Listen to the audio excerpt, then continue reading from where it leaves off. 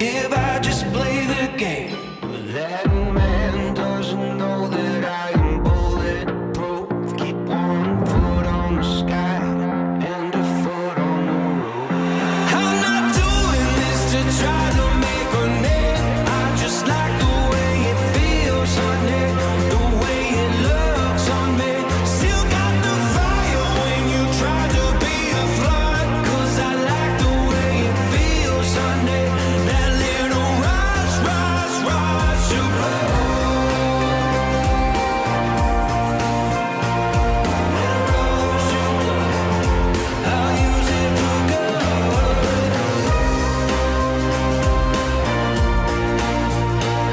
That rush of blood.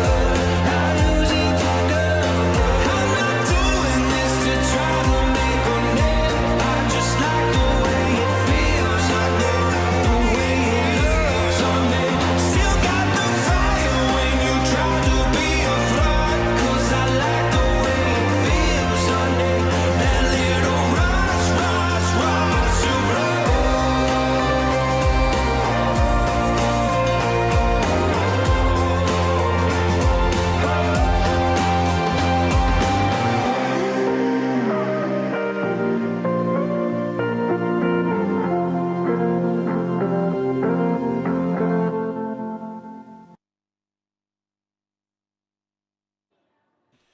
Well, hello, good morning, and welcome to day 3 of action here at the 2022 IWWF U17 World Water Ski Championships. My name is Tony Lyford, and glad to have the pleasure of your company once again. All right, here is our schedule for today. The last of our elimination rounds plus the first of our finals will constitute the balance of today's action. We've got two series of girls' jumps, and then we've got 3 series of boys' jumps. And then we'll follow on afterwards with the tricks and the finals in girls and finals in boys. Speaking of which, let me put a bow on what happened yesterday, right after the conclusion of the boys' tricking event, because the leaderboard has kind of changed a little bit to say that Tim Vield has actually made it through to the 12 skier boys tricking final by way of a trick off yesterday between himself and Ton Parkin. They both tied with 53.80. Now in the trick off that took place yesterday, Tim Vield scored 38.20. And Tom Parkin came back with a score of 25.90, and that was the trick off. And both of those skiers come away with this out of this tournament with 53.80 officially. But it's Tim Vild that makes it through to the final. And you just saw the leaderboard with all of the trickers aside from Tim Vild that have made it through to the final, featuring Vincenzo Marino, Jay Cableson, Lucas Cornell and Lucas Panett, Axel Garcia, Jack Silva, Demir Flaratov, Tristan Duplon-Freiburg, Martin Labra, Eric Macias, and Matias Gonzalez. They'll be in the boys' tricking final. All right, then. So we got our schedule. We wrapped up a little bit from after what happened yesterday in the boys' tricks. And now all we've got to do is take a sit back in your favorite chair and grab your favorite beverage, because we are about to throw down with the jumping event in the girls, followed by the boys and then the tricking finals. That's our schedule for today, and all of that to come right after this.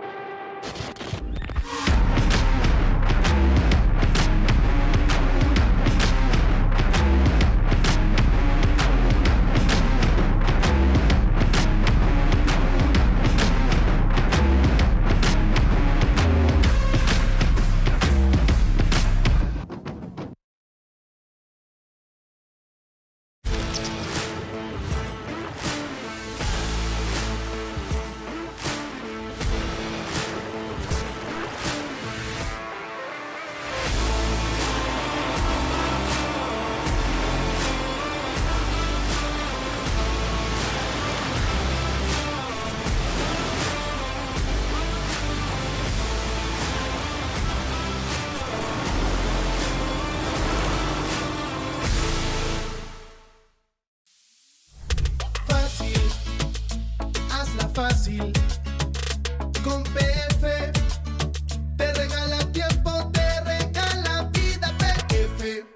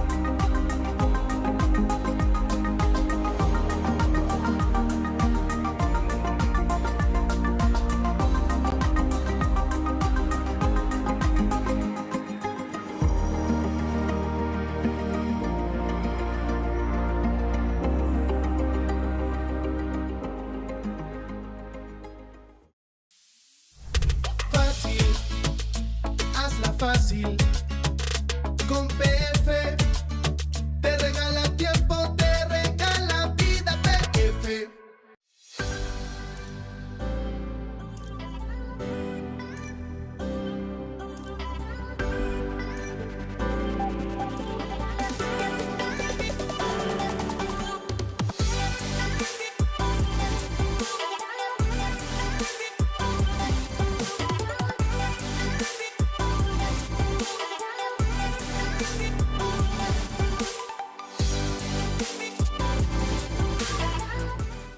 Hi, my name is Brantley Hawkins. I'm one of the co-founders here at New Dimensions Wellness. My partner and I have over 20 plus years of sports medicine and exercise experience working with the most elite athletes in the world. Together we have developed a proven system that has been sought out by these professional athletes and is now available to you. You will move your body and loosen your joints in ways that you haven't before. It's not your typical weight training, it's not CrossFit, and it's not crunch fitness. Once I got in here, it was a big eye-opener how much different that they go about everything.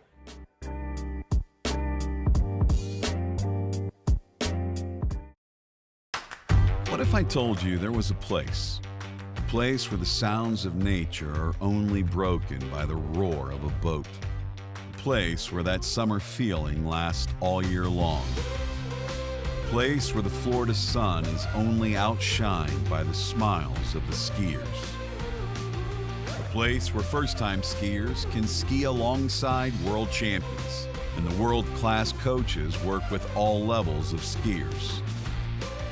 What if I told you there was a place where life slows down and your only job is to make lifelong memories? That place is Swiss Water Ski Resort. Book your trip at SwissWaterSkiResort.com.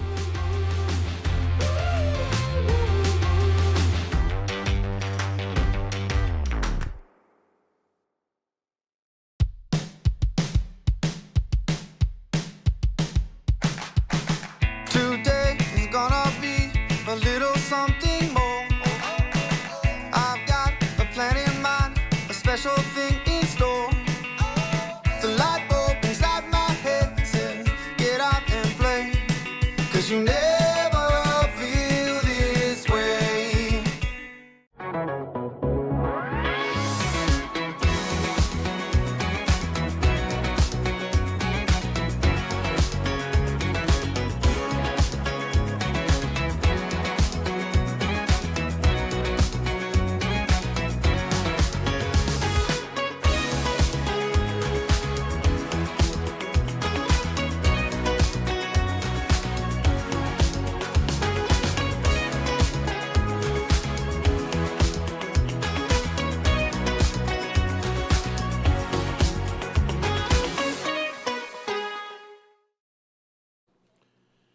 right, with continuing action here at the 2022 IWWF U17 World Water Ski Championships here in Santiago de Chile. All right, we've got the first of our two series of girls jumping about to take to water. First off, we have a simulation pass up and down the course. Nigel Sparrow has the honor of driving the first of our two series of girls jump, and then we'll have the three series of boys jump to follow on, and then we'll have the first two of our finals, which will take place right at the very end of today's action. So, got a fair amount of competitors to take to the water, 13 in total in Series 2, and another 13 in Series 1.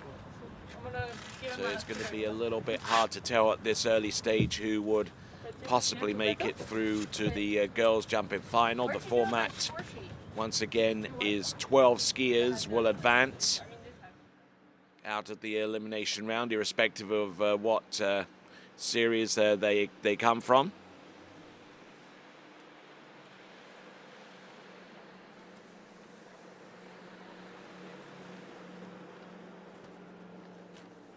And each of them will be skiing behind the world record-setting Ski Nautique.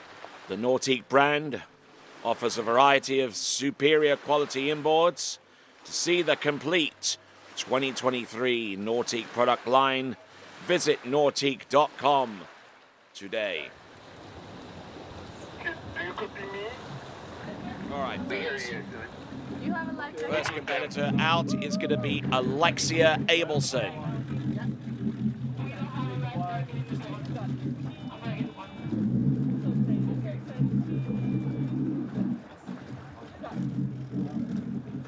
Trying to make sure that everything that is needed is there at their disposal. Some dish detergent in the towboat as well, along with a life jacket that's been deployed in the towboat. All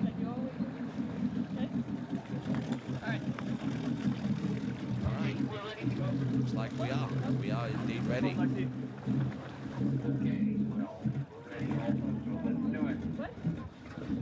So Alexia Abelson.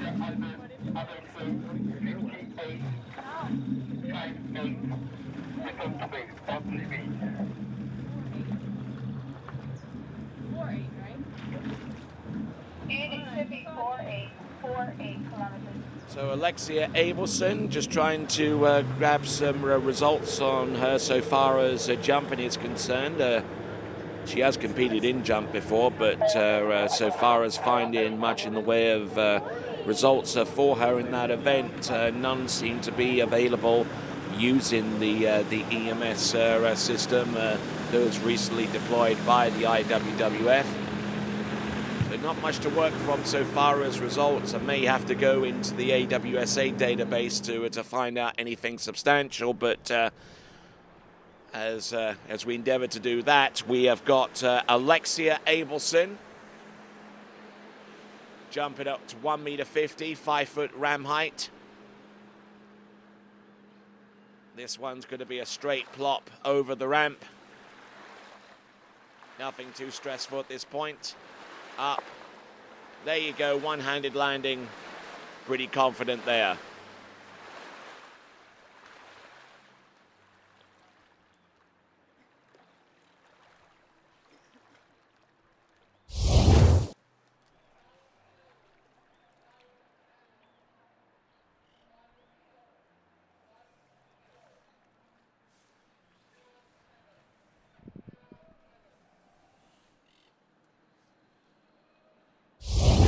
Should be available any moment now for Alexia Abelson. He'll be showing up on your screen once we get the score.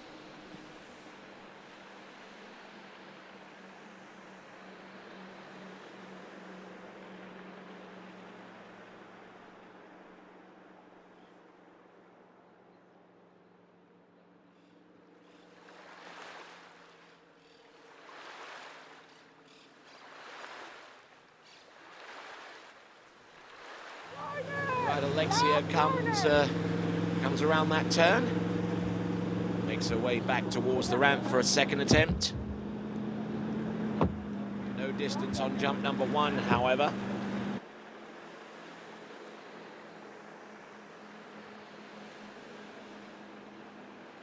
Here comes Alexia Abelson.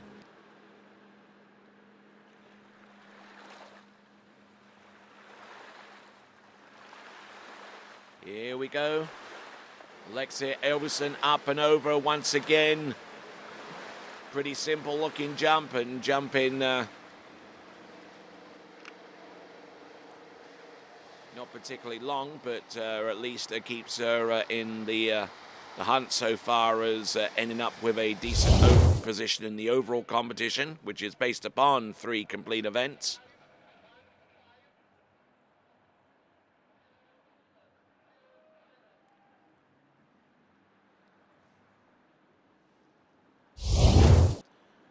All right.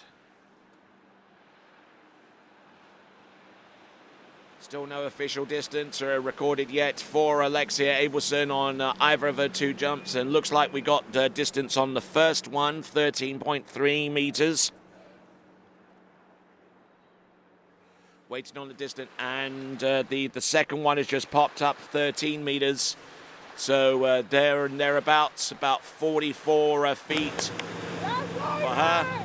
Alexia Abelson, one more jump to come.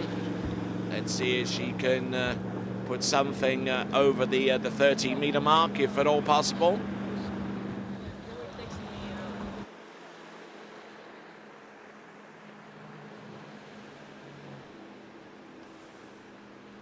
Here we go, folks. One last attempt. 2 landings so far for Alexia Abelson. A little bit of an edge coming into the jump, and that might end up being a skosh further. But decent jumping all the way throughout there for Alexia Abelson.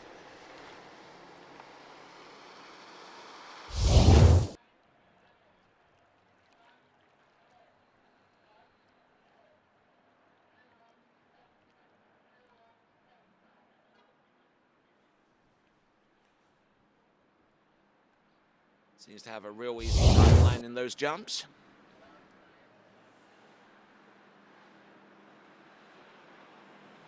All right, told you it's going to be a little bit further, and indeed it is. 13.4 meters, 13.4, or the equivalent of 44 feet. Putting her in first place after 1 complete skier. Going to take a quick look at the running order as we proceed along. We got Alexia Abelson right at the top, who's just completed her run. Then Francesca Pagozzi, Claudia Komentova, Amelia Bernal, Clementine Curdy, Danielle Halford, Andrea Vermo, and Marie-Lou Deverger, both from France. Emma Davis of the United States, Martina Pedrita, Margarita South Africa, and Kira Wiseman. And we'll see the rest of those competitors take to the water in just a moment.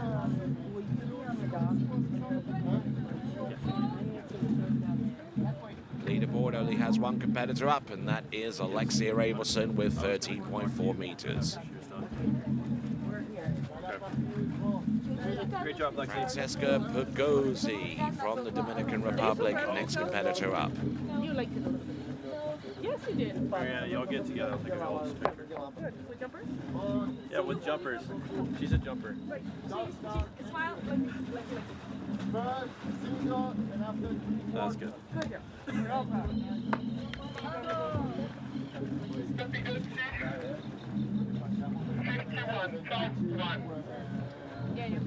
Thank you, Sam.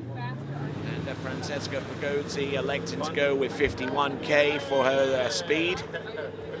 A little quicker than the 48k speed that Alexia Abel jumped with just a few moments ago. It gives us a little bit of an indication as to what we can expect from Francesca next. Part of that larger Pagozzi family that competes.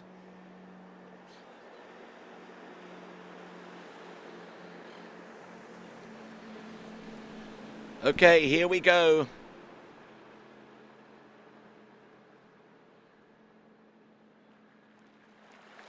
Francesca Pagozzi up, whoa, and out the back, and letting everything slip out from underneath her.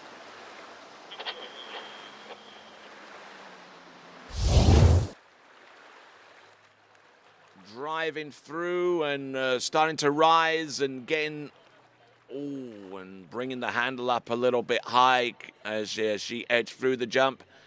She will be pulled up and taken in for jump number 2, which we'll see in just a few moments.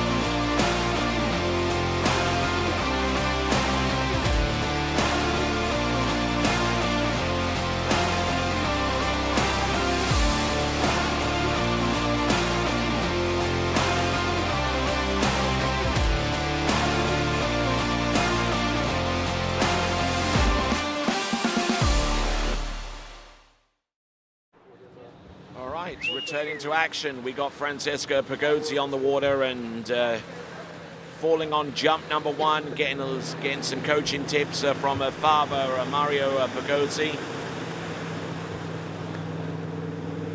Let's see what adjustments she makes on her single cut.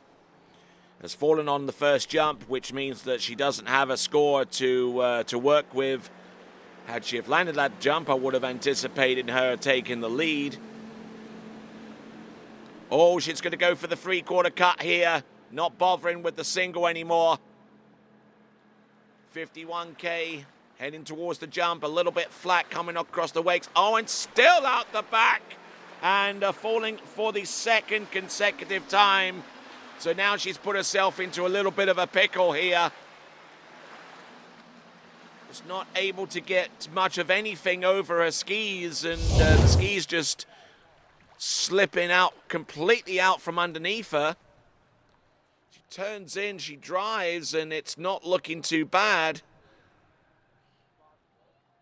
But then she just pulls up on the handle and throws the weight completely behind her. And as she gets ready for jump number 3, we're going to step aside for a quick break here at the 2022 U17 World Junior Water Ski Championships.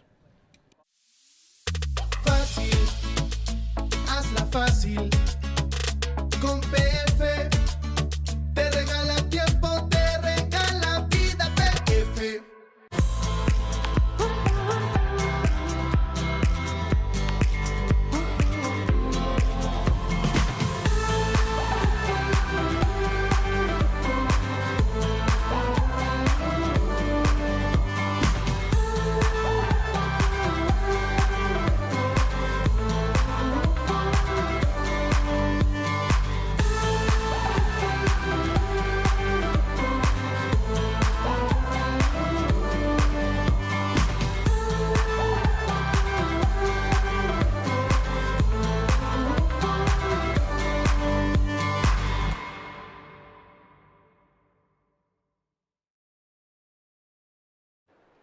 Returning to action here, and Francesca Pagozzi in a bit of a tight squeeze at the moment. 2 jumps attempted, neither of them have been landed. Both have been performed in more or less the same fashion, with the skis just completely sliding out from underneath her. Now she's got to maintain her body posture over her skis and try not to pull so much on the handle. That's better. That is a better looking jump, and that should take the lead. More speed into the base, not pulling up so much on the handle, keeping that handle rested down around about her waist area. And that was exactly the adjustment that she needed. And we await her one and only distance, which should be enough to take the lead at this time. That is Francesca Pagozzi.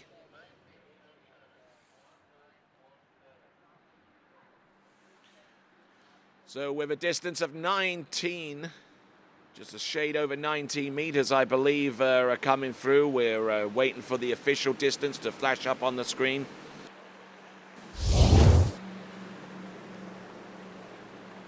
So there it is, 19.7 or 65 feet. She takes the lead away from Alexia Abel. Alexia Abelson.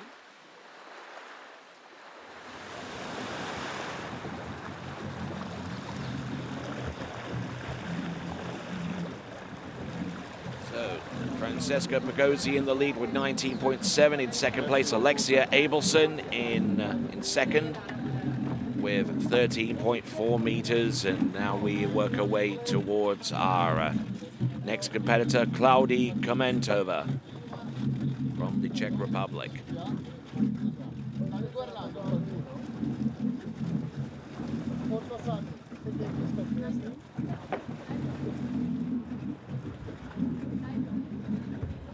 So,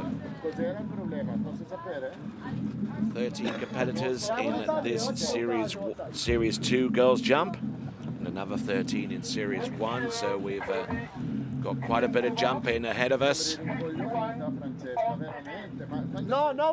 advance, 12 best scores advance. Dov'eri con la testa? Dov'eri con la testa? I'm pretty sure the next one's going to be. It shouldn't. Amelia's actually. Normal part of the rope.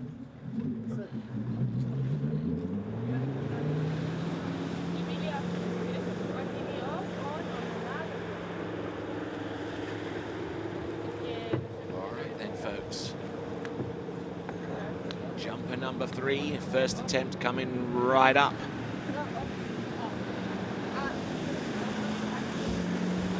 Klaudii Komentova, Czech Republic, and looks like she's going to take a 3/4 cut approach on this one.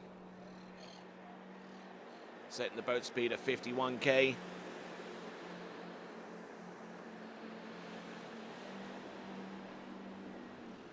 Pushing herself out wide to the right-hand side of the towboat, and now working her jump skis in. Fairly shallow edge coming off the wakes up and over, and keeping a position over the jump skis. Keeping that direction going all the way through the jump there. That's Klaudii Komentova of the Czech Republic. They're the sole representative in this event.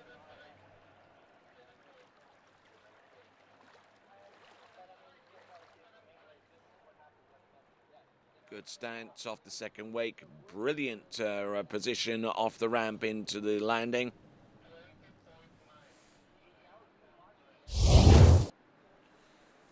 And waiting on the distance to be made official. Now, I would imagine that jump distance has taken the lead, and it has, with 20.9 meters or 69 feet. 20.9 meters, the equivalent of 69 feet. So she now has a 1.2 meter lead. Top of Francesca Pagozzi at this time, with Alexia Abelson in third place now with 13.4 meters.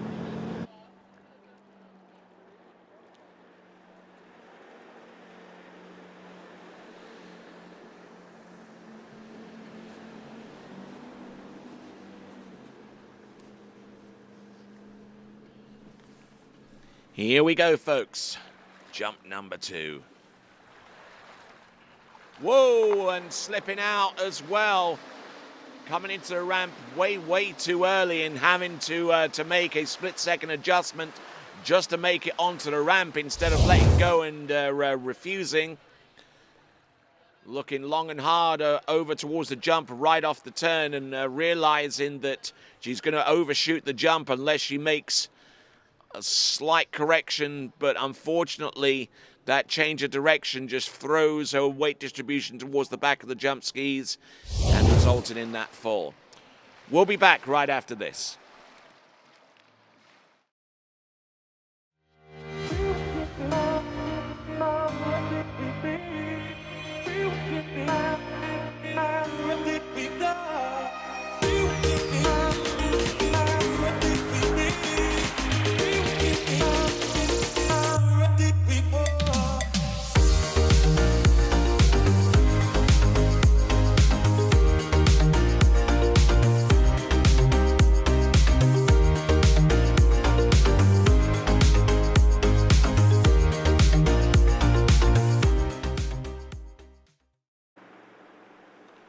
Okay, back on the water, we've got Claudia Komentova with a fall on jump number 2 and a distance of 20.9 on jump number 1, which represents the lead. Daniel and Barco along the dockside there, offering some tips there to Claudia.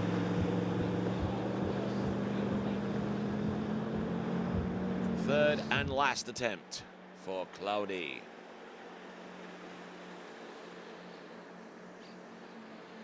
Trying to stay focused on keeping her good position off the turn and all maintaining it all the way across the wakes and through to the ramp. Up and over, and yeah, just about lands and rides that one out. So good job there for her. Claudia Komentova of the Czech Republic. That jump should be around about the same distance. I don't anticipate it being significantly more than what she produced on jump number 1.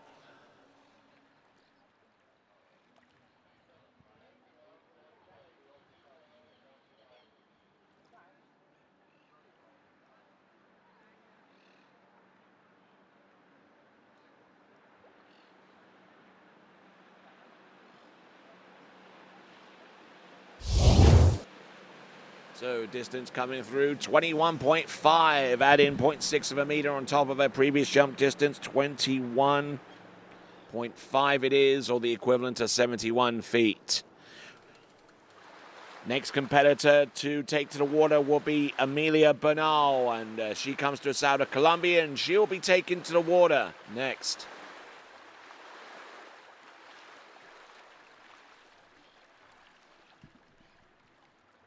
Nigel Sparrow there, our jump driver for Series 2. Hydrogate 0. Amelia Bernal there on dockside. Selecting, I believe, the same boat speed as the previous 2 competitors. There's our leaderboard, Komentova, Pagozzi, and Abelson. Co? Spěchala si hrozně, no.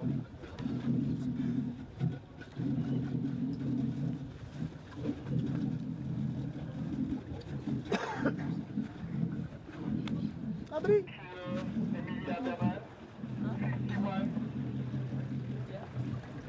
Okay, Amelia Bernal of Colombia on the water right now. Bib number 43. First of our Colombian athletes in the girls' jump-in elimination round. Second one we'll see a little bit later on in the form of Martina Pedrita. Here we go. Amelia Bernal putting in the arm sling and getting set for jump number 1.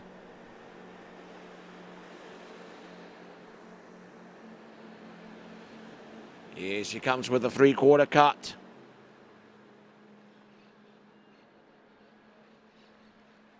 Good position off the turn, a little bit back on the skis, but she makes the necessary adjustment to shift her weight forwards and to stay over the front of them as she got across the second wake in towards the ramp.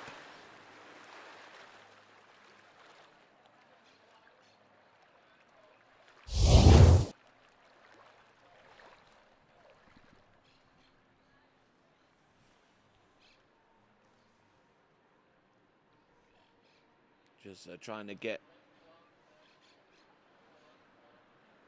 getting settled down with the timing on jump number 1, and the distance I hear is coming through any moment.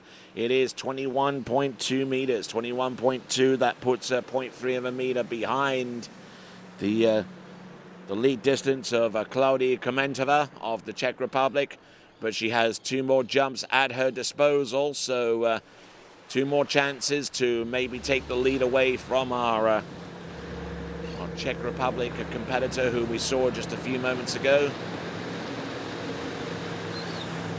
Amelia Bernal from Colombia.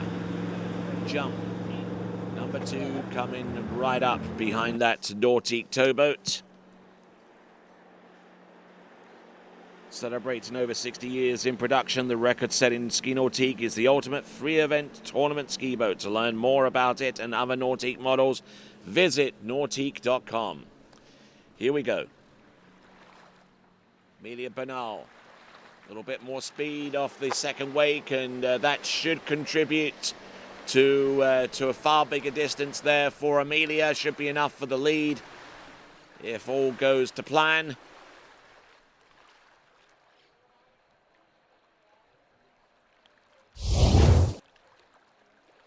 So that's jump number 2.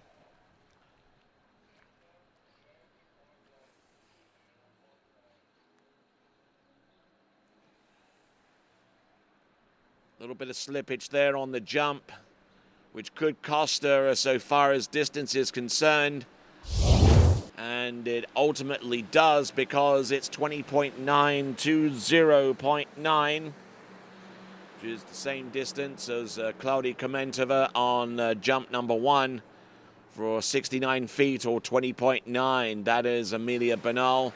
She still has a bigger jump distance of 21.2, but it's still about 0.3 of a meter behind Claudia Komentova.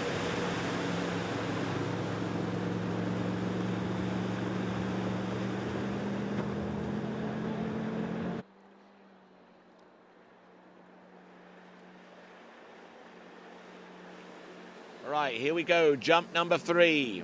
What can she produce here? How late dare she take it? Set, dries on through the second wake. Yeah, a good looking jump, style-wise, and technically looking good off the top of the ramp. It's all not looking too bad. Whether that translates to any greater distance or not is another matter.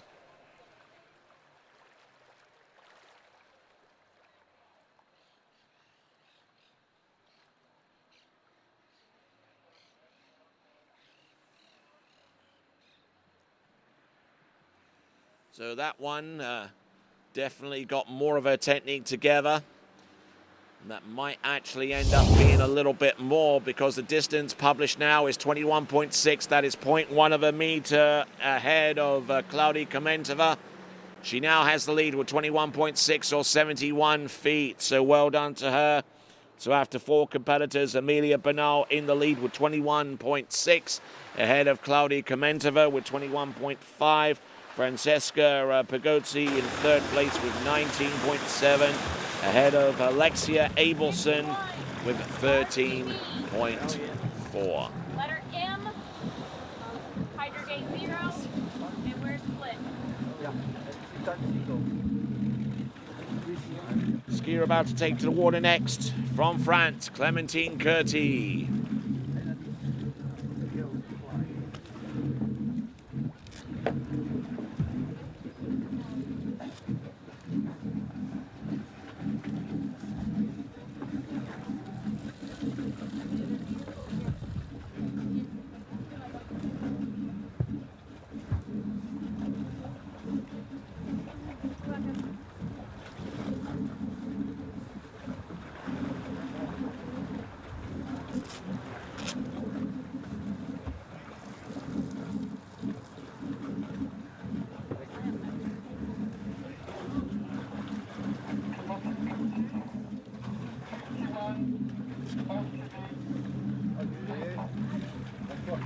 Okay, Clémentine Curti now on top of the water and getting ready for the 3 jumps that she has to work with.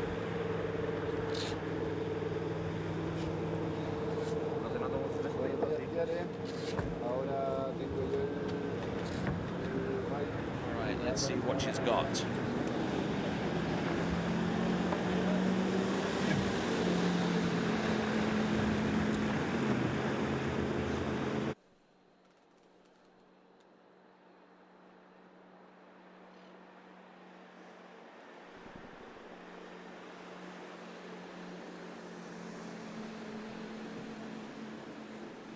All right, here we go. Jump number 1.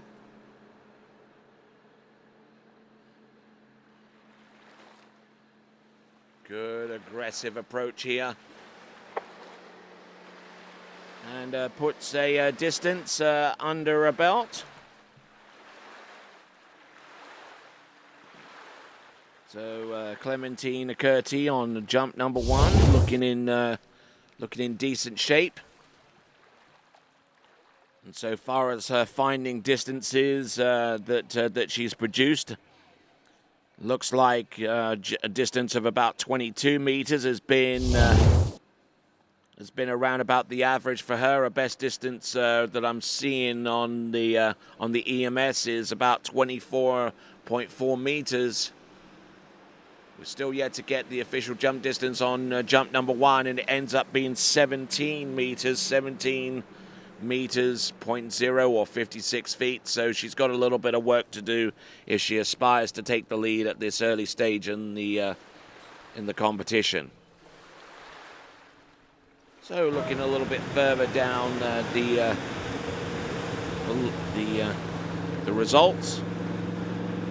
It's had a jump of 24.5 meters in last year's European Under-17 Championships.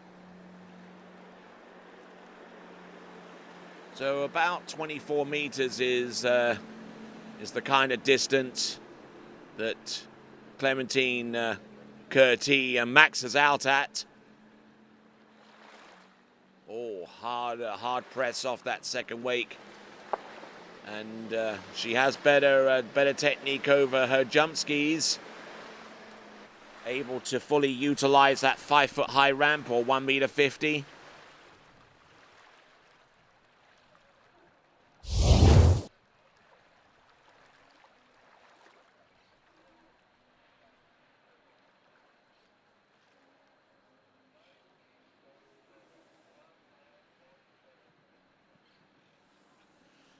So Clementine Curti with a jump of 17 meters on the first and 19.7 on the second, or 65 feet. So she's got a little bit of work to do, and would probably need to get away from the straight up single cut into the ramp and do something a little bit more substantial by way of a 3/4 cut. The lead distance is 21.6. Getting a little bit of advice from Sebastian Kahn.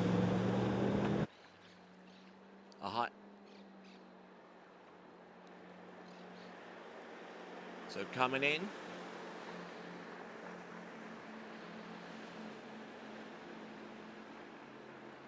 Jump number 3, and still persisting with the straight to single cut. Let's see if this is any later. Yeah, getting a good press over the tips of her jump skis. Is that going to be enough, though? Judging by what she's produced with the previous jumps, I would have my doubts at this point in the proceedings. Although it is certainly possible to jump distances in the mid-20s.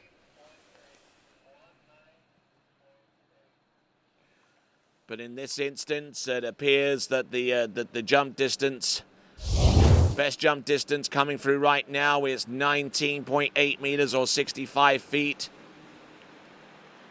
which currently puts her in about 3rd place at this time, marginally ahead of Francisca Pagozzi with 19.7. We'll take a snap look at the leaderboard by the time that she gets into the dock, but doesn't make for good reading for her. With 19.8 puts her in 3rd place, behind Komentova with 21.5, and still in the lead with 21.6 is Amelia Bernal.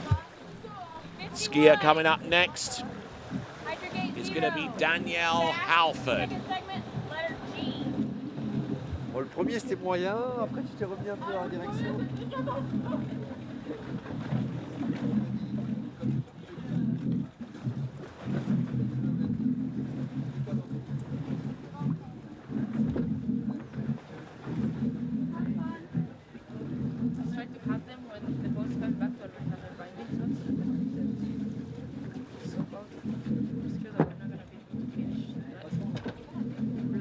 So as one of our officials Jasmine Gagne grabs one of our lines in and gets it set up with another handle for our next skier. Our current skier is about to take to the water, Danielle Halford.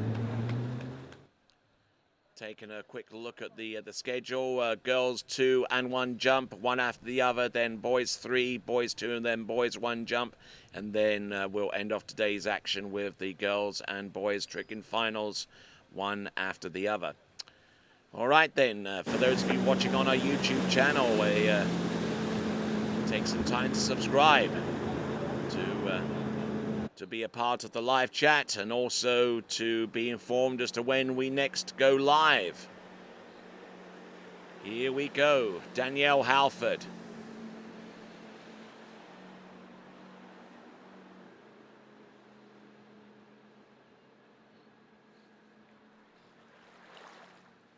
Here she comes, a little bit ragged off the turn into the second wake.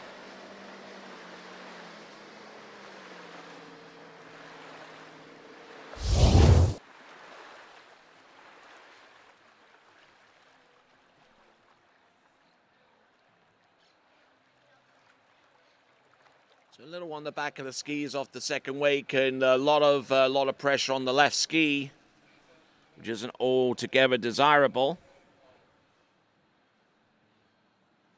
Danielle Halford. We await the distance. It should be revealed any moment now. It's 20.5 to 0.5. That definitely puts her in the conversation so far as being one of our top 3 competitors. Actually puts her in 3rd place at the moment.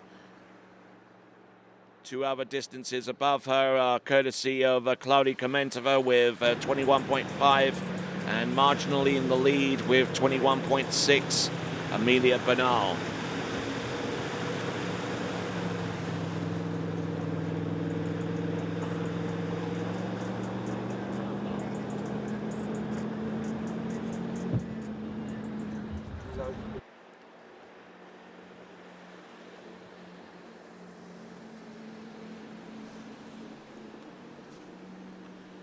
All right, here we go, Danielle Halford.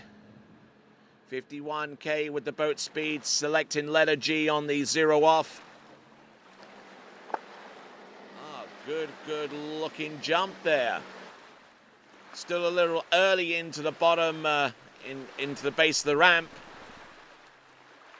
And having to back off a little just to stay on track to actually hit the ramp. A little bit of enhanced adjustment and timing will certainly help her out. And still coming off the jump a little bit on her left foot. The distance will be revealed in just a moment, and the distance is 21.5. That puts her into a tie with Claudia Komentova in 2nd spot right now.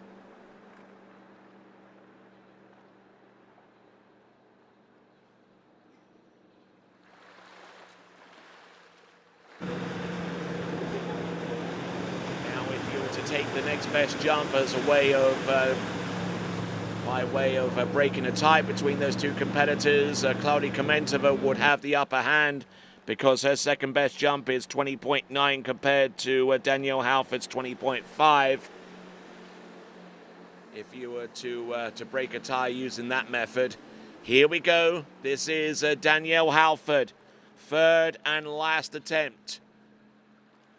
Quick turn. Now she's driving in. Let's see how much pressure she's got off that right ski. A lot better off the top of the jump, and I think she will feel and gain the difference there between what she jumped previously and how she ended up with the 3rd and last attempt. Danielle Halford.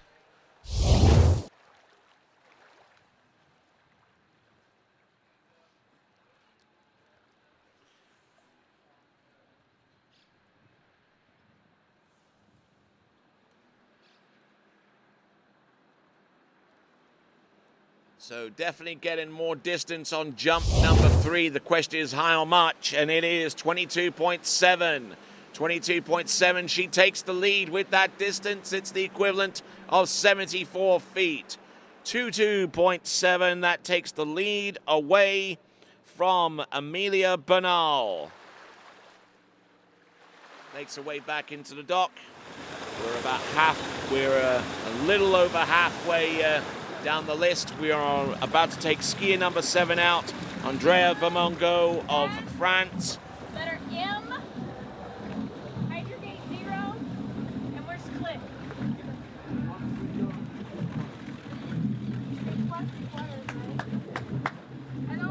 Ah, tu sais ce que te dit Scott, hein? Tu vas pas pour planter des pâquerettes, hein? Well done, Dan. Smile. I'm good, how are you? All right, here we are. We've got Nigel Sparrow at the helm of that towboat and getting ready to bring on our next competitor. I did it.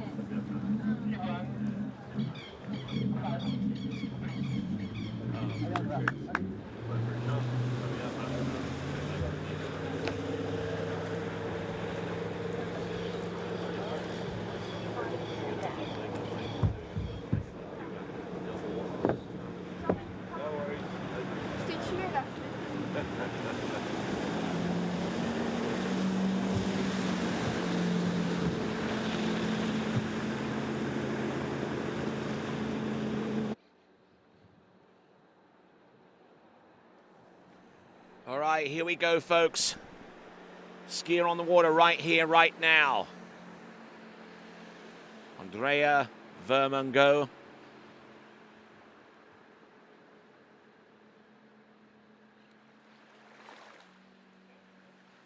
Oh, brilliant position off the wakes and using the boat's pull to great effect, pulling her over the tips of the skis.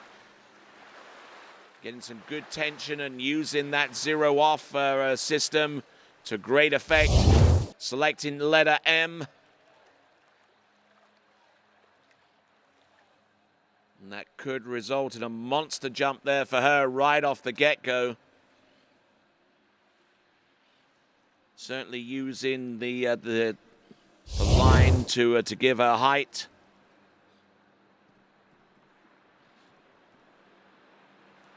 Distance coming through in just a moment or so for Vermongo.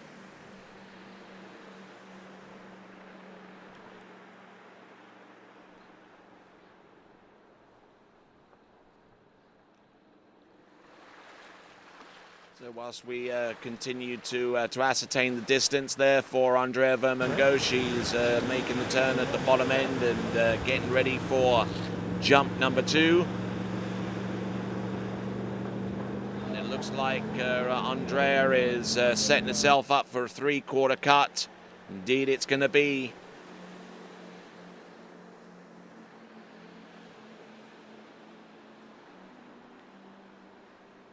Still selecting letter M. Coming in on jump number 2. All right. Good deal of speed. Her best jumps have been around the 24-meter mark. There was a jump of around 26 meters that she produced in one of the tournaments during the midsummer in France. So she's definitely more than capable of taking the lead.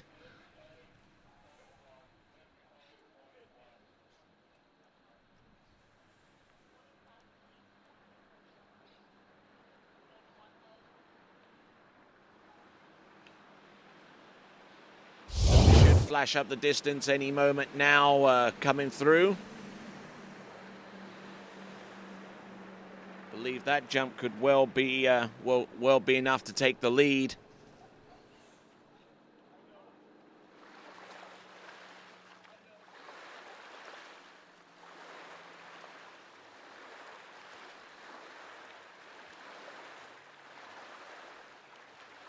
Okay, so we're going to get a jump distance for jump number 2. What I'm hearing at this time it's a distance, 25.1, 25.1. We're still waiting on the official distance on jump number 1, but the distance on jump number 2 is certainly enough to give her the lead.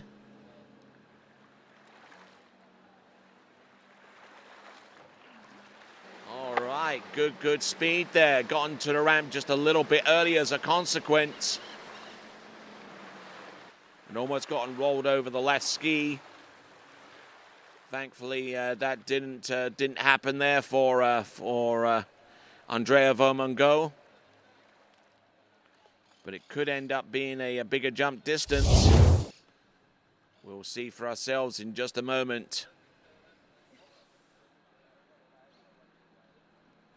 And if what I'm hearing is correct, this jump here from Andrea Vermongo could actually end up being the best jump ever.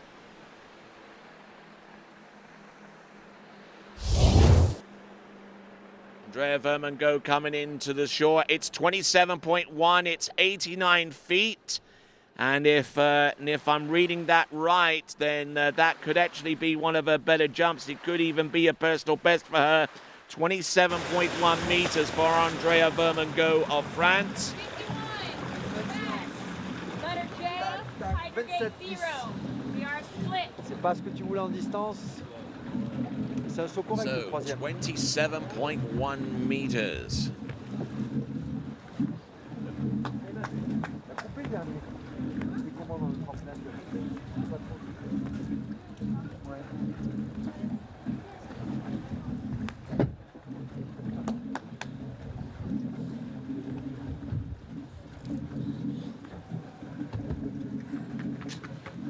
Sylvia Malou.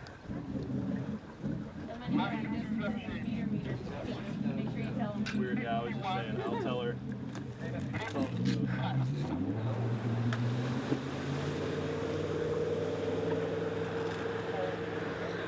So, next competitor up. We have from France, Marie-Lou Duverger. Marie-Lou Duverger now. 3 jumps. And just absolutely chomping at the bit out there to get to work. 3/4 cut on their first jump, one would surmise. Marie-Lou Duverger.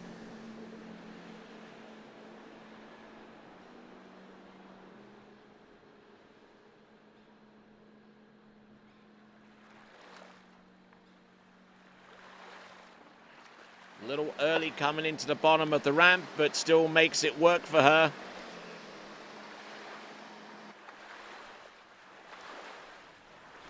Still able to get some significant distance there on jump number 1, and we'll find out what that is in just a moment.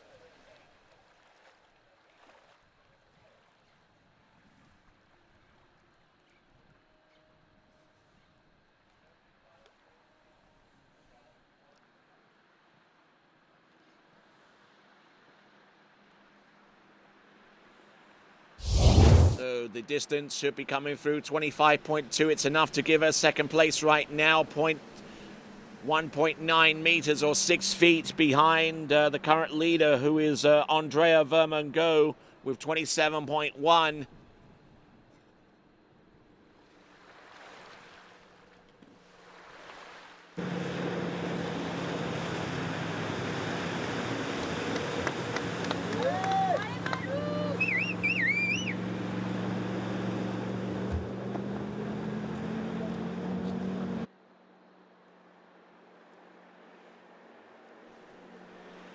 All right, then, here we go. Marie-Lou Duverger. Let's see if she can reduce the deficit between herself and her teammate, Andrea Vermongo. Coming in, Marie-Lou Duverger. Little flat coming off the second wake, and unfortunately letting the boat's pull win out on that jump there for her. Took in a lot more speed, but the direction, she didn't hold her too much of off the second wake. And basically spurned that effort there on jump number 2.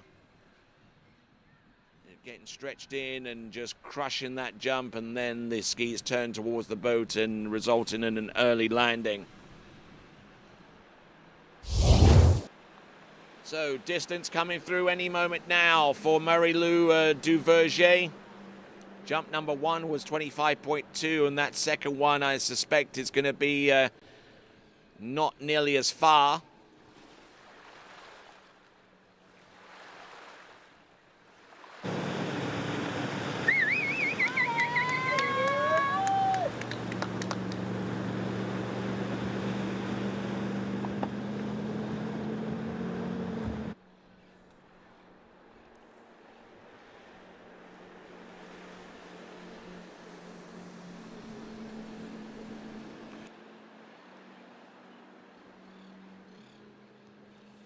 All right, so here we go. Coming in on jump number 3. Still yet to get the jump distance on jump number 2. But this one might actually exceed the initial 2 jumps. 26.7 on jump number 2, and we're waiting the distance on jump number 3. So still firmly in second place right now before we get the final distance on jump number 3 for Marie-Lou Duverger of France.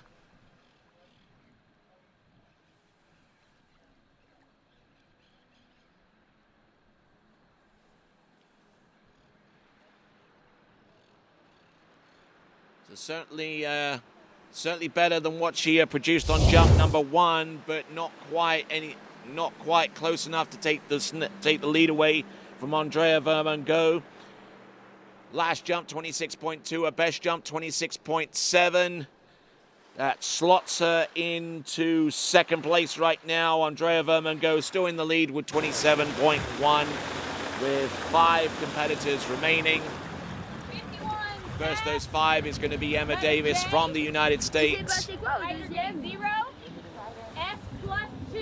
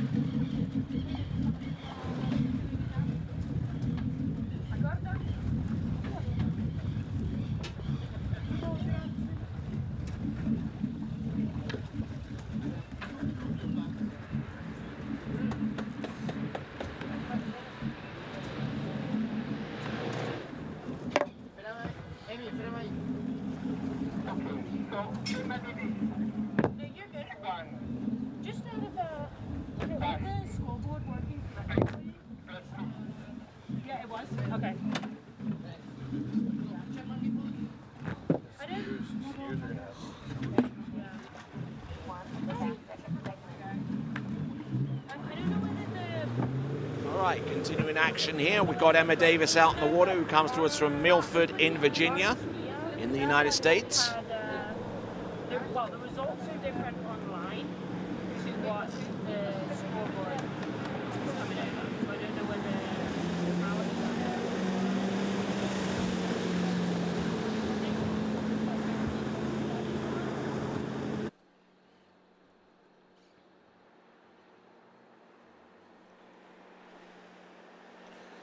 So Emma Davis, whose best jump of this season has been around the 27-meter mark, or 89 feet. Here she comes, jump number 1. All passing up on jump number 1, the first pass that we've seen in this competition thus far. Didn't like her timing on that one. Makes the turn, pushes in towards the jump, and realizing off the second wake that she wasn't in a position to edge all the way through effectively. And with that, we will rejoin her for jump number 2 right after this.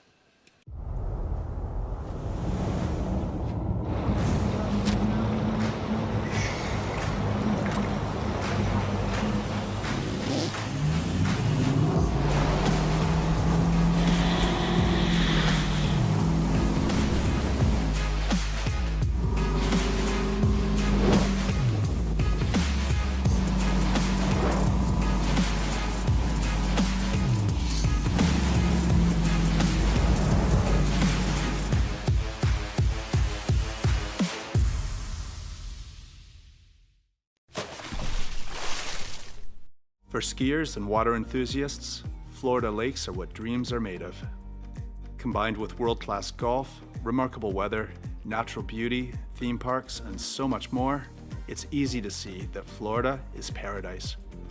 For more than 30 years, I've enjoyed Florida's lakes and many offerings. If you are interested in Florida real estate, let me be your guide and trusted advisor as you search for your paradise. Together, we can make your dreams a reality. It's returning. Pass on jump number 1. Here comes jump number 2 for Emma Davis of the United States. Good turn, good drive off the second wakes, and could that be enough to take the lead? But unfortunately, we will never know because she let go of the handle on the landing and putting herself in a pretty tough situation right now, needing a score on the jump number 3.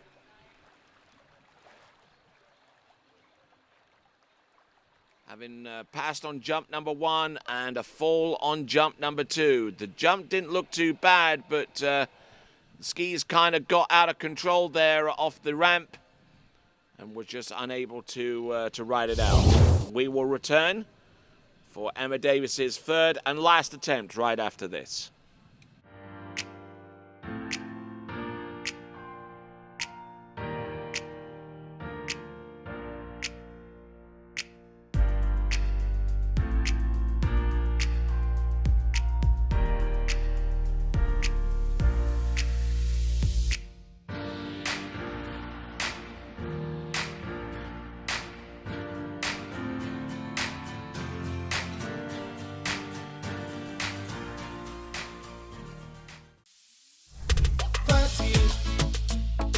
Fácil, con PF, te regala tiempo, te regala vida, PF.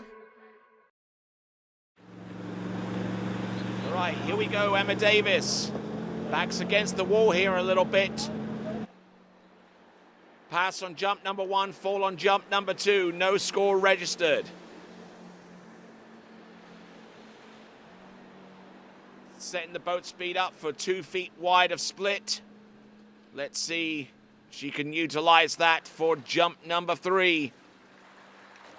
Oh, and getting twisted all kinds of ways in the air and barely able to land that jump and ride it out. For a moment there, I thought she overcooked it a little bit coming into the base of the jump. But she made the adjustment in the air to allow those skis to get under her and allow her to land and ride that jump out at the extreme least. Look at that slippage there with the right ski and just in all horrid shape there off the top of the jump. But Emma Davis will ski into the dock and will have a jump of 25.9 meters to her credit. That puts her in third place right now, 1.2 meters away from the lead, which is still held by Andrea Vermongo. 4 competitors remain. We're going to see Margarita South Africa, Kira Wiseman and Lily Dest in just a few minutes. But before then, we'll have Martina Pedrita. Wow, that wakes you up. Here you see our remaining competitors, Pedrita South Africa, Wiseman, and Dest. I'm not sure if it's the caffeine in the espressos that wake you up or the taste. It's like punching in all areas. Hey, you got over. There's your leaderboard. Vermongo with 27.1, Duverger with 26.7, Davis with 25.9. Only 12 advance out of the entirety of our girls semi-finalists. Can you throw me the yellow soap? Won't know right off the bat who would make it through to the next round of the competition. Have to bear in mind that Series 1 girls jumpers, there are 13 of them. So we won't know until at least 2 or 3 competitors in who will make it through to the girls jumping final, which will take place tomorrow.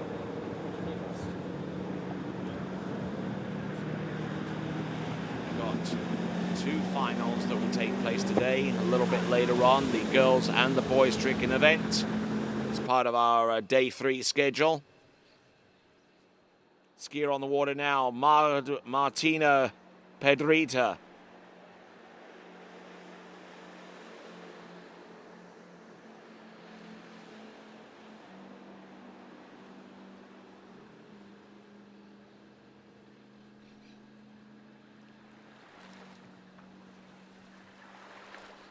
Little flat coming in, but getting some decent lift off that jump.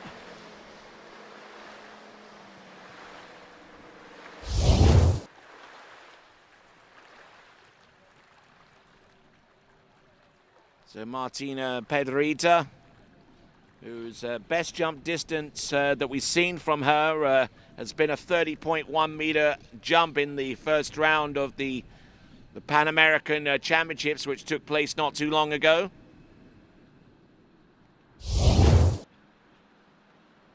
Distance should be revealed in momentarily with a jump distance of 26.9. That slots her in second place. 26.6 meters, I beg your pardon, or 87 feet.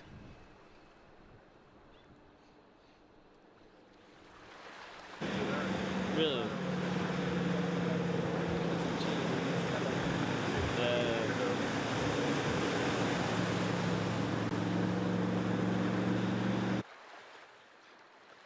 So she's been averaging in the mid 20s for most of the calendar year of 2022, and had that extraordinary distance of 30.1 in the Pan American Water Ski Championships. That represents her PB. Let's see if she can replicate something along those same lines. Nicely done there for Martina Pedrita.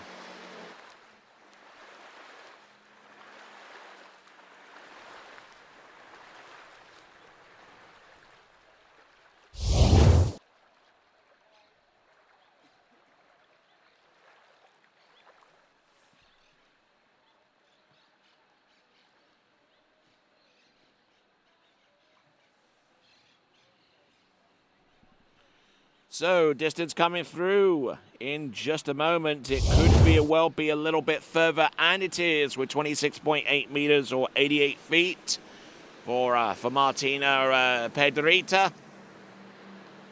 That puts her 0.3 of a meter behind the current lead of Andrea Vermogo. 0.3 meters behind. Difference between Andrea Vermogo, the leader, and this skier right here and now, Martina Pedrita.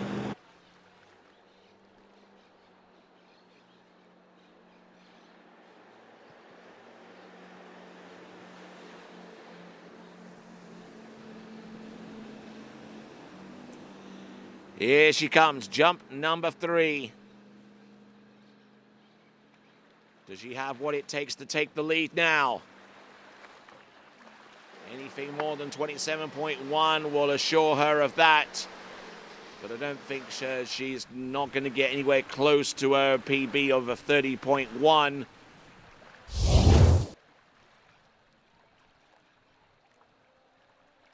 Still looking for some high-level consistency here. But managing to get a decent amount of lift off the top.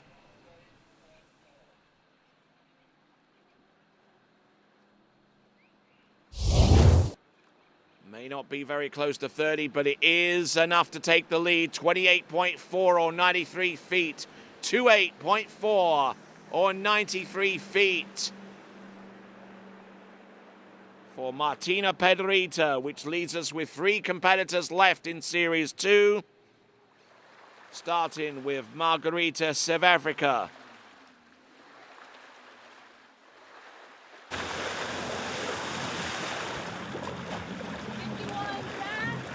Letter P is in Papa. Split +2. I'm not getting that to you. That's too far. All right. Not swimming today. I ain't be in that water? Not yet, at least. Are they radioing me? Yeah. They don't want to look at my face? Yes, they are. What do they want? I'm rolling up a rope. I don't know. He doesn't know. The fact that he's able to hear you. Margarita is our next competitor up. Margarita out of Italy. Then we'll have an Australian and a British competitors coming up next to round off Series 2.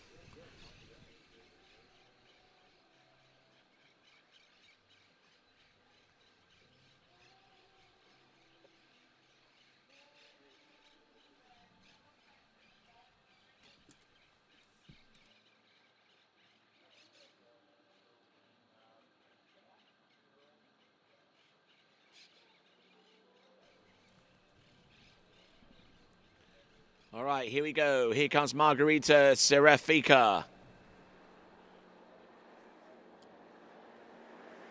We've just seen the new lead established at 28.4 meters.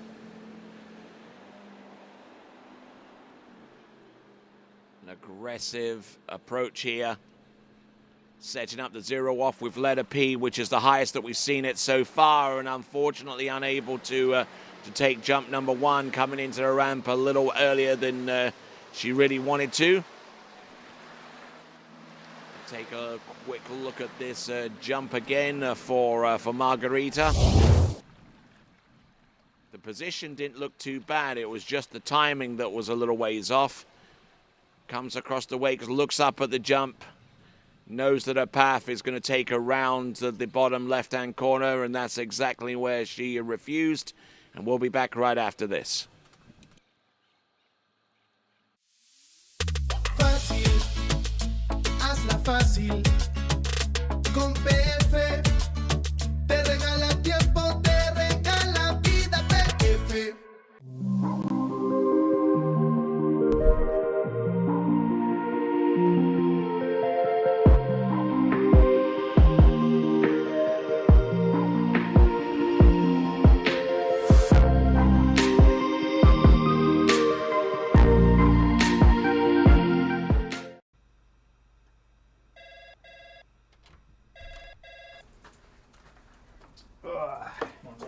Hey, morning.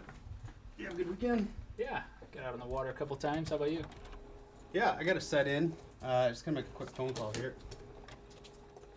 Oh, of course. Can you get that, Will? Yeah, man, I got it. Thanks for calling Wake House. This is Will. Yeah, looks like we've got those in stock.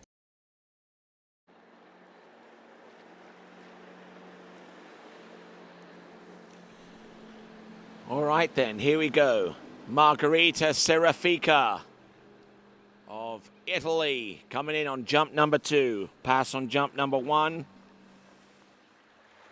Oh, barreling in, very shoulder heavy on the left side, but still able to get that jump away neatly.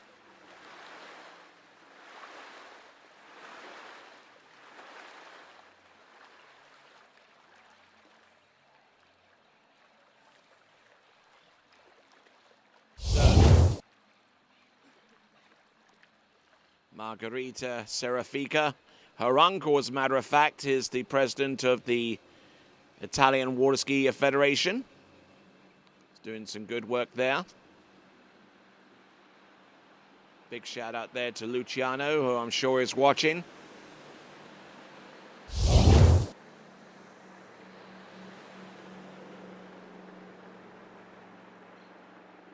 Waiting on the distance. I anticipate this one to be quite substantial.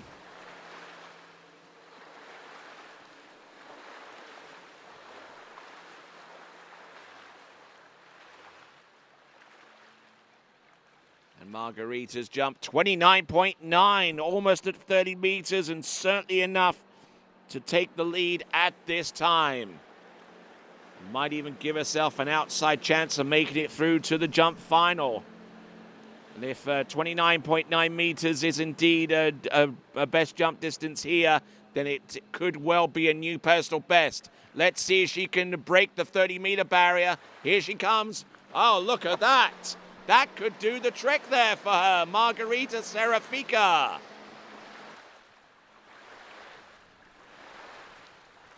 Looking at some of her previous distances, looking into July where she's jumped 30.1, so she has been over 30 meters before. But that is a PB. But could this third and last jump be even further than that?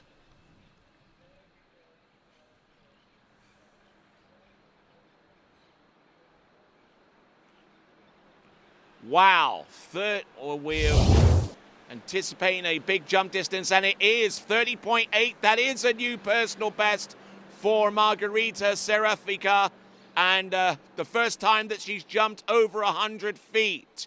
So well done to her. 30.8 meters. She takes the lead. Probably with a new personal best to boot as well, so well done there. 30.8. Two more competitors to come. Going to see Lily Dester take to the water very, very soon, but before her, Kira Wiseman of Australia.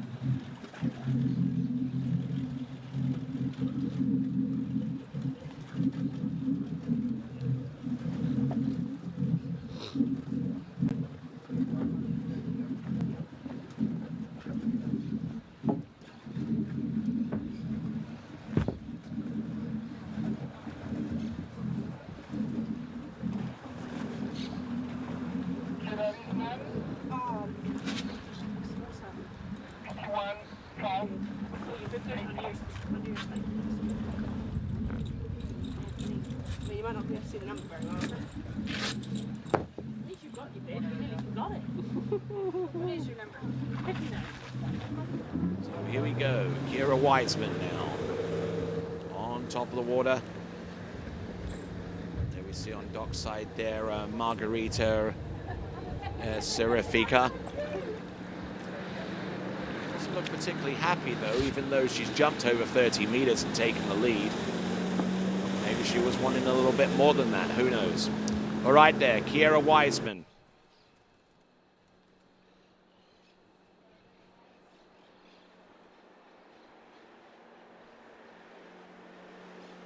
Coming in, jump number one.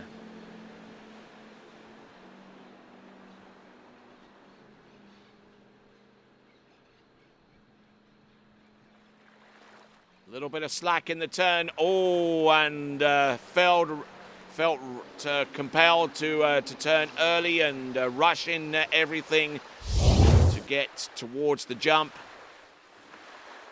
Might have ended up being a little bit late due to that slack and just not in a position to keep hold of that edge all the way through the jump when the zero off activated on her. We'll be back right after this.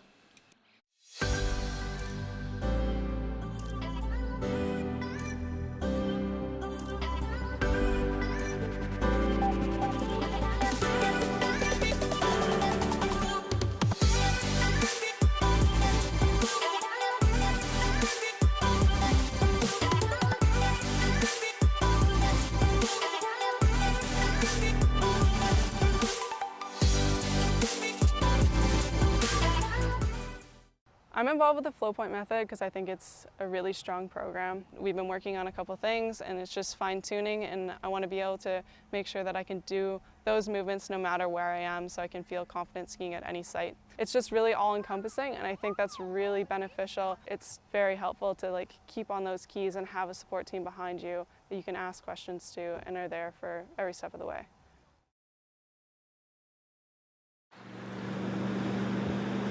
All right, returning to action here, we've got Kira Wiseman of Australia.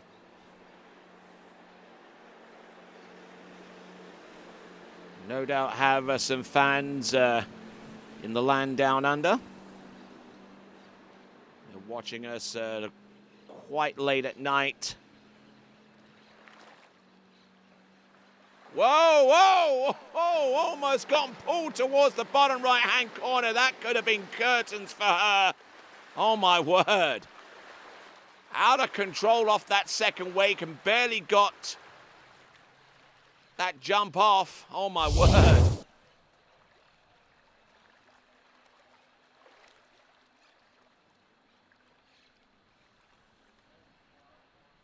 Just almost completely lost her right ski off the second wake. The distance should be coming through any moment now, but should thank her lucky stars that she's still able to get it away, and it is 31.4, 31.4.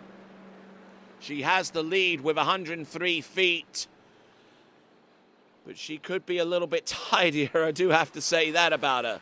You can only hit it at Tabasco. So she's got fans in Australia, no doubt, and if they're tuning in from the eastern seaboard of Australia, it's a little after 11 o'clock at night. 2 hours back towards Western Australia, it'll be a 9:15. So for those of you Australian fans that are tuning in, you are most certainly welcome to the U17 World Water Ski Championships of 2022. Here she comes, Kiera Wiseman.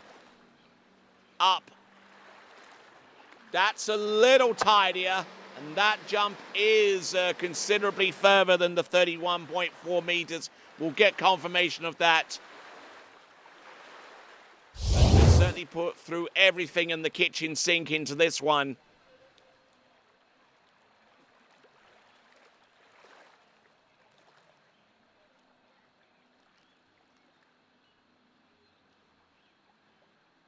Certainly not a skiing with no ounce of fear out there. Distance coming through any moment now. 31.4 on jump number 2. And Kiera Wiseman will wait on the third and final jump distance.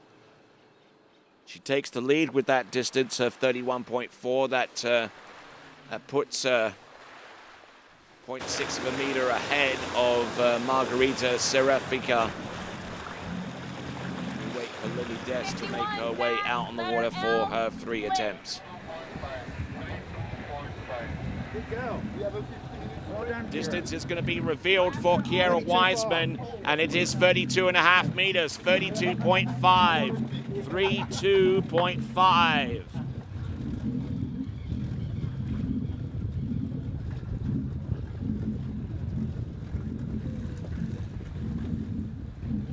So 32.5 meters is the new lead distance. Pretty happy with that. And now Lily Dest from Great Britain, our next competitor up.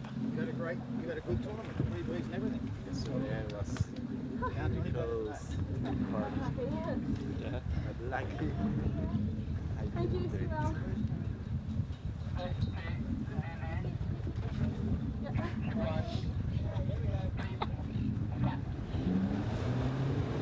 Rounding off the Series 2 section of jumpers, and with jumps of around 30.2 meters that she has produced during the course of the season. This is Lily Dest. Looks like her PB is 30.3 if I'm looking deeply enough here. 30.3 is about the best distance that we've come to expect from Lily Dest as she makes her approach in on jump number 1. Quick turn, good edge off the second wake, nice lift. A steady looking opening jump there for Lily, as she lands, and she'll get to work on jump number 2 very, very soon.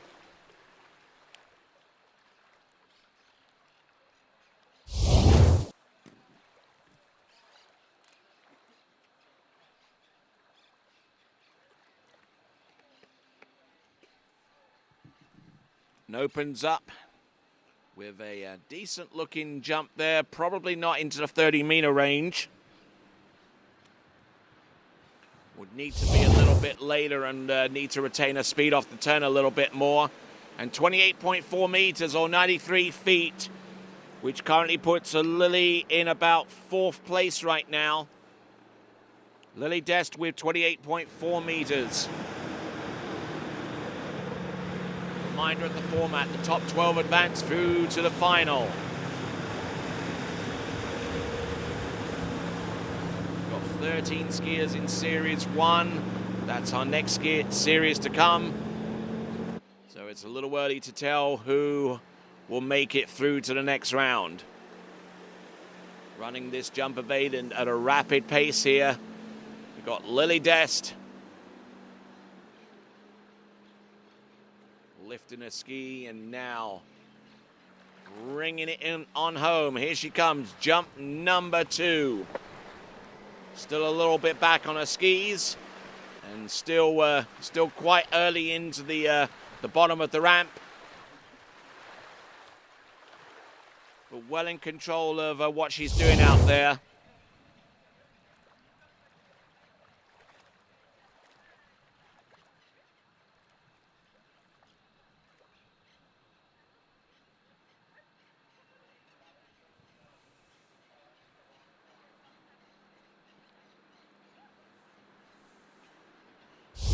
The distance for Lily Dest, and it is 25.1, losing quite a bit of distance there on that jump. 25.1 or 82 feet, so she's got it all to do on jump number 3.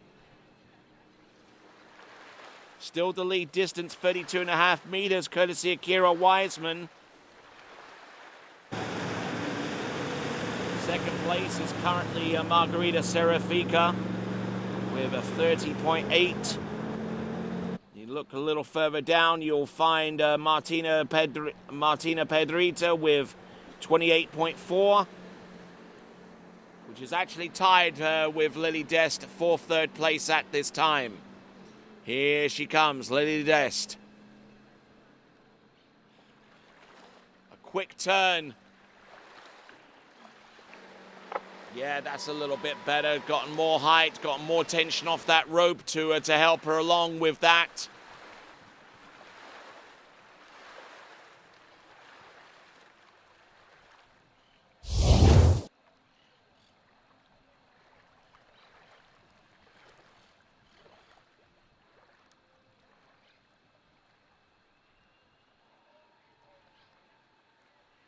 All right, then, coming on through. Good skiing there from Lily Dest. The distance coming through any moment now, and it is 30.3. Doesn't do much to move her above 3rd place. That's where she stays, but it's certainly a better jump distance there for Lily Dest, and 30.3 is about the jump distance that she's produced all of this year. So 30.3 meters, currently putting Lily Dest in 3rd place. There is your leaderboard. Kira Wiseman with 32.5 meters. Your leader, Serafika, in 2nd with 30.8.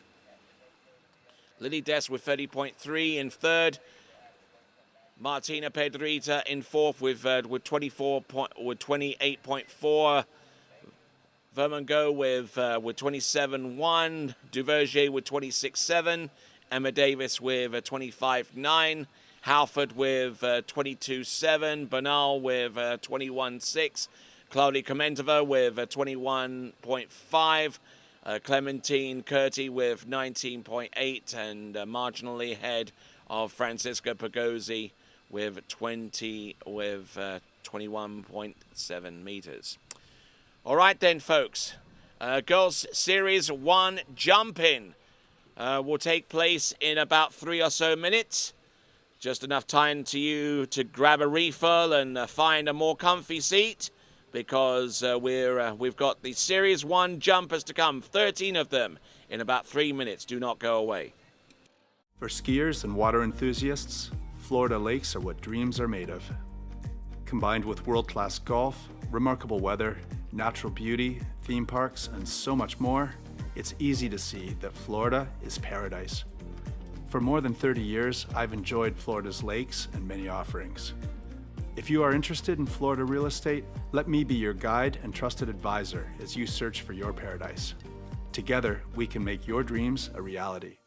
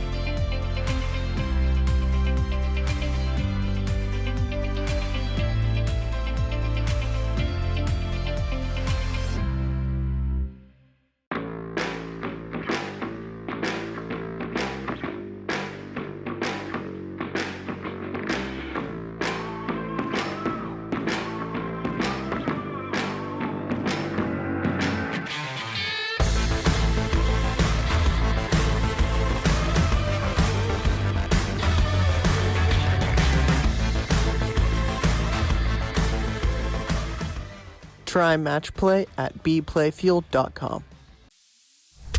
Fácil, hazla fácil.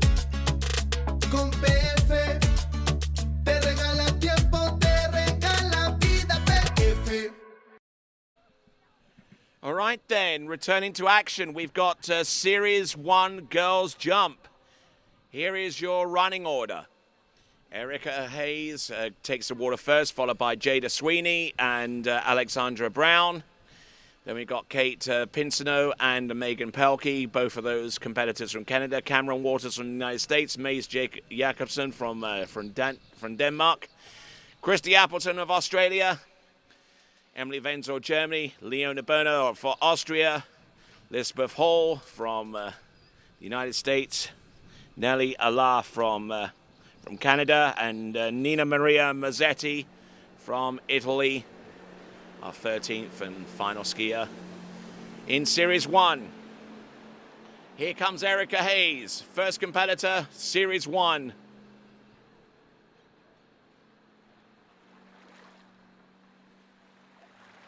Little early on jump number 1. Giving herself quite a bit of space off the second wake.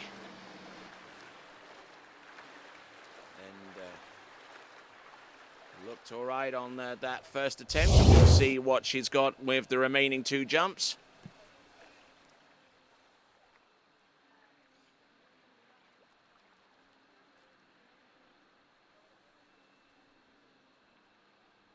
Good lift. The landing looked impressive enough too.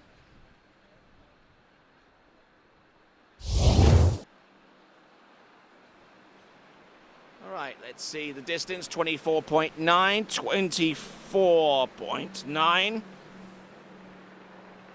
We're about one skier away, one full competitor away from determining the cut line. Erica Hayes, for her part, looking to put herself in a position where she could make it through to the next round of the competition.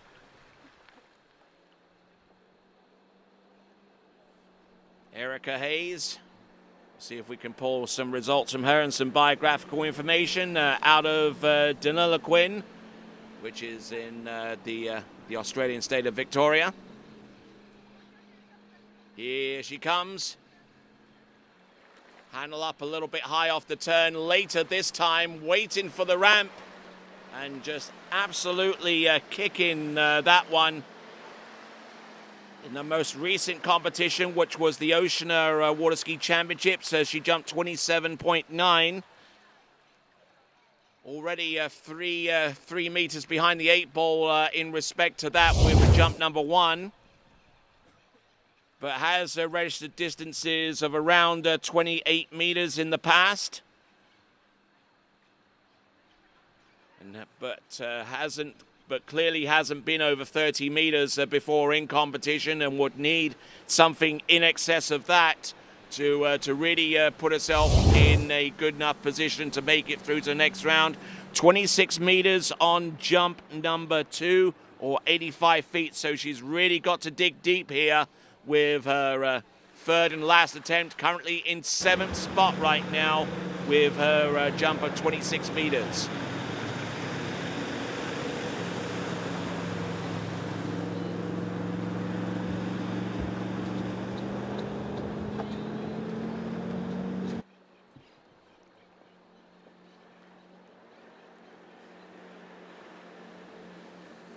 All right, here comes Erica Hayes, jump number 3. What does she have left here? Nice and wide on the towboat. Is this going to be a later approach?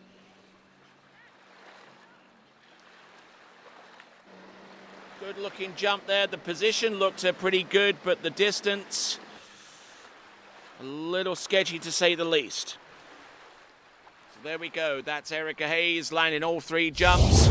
I suspect that last one will be a little bit further, but won't be much of an improvement upon the second jump of 26 meters. Certainly won't take the lead, I wouldn't imagine. You'll definitely be surprised if she did.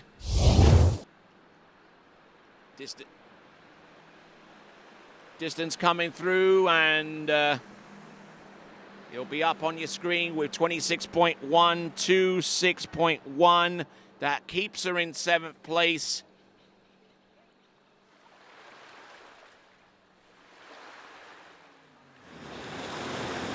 So now with 12 skiers remaining, the cut line has been established. Anything over 32.5 meters will immediately mean that skier will make it through to the girls jump final. The distance of 32.5, which is the current lead courtesy of Kiera Wiseman. Should that jump remain unchallenged, then Kiera Wiseman will make it through to the girls jump final.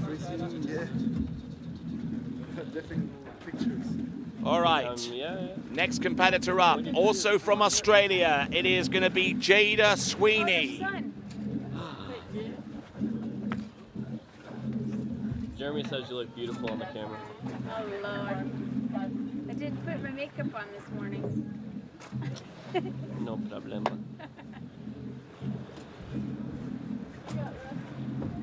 Who puts makeup on at the lake?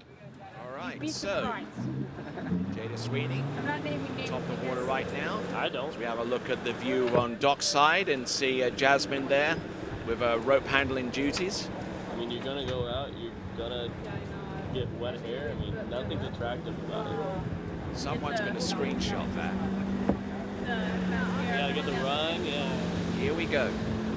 Jada Sweeney out of Australia coming in, jump number 1.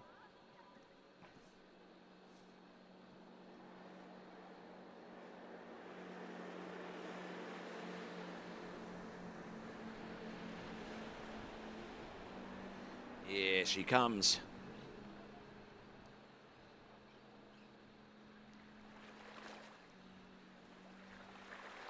Good attacking. Oh, very close to the bottom right-hand corner, and taking in a big dose of speed off the turn and carrying it all the way through to the jump.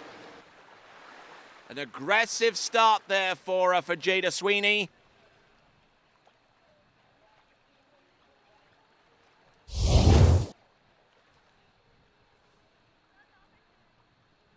Very, very quick turn, almost losing that right ski off that turn, and very, very close to the bottom right-hand corner, as a matter of fact.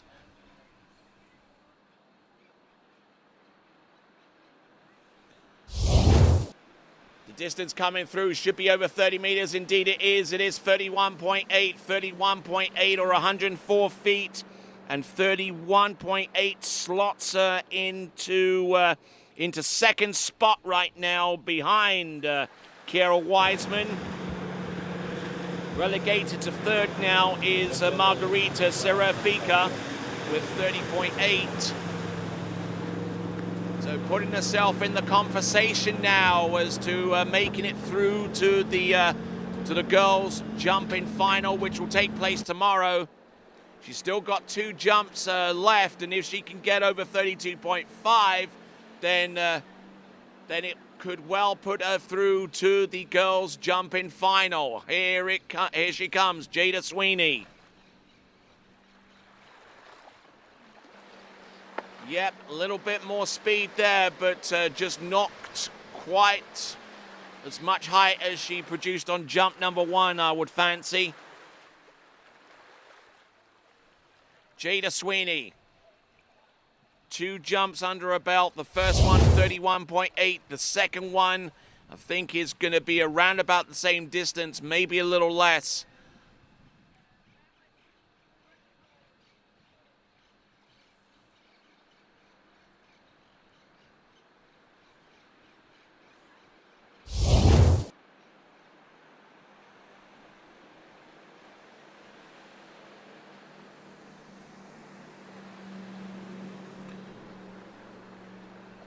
.29, 29 meters on jump number 2, actually significantly less, so about 2.8 meters less. So now let's see what she's got on jump number 3.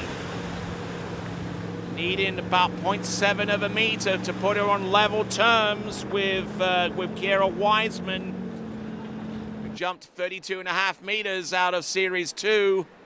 And that is the cut mark at this time.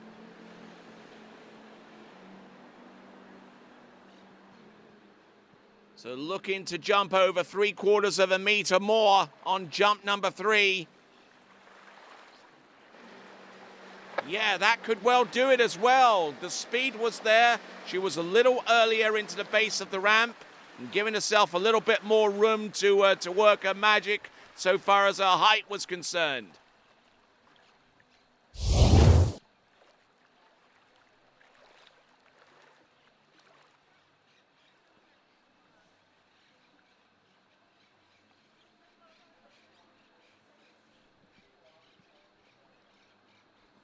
This jump's certainly over 30 meters, no doubt about that, but the question is how far over that mark did she go? It is 31.7, 31.7, so she has to make do with 31.8 being her best jump distance out of the 3. And that therefore means that our first skier through to the next round of the competition with 11 skiers left is Kiera Wiseman of Australia. 32.5 meters. She has booked herself a spot through to the next round. Next competitor up from New Zealand is going to be Alexandra Brown.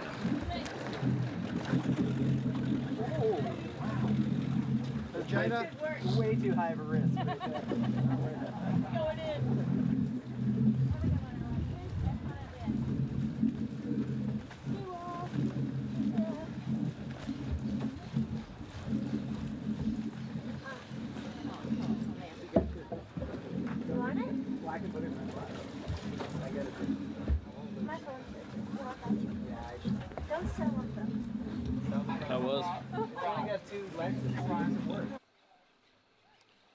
So now the cut mark has been reduced from 32.5 meters to that second place distance of 31.8 that was just recorded by Jada Sweeney.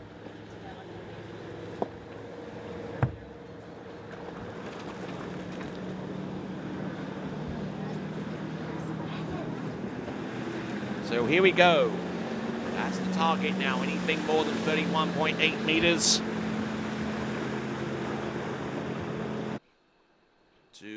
To gain an immediate spot through to next round. And here is our first competitor to go with the full double cut here. Alexandra Brown from New Zealand.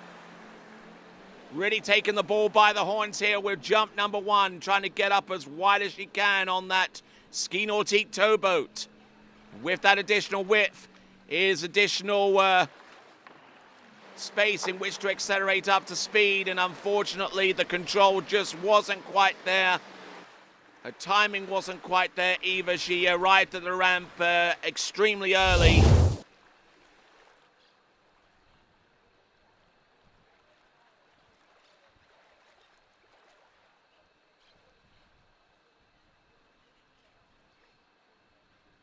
So certainly an aggressive and bold approach right from the get-go, needing the distance of 31.9 meters or more.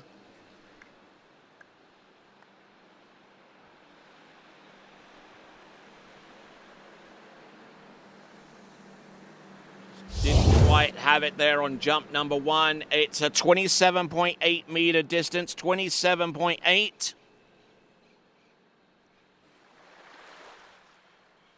27.8 meters for Alexandra Brown.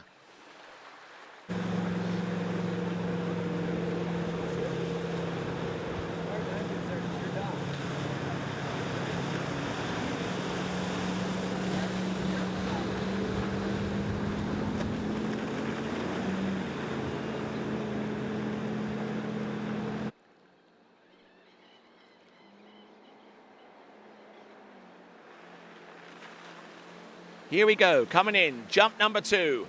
Let's see if she can find a little bit better timing on this second jump. Yet she's brought it a little bit later here. Now she's going to maintain more of that edge across the second wake into the jump.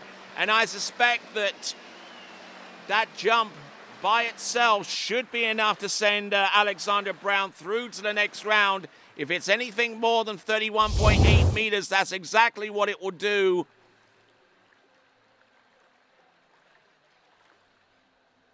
Yes, bringing the initial cut later off the 180 meter cut buoy away from the jump. The only timing reference that the jumpers have at their disposal.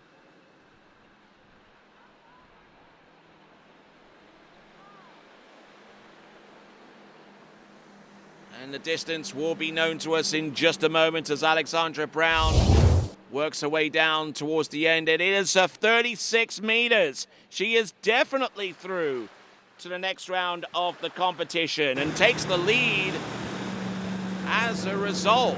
36 meters, taking the lead away from Kiera Wiseman, who has now been relegated to second with 32.5 meters. The cut line is still intact. We have a 31.8 meter distance. Anything more than that will send that skier through to the next round of the competition. That cut line courtesy of Jada Sweeney. She's well past that mark. Here comes Alexandra Brown, third and last attempt. Safe in the knowledge that she has 3 additional jumps beyond this round to work with in the girls' jump final. Here she comes, jump number 3, a little bit twisted in the air. But so far as her mission to make it through to the girls' jump final, she has definitely done that and then some.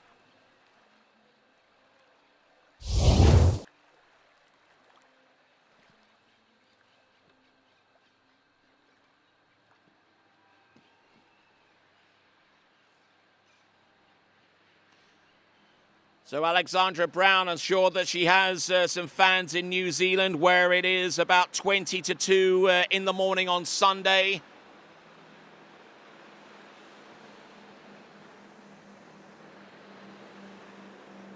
Looking very strong with her technique, a 36-meter jump on jump number 2, and we're bringing her into the dock with 37 meters on jump number 3, 37 meters. Or 121 feet. Yes. Took the lead on jump number 2 and then extended it on jump number 3. So well done to her. That is Alexandra Brown of New Zealand with a jump of 37 meters. Kate Pinsonneau of Canada, individual competitor. And she'll be taken to the water next.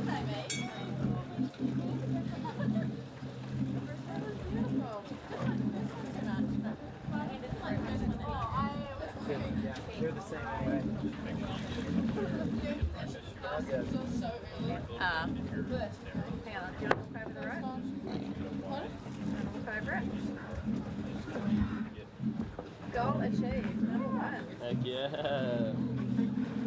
Very, very comfortable. Here we are, folks, at the 2022 U17 World Water Ski Championship. We are 4 competitors in out of 13 in the girls jump series 1. Good jumping.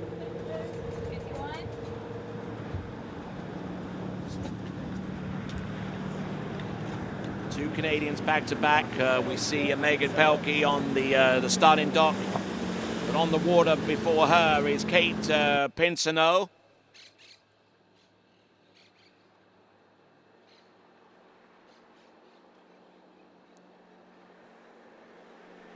Okay, let's see what she's got coming in.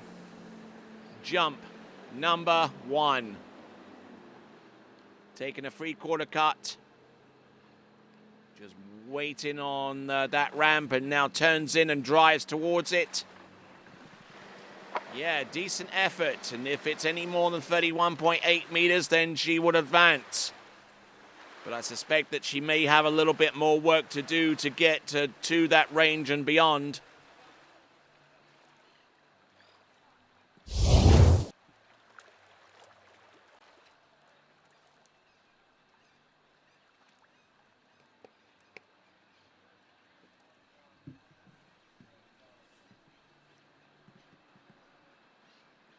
So looking at that jump, and I would suspect that she'll take it down a little bit later to maintain more of her water speed coming into the ramp.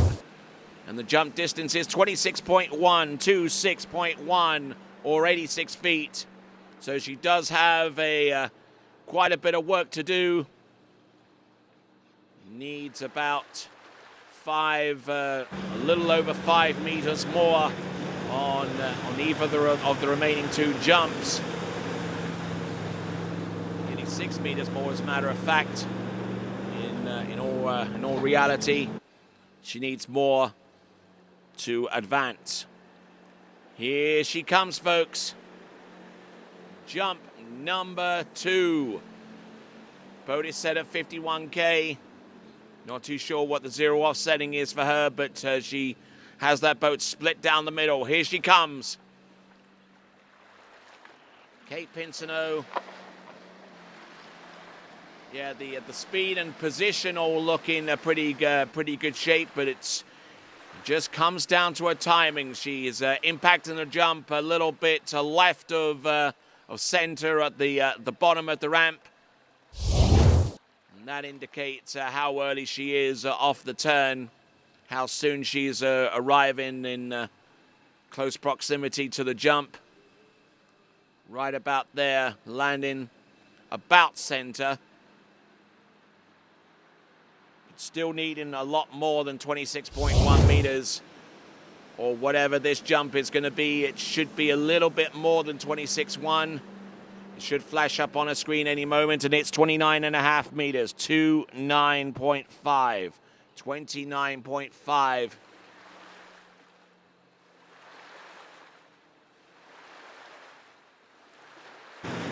So it needs about 2.5 meters more now. She's done well to close the gap between herself and what is needed to make her way through to the next round. Anything less than 31.8 meters on this last jump, and it will mean that Jada Sweeney will make it through to the next round. Here she comes. Up and over, but is that going to be enough? I suspect that's not going to be the case, and Jada Sweeney could well have a broad smile on her face on the strength of the distance produced on that jump from Kate Pinsoneau. If this is anything more than 31.8, then Kate will advance. Anything less, and Jada will.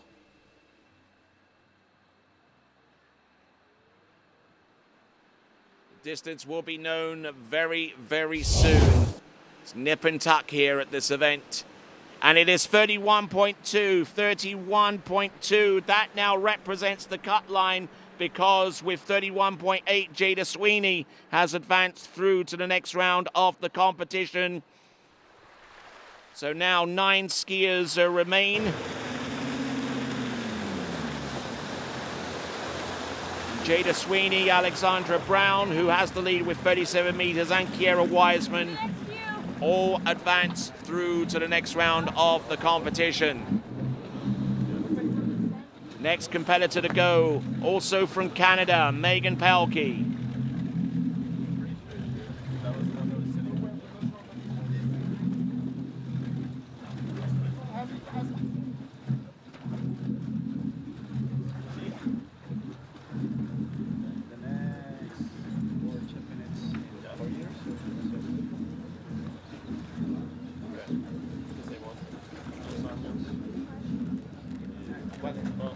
All right, so next competitor on the water right now, Megan Pelkey. Next, U17.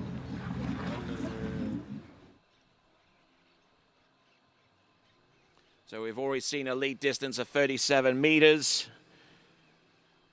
Just double checking on some of these other scores. 32.5 for Kiera Wiseman. Jada Sweeney with 31.8 meters. Those are your top 3.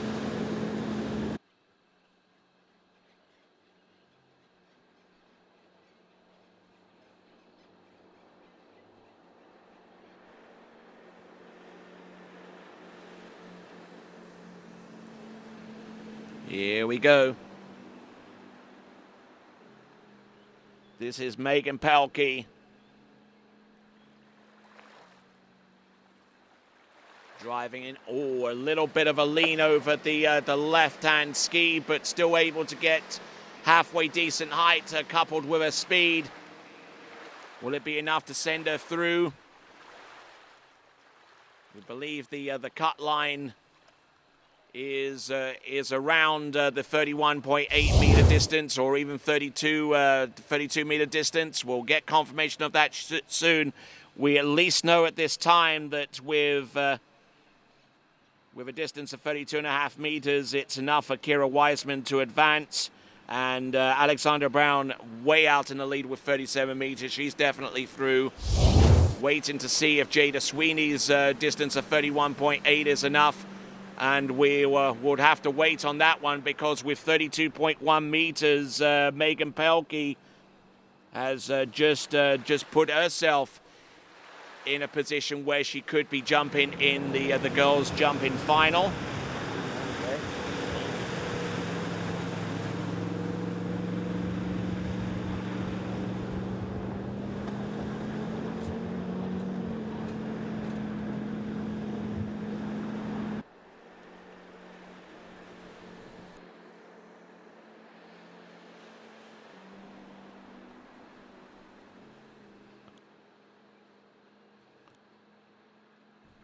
All right, then, here we go. This here is, whoa, and again, all over the left-hand ski, coming off the second wake as she tried to get some lift. If she'd kicked any harder, she would have rolled over the left ski, and that would have been a really, really tough situation there for her. But able to control where she was at in relation to those skis, and still able to land and ride it out. She jumped 32.1 meters on the opening attempt.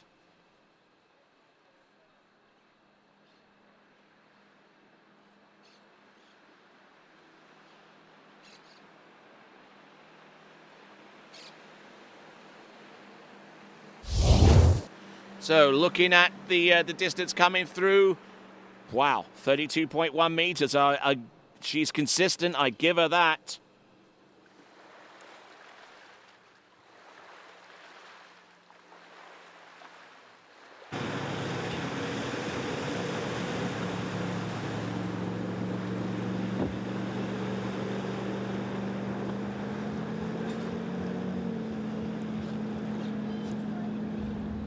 All right then, so here we go, one last jump.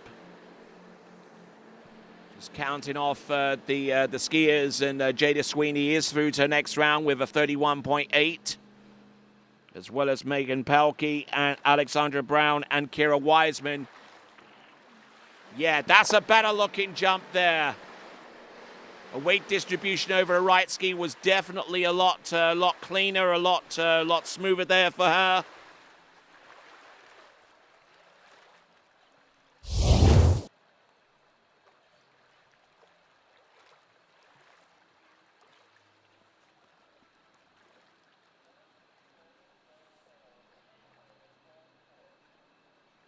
I suspect that jump is going to be a lot further as a result compared to the 32.1 meter distances that she produced with each of her last 2 attempts. That is Megan Pelkey. And it is 34.4 meters, 34.4. That slots her into second place. Megan Pelkey in second place with 34.4 meters. Still in the lead is Alexandra Brown with a 37 meter jump. In third place right now is Kira Wiseman on 32.5. In fourth place, Jada Sweeney with 31.8. Those top 4 competitors through to the next round with 8 competitors remaining. And the first of those 8 is going to be an individual competitor from the United States. It is Cameron Waters.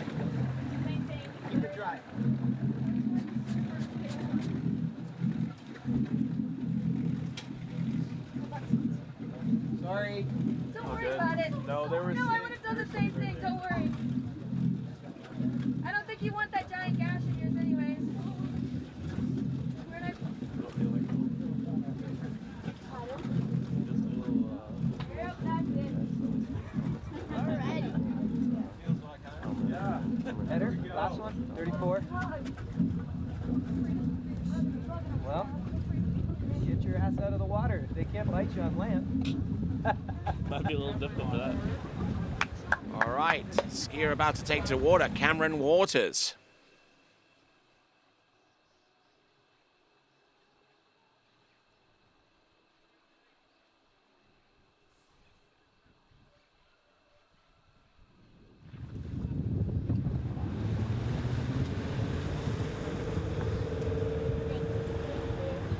Okay, so looking down the list of jumpers right now for Cameron Waters to make it through to the next round of the competition, she's got to jump better than our 5th placed competitor, and that 5th place competitor right now is Kate Pinsino with 31.2 meters.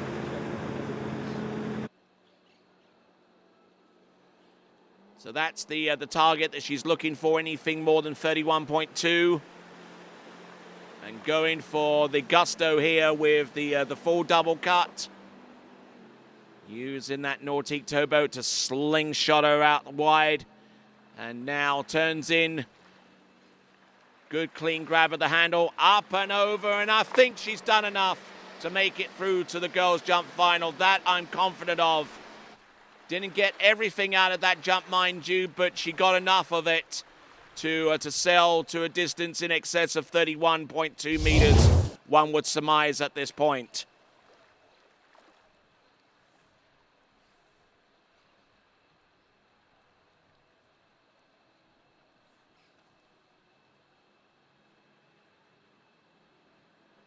Just looking at this jump again, and very, very tidy looking opening salvo here.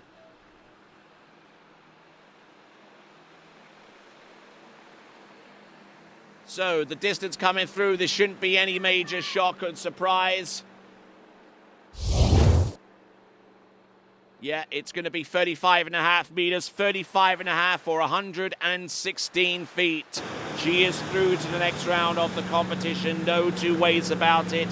But if she wants to take the lead, then she's really going to have to I don't think so. Dig deep and find another 1.5 meters to outstrip the distance of Alexandra Brown of New Zealand, who has the lead of 37 meters flat.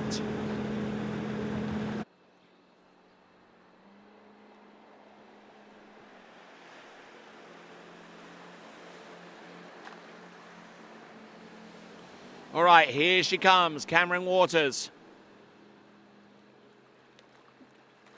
Comes to us out of Groveland in Central Florida. And trains at the nearby Jack Travers Water Ski School as she passes up on jump number 2.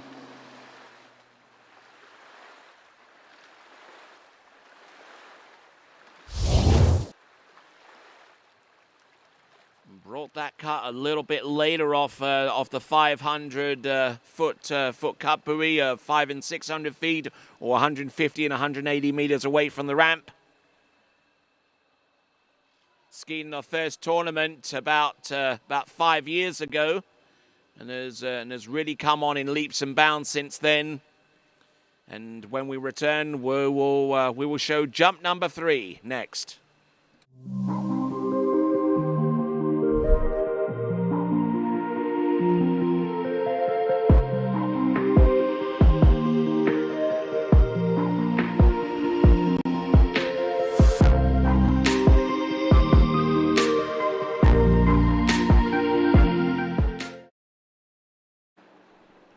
All right then, working away down the list.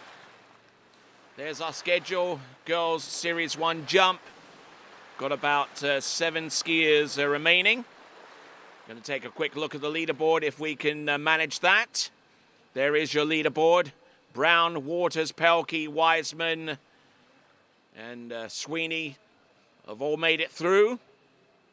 And just waiting in the wings is Kate Pinsonneau. Waiting to see if anyone will jump less than 31.2 meters to allow her to get a ticket through to the girls jumping final. Here we go. This here is Cameron Waters. Already on 35.5 meters, which is enough for second place at the moment.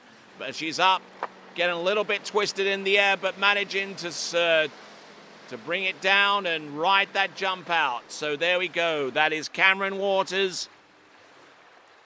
That may not be as far as jump number 1, but jump number 1 accomplishes the mission of being able to ski in the girls jumping final, which will take place tomorrow.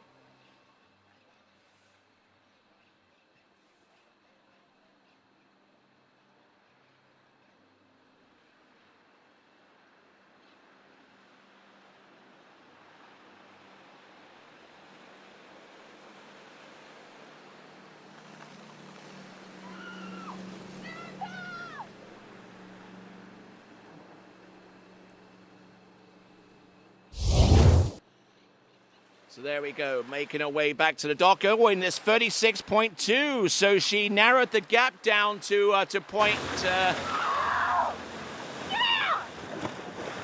She narrowed the gap to 0.8 of a meter with 36.2 meters. Oh, it's so good. So certainly enjoying her time out here in Santiago, and look at that smile on that face. Absolutely wonderful. Gotta love it.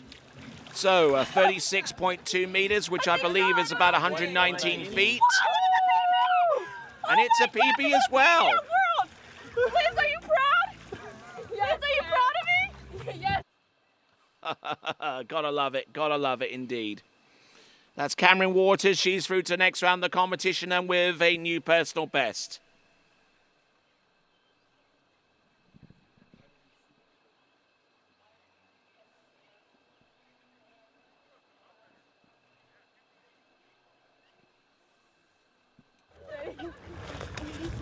There you go. Good job. I love you. God bless America. Thank you. All right then, so with the cut distance still at 31.2 meters, our next jumper coming to us out of Denmark, it's Mads Jakobsen.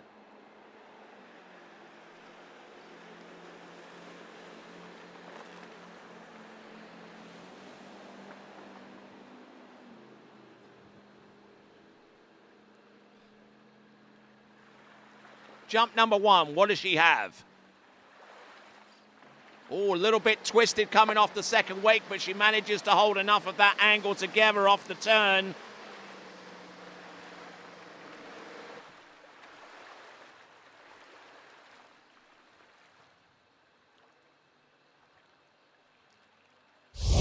Strong effort there on jump number 1. Probably won't be her best jump distance that we've ever seen out of her, but we will see what she conjures up on jump number 2 and 3. Maze Jakobsen waiting on the first distance while I try and pull up a little bit of biographical information, or at the very least some of her past form.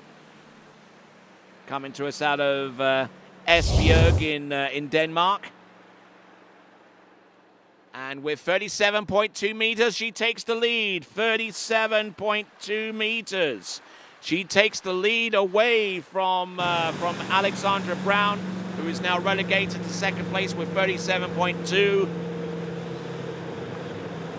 And yes, that does put her through to the next round of the competition no matter what.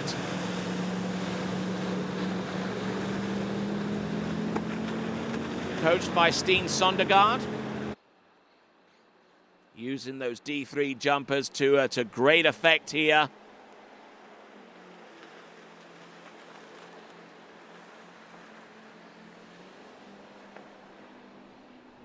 Does say that she's used D3, but jump skis are definitely Goodman's, as you can plainly see. Probably D3 with the other event. Up and over, and still getting a little twisted in the air, and a little bit early off the second wake into the jump.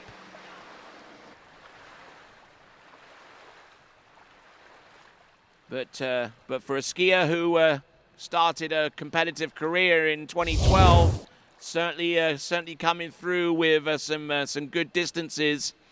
37.2 on the first.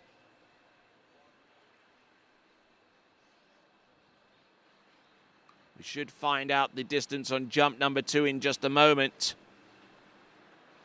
which I think even by itself would have seen her through to the next round of the competition.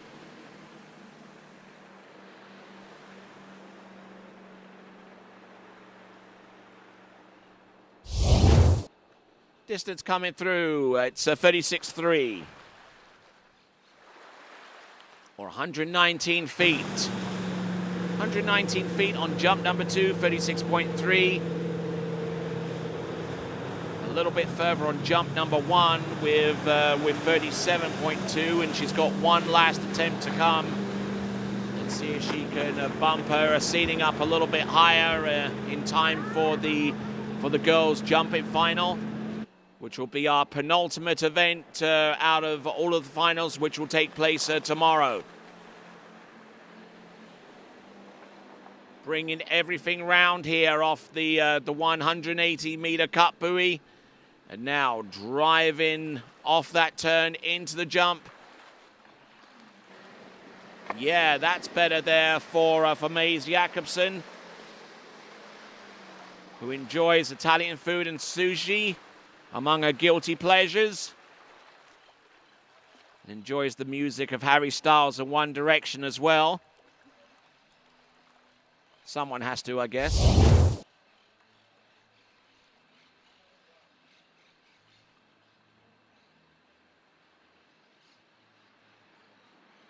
So Maze Jakobsen returns to the dock, successful in her mission in making it through to the girls' jumping final.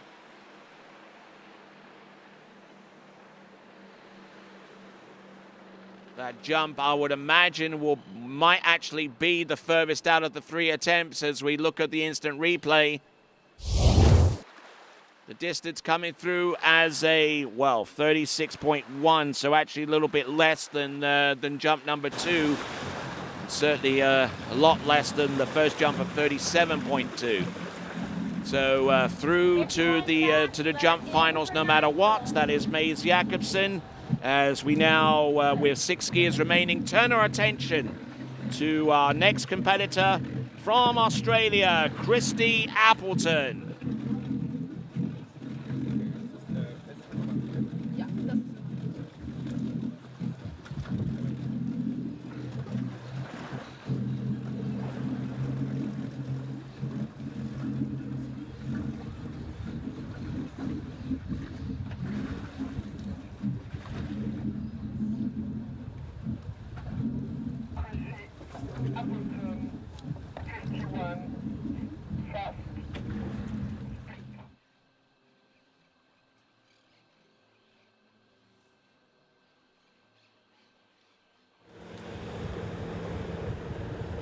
I was standing right in the way. I didn't realize it. It's all day. I wasn't gonna say anything, but. All right then, working our way down the list. 6 competitors to go. The first of those 6 from Australia. This is Christy Appleton. Taking a 3/4 cut approach here, taking it rather subtly to start off with.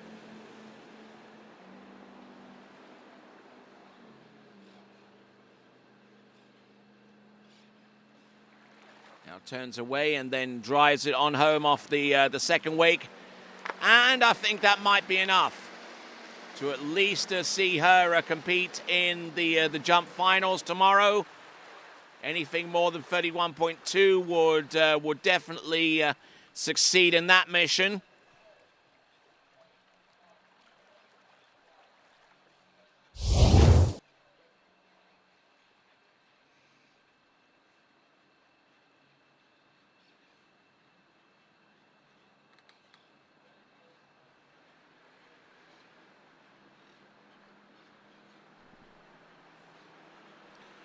All right, we certainly know that on the basis of that jump that she's through to the next round, but she's in the lead now with a 38.9 meters, 38.9 meters establishing.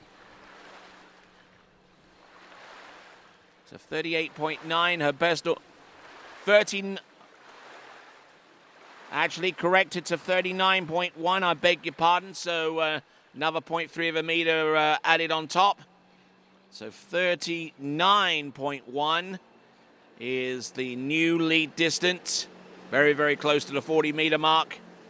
With 39.1 definitely guaranteeing her future participation in the jump event.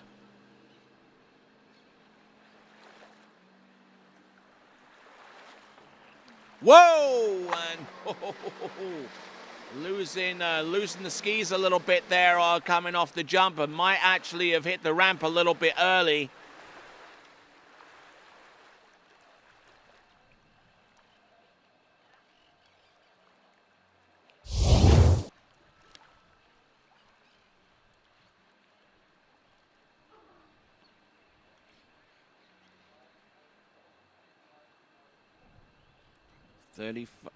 Well, we're waiting on that distance to come through. I can almost guarantee that jump is going to be significantly less than the first attempt, and it is 35.4.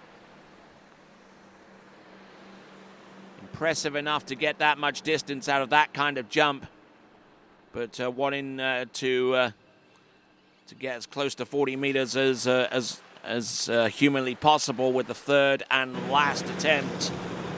39.1 meters is her best jump at this juncture.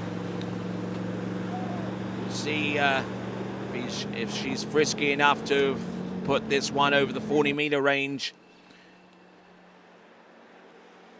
Certainly a great opportunity for her to do so with a brand new jump and brand new Nautique boats. Everything working in her favor. Here she comes. Christy Appleton, jump number 3. Yeah, good pull off the jump there and a great pull in the air. Yep, a little hop, skip and a jump there off the wakes. I think she might have done it, you know.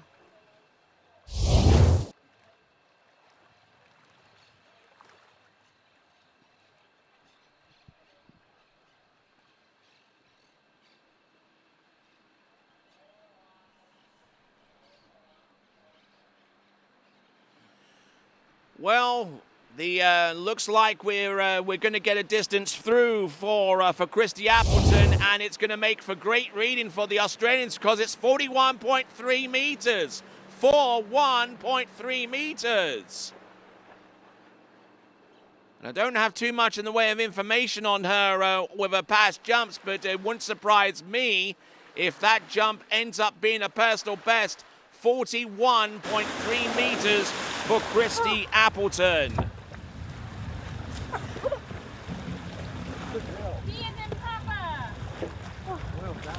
So 41.3 meters. She takes the lead and then some. Yeah, you just keep your skis together nicer. Get the second one. I'm gonna start making paper airplanes. You went too late. Excellent. That's not a bad idea. So well done to Christy. 41. Yeah, I'm Next competitor up representing Germany is going to be Emily Wenzel. You gotta be good at it though. 2 meter. Yeah, I'm not sure yet. 2 meter PB. I don't think I'm 39. 39, 40, 41. Oh, yeah. 2.3. Well, skiers to advance. We're We're already Yeah, it was good. That'd be a fun game. already sent 7 through with 5 skiers remaining. Christy Appleton, Maze Jacobson, Cameron Waters, Megan Pelkey, Alexandra Brown, Jada Sweeney, and Kiera Wiseman. They've all have tickets to the big show tomorrow, the girls jumping final. And like, I didn't even have much line in the air.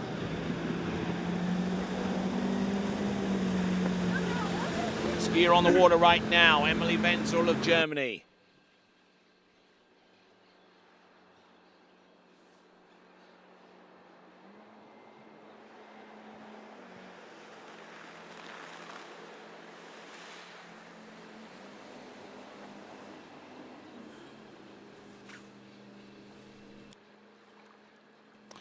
All right then, here we go. Here is Emily Wenzel. And Emily Wenzel just trying to erase what happened to her the last time that she skied in the U17 Junior World Water Ski Championships. Took a pretty gnarly crash out the front over there at Corey's place in Santa Rosa Beach. But this time around, in full control of what she's doing there, at least on jump number 1.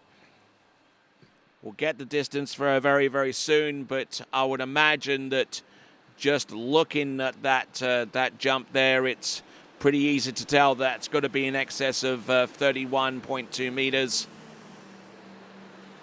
The height, the speed, the good combination thereof. The distance should be well in excess of that 31.2. Just waiting patiently on the distance. Stefan Wild paces up and down the dock and offers little snippets of advice going forwards.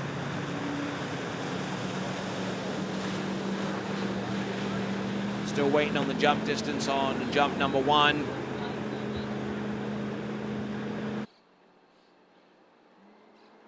But while we wait for that distance, we have got Emily Wenzel, jump number 2.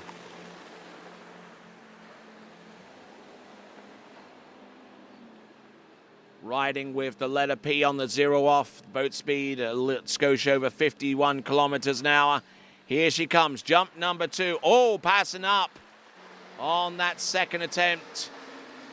Didn't feel entirely comfortable with what she was working with.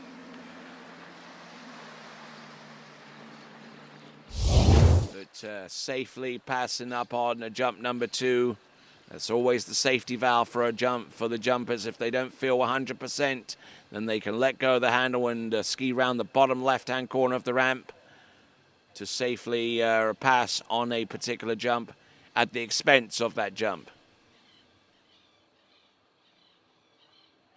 All right, we'll return right after this.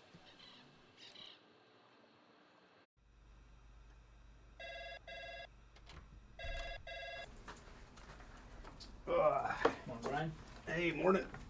You have a good weekend? Yeah, got out on the water a couple times. How about you? Yeah, I got to set in. Just gonna make a quick phone call here. Oh, of course. Can you get that, Will? Yeah, man, I got it. Thanks for calling Wake House. This is Will. Yeah, looks like we've got those in stock.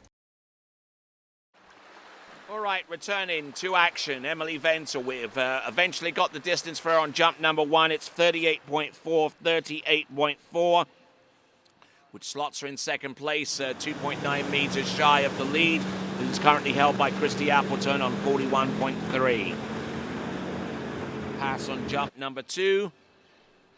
leaves us with the third and last attempt coming to us right here and now. Emily Wenzel.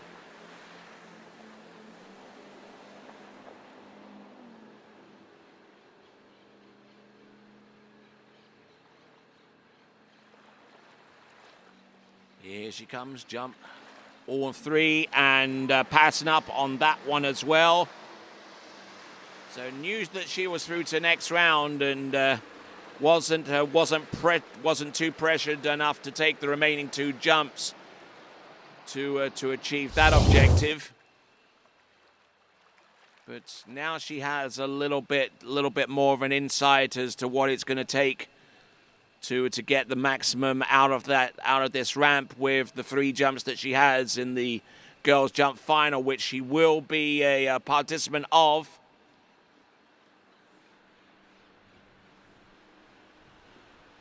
So she joins Christy Appleton, Maze Jacobson, Cameron Waters, Megan Pelkey, and Kira Wiseman as participants in the girls jump final.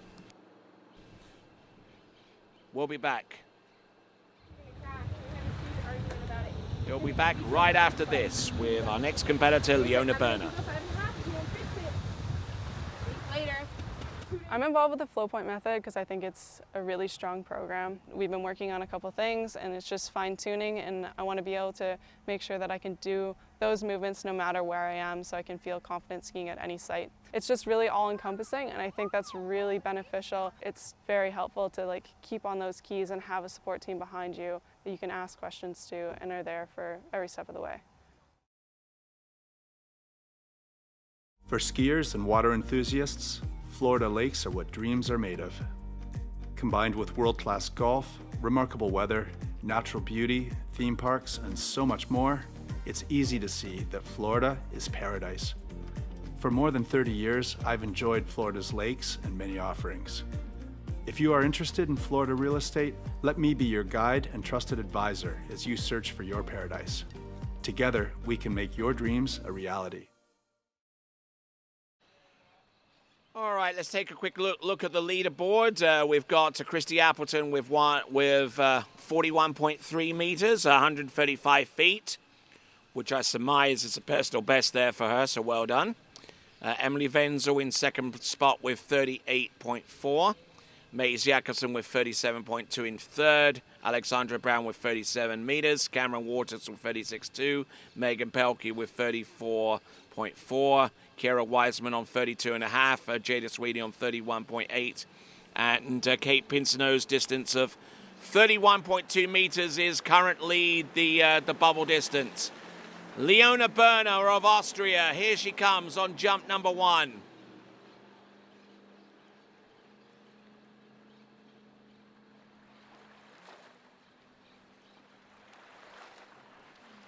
Yep, not looking bad on jump number 1, a little bit early, and that's been par of the course for a lot of our jumpers in this event.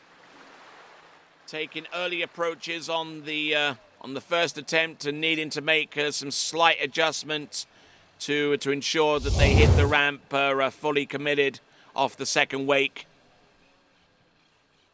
with the remaining 2 attempts.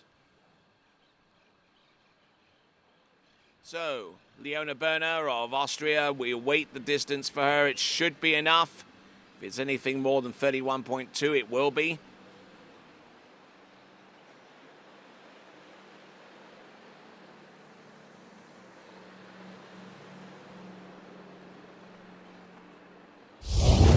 All right, not looking bad, and jump of 34.8, 34.8.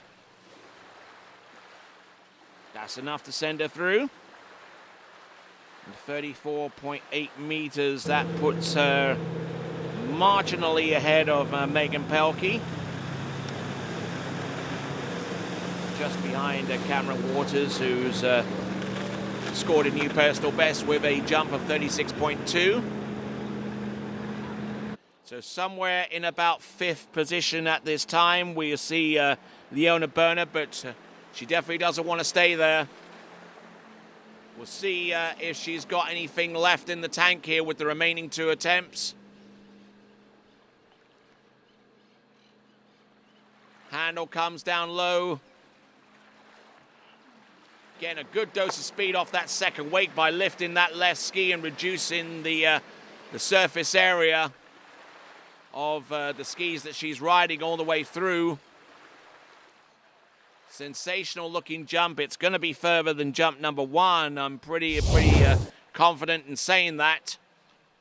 The question is it far enough to take the lead away from Christy Appleton?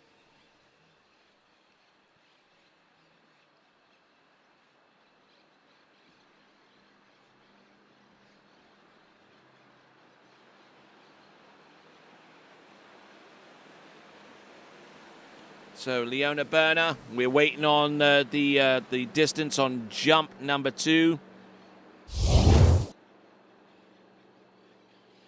The jump distance is 38.3, 38.3. 38.3, that puts her in 4th place right now, right behind Emily Wenzel.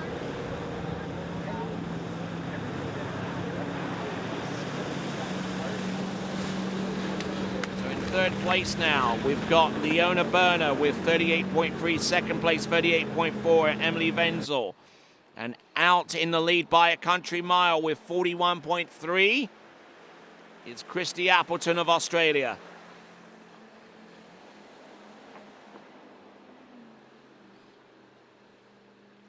Here we go, jump number 3. Little bit of a crush there on the jump and arrived at the ramp a little bit early. Had to adjust to take the jump instead of passing up on the attempt. It looked impressive from all the way from start to finish, right from the turn at 180 meters away from the ramp. And then setting herself up with the third and last attempt.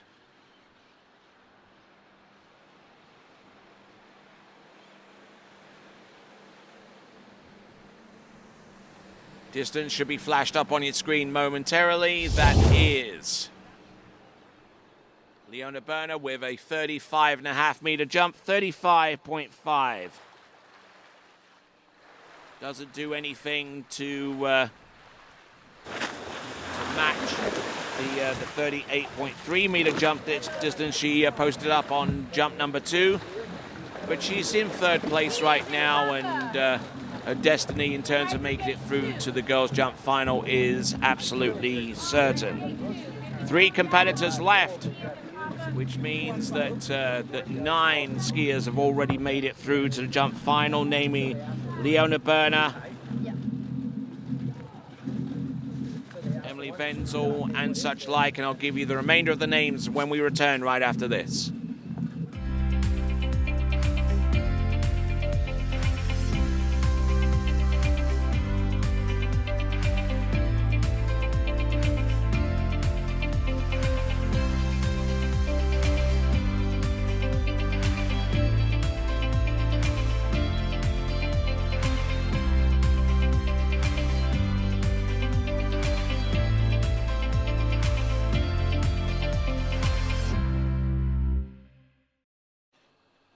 So the skiers through to the next round of the competition with 3 competitors remaining. There's Christy Appleton in the lead, Emily Wenzel second, Leona Berner in third, Mays Jakobsen in fourth, Alexandra Brown in fifth, Cameron Waters in sixth, Megan Pelkey in seventh, Kiera Wiseman in eighth, and Jada Sweeney in ninth. Those are the skiers through to the next round. Kate Pinsino waiting in the wings. Skier on the water now. This is Elizabeth Hall.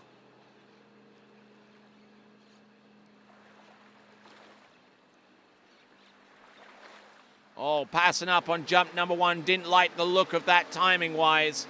So making the wise decision to let go of the handle and ski around the bottom left-hand corner. Timing was a little early, mind you, even off the 180-meter cut buoy, meaning that she had to work just a little bit harder to stay wide on the towboat. Unfortunately, didn't have enough steam off the second wake to aid in entrance to the jump. We'll be back right after this.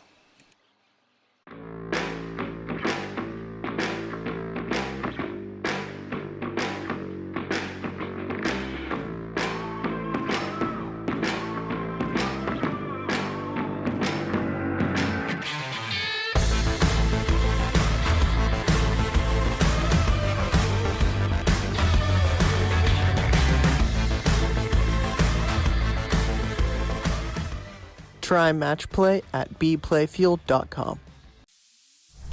Fácil, hazla fácil. Con PF te regala tiempo, te regala vida. PF. Okay, returning to Elizabeth Hall, passing up on jump number 1. We'll see if she can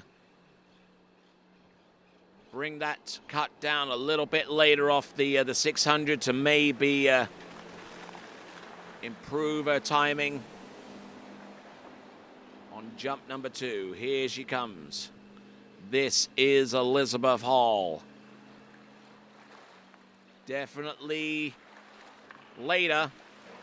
And she will take that jump and she will land it all the way through. Nicely done. So I suspect she's done enough to be a part of the girls' jump-in final, which will be our second to last event, which will take place tomorrow.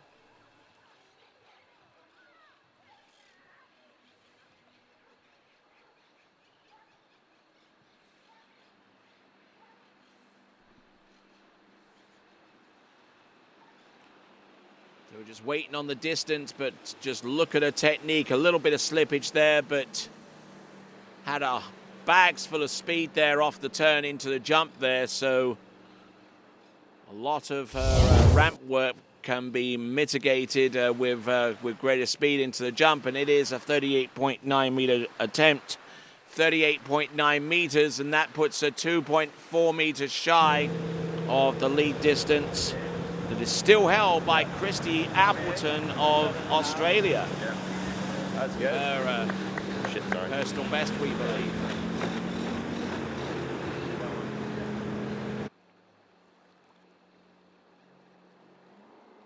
All right then, coming in, third and last attempt.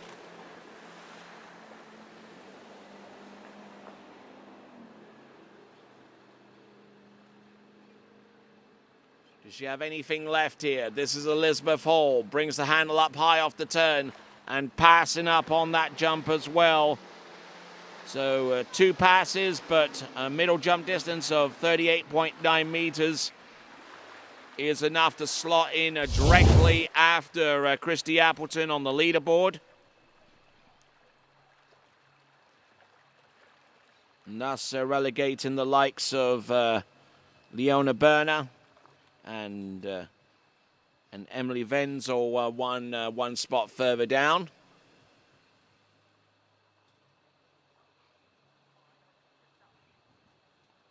All right, and looking down at the scenes along the shoreline, and pretty confident in saying that that Elizabeth Hall has made it through to the next round of the competition with a 38.9. There is your top 10 with 2 competitors remaining. We'll see Nina Maria Mazzetti of Italy take to the water last, but before her it's going to be Nelly Alar, and we will see her take to the water and challenge the distance needed to make it through to the next round, and we'll see that next.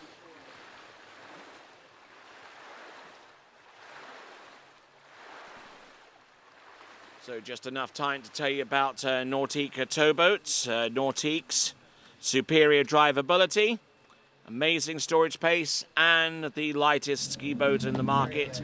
The all-new Ski Nautique is an award-winning and world record-setting towboat that is revolutionizing the free event world.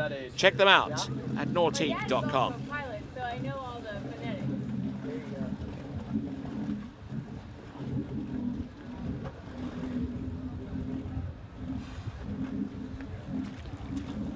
All right, our penultimate competitor, Nelly Allah.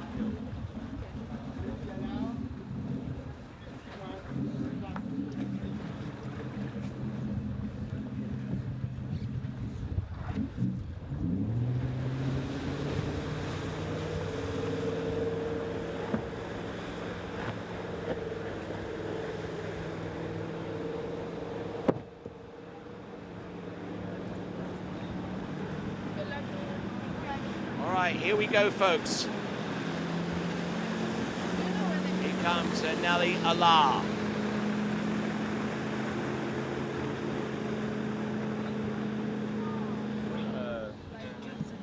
But maybe. Making her approach in towards the jumping course, a freshman student at the University of Louisiana at Monroe. Here she comes. Jump number 1.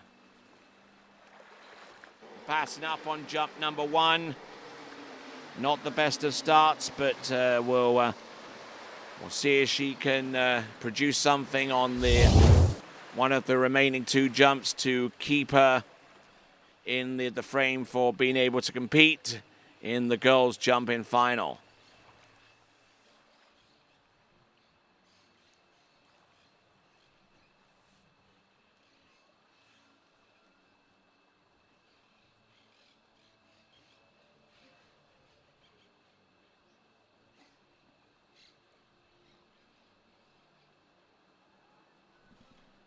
All right, so we've just seen the pass on jump number 1 for Nelly Allah, and when we return, we'll see her with jump number 2 next.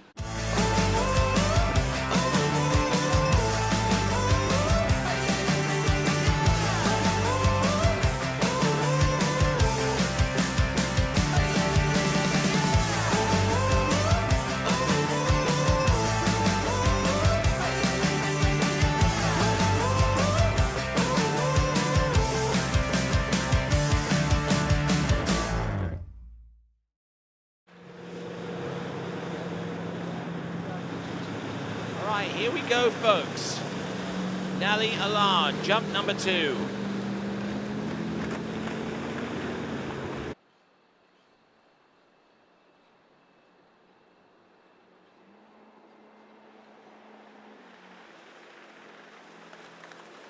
So Nelly Allah, who comes to us from the Canadian province of Quebec, skiing at the Club Nautique San Bernardo. Here she comes, jump number 2. And I think that may well be enough to send her through to the next round. But will it be enough to take the lead away from Christy Appleton? The aggression and the confidence was there for her to do so. But will this be the lead distance in the clear light of day?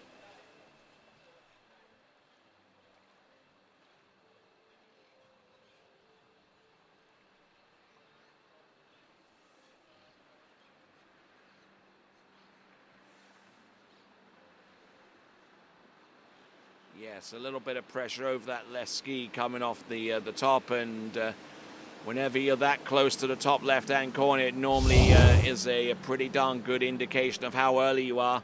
39.3 meters, 39.3, 129 feet. That slots her in second, and is 2 meters even away from the lead distance of Christy Appleton, who has a jump of 41.3.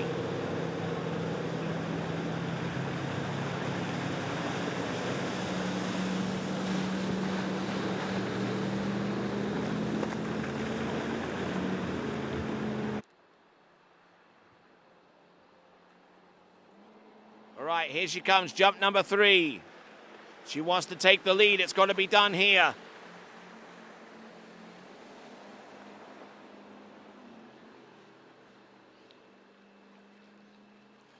Here she is on the third and last attempt. A little bit better, not getting quite as rolled over on the left ski as she did on jump number 2.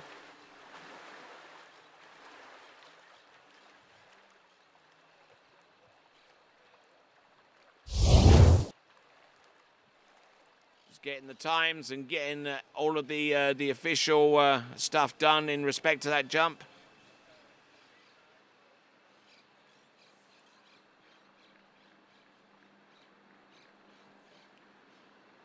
So looking at this instant replay, I suspect that this jump is going to be more or less the same time. Not bad athleticism there from either of our two competitors. 39.7 on jump number 3. So that's her best jump, and that slots her into second place right now. 39.7 meters. That closes the gap between herself and Christy Appleton, and it consolidates upon her second place position at this time. Now we're down to our final competitor. We're already putting 11 competitors through to the next round of the competition. We've got Nelly Alar being the latest of them, along with Hall, Berner, Wenzel, Appleton, Jakobsen, Waters, Pelkey, Brown, Sweeney, and Wiseman. They are all through to the next round. 11 competitors in all. Room for one more. Well, at least you know your spot. Just start easy and... Next competitor, last one out. It is going to be Nina Maria Mazzetti.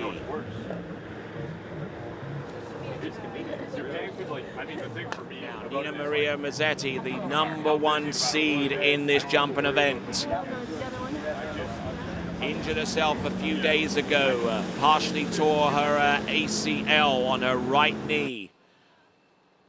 Jumping in quite a bit of pain. And certainly one of the last things that you need is to second guess yourself whenever you're jumping to that extent. Here she comes, Nina Maria Mazzetti. Needs more than 31.2 meters on any of her 3 jumps to advance through to the next round. Nina Maria Mazzetti up.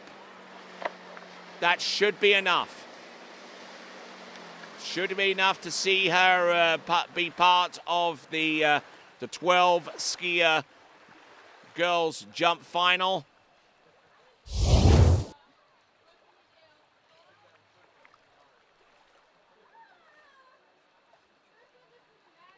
So we're just waiting on the jump distance, just looking at this, taking a bit of an upper body crush for Nina Maria Mazzetti. Distance coming through any moment. It's 38 meters. 38 meters. She is through to the next round of the competition. 38 meters. That should be enough to slot her into 6th place right now. So now the 12 competitors are confirmed. Mazzetti, Alar, Hall, Berner, Wenzel, Appleton, Jakobsen, Waters, Pelkey, Brown, Sweeney, and Wiseman. All will be a part of the girls jumping final, which is going to be the penultimate event that will take place tomorrow. Tomorrow being the final Sunday.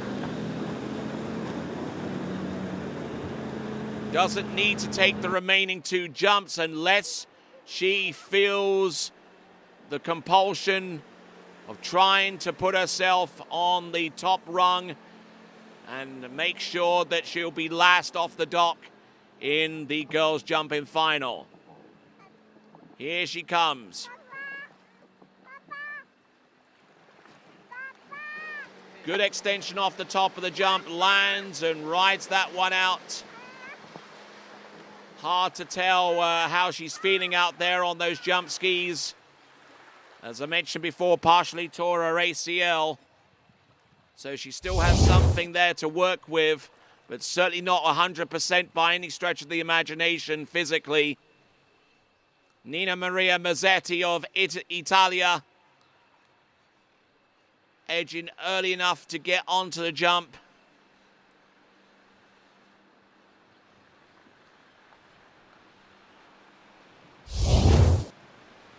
So she will be passing us by on the tower camera, and we've got the distance coming up very, very soon for Nina Maria Mazzetti of Italia, the number 1 seed coming into this event. Probably not in the best of conditions to really jump to a level that would be deserving of that seeding. Currently, our best jumper in this event with 41.3 is Christy Appleton. Third and last attempt. We're still waiting on the distance on jump number 2. Her first jump of 38 meters is enough to see her be a participant of the girls' jumping final. But let's see if she can round off our final jump in the elimination round one more time. Up and over, will land and ride that one out. Will, no doubt she'll want to ice that knee down and get as much rest and as much as possible from here on out. That is Nina Maria Mazzetti. We're still waiting on the jump distance on attempt number 2.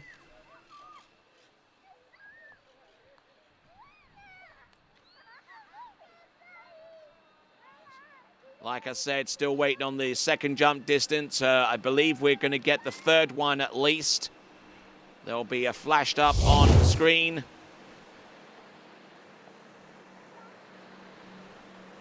So a palpable sense of relief there with 37.8 meters on the last jump, 38 meters on jump number 1. Hard to tell whether she exceeded that on jump number 2, but in terms of her mission of making it through to the girls' jump final, I would say it's mission accomplished with 37.4 meters on the middle jump there.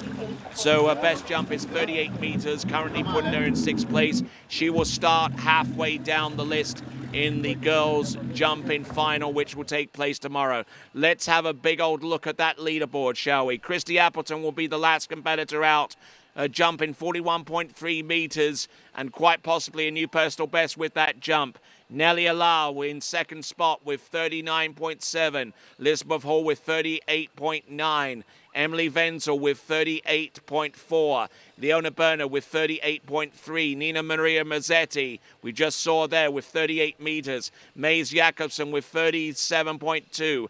Alexandra Brown with 37 meters flat. Cameron Waters with a new personal best of 36.2 meters for 119 feet. Megan Pelkey, 34.4 meters, 113 feet. Kiera Wiseman, 32.5. And our 12th and final competitor to make it through to the girls' jump final will be Jada Sweeney with 31.8 meters. All right, that concludes the girls' jumping elimination round. Our next event is going to be the boys' jumping elimination round. 3 series of jumping, and all of that to come within the next 15 minutes. Don't go away. We have continuing action of the 2022 U17 World Water Ski Championships right here at Lago Los Moros, just outside Santiago de Chile. All of that to come right after this.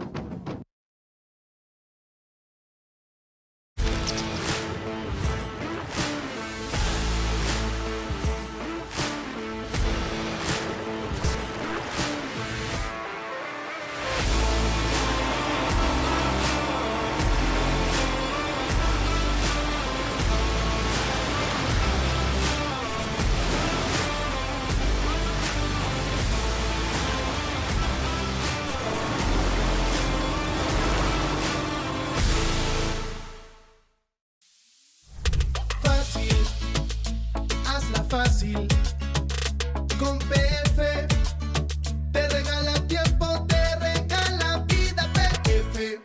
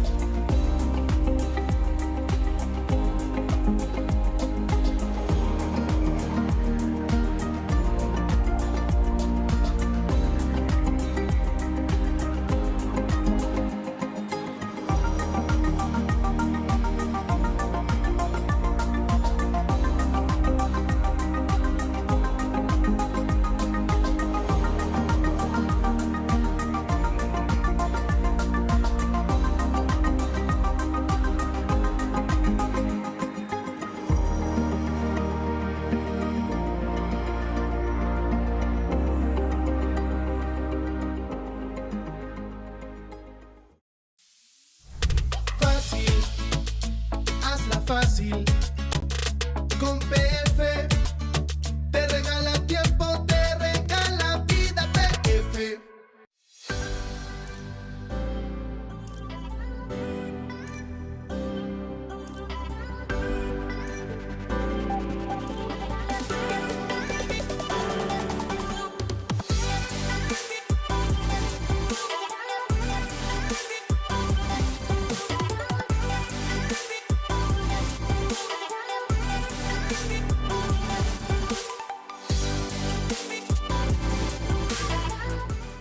Hi, my name is Brantley Hawkins. I'm one of the co-founders here at New Dimensions Wellness. My partner and I have over 20 plus years of sports medicine and exercise experience working with the most elite athletes in the world. Together we have developed a proven system that has been sought out by these professional athletes and is now available to you. You will move your body and loosen your joints in ways that you haven't before. It's not your typical weight training, it's not CrossFit, and it's not crunch fitness. Once I got in here, it was a big eye-opener how much different that they go about everything.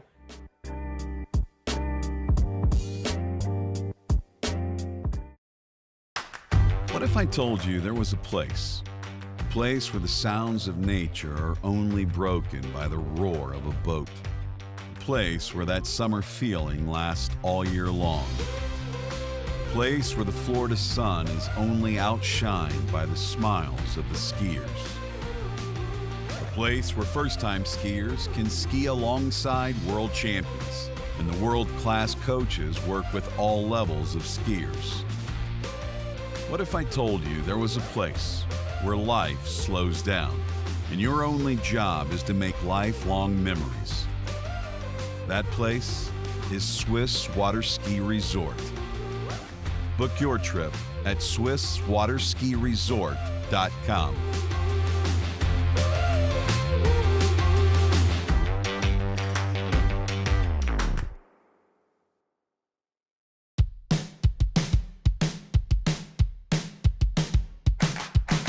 Today is gonna be a little something more.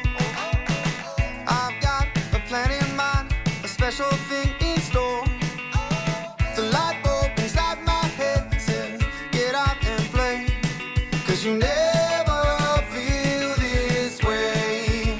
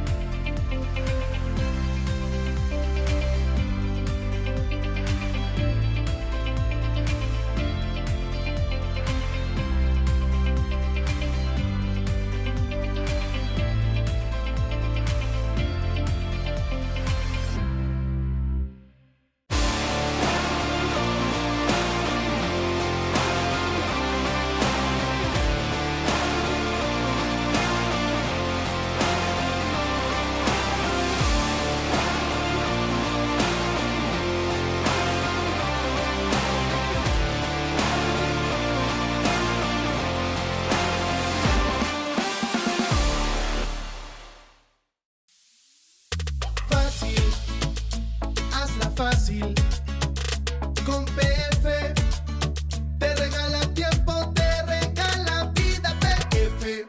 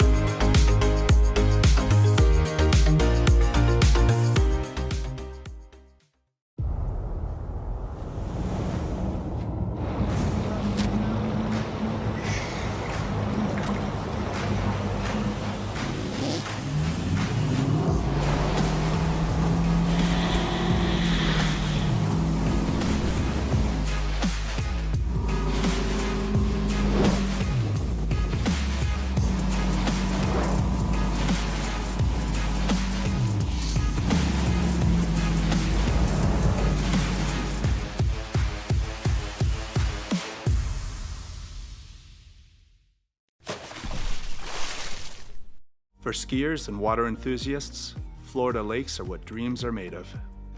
Combined with world-class golf, remarkable weather, natural beauty, theme parks, and so much more, it's easy to see that Florida is paradise. For more than 30 years, I've enjoyed Florida's lakes and many offerings. If you are interested in Florida real estate, let me be your guide and trusted advisor as you search for your paradise. Together, we can make your dreams a reality.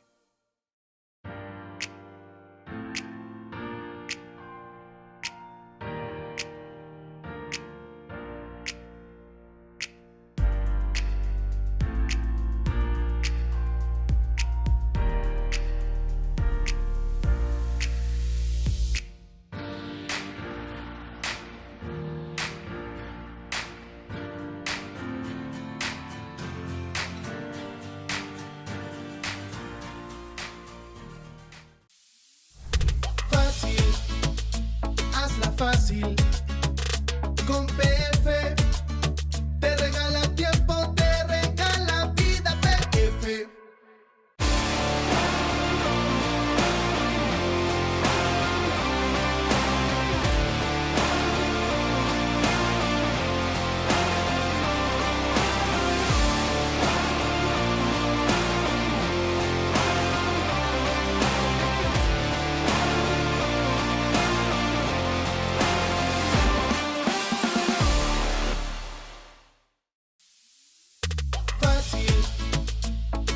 Fácil, con PF te regala tiempo, te regala vida. PF.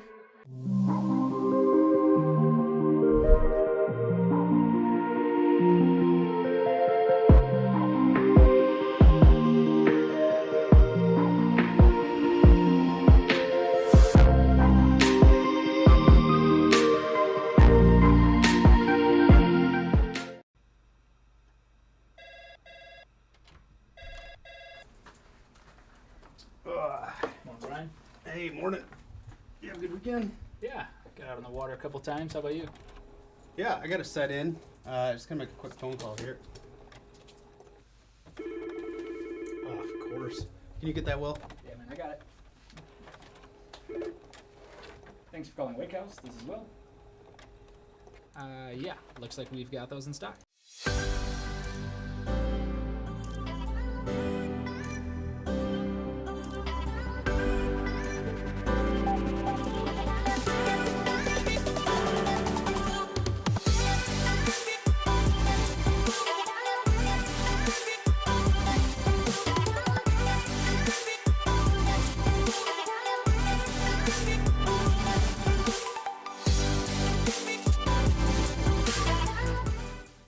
I'm involved with the flow point method because I think it's a really strong program. We've been working on a couple things and it's just fine tuning, and I want to be able to make sure that I can do those movements no matter where I am, so I can feel confident skiing at any site. It's just really all encompassing, and I think that's really beneficial. It's very helpful to keep on those keys and have a support team behind you that you can ask questions to and are there for every step of the way.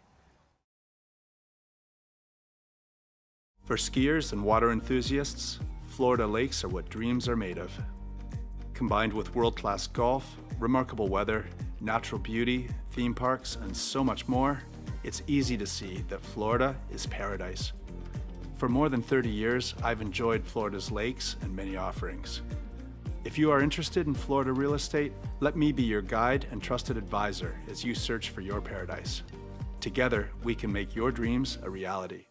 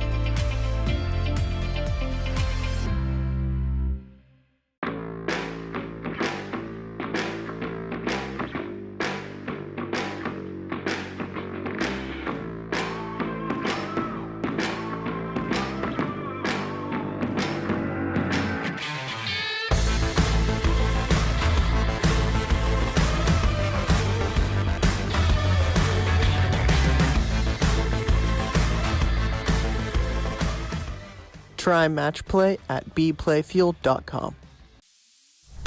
Fácil, hazla fácil. Con PF te regala tiempo, te regala vida. PF.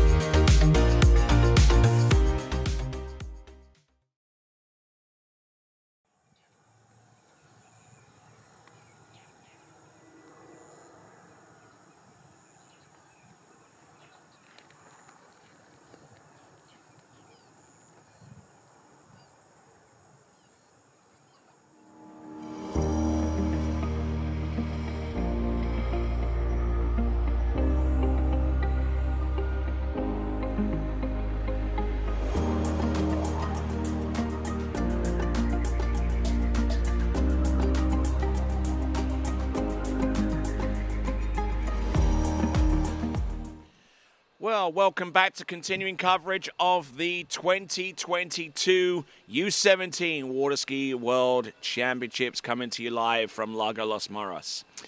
All right, here is your schedule. Series 3, 2, and 1 in that order in the jump competition. All right, so we've got Hunter McKenzie about to take to water first, followed by Lorenzo Nelson, Sam Bainbridge, Jose Roja, Noel Pollard, Samuel Acevedo, Pepe Leonard, Sebastian Martinez, Josh Wainwright, Eric Gisler. All of those will be at the 5-foot ramp height, and then we'll go for the first of 5 ramp switches between now and the end, with the 2 Pagozzi brothers right towards the end of Series 3. All right, then, Series 3 jump. First up, we got Hunter McKenzie from New Zealand.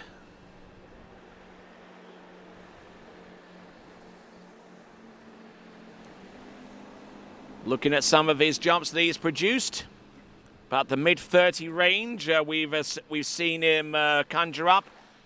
Actually, looking back to 2021, he was able to jump over 40 meters, actually jump 40 meters flat at the New Zealand National Championships. But for the time being, at least, he's got some work to do on the basis of that pass on jump number 1.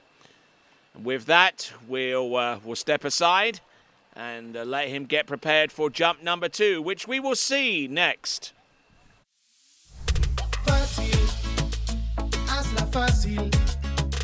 Con PF te regala tiempo, te regala vida. PF.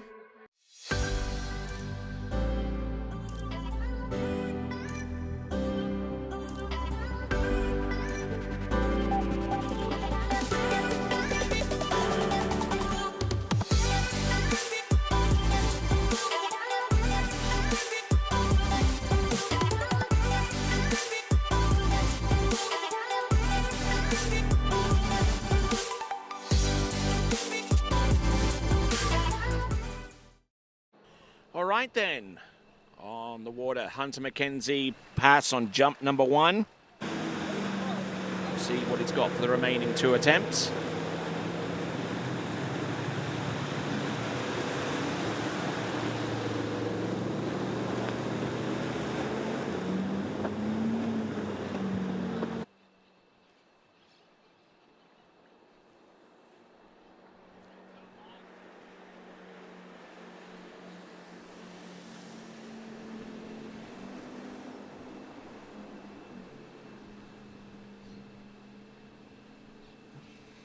All right there, here we go. Coming in on jump number 2, getting a little bit strung out and almost hitting the bottom right-hand corner.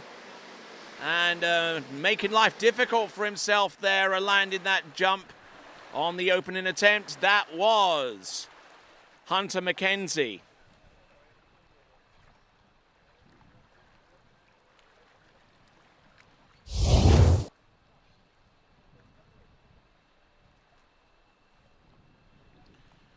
Good setup off the turn and driving it on home, but splitting on the jump and losing quite a bit of height as a result.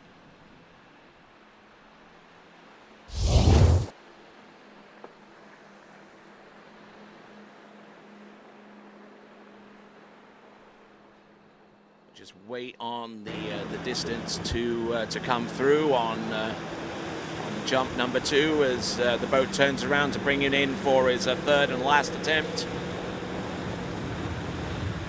And the distance is coming through at 35.1 or 115 feet, 35.1. So our first registered distance in the boys jumping competition here at the 2022 Junior World Championships belongs to Hunter McKenzie with 35.1.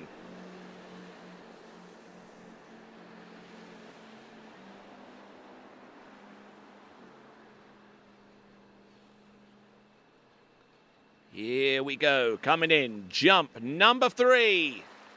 And passing up on that one as well, so the only distance he was able to muster with the 3 jumps that he had to work with was a 35.1 meter distance. Hunter McKenzie out of New Zealand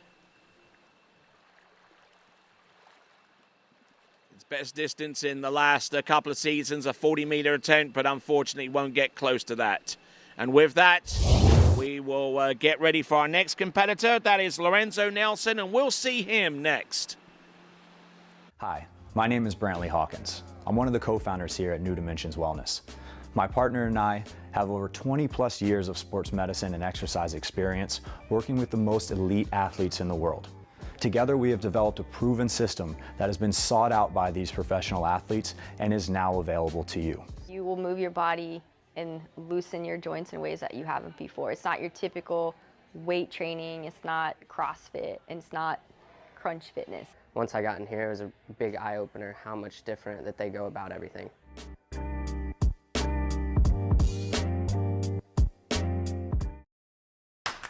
What if I told you there was a place where the sounds of nature are only broken by the roar of a boat? A place where that summer feeling lasts all year long. A place where the Florida sun is only outshined by the smiles of the skiers. A place where first-time skiers can ski alongside world champions, and the world-class coaches work with all levels of skiers. What if I told you there was a place where life slows down and your only job is to make lifelong memories? That place is Swiss Water Ski Resort. Book your trip at SwissWaterSkiResort.com.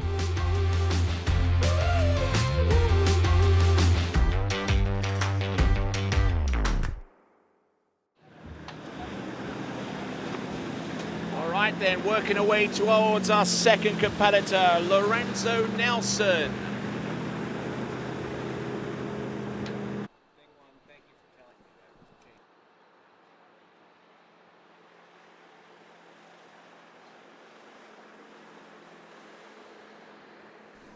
All right there, here we go, Lorenzo Nelson.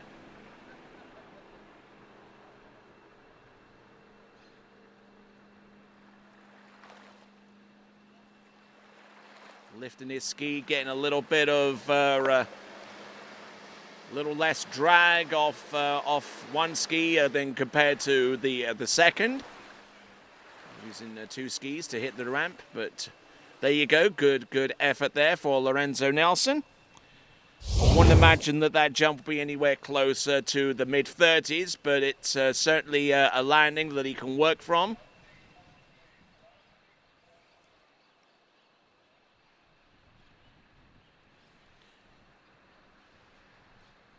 So we might struggle with that distance to get above 20 meters, and that's exactly what he's done. 16.3 meters, 53 feet. 16.3 meters, 53 feet, currently putting him about nearly 19 meters behind our lead distance of 35.1, courtesy of Hunter McKenzie. Looks like Lorenzo Nelson opted to slow the boat down with this next jump and probably figuring on taking a three-quarter cut, and that certainly appears to be the indication here. Wanting to try and get a little bit more distance, but not totally comfortable in taking it with the speed that he had to work with initially. 45K.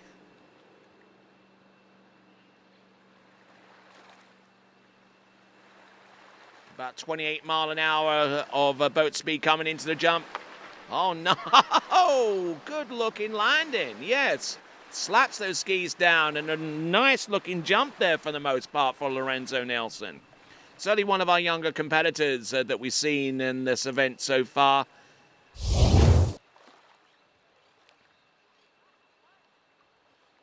Makes the turn, comes into the jump there with a good dose of speed. Good position.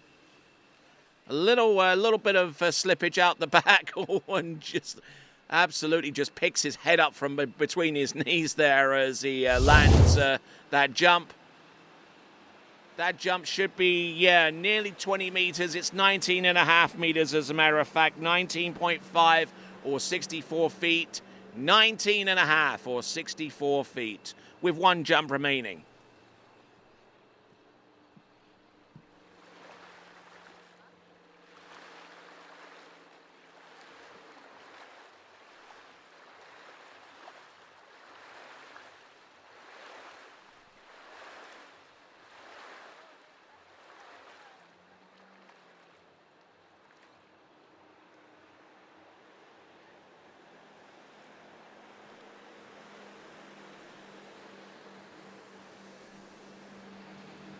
All right, here we go. Coming in on jump number 3.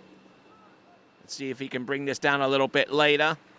Not using an arm sling here, which is going to restrict the amount of power that he can get off the turn and his ability to hold on to that much pull off the second wake off the ramp. But there you go. 3 consistent jumps there and not looking too bad on the whole.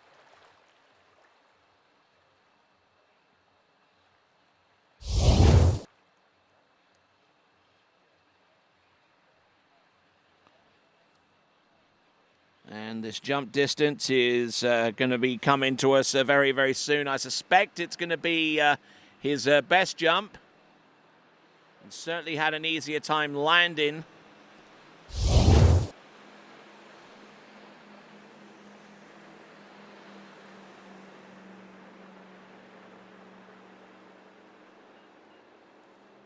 So 19.9 meters, 19.9 his best jump, nearly 20 meters.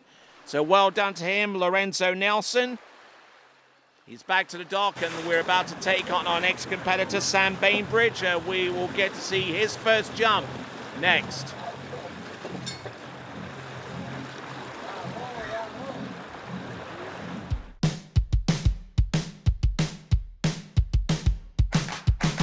Today is gonna be a little something more. I've got a plan in mind, a special thing in store. The light bulb inside my head says, get out and play, 'cause you never feel this way.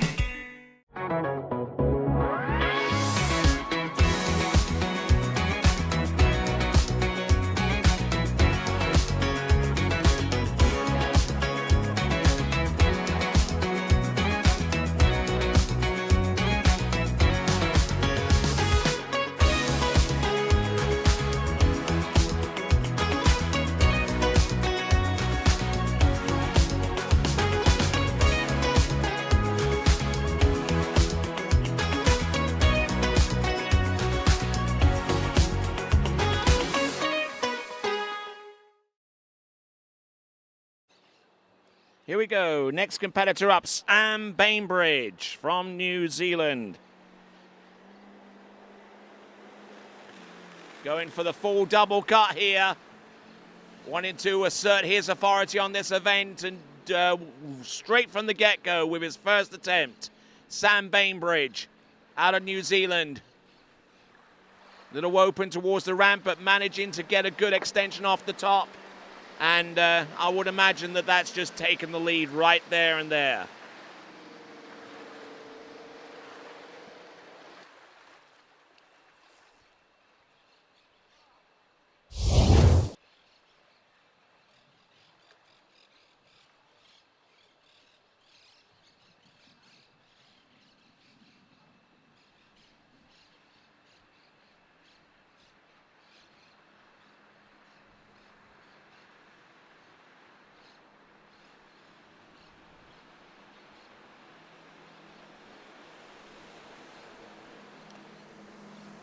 So the jump distance coming through in just a few moments' time. It should be around the mid-30s indeed. It's 33 meters, not quite the lead distance, mind you, but he's only about 2.1 meters behind that lead distance, courtesy of his teammate Hunter McKenzie. And the tail of the tape here within the last few competitions have shown that that his best jump is around about that distance of around 33 meters. I might even go so far as to say that that first jump from him, 33 meters, is actually a personal best. So let's see if he can increase upon that distance with the remaining 2 jumps, this being the first of them. Getting nice and wide, works his way to the handle smoothly, up and very, very close to the bottom right-hand corner. And just slipping out so far as his lift is concerned.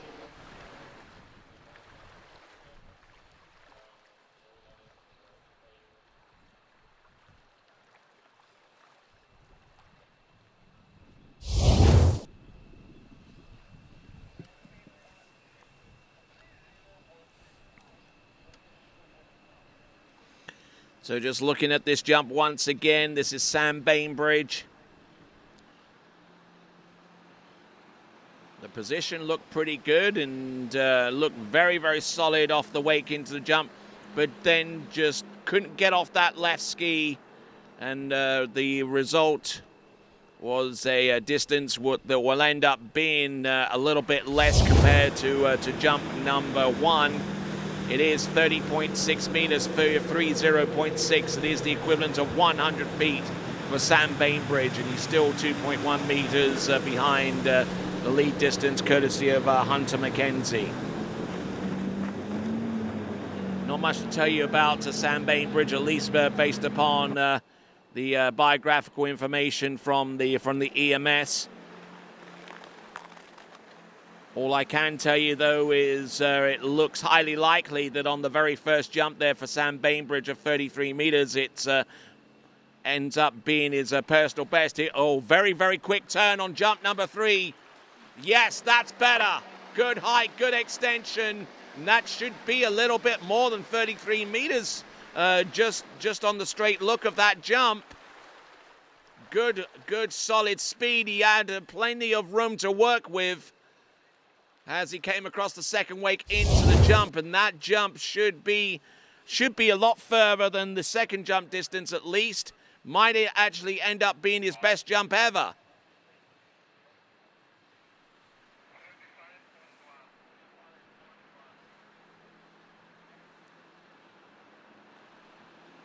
So looking at this third and final attempt up off the wake into the ramp. Wonderful stuff there. We're going to get a distance, and if this is correct, it's going to be the case of dueling Kiwis. Yes, it's 35.1. We have a two-way tie for the lead between Hunter McKenzie and Sam Bainbridge. 35.1 meters. All right, mate. Two New Zealand competitors both tying with the lead at this juncture. And when we return, we will have our next competitor, Juan Jose Roja, next.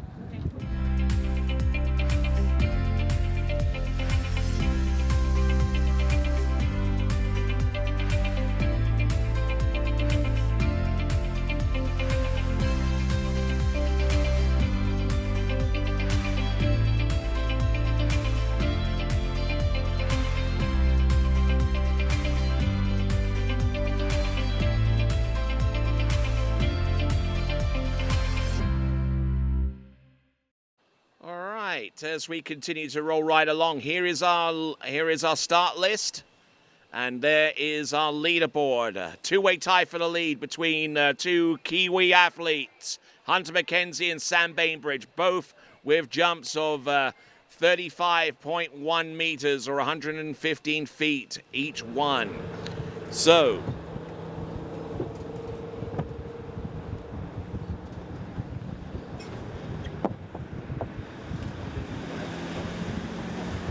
here we go. Juan Jose Roja.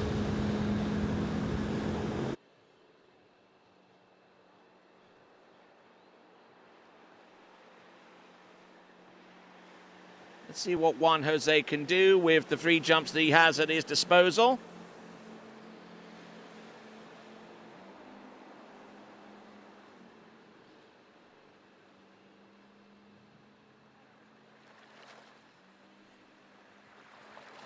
A little flat coming into the base of the jump. He got the height, and he definitely got some speed in, but he didn't quite edge all the way through the ramp.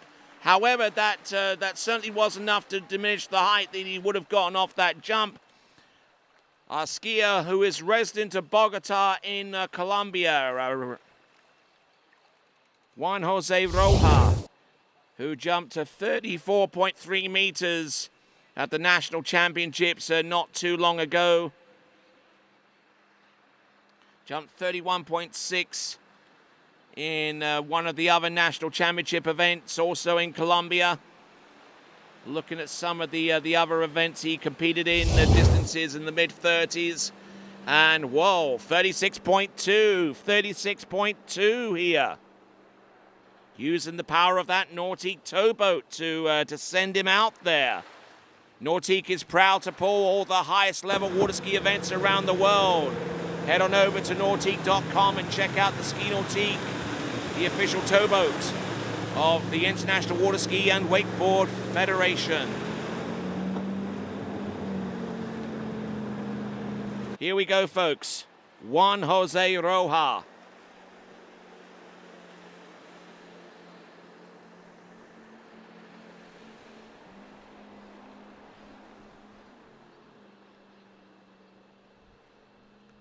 Keeps a good tight line into the approach, into the turn.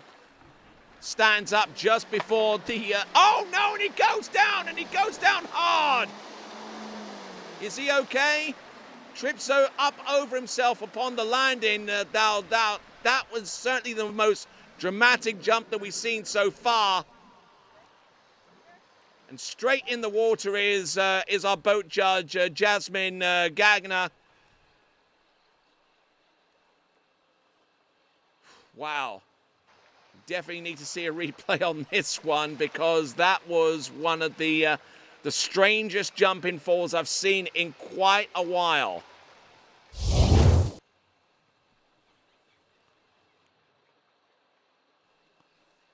The turn and everything looked pretty good. Jumped 36.2 on the opening attempt, got the height. Ooh, and he just plain flat out collapsed. There's no two ways about it. That jump had all the legs to being a successful landing, but he just collapsed and just buckled over his knees into the landing. But to our good folks along the shoreline, give him a big cheer, why don't you? Give him some encouragement. Juan Jose Roja. And he's going to take his third and last jump, and when we come back, we will rejoin him for that attempt next.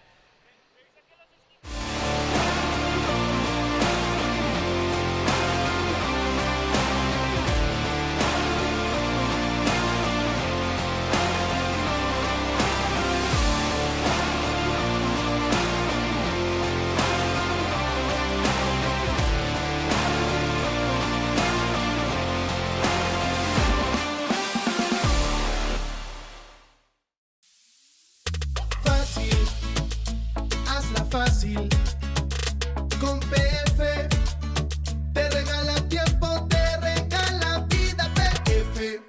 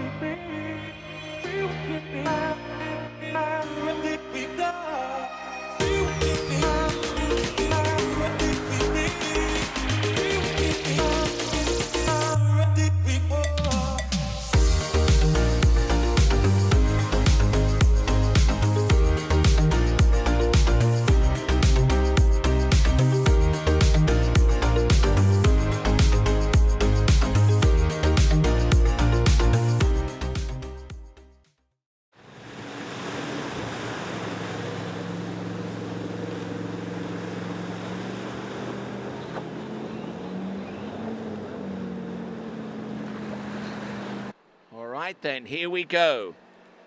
This is Juan Jose Roja with 36.2 meters, which might actually be a personal best for him on jump number 1. A crash on jump number 2. Let's see what he's got on jump number 3. And as I halfway expected him to do, passing up on jump number 3, didn't feel comfortable with that given the circumstances. So he'll swim into shore. Juan Jose Roja of Colombia. should be happy with his effort out there, at least so far as the first jump was concerned, but his third and last left a lot to be desired. We'll return right away with Noel Pollard from Great Britain. He'll be our next competitor in the Junior Worlds for 2022.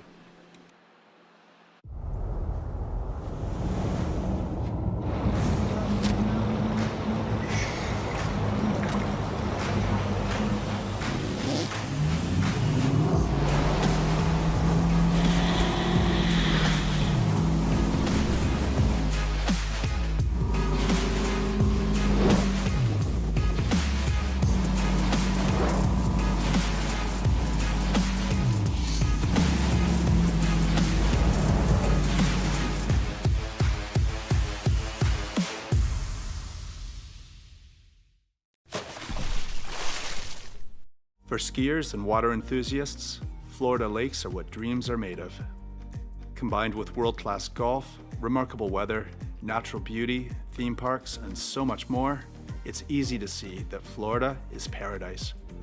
For more than 30 years, I've enjoyed Florida's lakes and many offerings. If you are interested in Florida real estate, let me be your guide and trusted advisor as you search for your paradise. Together, we can make your dreams a reality.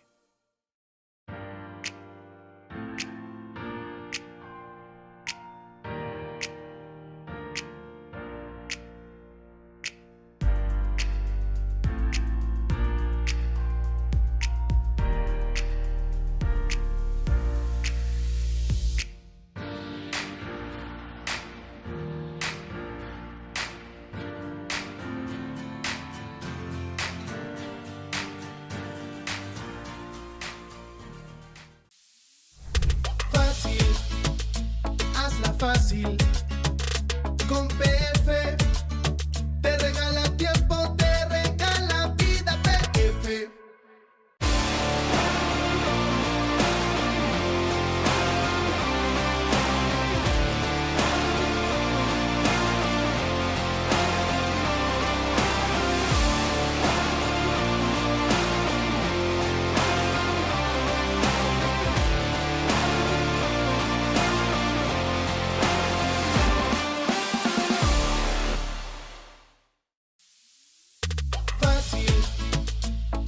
Fácil, con PF te regala tiempo, te regala vida. PF.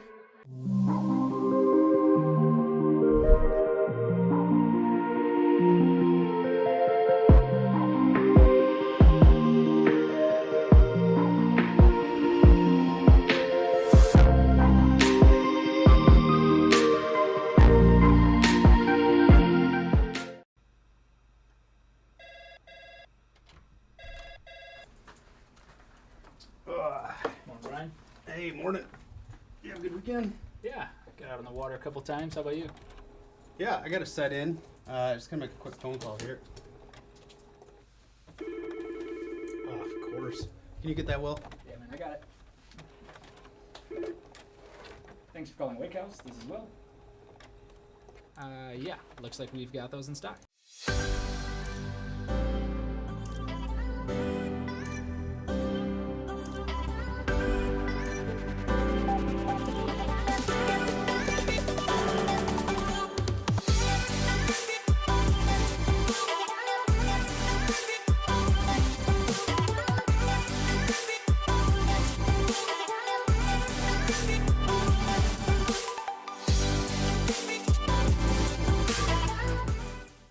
I'm involved with the flow point method because I think it's a really strong program. We've been working on a couple things and it's just fine tuning, and I want to be able to make sure that I can do those movements no matter where I am, so I can feel confident skiing at any site. It's just really all encompassing, and I think that's really beneficial. It's very helpful to keep on those keys and have a support team behind you that you can ask questions to and are there for every step of the way. For skiers and water enthusiasts, Florida lakes are what dreams are made of. Combined with world-class golf, remarkable weather, natural beauty, theme parks, and so much more, it's easy to see that Florida is paradise.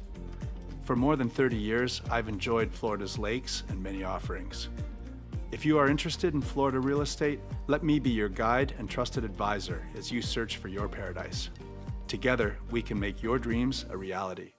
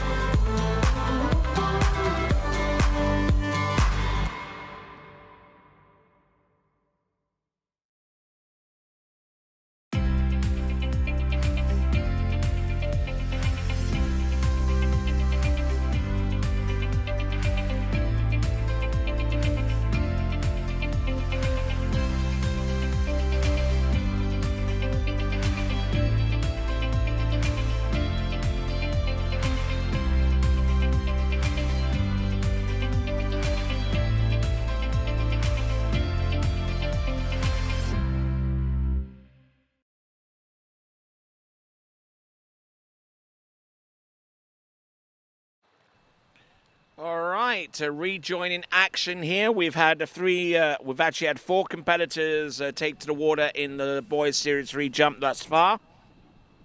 Competitor number 5 is Noah Pollard. Rock, country. Almost went into a Freudian slip there for just a moment, but Noah Pollard is our next competitor up, coming to us from Great Britain.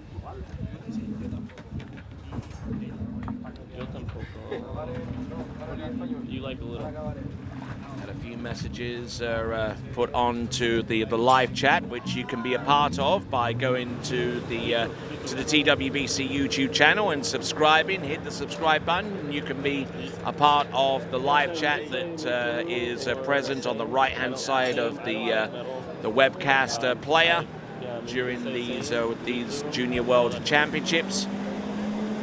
Also hit the bell icon as well, so you can be informed when the next time we go live.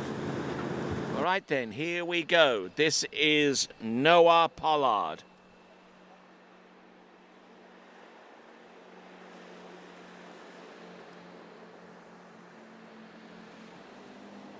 Here he comes, jump number 1.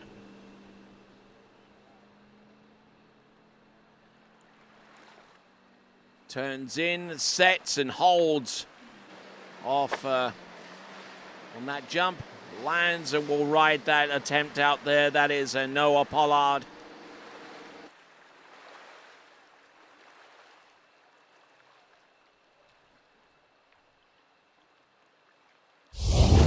All right, so Noah Pollard just waiting on distance on jump number 1. Just looking at his technique again, looking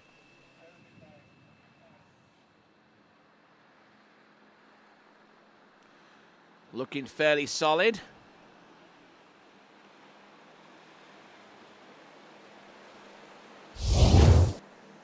So the distance coming through, it's 35 meters flat, 35 meters or 115 feet. 35 meters.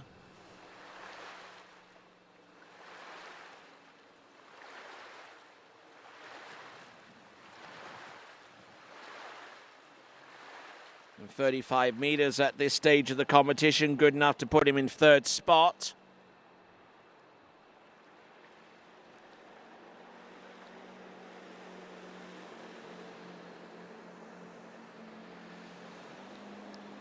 Here he comes, jump number 2. Turns in, drives it on off the second wake. Oh, and getting into a bit of a sticky situation so far as the landing is concerned, and unable to ride that one out.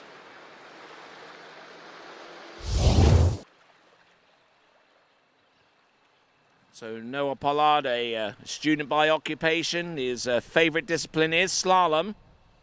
Trains over at Pentley Lakes and also at the Hazelwood Ski World during the course of the summer. A skier out of the eastern region of Great Britain. And when we return, we'll have Noah Pollard with his third and last jump.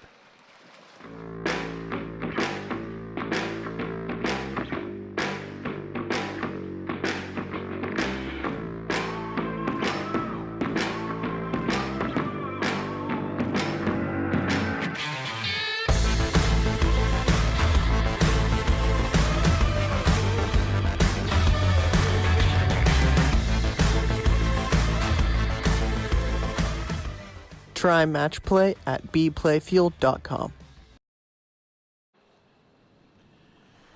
All right, rejoining action. Juan Jose Roja with 36.2 is your leader. Noah Pollard currently in fourth place right now with a 35-meter jump.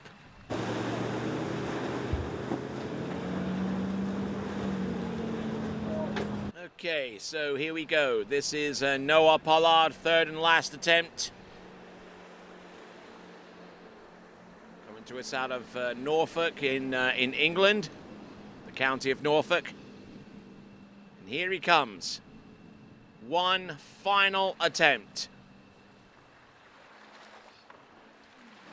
Up and over, getting a good amount of pull off the ramp there, and that jump should result in better distance.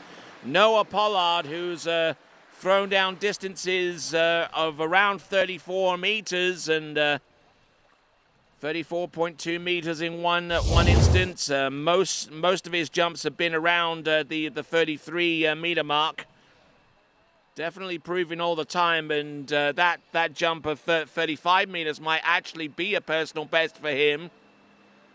But that's not to say that his third and last jump might be a little bit further in itself. So we'll watch out for the distance for... Oh, it's 36.7. 36.7 meters for Noah Pollard. That should be a brand new personal best for him. About 120 feet, 36.7 meters. Good skiing there from him. And that actually takes the lead away from Juan Jose Rojas by half a meter. So our new leader is Noah Pollard with 36.7 meters. And when we return, we'll have Samuel Acevedo of Colombia next.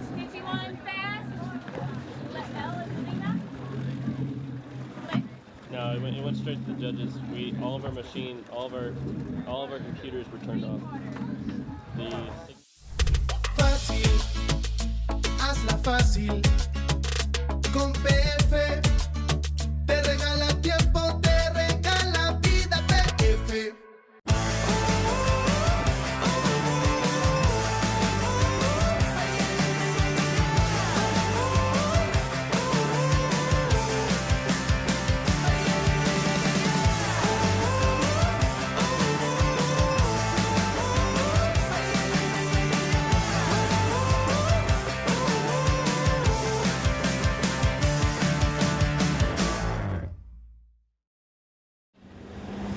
Returning to action here at the 2022 U17 World Water Ski Championships. Samuel Acevedo. Selecting letter L when the boat path is split with a speed of 51k. This is Samuel Acevedo.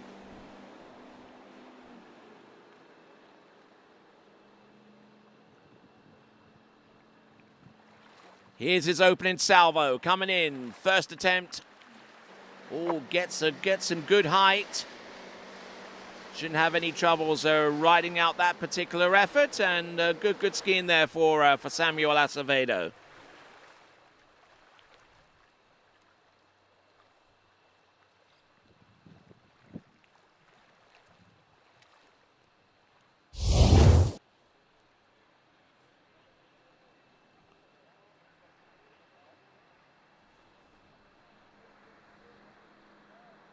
So, a little bit on his left ski coming off the top and not getting all the height that he could off the top of that jump.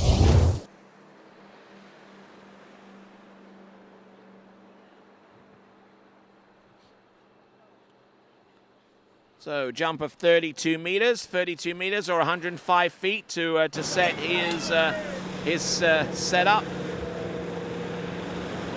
And seen here with Samuel Acevedo and a lot of other competitors all going with the cattle collar. Helps minimize whiplash neck injuries, much like the Hans device used in motorsport, especially in NASCAR in the United States.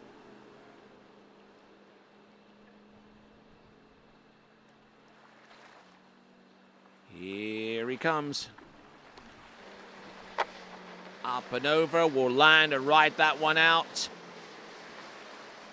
Definitely had better speed, and the height was a little bit more present there. Certainly more off his right foot instead of his left.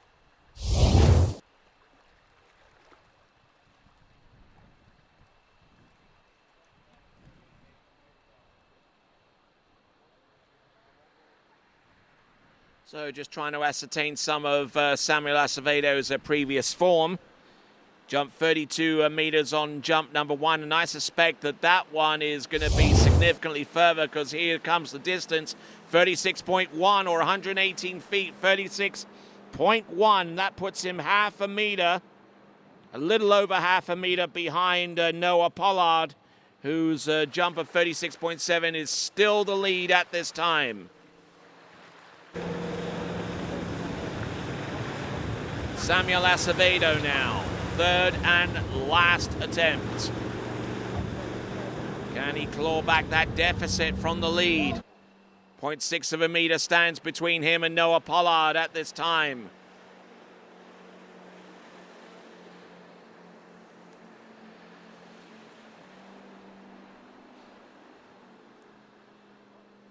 Up alongside the Correct Craft Nautique towboat, turns in, drops in hard.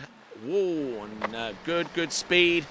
But I'm not too sure whether that jump's going to be any further than the distance that he recorded on the second attempt.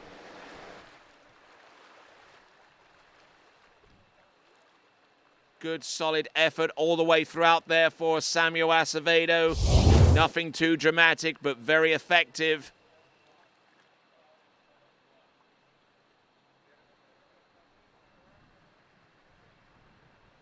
Up and over. So Samuel Acevedo, we're looking at the jump distance.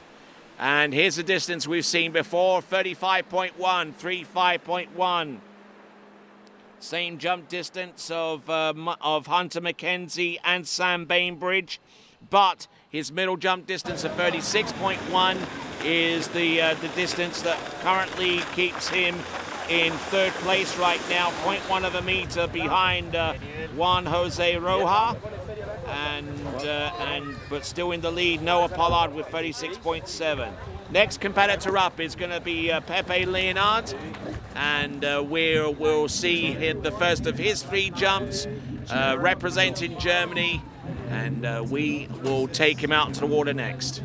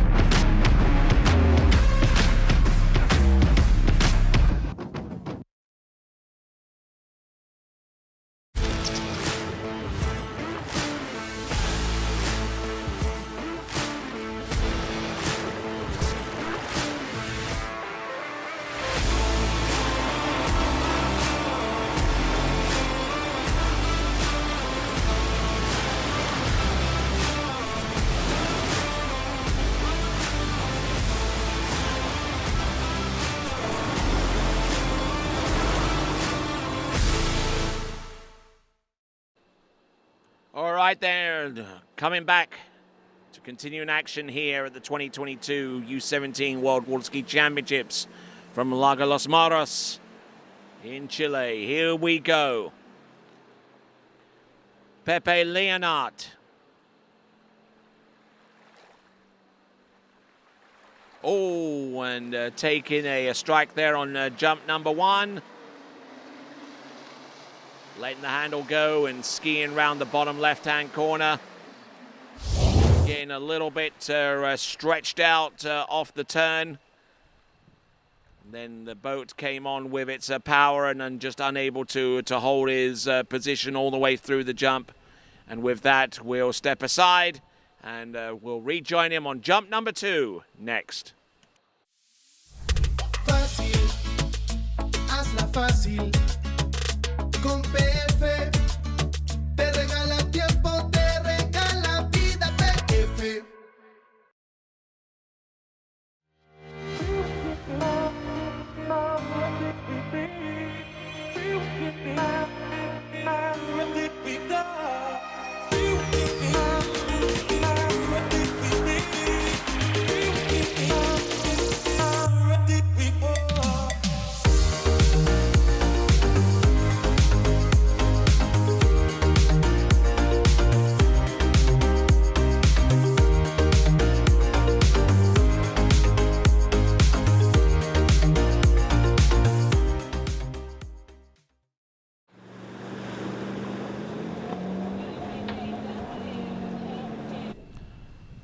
All right, here we go.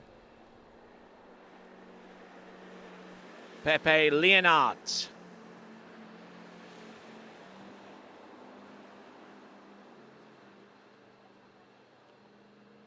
Out nice and wide of the towboat.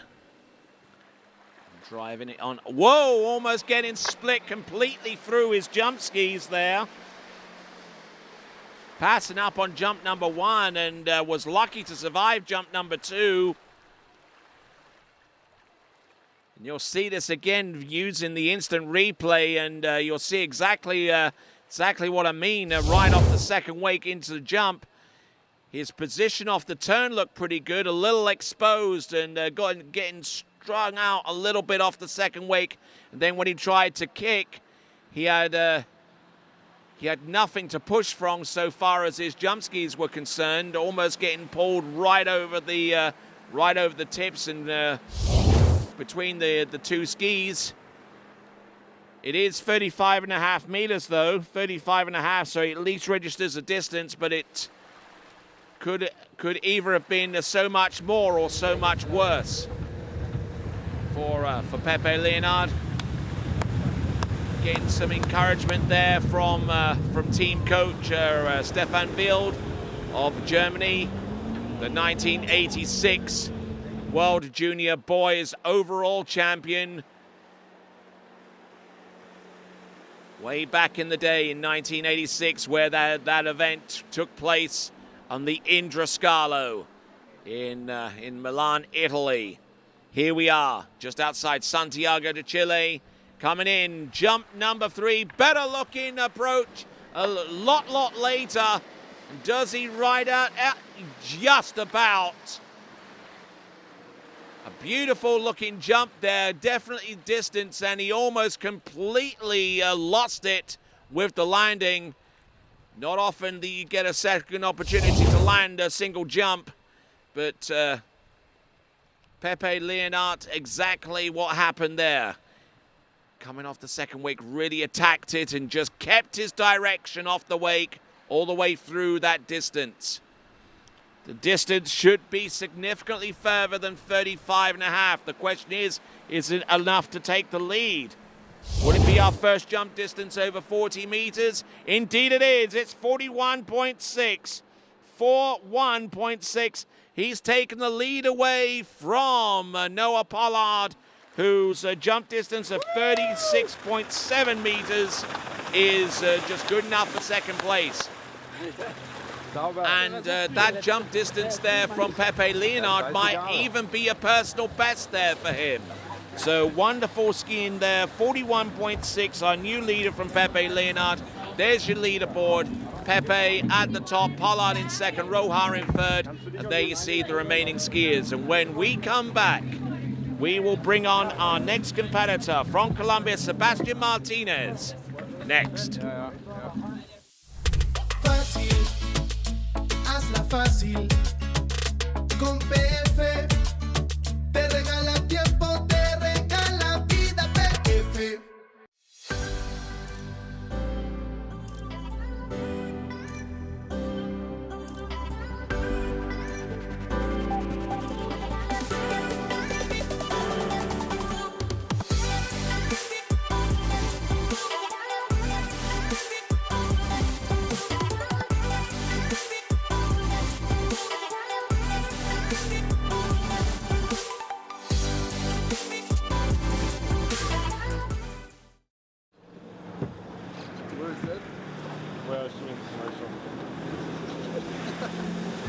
All right, so here we go. Coming in. Florida. Series 3, boys jump. Sebastian Martinez of Colombia.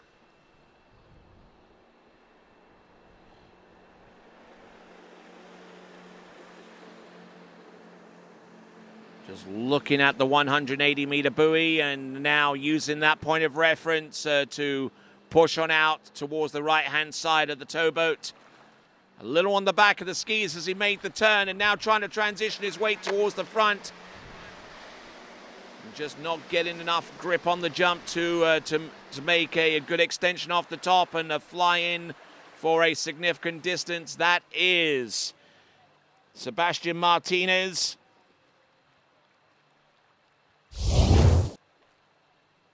We await the distance with bated breath there for Sebastian Martinez.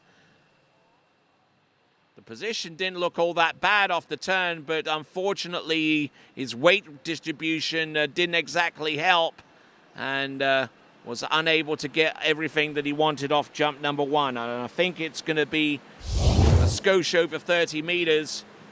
It is 31.5 meters or 103 feet for Sebastian Martinez. He is about 10.1 meters behind the current lead distance of Pepe Leonard with 41.6.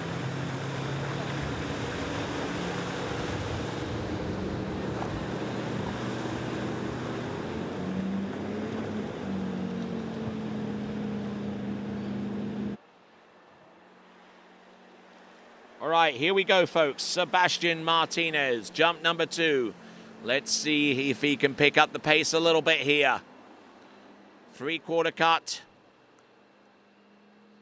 Nicely placed on the outside. Here he comes. And still not getting extension off the top of the jump.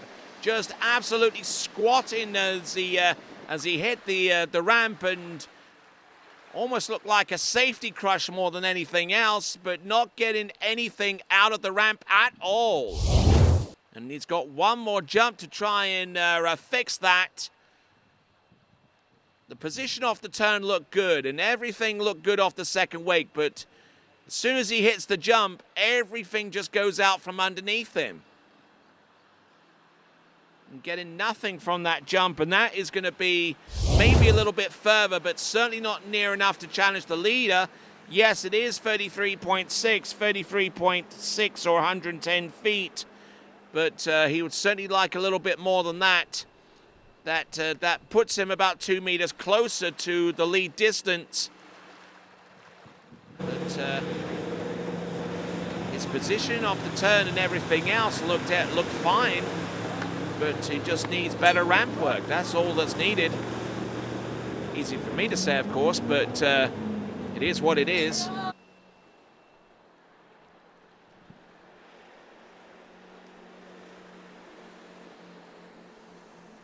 All right, here we go. Sebastian Martinez, one last attempt here.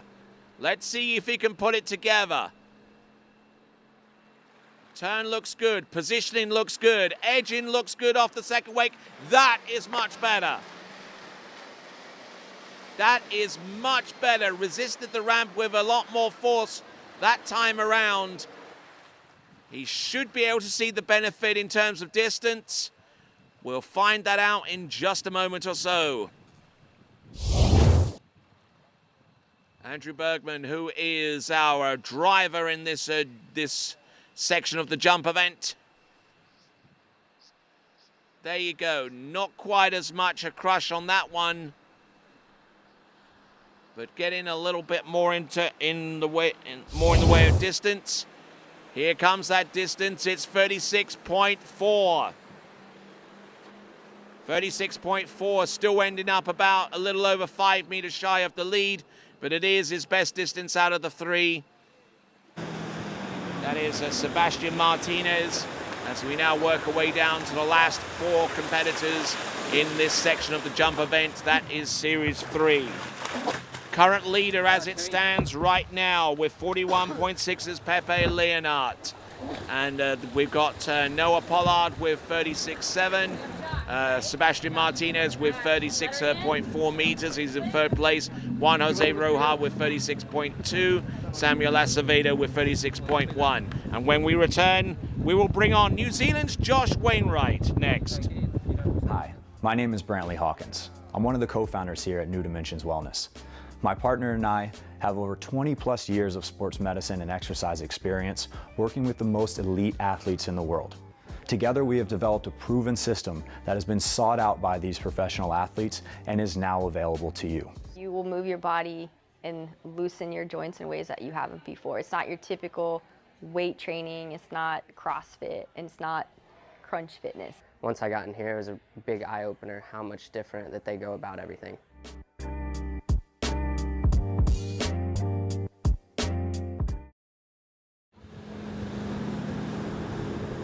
Here we go, folks.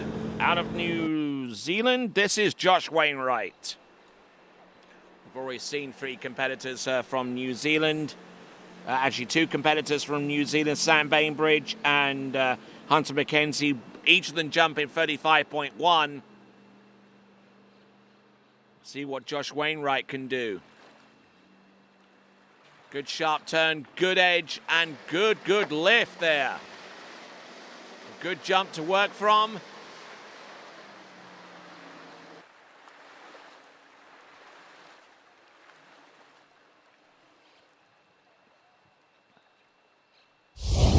All right, so waiting on the distance for Josh Wainwright. Good solid jump.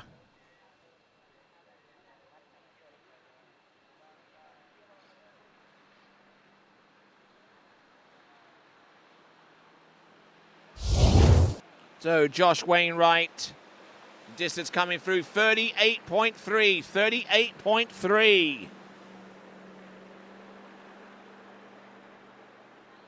So looking at some of the distances that these are produced in recent times, 33.3 meters at the pre-Oceania Championships, 33.9 at the Junior Masters in New Zealand, the New Zealand Junior Masters in April of 2022.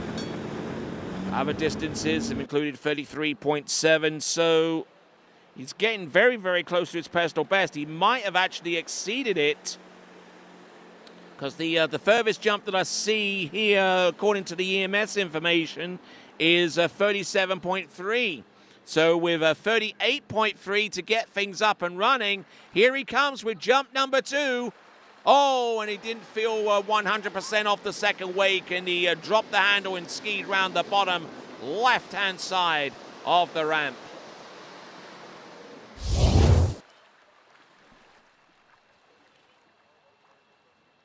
So Josh Wainwright. Decent turn, but unfortunately unable to fully utilize the power of that Nautique towboat. And when we return, we will bring you his third and last jump next. What if I told you there was a place where the sounds of nature are only broken by the roar of a boat? A place where that summer feeling lasts all year long. A place where the Florida sun is only outshined by the smiles of the skiers. A place where first-time skiers can ski alongside world champions, and the world-class coaches work with all levels of skiers. What if I told you there was a place where life slows down, and your only job is to make lifelong memories? That place is Swiss Water Ski Resort. Book your trip at SwissWaterSkiResort.com.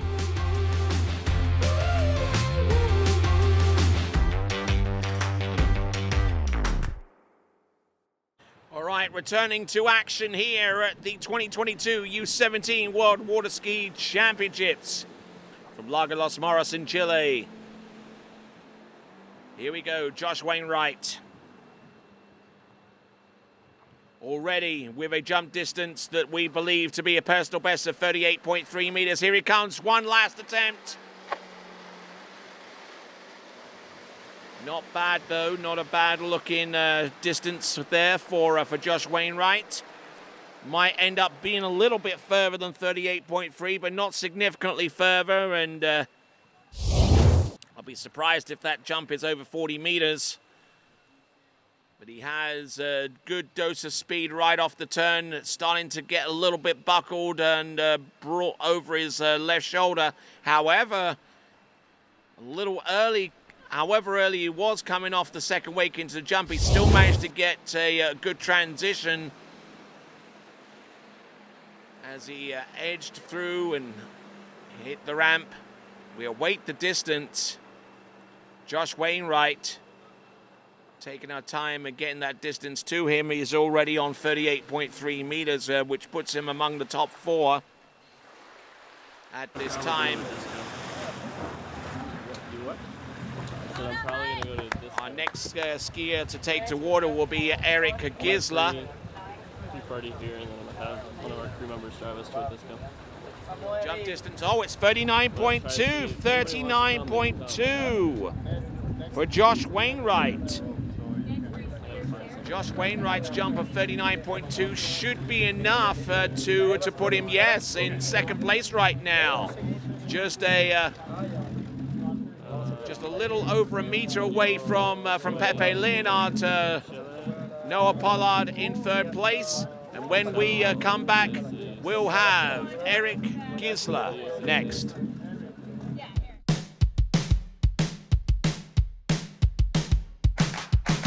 Today is gonna be a little something more. I've got a plan in mind, a special thing in store. The light bulb inside my head says, get out and play, 'cause you never feel this way. 51, fast, split. 51, fast, split, brake. No, I might go back to Albury, so. But it's boring. It's for stay like. All right, here we go. Eric Gisler.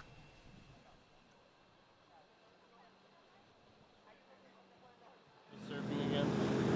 See if I can pull some biographical information there on him. But in the meantime, let's see him approach the ramp with his first attempt. Eric Gisler from Argentina.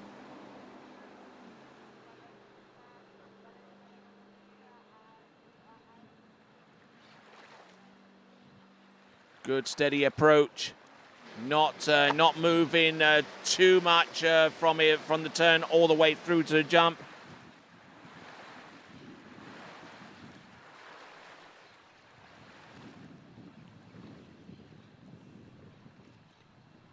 So a decent looking opening jump there from Eric Gisler. Just looked very, very solid off the turn. Not too much movement aside from lifting that left ski to give himself a little bit more speed off the second wake. Ended up arriving at the jump a little bit earlier than anticipated. The distance should be in about the mid... well, actually quite surprised with that distance. 32 meters exactly, or 105 feet, 105. 32 meters exactly there for Eric Gisler. Now, let's have a look at some of the other jumps that he's produced in the past. A 38.8 at the Pan American Championship.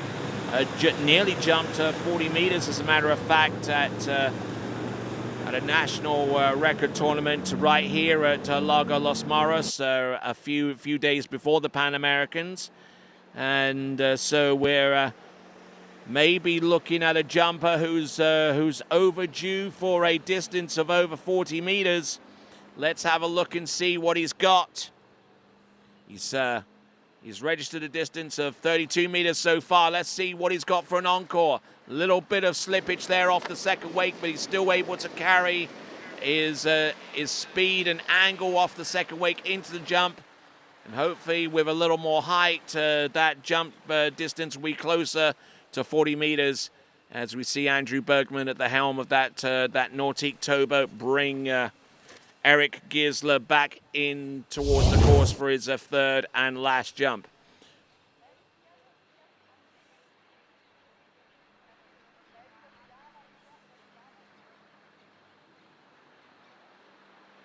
So beautiful looking jump there. The air form and everything else leading up to it was pretty darn good. Yes, it's going to be 37.8 meters, 37.8. 37.8 meters, not quite one of his better jumps, but he's got one more attempt to come.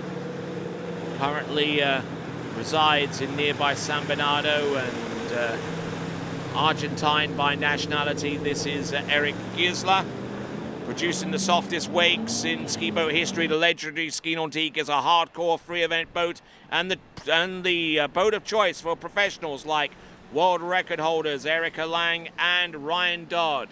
Let's see if he can utilize the power of that Craft Nautique towards one final jump. Here he comes. Turns, sets, drives in hard. Yeah, gets better direction off the top of the jump, and that could well be the difference on that third and last attempt. Waiting eagerly on that distance there, Eric Gisler.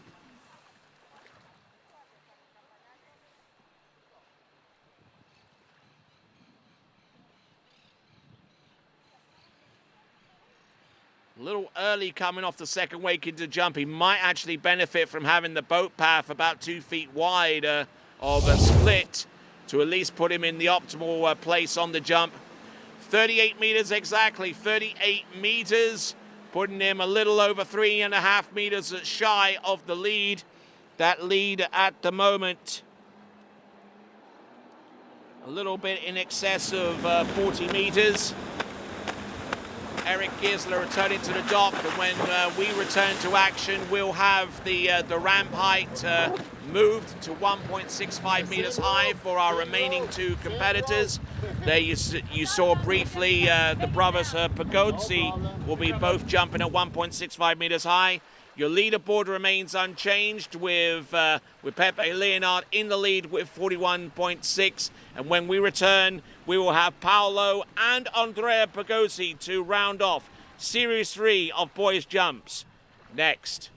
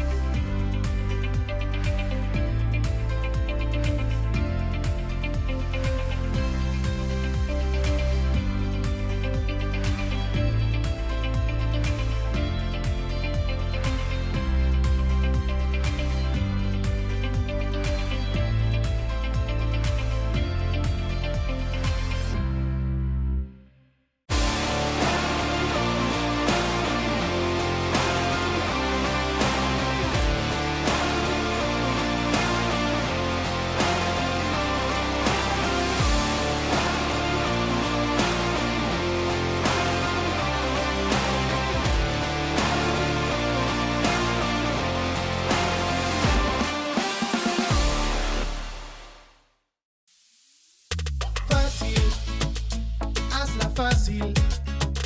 Con PF te regala tiempo, te regala vida. PF.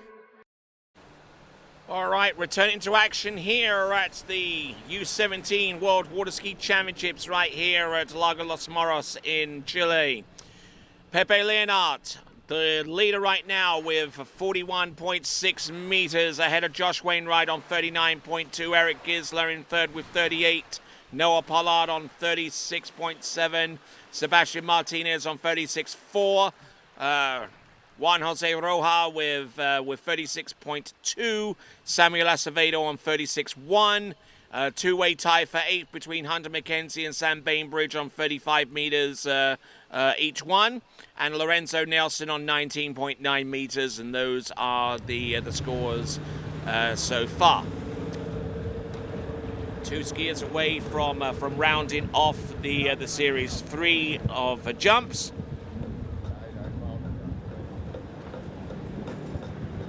And the first of those two competitors is going to be Paolo Pagozzi.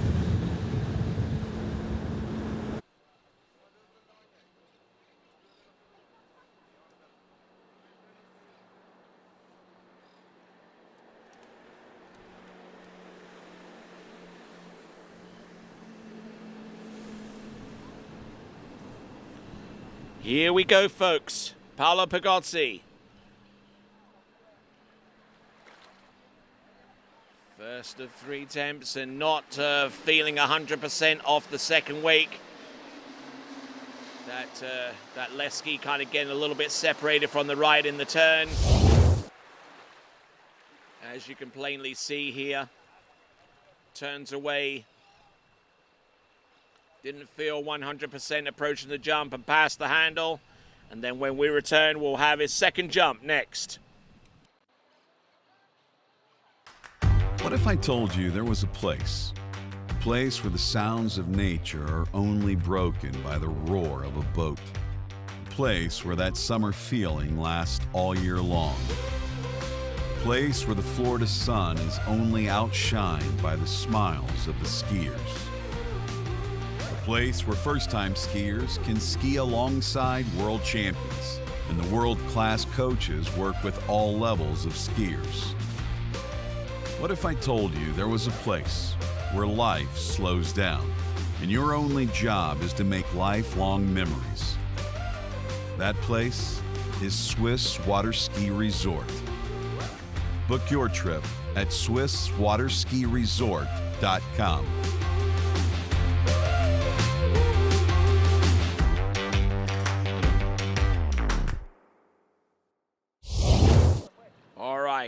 Coming back.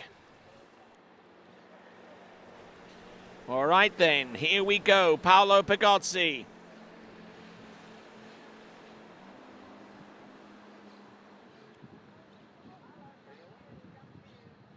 All right there, here we go. This is Paolo Pagozzi. A pass on jump number 1 and a pass on jump number 2 as well. So drama ensuing here with our first competitor from the Dominican Republic in the boys jump elimination round, Paolo Pagozzi, electing to go with the ramp height of 1.65 meters high at this stage of the competition. So no registered distance. And Paolo Pagozzi has now got to dig deep here to find the jump that will take the lead. And when we return, we will see him produce his third and last jump next.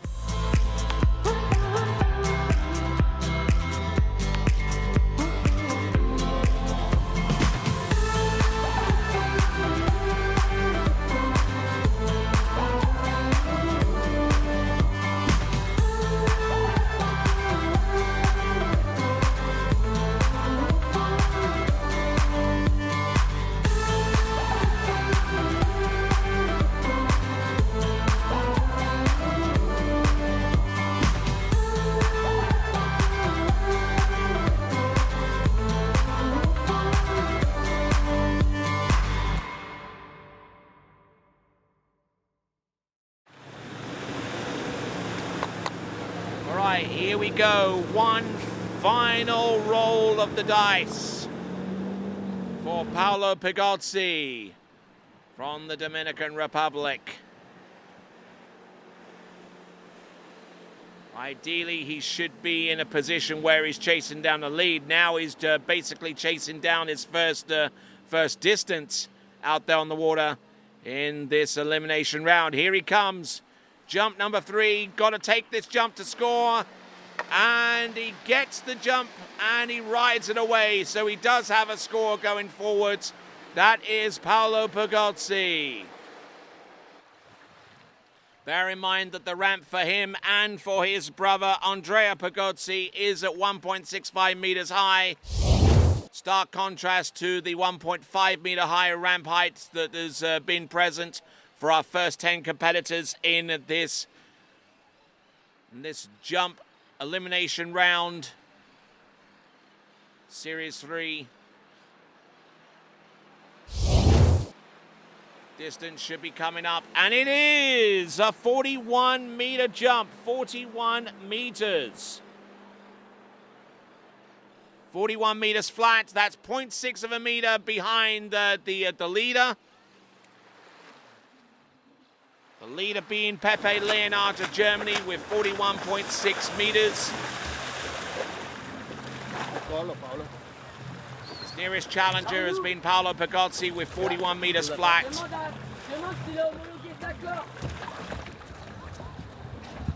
And a little bit of an equipment exchange here. Cattle collar going from one brother to the other. From Paolo Pagozzi to his brother Andrea Pagozzi. And when we return, we'll bring you his first jump next.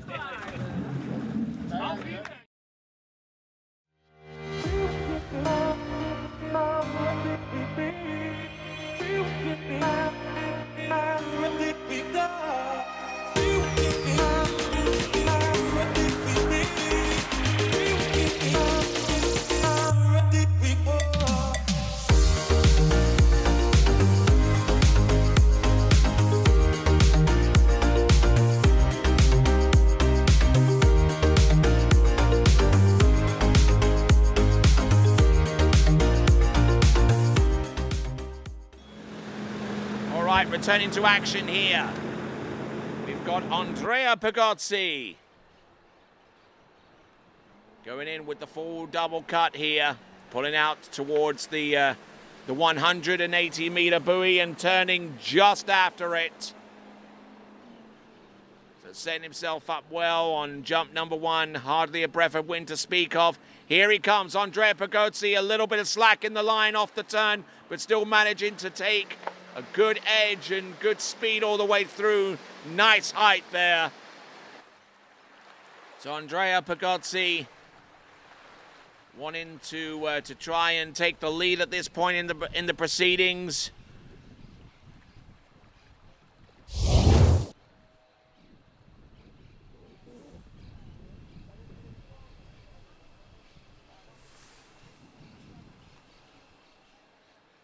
So just looking at this first jump once again, using the instant replay, just keeping the line pretty tight all the way through that turn. I noticed a little bit of slack, but it was very, very minute to say the least.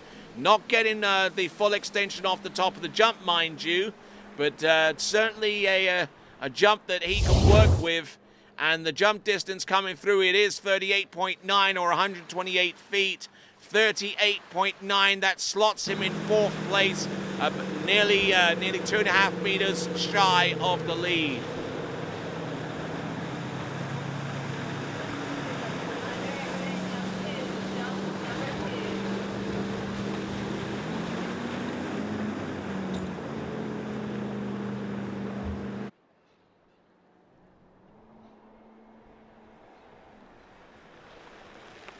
All right, here we go, folks.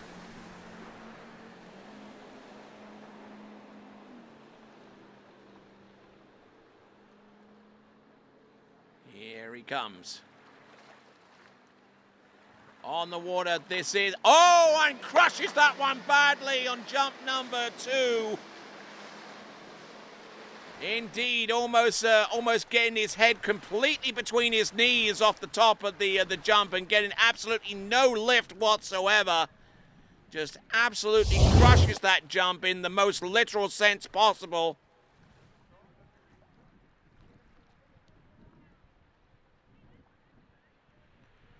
His approach coming into this attempt looked pretty good. The wind starting to pick up a little here. Then came into the jump getting a little bit stretched, and then it was just a case of a survival there on jump number 2.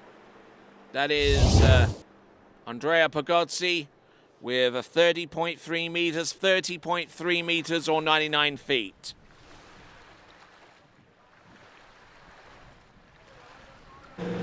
So now, third and last jump, and now the wind is really starting to pick up a little here.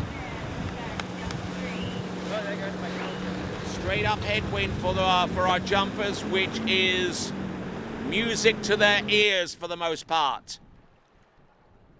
However, they do have to make the necessary adjustment, especially here on the pull-out towards the 180-foot buoy, and turning in exactly the same place as he had been turning for the previous two jumps. So it comes down to what his position is like off the turn.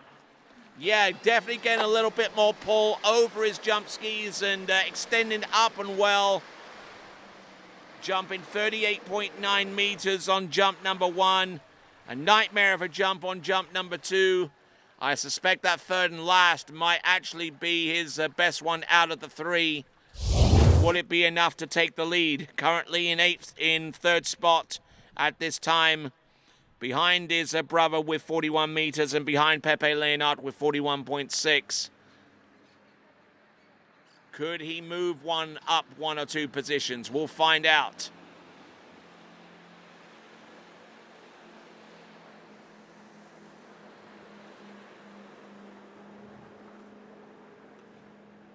Distance will be known momentarily. Works his way back towards the dock and the distance. Oh, look at this, folks. 42.5. 42.5 and right at the gut. Taking the lead with the very last jump in the Series 3. Here it is. Andrea Pagozzi with 42.5. Just putting him ahead on this very last jump ahead of Pepe Leonard with 41.6. Paolo Pagozzi with 41 meters flat. Josh Wainwright on 39.2. Eric Gisler on 38 meters. Noah Pollard on 36.7. Sebastian Martinez 36.4. Juan Jose Roja with 36.2. Samuel Acevedo with 36.1. A two-way tie for 10th between Hunter McKenzie and Sam Bainbridge on 35.1. And in 12th spot right now, after the completion of the Series 3 jump, Lorenzo Nelson with a jump a little over 19 meters.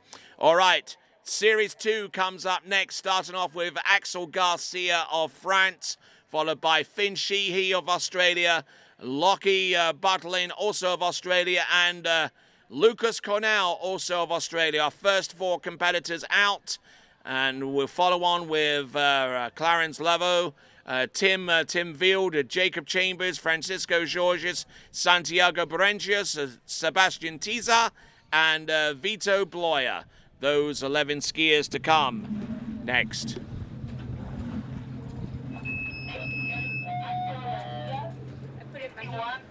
Hive of activity around the dockside. Put it in my hand so it wouldn't fly away.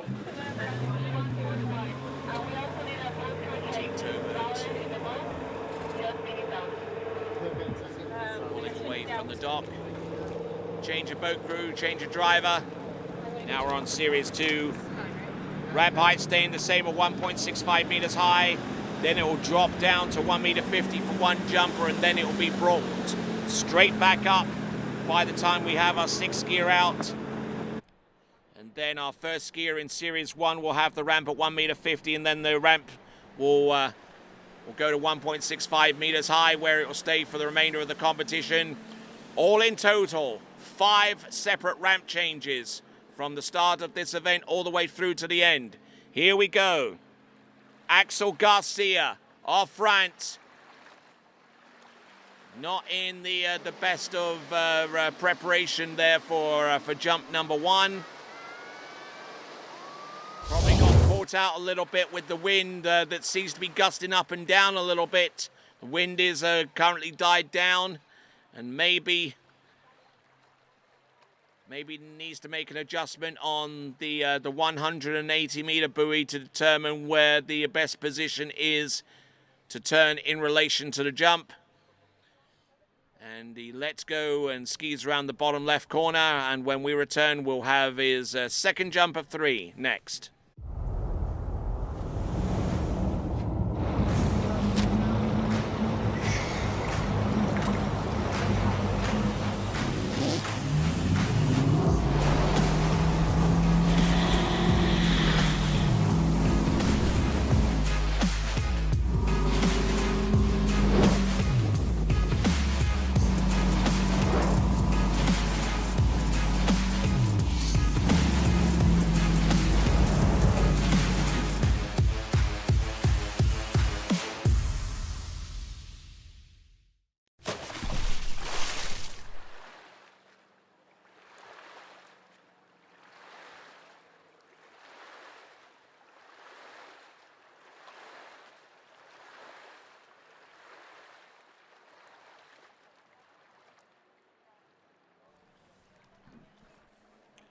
Okay, Axel Garcia passing up on jump number 1.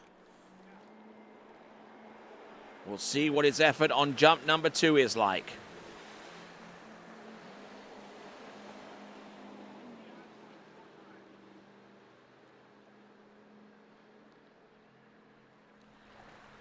Handle up a little high off the turn, but still managing to rock this jump. Oh, beauty of a jump there. Great extension.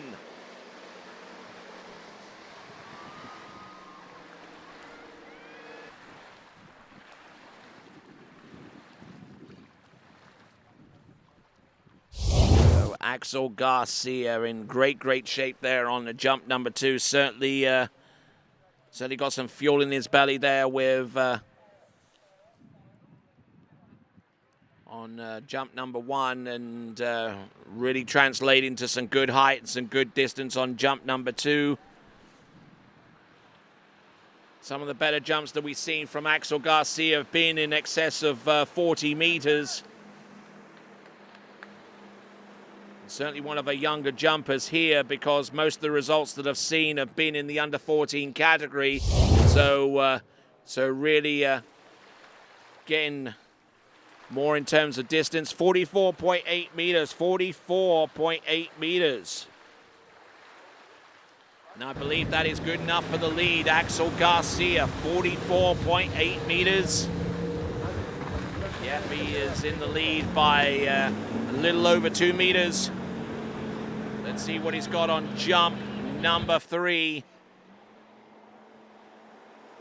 Certainly be delighted with one of his better jump distances of the 2022 season with 44.8, but he knows that if he wants to be a part of the finals, which will take place as the last event tomorrow, he's got to come up with something big, something like that maybe. Yeah, there you go, he's excited.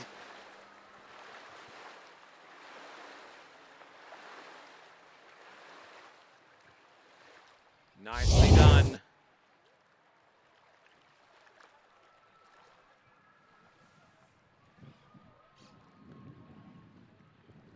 We're waiting on the jump distance to come through, but I will tell you what, there it is, 46.8 meters.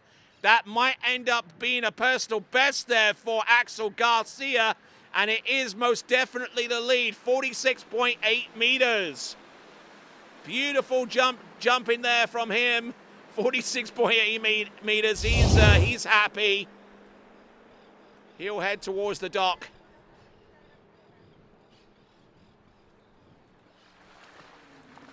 Yeah,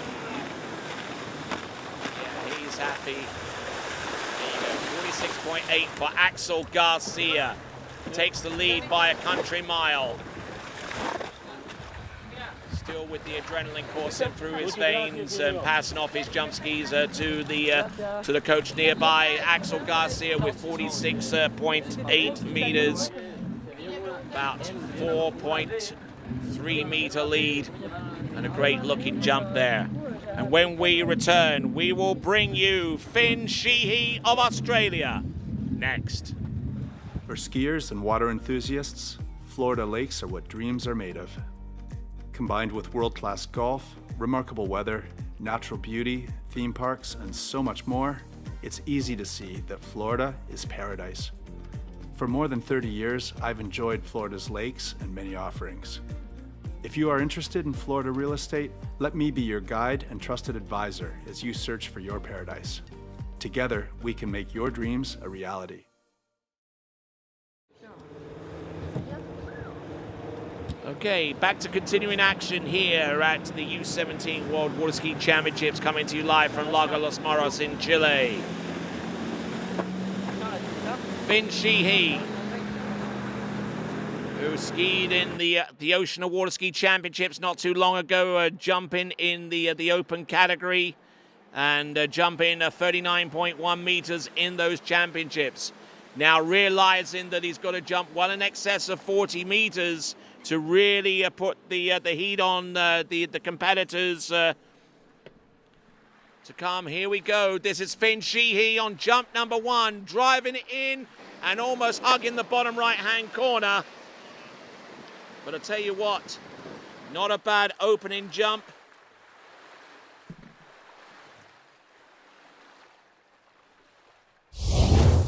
A good looking opening jump, turning round the 180-meter buoy.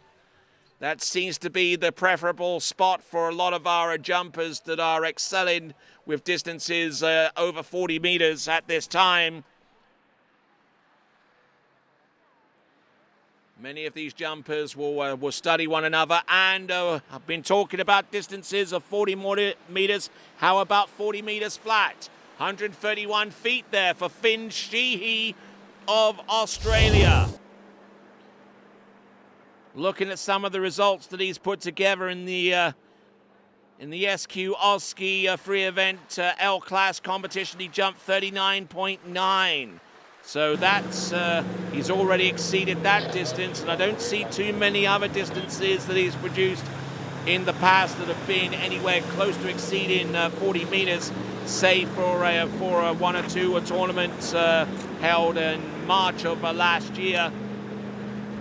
Closest other performance there is a 39.6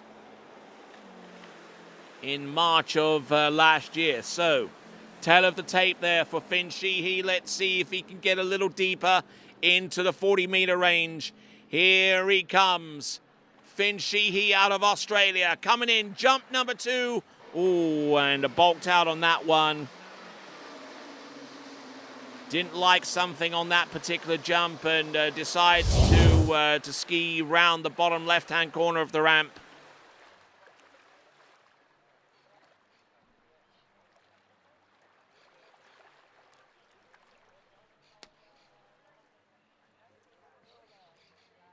So great skiing.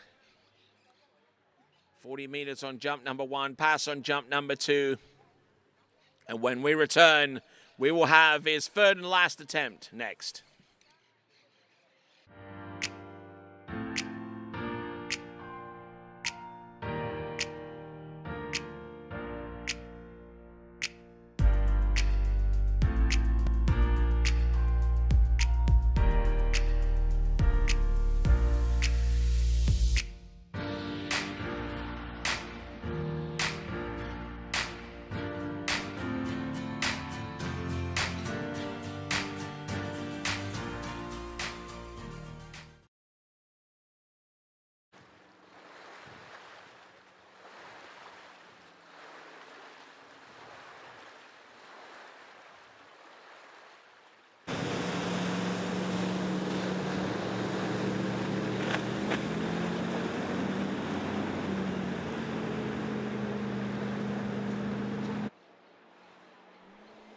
Okay, returning to action on the water. Here we go, Finn Sheehy.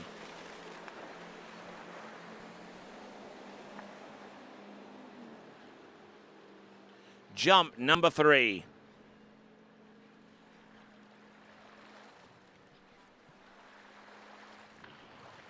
Up and over, again a little bit twisted in the air and managing to land and ride that one out.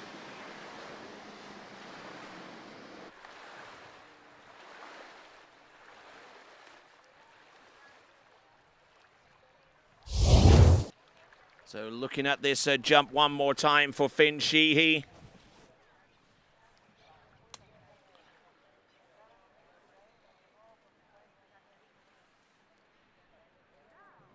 So we're waiting on the jump distance, 41.9 meters, 41.9 for Finn Sheehy, his best jump distance out of the 3.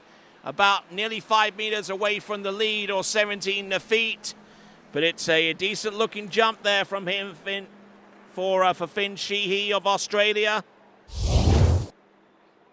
He'll return to the dock and he'll hand off the handle to the second of our 3 Australians in this section of the competition. Lockie Butlin coming up next as we take a look at the starting list for our remaining competitors. 10 competitors remain. Look down towards the starting dock, and we'll have Lockie Butlin taken to the water. Let's have a quick look at the leaderboard. We've got Axel Garcia still in the lead with 46.8. We got Andrea Pagozzi with 42.5, Finn Sheehy with 41.9, Pepe Leonard in 4th, And as I say, when we come back, we will bring to you Lockie Bartlett next.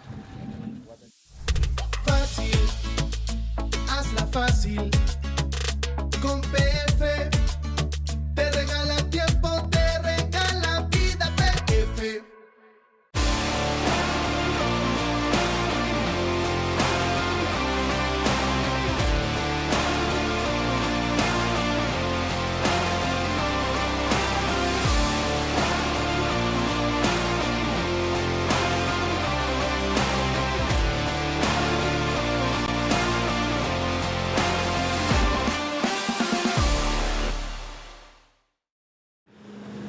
All right, returning to action here, we've got Lockie Bartlett.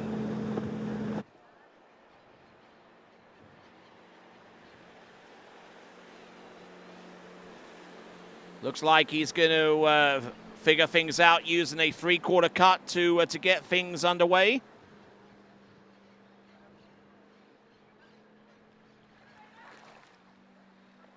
Here he comes, jump number one. Good effort, good lift.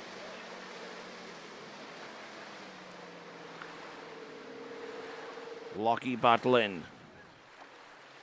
who we've seen ski already in this competition in the other two events, the tricks and the slalom event. Lockie Bartlett competed in the Oceania Championships, where he jumped 38.9. That jump is going to be around about the similar range. There we go, 37.5 meters on jump number one, 37.5. Let's see how much he prepares for jump number two. Trains over in Albury. Likes AFL football, the Australian rules football, which for anyone who resides outside of Australia must think is absolutely bonkers with the rules that are in place and the aggressive nature of play.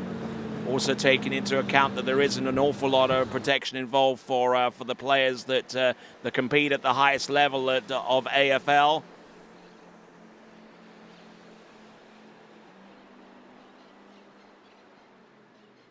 So here comes Lockie Bartlett. Dropping in and rocking it off the second wake up. Yeah, better extension, better looking distance there for Lockie Bartlett. Skied his first competition in 2013. Is coached by the likes of Catherine Humphrey and Ryan Green.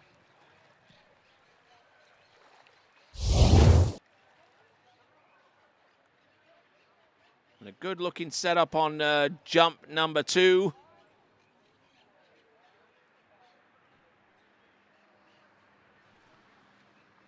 Good extension off the jump there. That is a wonderful jump from Lockie Bartlett. That is a 41.6 meters, 41.6, little over 5 meters shy of the lead, and 41.6, as far as I recall, was actually the jump distance from Finn Sheehy as well.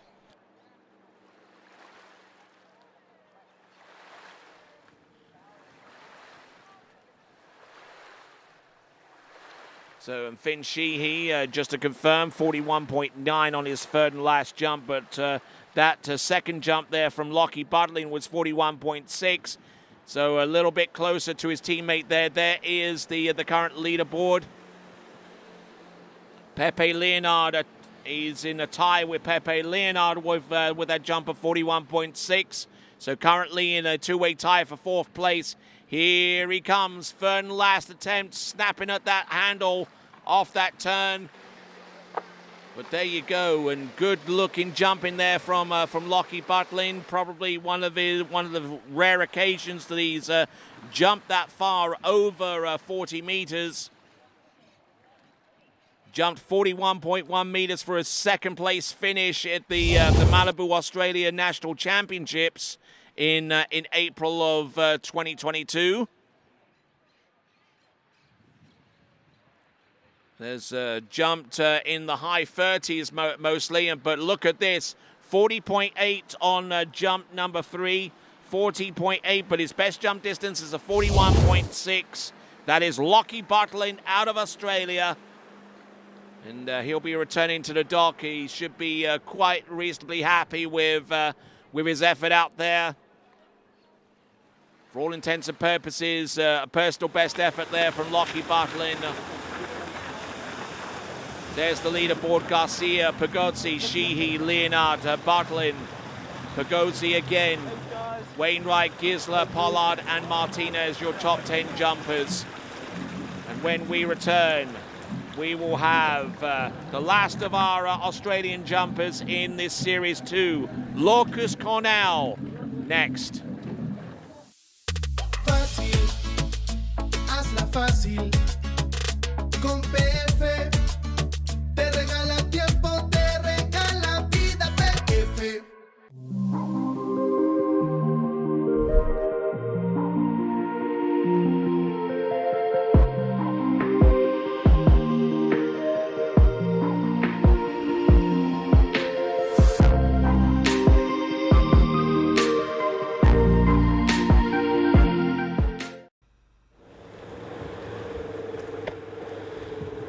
Moving swiftly from one competitor to the next. Lucas Cornell already out on the water, getting ready for the 3 jumps that he has at his disposal.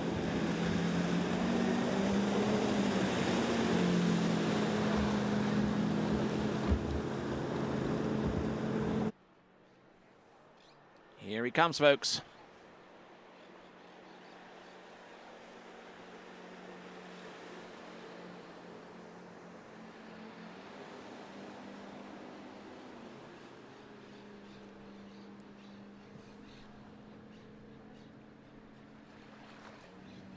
Lucas Cornell, jump number, and leaving that pass rather late. Had to make a split-second decision as to whether to take that jump or whether to pass on the bottom left-hand corner. Choosing the latter at this case. The turn and everything else looked pretty good. The timing was just a little ways off.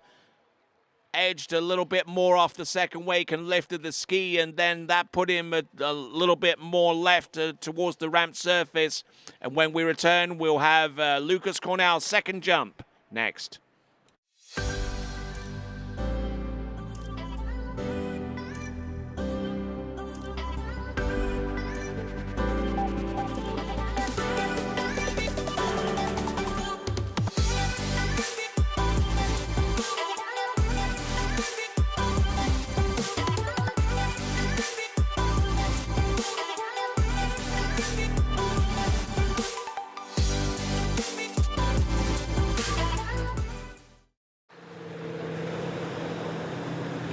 Turn into action. I'm sure that Lucas Cornell is getting some advice from Aussie water ski legend, former world champion from way back in 1969, Bruce Coburn, along a dockside, offering his expertise and the benefit of his immense experience. Let's have a look and see what Lucas Cornell has on jump. On this jump coming up. Oh, and passing up on jump number 2 as well. So still trying to convince himself to go a little bit later, but nothing was doing on jump number 2. Lucas Cornell. First 2 jumps resulting in a duck there for him. And now, third and last attempt coming up next. I'm involved with the flow point method because I think it's a really strong program. We've been working on a couple things and it's just fine tuning, and I want to be able to make sure that I can do those movements no matter where I am, so I can feel confident skiing at any site. It's just really all encompassing, and I think that's really beneficial. It's very helpful to keep on those keys and have a support team behind you that you can ask questions to and are there for every step of the way. All right, continuing on, and we've got Lucas Cornell on the water from Australia, and And one of the most popular sports in Australia and typically played this time of year is cricket. And one of the worst things that can happen to a cricketing athlete is to be out for a duck. In other words, going up to bat and scoring 0 runs. And a similar instance could well befall Lucas Cornell unless he conjures up something with his 3rd and last attempt.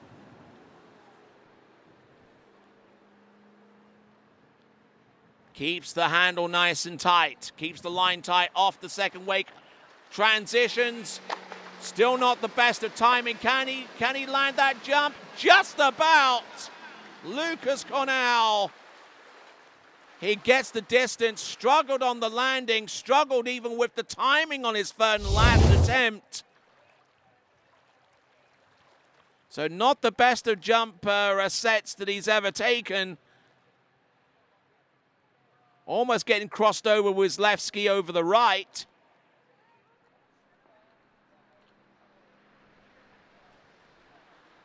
The distance isn't going to be all that pretty there for Lucas Cornell. It's 42.9 or 141 feet, 42.9. Even taking into his count, his best jump distance was 44.6 at a recent Christmas Cup event in Australia. 42.9 for Lucas Cornell as he makes his way back to the dock. We're going to transition the ramp from 1.65 meters high to 1.50 meters for one jumper, and then we'll raise it once again to 1.65 meters high for the remaining competitors in Boys Series 2. There is your leaderboard. Garcia, Cornell in second place with 42.9, and when we return, we will have Clarence Laveau next. For skiers and water enthusiasts, Florida lakes are what dreams are made of. Combined with world-class golf, remarkable weather, natural beauty, theme parks, and so much more, it's easy to see that Florida is paradise. For more than 30 years, I've enjoyed Florida's lakes and many offerings. If you are interested in Florida real estate, let me be your guide and trusted advisor as you search for your paradise. Together, we can make your dreams a reality.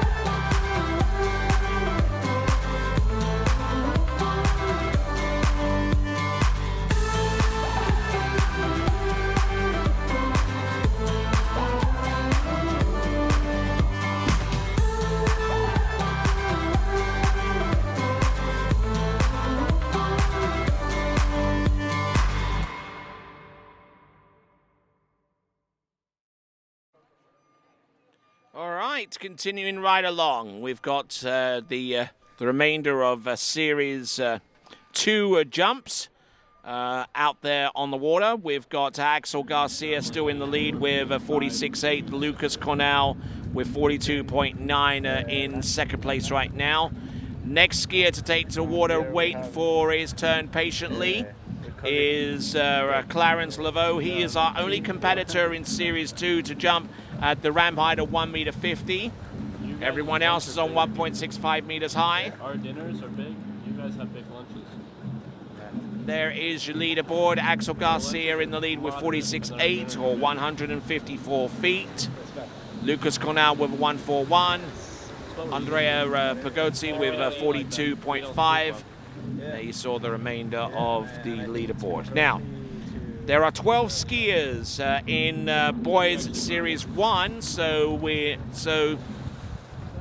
won't really know until about the next 7 or so skiers and the destiny of the longest distance, whether it's enough to make it through to the next round of the competition. Won't know until at least one skier into Series 1 make that determination. As it looks like, 46.8 seems to be a decent jump, and but I anticipate it's going to take distance well in excess of 50 meters closer to 52 to possibly make it through to the boys jumping final. Clarence Laveau, 5-foot ramp height. Seems to be seated quite high given the ramp height that he's working with. Here he comes, Clarence Laveau.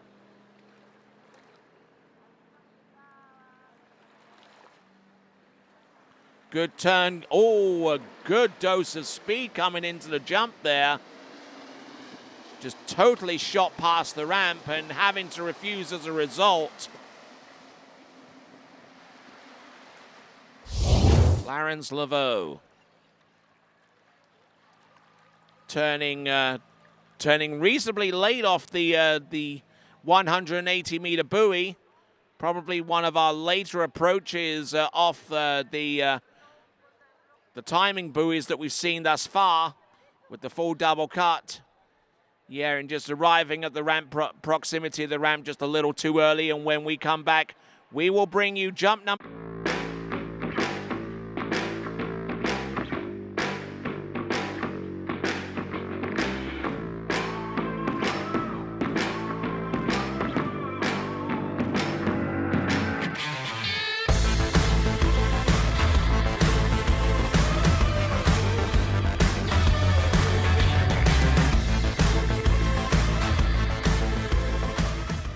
Try match play at bplayfield.com. All right, so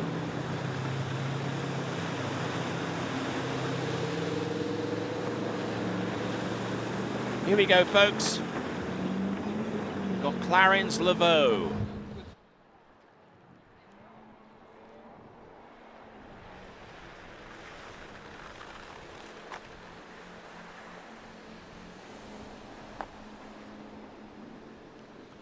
Now set himself up wide on jump number 2, passing up on jump number 1.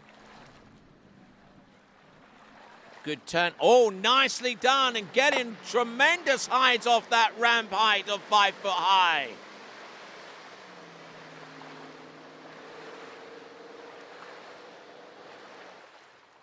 Nothing else. He might end up being our furthest jumping athlete off that 5 foot high ramp or 1 meter 50. But certainly had a lot of speed off the turn, and he just absolutely drove those skis all the way through. Distance coming through 44.9 meters. 44.9 meters. Or 147 feet. I'll tell you what, and if he keeps this up, with maybe an enhanced distance, there'll be 1 or 2 collegiate teams out there that will be having a serious look at Clarence Laveau, because in U.S. collegiate water skiing, the maximum height of the ramp is 5 foot high. So any athlete that they can bring on board that is experienced enough to jump long distances on a minimum sized ramp such as 5 foot. Clarence Laveau, let's see what he's got. Here he comes.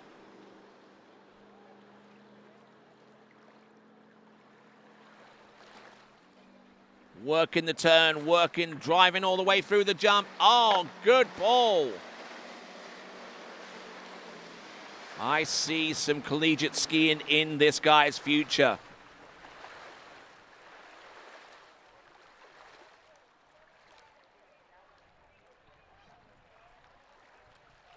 Waiting on the distance to come through.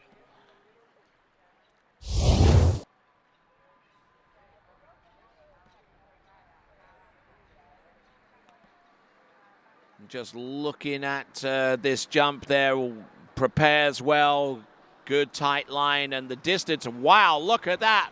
47.8 meters, 47.8.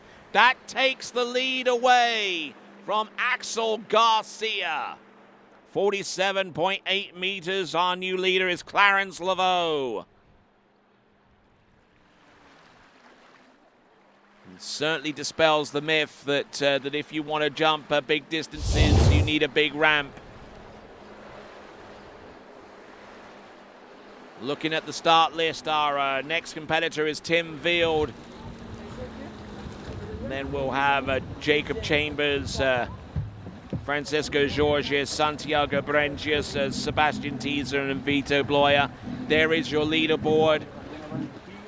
Clarence Laveau in the lead with 47.8 meters. Certainly one of the stars of this competition. And when we return, we will bring on Germany's Tim Field next.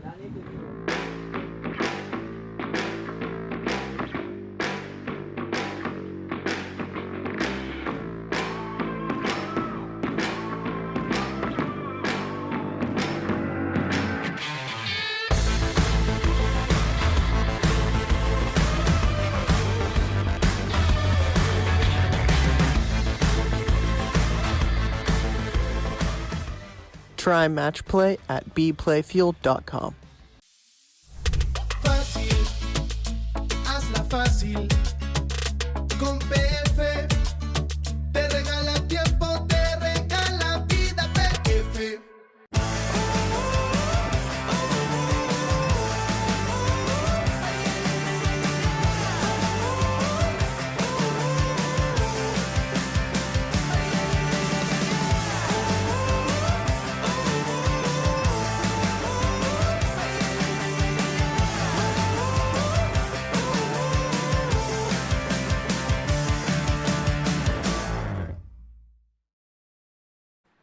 All right then, returning to action, we've got the remainder of our Series 2 jumpers. Here is our leaderboard. We've got Clarence Laveau with 47.8 meters, Axel Garcia with 46.8, Lucas Canal on 42.9 in third, Andrea Pagozzi with 42.5, Finn Sheehy on 41.9, Pepe Leonard on 41.6. Tied with Lockie Bartlin, also with the same distance of 41.6. Then Paolo Pagozzi of 41 meters exactly. And we've got Wainwright there with 39.2 and Eric Gisler on 38. Those are your top 10.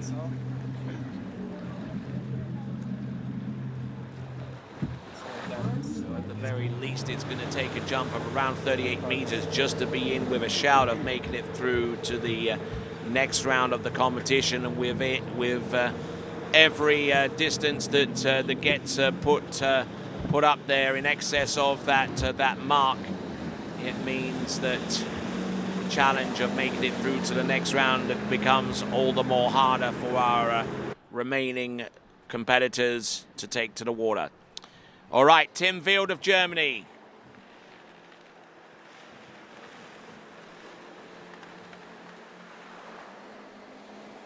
Coming in, jump number 1. Just waiting on that boat, just getting nice and wide and keeping his water speed up, which he does off the turn. Little flat off the second wake and coming into the proximity of the ramp just a little early, which has been the case for many of our jumpers at this time, seemingly not getting dialed down into these wind conditions right from the get-go. Using the first attempt to be more of a gauge as to where they are so far as timing is concerned.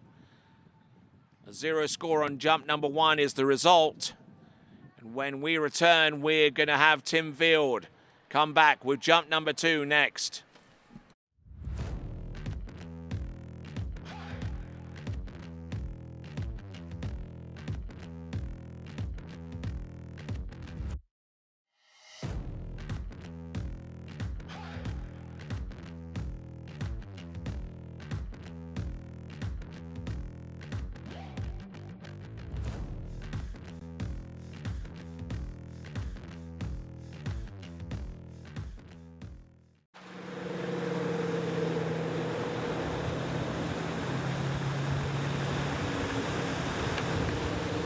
Okay, here we go. Tim Field on jump number 2. Tim Field who comes to us out of Schwandorf in Germany. Trains with the likes of Matteo Luzzeri. Training sites at Amberg in Germany and San Gervasio in Italy. Let's see what he's got on jump number 2. Oh, a little bit of slippage there on the jump, but still came into the ramp relatively early. But he does register a distance on jump number 2. Currently a 10th grade student in school right now and started skiing in 2009.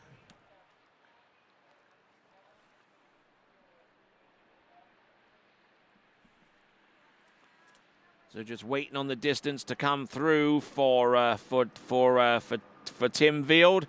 And it is enough for the lead. It's 48.8 meters. It's 160 feet.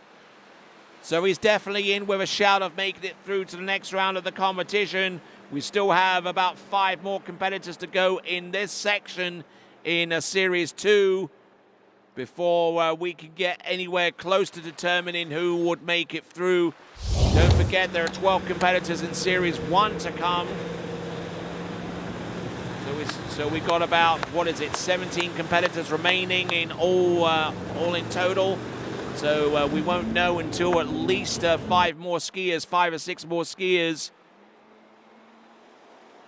who will possibly make it through to the boys jumping final, which will be a final event tomorrow to round off these championships. Here we go. This is Tim Wild, 48.8 on jump number 2. Can he get over the magical 50-meter mark? Let's see what he's got. Turns, drives. Still a little bit early, but a little bit later than he was before. That much I can tell you. Tim Wild, who's jumped distances in excess of 44 meters in the past. Looking at some of his previous form. So already with 48.8 meters, certainly better than what he's produced in the past.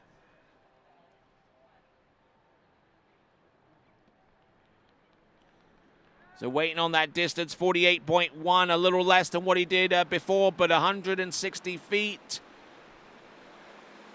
The new lead, courtesy of Germany's Tim Wild.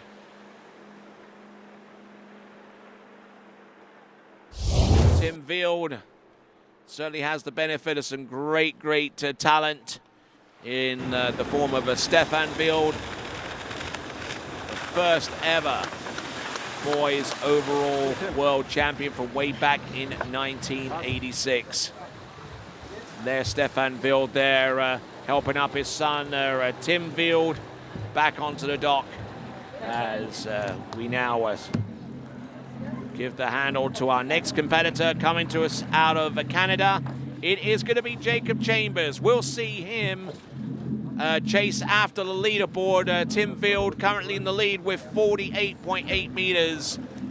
Clarence Laveau, who's seen his lead distance been relegated down to second place with 47.8. And we will bring Jacob Chambers back into the course next.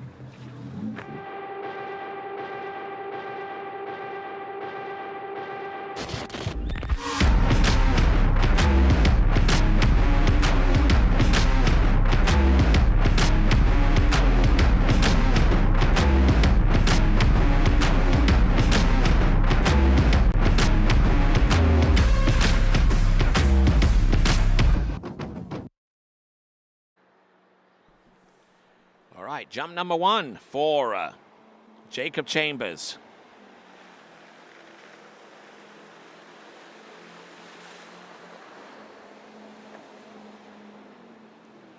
Pushing out nice and wide of that Kretkraft Nordic towboat. Now dropping in hard off the turn. Lifting the ski momentarily to get a little bit more speed.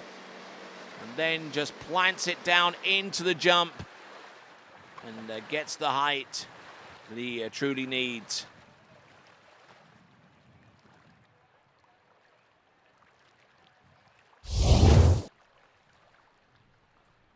All right, and just waiting on the distance. He threw in a lot of speed into the jump.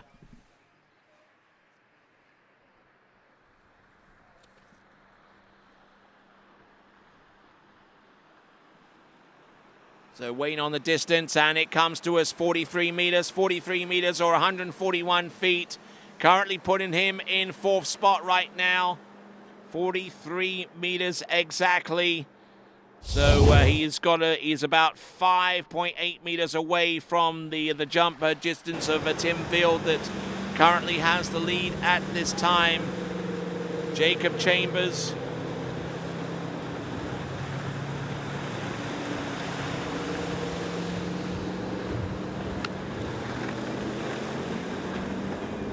Here he comes, jump number 2. Skiing out of Victoria in British Columbia.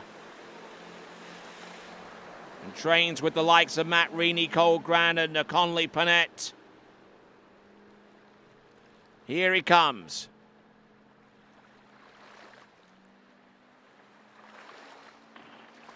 Good drive off that turn and good edge all the way through. That is Jacob Chambers looking to get a little bit more than 43 meters. He'll need to jump significantly more than that to realistically put him amongst the top 12 competitors that would be a part of the boys jumping final. Distance coming through, it is further. It's 45.5 meters, 45.5. But that might not be enough to see him part of the final event party, as it were, that will take place tomorrow. He's got one more jump to come.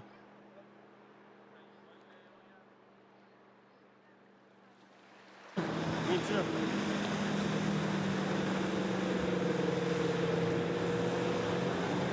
So in the recent Pan American Water Ski Championships was able to jump 45.3 meters, so he's already exceeded that with his second jump. Some of the other distances that he's produced over the last few months, distances barely into the 40 meters for the most part, and some of them in the high 30s. So he's already jumping above where he typically averages right now. Let's see if he can bust through a little bit more. Here he comes, Jacob Chambers. And I think that distance is going to be around about the same mark, one would imagine. But nothing significantly more. Certainly not enough to challenge the lead distance, courtesy of Tim Field of 48.8. Or even that second place distance of 47.8 from Clarence Laveau.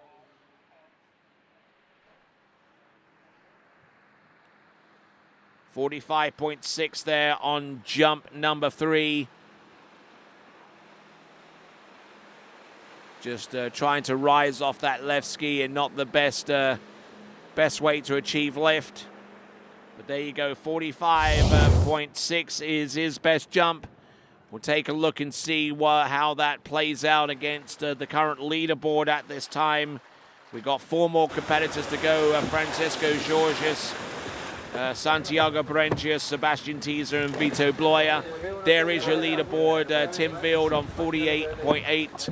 We got Laveau with 47.8, Garcia on 46.8, Josh Chambers we just saw there with his best jump distance, Jacob Chambers with his best jump distance of 45.6. And when we return, our next competitor to take to water, Francisco Georges, will be attacking the ramp for the first of 3 attempts next.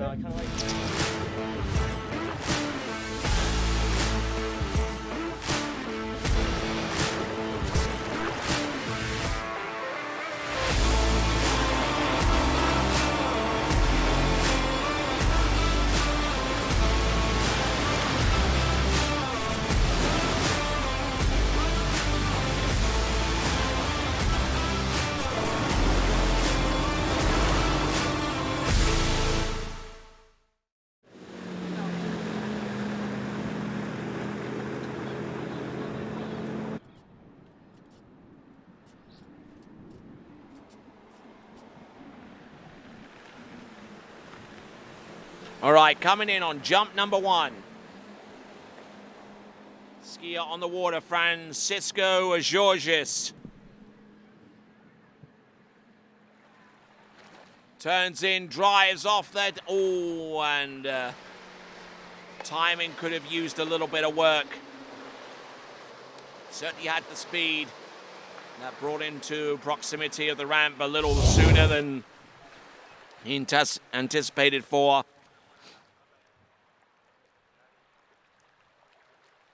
Francisco Georges out of Argentina, certainly part of a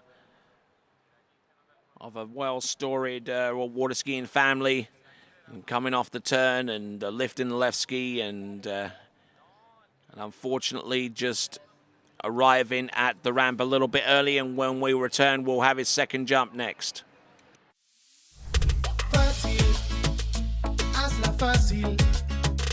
Con PF te regala tiempo, te regala vida, PF.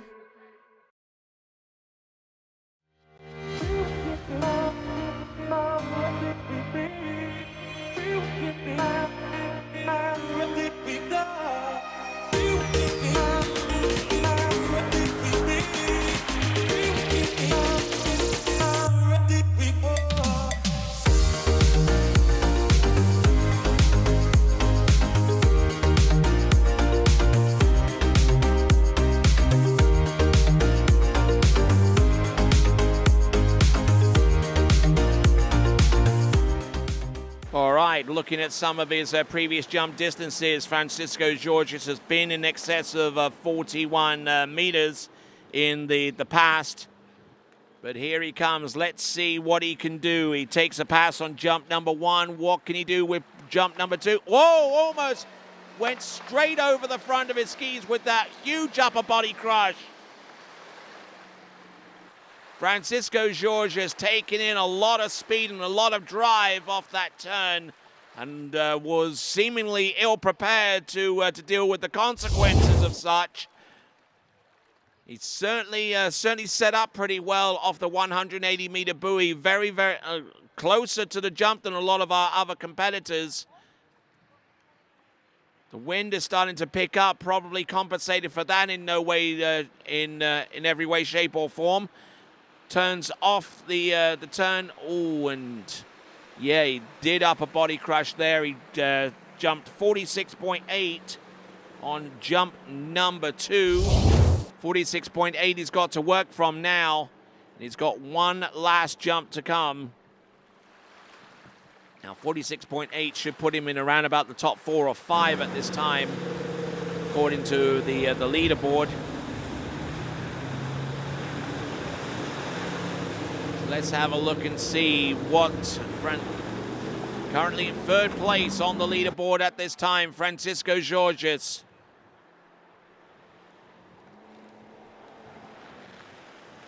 Ramp height 5.5 feet high, or 1.65 meters ramp height. Here he comes. Jump number 3. What can he do with this one?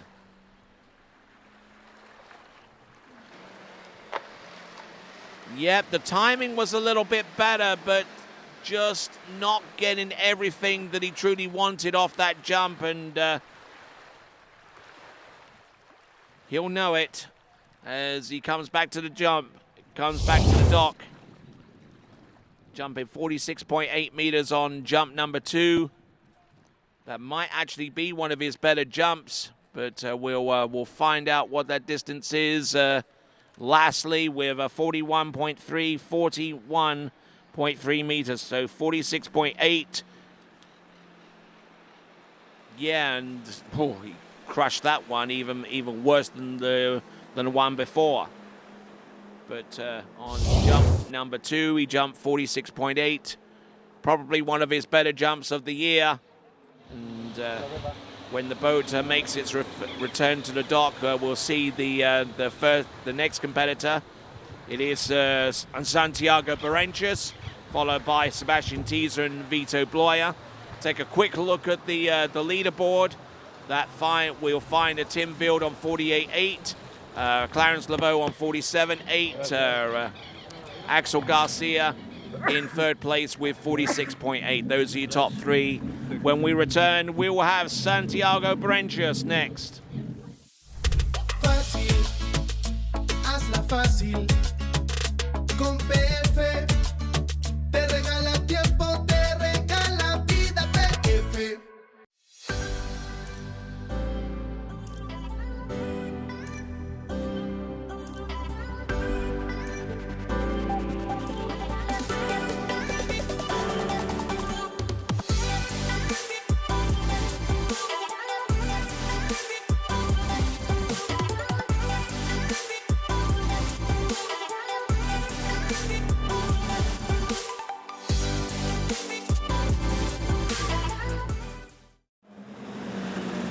All right, here we go, folks. Skier on the water from Chile, Santiago Berentius.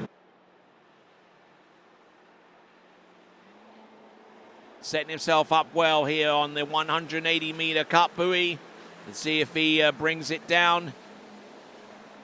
Yes, indeed. He's maybe about 2 or 3 meters down from that 180-meter cut buoy, setting himself up in good shape there off the turn. Oh, good launch off jump number 1. Slaps the skis down.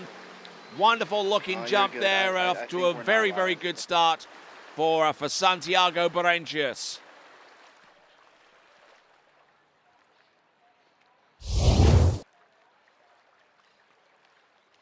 We're waiting on the distance, and it should be pretty far there for Santiago.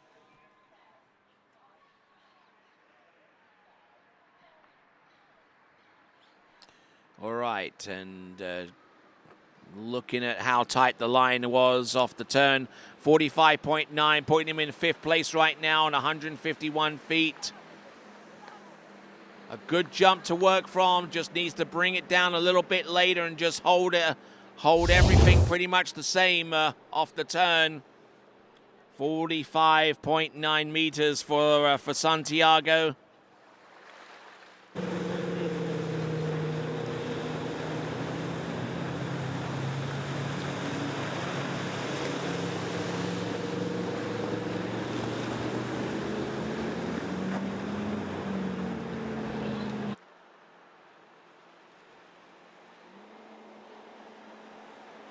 All right, let's see what we've got for Santiago coming in on jump number 2. He jumped 46.4 meters in the recent Pan American Water Ski Championships.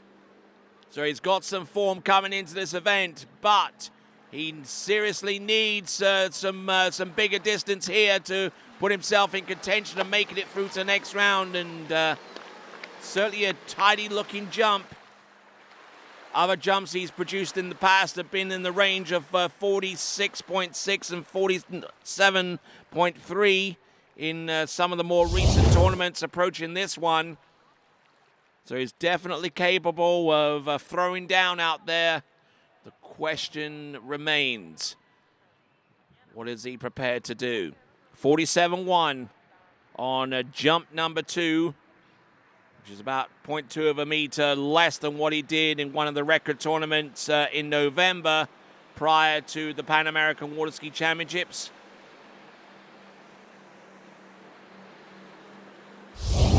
.47.1, putting him in, I believe, in 4th place at this time. Taking a look at the leaderboard, actually puts him in 3rd place, I beg your pardon. Santiago Berentius vaulting himself into 3rd with 47.1. Clarence Laveau still in 2nd with 47.8, and Tim Field with 48.8 meters still holds sway right now.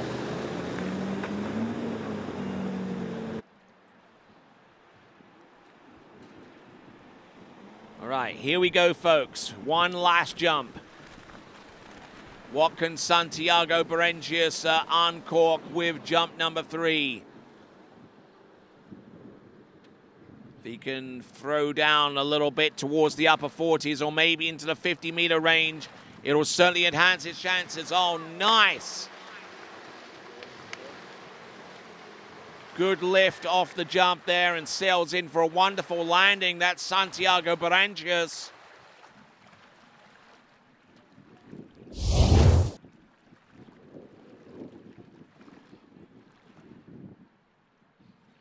making a later turn on the 180-meter buoy. That helps to maintain its width on the boat. Distance coming through right now, 47.5, 47.5, which might actually be a personal best for him. 47.5 meters. 47.5 meters there for Santiago Berentius.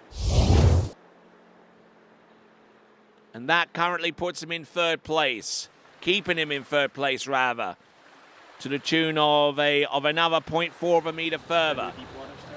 Two more competitors remaining, Series 2. We'll see Vito Bloyer in a few minutes, but before him, Sebastian Teaser. There we go, looking at the leaderboard, and 48.8 is still the lead, ahead of Clarence Laveau with 47.8, and Santiago Berentius there in third place. When we return, Sebastian Teaser of Chile next. What if I told you there was a place where the sounds of nature are only broken by the roar of a boat? Place where that summer feeling lasts all year long. Place where the Florida sun is only outshined by the smiles of the skiers. A place where first-time skiers can ski alongside world champions, and the world-class coaches work with all levels of skiers. What if I told you there was a place where life slows down, and your only job is to make lifelong memories? That place is Swiss Water Ski Resort. Book your trip at SwissWaterSkiResort.com.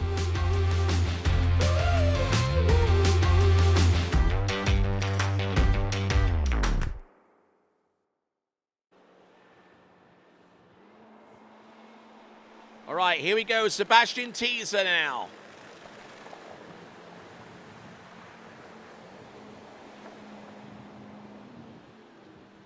Here he is on jump number 1.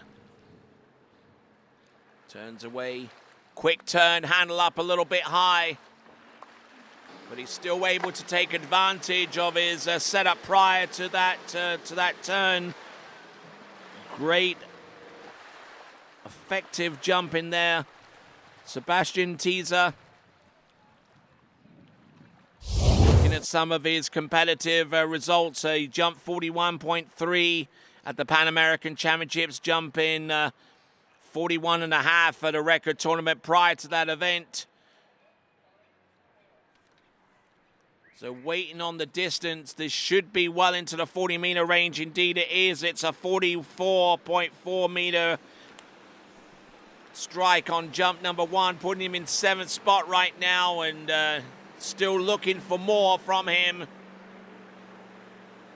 44.4 meters,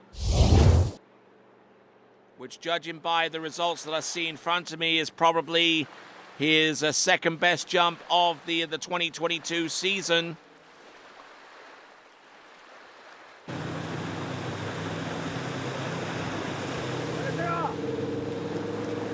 All right, here comes Sebastian.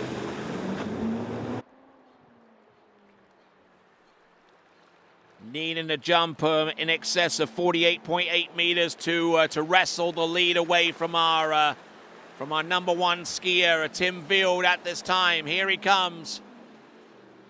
Sebastian Teaser dropping the ski and now setting himself up well. Bring the handle down, driving off the second wake. There we go. That's a better looking jump. Seemingly a little bit rushed to get everything underneath his feet as he came off the top of the jump. And that might have a serious effect upon the distance that he was able to produce. Some advice being given by our Chilean coach, I believe that's Toti Miranda.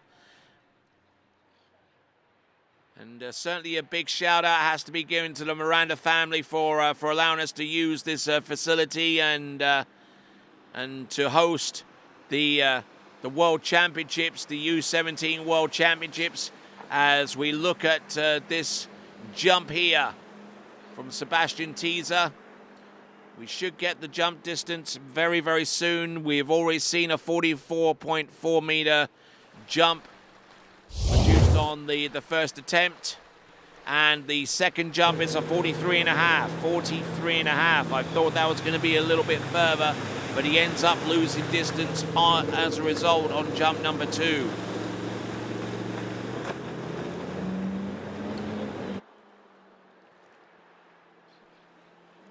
Here we go, folks. Jump number 3.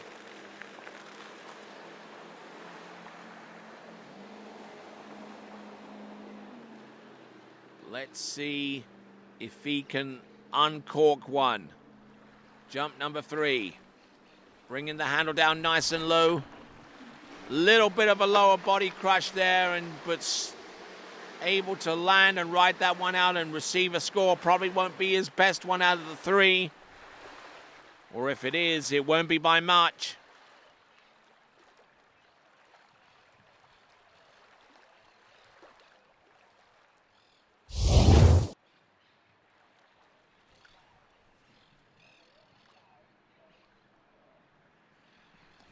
All right, just looking at this third and last jump.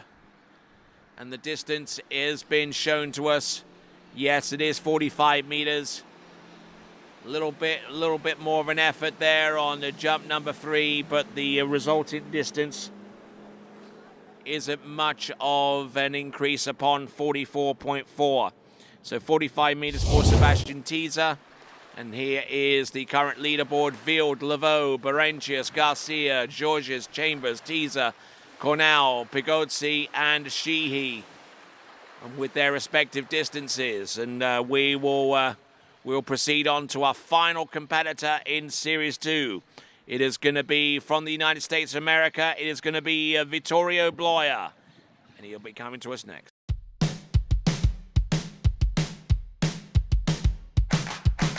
Today is gonna be a little something more. I've got a plan in mind, a special thing in store.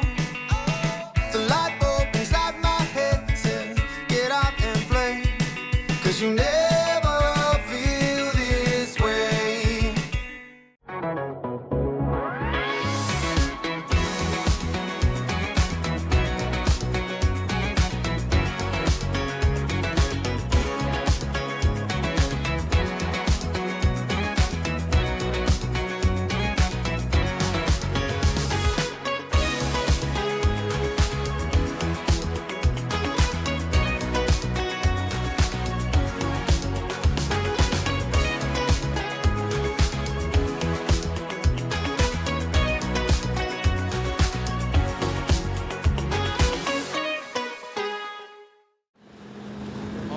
Here we go. Coming in with his first of 3 attempts out of Minnesota in the United States. This is Vittorio Bloia.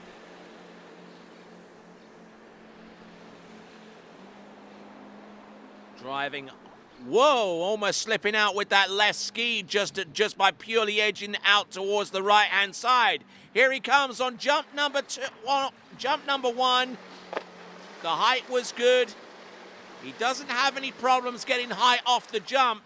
Handling the speed into the bottom of the ramp seems to be his major bugbear right now. And we'll see what he can do with the remaining 2 jumps.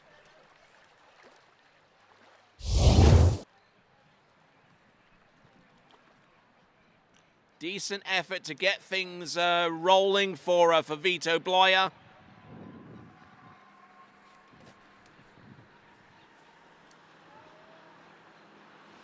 Up and over the skis. Wonderful looking opening jump there for the most part. We're going to get the distance coming through. It's 45.2. 45.2. 45.2 for Vito Bloia. Competed in the recent, I believe he competed in the recent Pan American Water Ski Championships, but he has competed extensively during the course of the summer. Vittorio Bloia Let's have a look at some of the other scores that he has produced. Yes, he was in the Pan American Championships where he produced a jump distance of 43.1 meters as his best jump of that competition. Pushing hard. Oh, almost lifting that right ski up too high as he comes into the turning zone. Coming in, driving in hard off the second wake, up and over.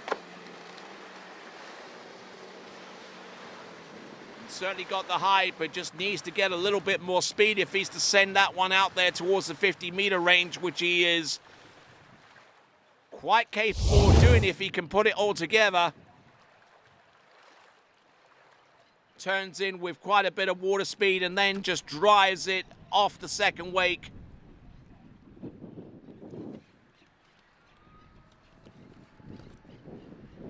Going to get the distance coming to us very, very soon for Vito Bloya. Distance 42.6, 42.6. He's got one last jump here. He's currently in 7th spot on 45.2 or 148 feet.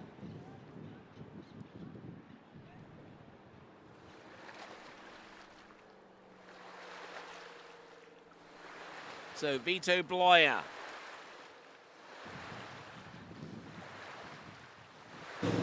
Here he comes. He's getting some advice from the dockside, from the coaches, including Sam Greenwood, who is the team manager of Team USA. Here he comes, jump number 3. Now he's up wide. This looks to be a little bit more under control here as he turns in and drives it in hard. Whoa, no! The control was there on the turn, but not coming into the jump. And losing his skis and losing his composure coming off the jump. He appears to be fine. He's certainly shaking his hand in no uncertain terms there. But just looking at this jump, looking from the picture behind, that left ski, it was extremely late. He basically had to switch edges just to allow those skis enough room to actually make it onto the jump. So there we go. That is Vito Bloya taking a fall on jump number 3. And that will be his lot. 45.2 meters, currently in 7th spot for Vito Bloya. And that brings to a conclusion the Under-17 Boys Series 2 jumps. We've got 12 competitors remaining, all of them in Series 1. Tim Vilds in the lead with 48.8 meters, 160 feet. Clarence Laveau with 47.8. Santiago Berenches with 47.5. Axel Garcia with 46.8. Francisco Georges with 46.8 as well. A two-way tie for 4th there between those competitors. Jacob Chambers with 45.6. Vito Bloya on 7th place with 45.2. Sebastian Teaser on 45 meters flat. Lucas Cornell on 42.9. Andrea Pregozzi with 42.5. Finn Sheehy on 41.9. And Pepe Leonard on 41.6. Those are your top 12 at the moment. All right, we'll be back with Series 1 right after this.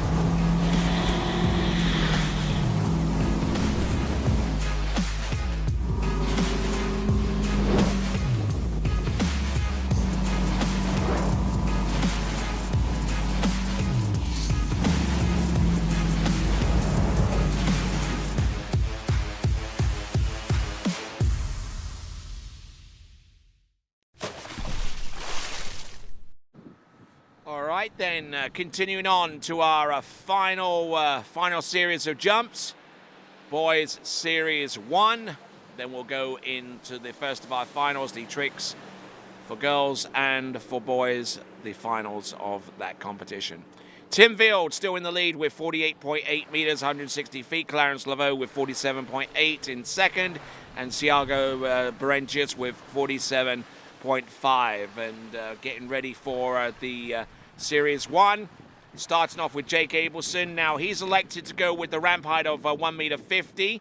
He is our only competitor in that series to elect to go with that ramp height. And then once he is done, then we jack up the ramp to 1.65 meters, where it will stay for the remaining 11 competitors from Jack Silva, Eduardo Lamalfa, Tom Parkin, Christian Duplan Freiburg, Chase Sparks, Cage Kaprovic, Lucas Bennett, Vincenzo Marino, Elliot Westland, Martin Labra, and Damir Flaratov. So those are the competitors. And looking at some of the messages that have been put through on live chat, we certainly thank those good folks for chatting, including luminaries such as Jeff Wiswall tuning in. Thanks a lot to you, sir, for showing your enthusiasm. A member of his family, J.D. Wiswall, was the first junior world jump champion way back in 1986, and also seeing Mike Hazelwood in there as well. We're chatting away, and thanks a lot for him. And the one commonality between J.D. Wiswall and Mike Hazelwood is the fact that they both won their first world championship titles at the Idroscalo in Italia. Mike Hazelwood in 1977 winning the World Overall Championship, and J.D. Wiswall winning the Junior World Jumping Championship back in 1986. All right then, here we go. Coming in on jump number 1, Jake Abelson. If he can get above 48.8 meters, then he'll make an appearance into the jump final. Oh, look at that. Good solid effort on jump number 1, and as he rides that one out. Jake Abelson.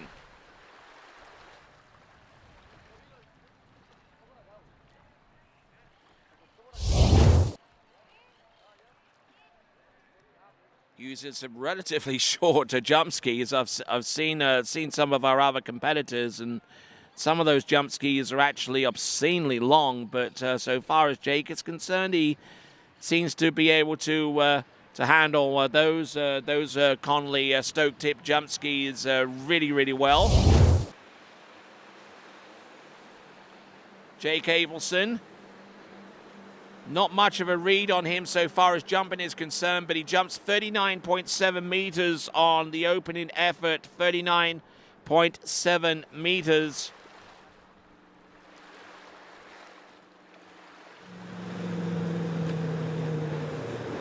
You'd have to go all the way back to about 2019 to find a distance in the EMS system for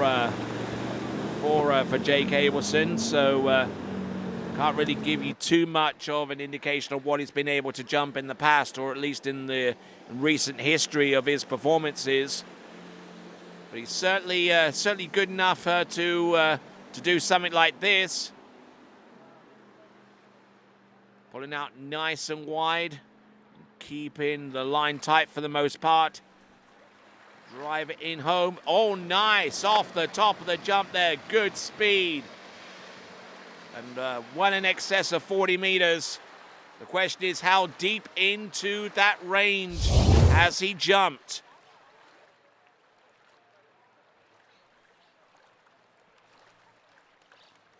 Jake Abelson.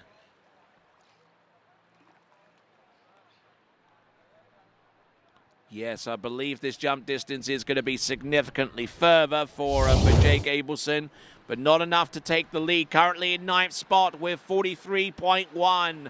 43.1 or 141 feet. 141 for Jake Abelson.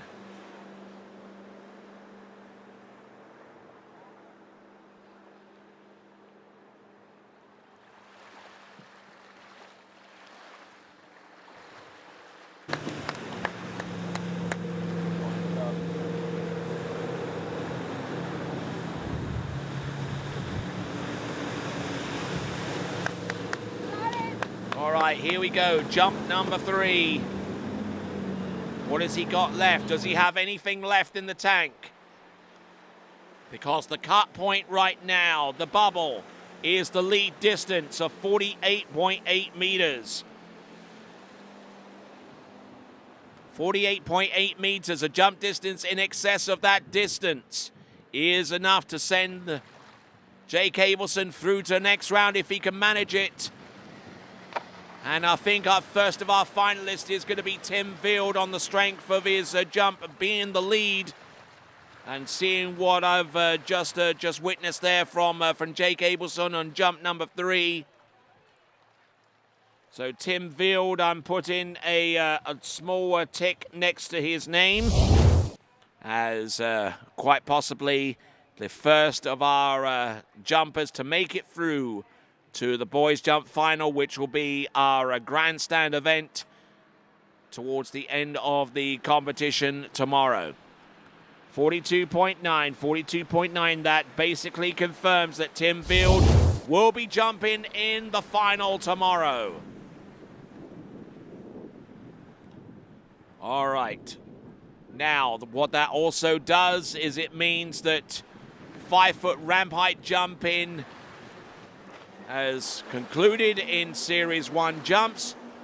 The ramp is now going to be readjusted to 1.65 meters high for our remaining 11 jumpers, starting with Jack Silver and ending off with Damir Flaratov. We're going to take a quick break, and once we come back, we will bring New Zealand's Jack Silver out onto the water next. Yeah? Sweet. 142, 141. That's what we needed, right? For skiers and water enthusiasts, Florida lakes are what dreams are made of. Combined with world-class golf, remarkable weather, natural beauty, theme parks, and so much more, it's easy to see that Florida is paradise. For more than 30 years, I've enjoyed Florida's lakes and many offerings. If you are interested in Florida real estate, let me be your guide and trusted advisor as you search for your paradise. Together, we can make your dreams a reality.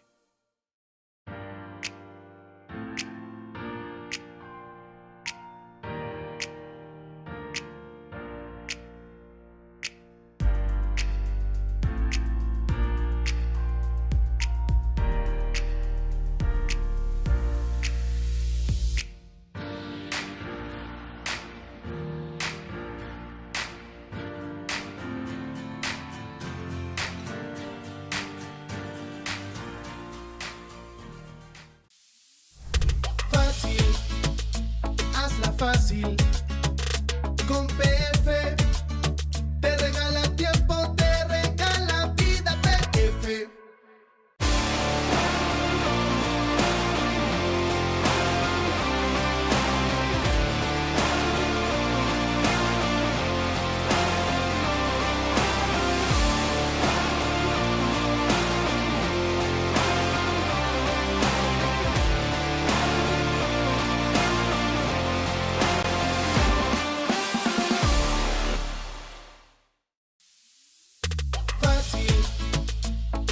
Fácil, con PF te regala tiempo, te regala vida, PF.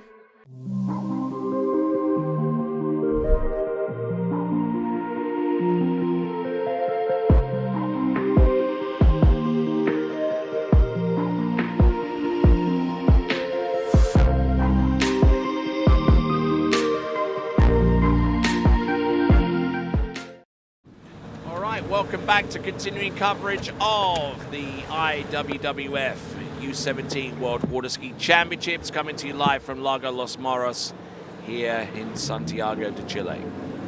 All right, here we go. Jack Silver. Now, the cut line has been reduced from 48.9 to the next distance, the second place distance at this time.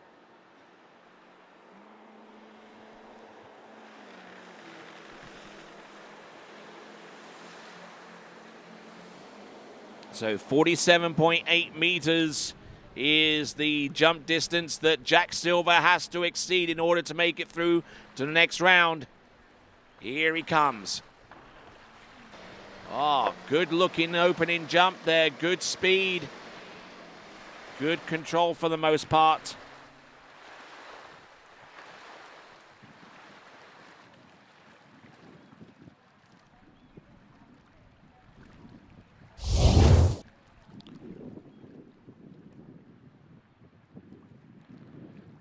Looking at jump number one, looking at it again, and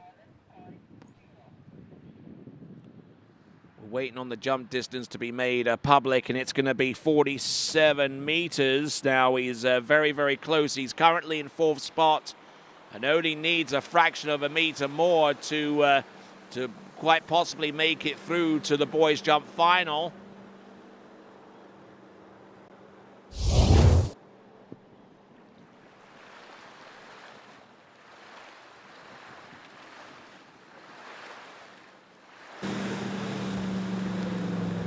So that jump of 47.8 courtesy of Clarence Laveau has to be exceeded with the remaining 2 jumps in order to put Jack Silver in a pretty good spot. Here he comes, jump number 2. He's now going to pull out left hand side the boat to get up around the 180-meter buoy away from the jump. There, he brings it down a little bit later off the 600-foot cut buoy, or 180 meters away. Here he comes, driving in hard off the turn. Lent a little bit over his left ski and not getting the complete extension that he would have wanted on that particular jump from Jack Silver.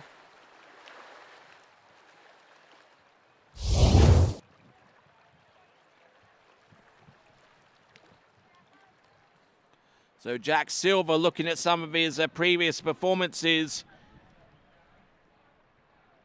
he's gone as far as 47.9. Oh, look at this. We got a distance from him that's enough to take the lead. It's 49.9 meters. He is through to the next round of the competition. Jack Silver of New Zealand, 49.9 meters. Great jump in there on jump number 2. Had me doubts as to whether that jump would actually have taken the lead at that point, but I tell you what, he's now in a position where he only needs a little bit more in the way of height, or maybe a touch more speed to put himself over 50 meters, and that would be a first here in this competition thus far. Right here at the U17 World Championships. Let's see if he can conjure up some magic here. 49.9 meters. I don't see too many other jumps here on Jack's resume that have come anywhere close to 49 meters, and he's right on the cusp of 50. Here he comes, jump number 3.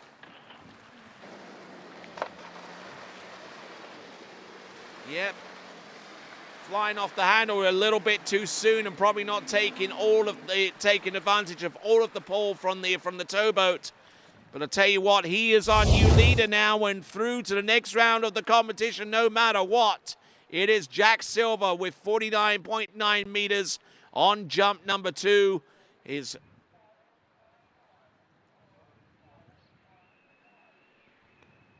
We're about to get the jump distance on his third and last attempt, 47.1 meters, 47.1. So his middle jump is the one that's the ticket to the finals for Jack Silver. So he'll be pretty happy with that, and he'll be even happier when he realizes that's one of the better jumps that he's ever produced. 49.9 meters for Jack Silver. Well done. What did you say, 49.4. Oh, no. So that is a personal best. Just heard that little conversation there. His previous best was 47.4, so 49.5. A 2.5 meter personal best. That is totally uncanny there from that young man from New Zealand. Good skiing there from him. And we'll transition from Jack Silver onto our next competitor. From Italy, it'll be Eduardo Lamalfa coming up to you next. Thanks, Sarah.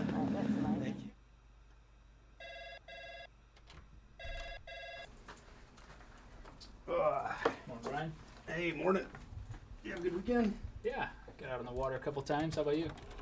Yeah, I got to set in. Just gonna make a quick phone call here.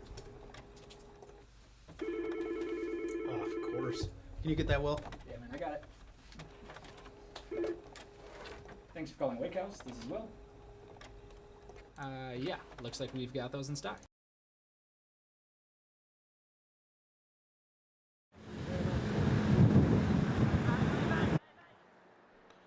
So good skiing there all the way through, and Jack Christie even was even complimented by none other than Mike Hazelwood in saying great landing. Here we go with Eduardo Lamalfa, and I don't know what happened there, but I think that he confused that 700-foot cut buoy, or 210 meters away, with the 180-meter buoy, and that totally flummoxed him so far as his setup was concerned.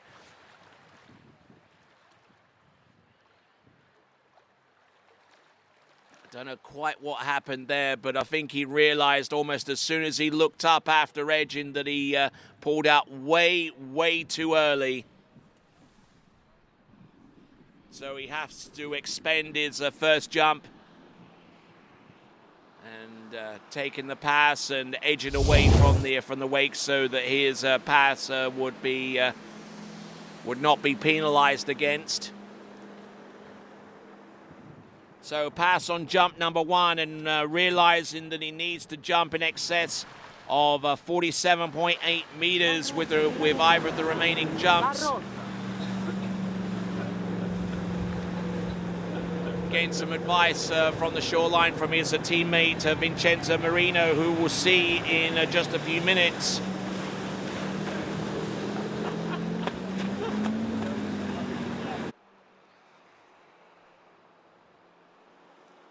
Here we go, folks. Eduardo Lamalfa. Now, this is a better setup. Turning right after the 180-meter cut buoy and up alongside the boat. Bringing it on. Oh, and big old crush there as he hit the jump and just managed to get enough of his legs underneath him to at least conjure up a respectable distance on jump number two.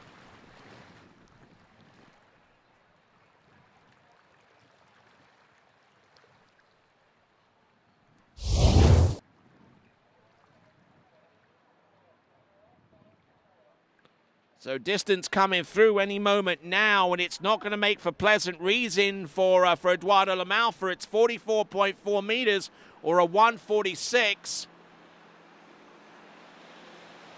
He's got to conjure up something with his third and last jump and just completely and utterly crush that jump, and not in a good way. That is Eduardo Lamalfa, and he's got one more jump to come, needing a jump in excess of 47.8 meters.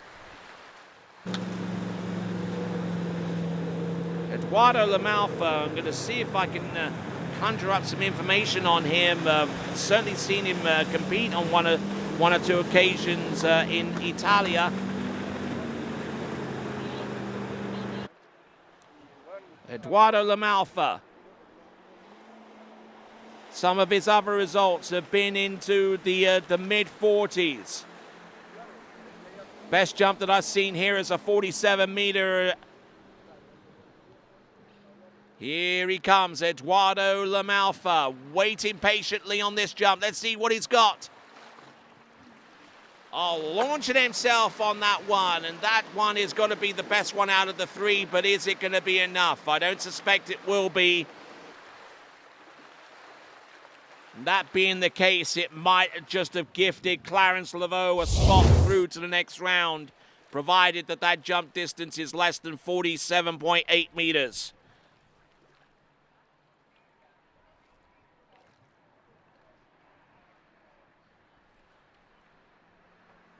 So looking at the jump distance, 46.4, it is his best jump. It's one of his better jumps of this 2022 season. but it's not enough to send him through to the next round, and that means that Clarence Laveau has a spot through to the next round. And here's another aside for so far as Clarence Laveau is concerned. He will be jumping at the ramp height of 1.50 meters in the boys jumping final, which will take place on Sunday. And that could be a headache or two for our officials if they want to section him off away from the 1.65 meter ramp height jumpers in the finals. He would be the first competitor out. But if they want to continue to mix the ramp heights, he would definitely be one of the first, maybe one of the last few skiers to take to the water. We'll find out when that comes around, because we do know that Clarence Laveau will be jumping in the final. All right then, folks, next competitor is going to be Tom Parkin from Great Britain.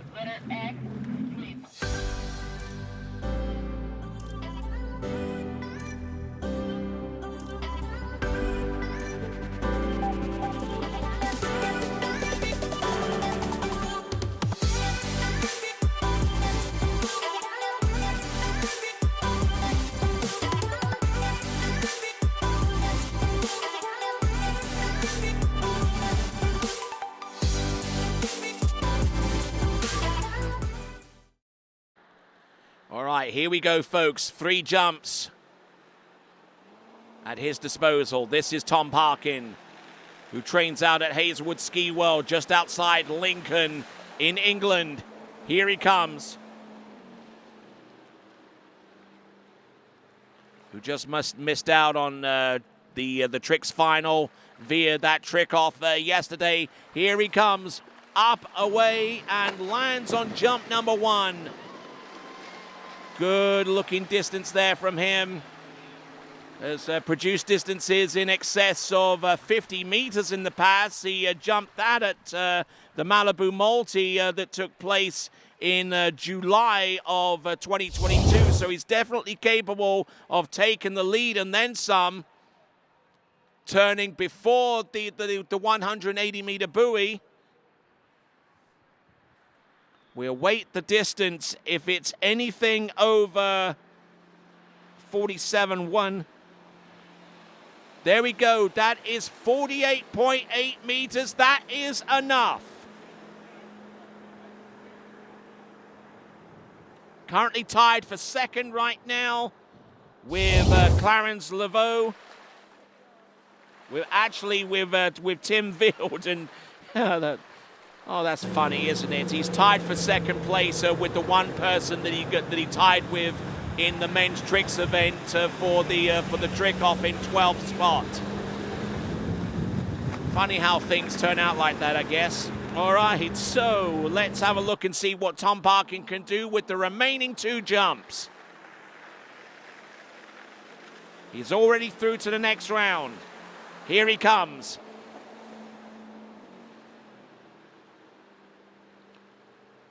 Nice and wide on the side of that towboat. Now unleashing the power of that Nautique through the ramp. Nice lift coming into land, and I think that jump is going to be around about the same distance. Just didn't quite get his legs all the way underneath him on that particular effort.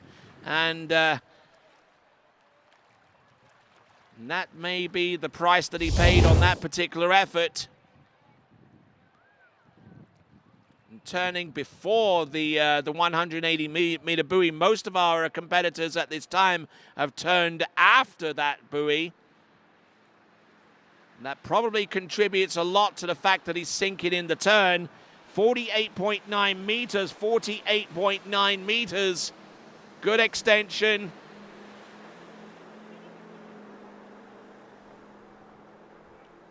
So 48.9 meters, that consolidates his position of being a jump finalist here at the 2022 U17 World Water Ski Championships. Now he's decided to change it up. He's going from X to Z on the 0 off. Does have that option. Wants a little bit more beef out of the boat at the right time. Here he comes, Tom Parkin. Yes, now a little bit closer to the 180-meter cut buoy. He's going to let loose with this one. He turns away. Gets the line nice and tight, keeps his position, and just waited for the ramp to hit him rather than him hit the ramp, and paid the price on that one.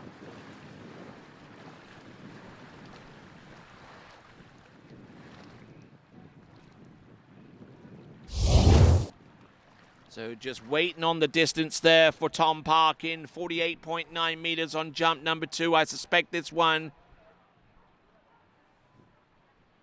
is probably not going to be anywhere close. Yes, it's 45.6. Just absolutely lost his legs underneath him with this third and last attempt. But with the opening 2 jumps, they were enough to send him through to the final round of competition, which will take place as the last event tomorrow. There we go, Tom Parkin from Great Britain through to the final. The remaining skiers on the starting list, you see right there, 8 more competitors. Tom Parkin through to the final. He'll be joining Jack Silver, Tim Field, and Clarence Laveau. That score from Santiago Berentius of 47.5 is now the cut point. Anything over 47.5 meters, and that determines you as a finalist in the jump event. We'll be back right after this. I'm involved with the flow point method because I think it's a really strong program. We've been working on a couple things, and it's just fine tuning, and I want to be able to make sure that I can do those movements no matter where I am, so I can feel confident skiing at any site. It's just really all-encompassing, and I think that's really beneficial. It's very helpful to keep on those keys and have a support team behind you that you can ask questions to and are there for every step of the way. Right, now, let's turn our attention to our next competitor coming to us out of France. It is Tristan Duplan-Freibourg.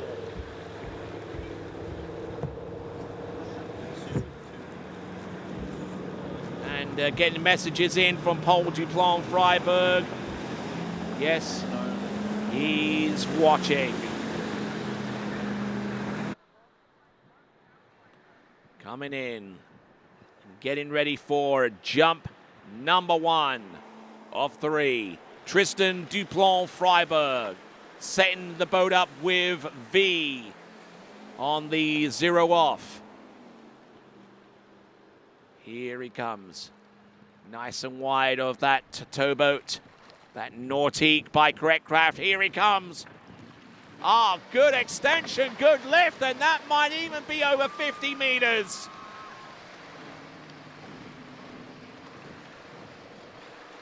Good, solid edge right off the turn.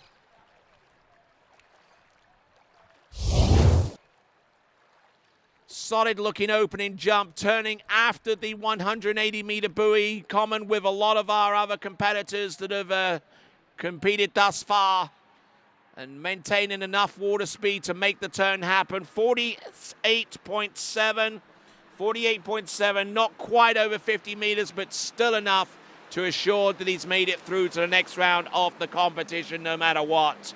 2 more jumps remaining. We'll see what he can unleash. Of course, there's added dimension to all of this so far as Tristan Duplan-Freibourg is concerned. An overall competitor, he'll want to try and keep his nose in front of overall challenges that are no doubt be coming his way in this competition. Also the team competition as well. He's a member of the French team, and he'll be contributing points in all 3 events from the looks of things. So looking to try and maximize every opportunity he can right here at Lago Los Moros for the benefit of the French team.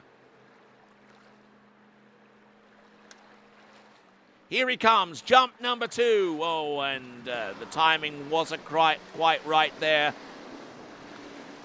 ending up at the ramp a little bit earlier than he would have liked.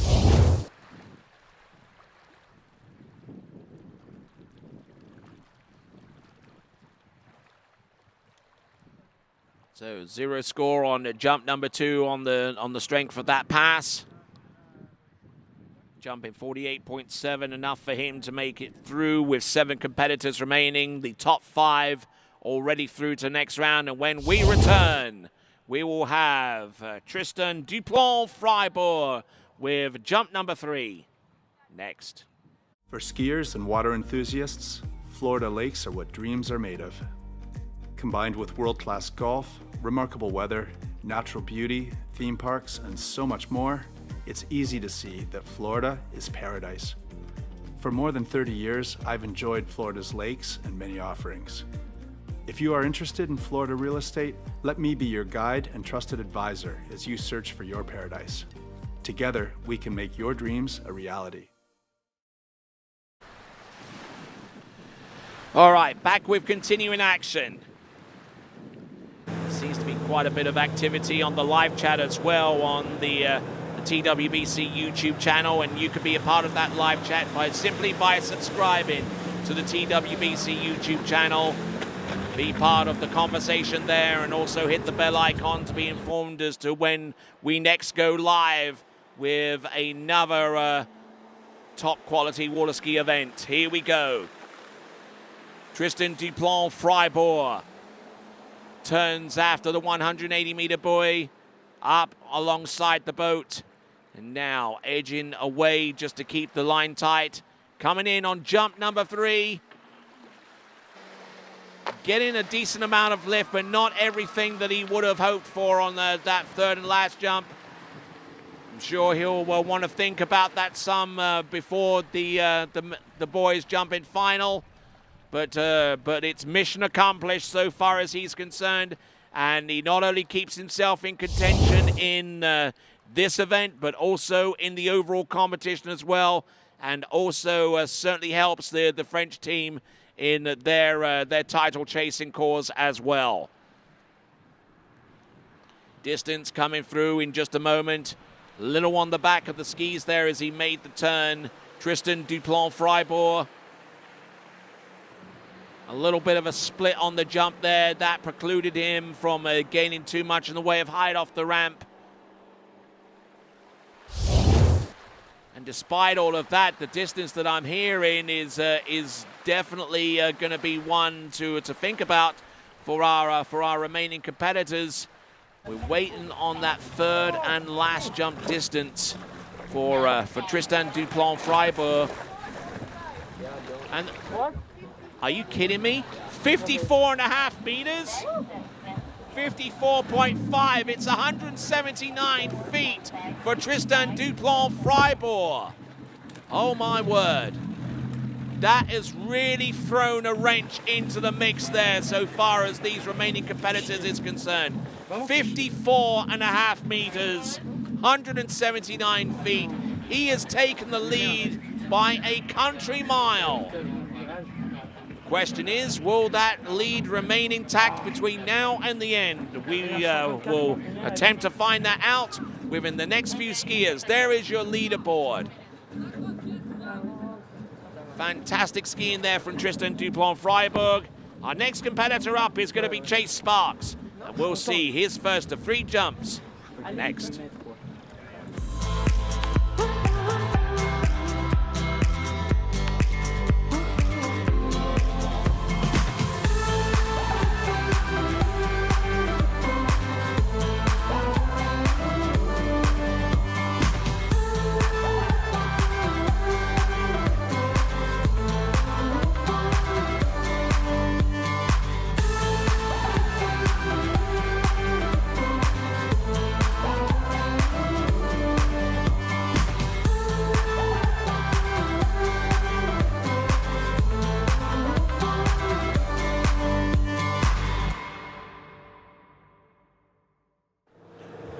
Back on with continuing coverage of the Junior World Water Ski Championships for 2022. Ski Here on the water now is Chase Sparks.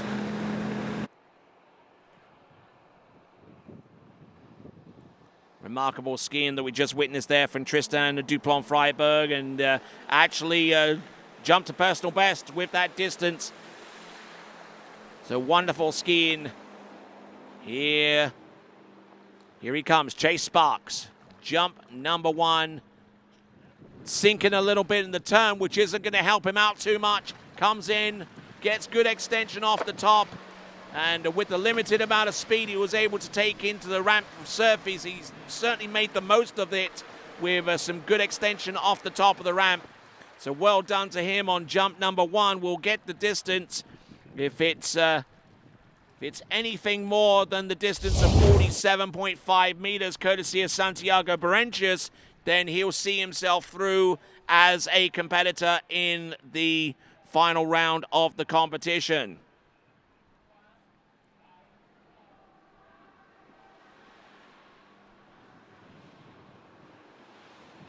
Distance coming through 47.8 meters. 47.8 meters. And 47.8 meters is 0.3 of a meter more than what he needed to make it through to the next round of the competition. Chase Sparks there currently in, 6th place. Actually in a two-way tie for 5th with Clarence Laveau. So the two-way tie with 47.8 meters exists between Chase Sparks and Clarence Laveau. The major difference here is the fact that Chase Sparks has 2 jumps remaining.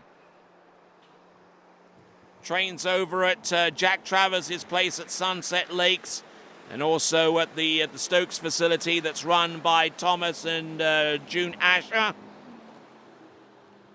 Has jumped 50 meters before. That was at the Pan American Water Ski Championships just nearly a month ago now. Up and over, will land. Oh, beauty of a jump there. That's better there from Chase Sparks. That might actually claw back the deficit between the opening jump and the 50 meters that he produced several weeks ago at the same venue. I tell you what, these junior skiers are dropping absolute bombs out there.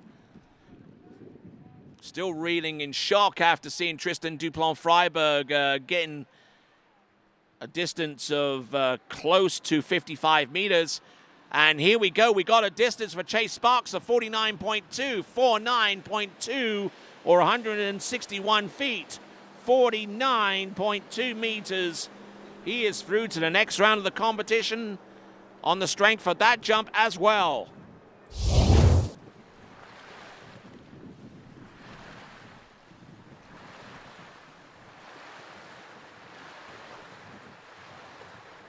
So Chase Sparks, who lists his first competition as being the Beaver Lake Pro-Am and Night Jump way back in 2018. So he's only been really seriously competing for the last 4 seasons, which, given where he is right now, is actually quite remarkable.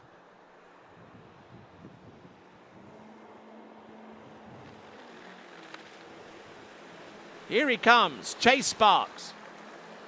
Turning a little closer to the 180-meter buoy this time. Here he comes, turns, connects with the handle, now drives in off the turn.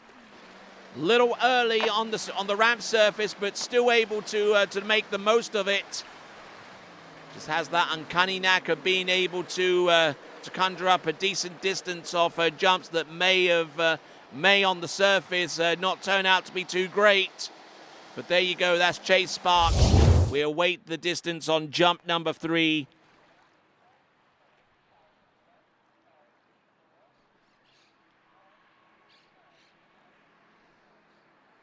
Looks like, oh, look at this, and it's a personal best of 51.4 meters, 169 feet for Chase Sparks. Getting humongous amount of lift there. 169 feet or 51.4 meters for Chase Sparks.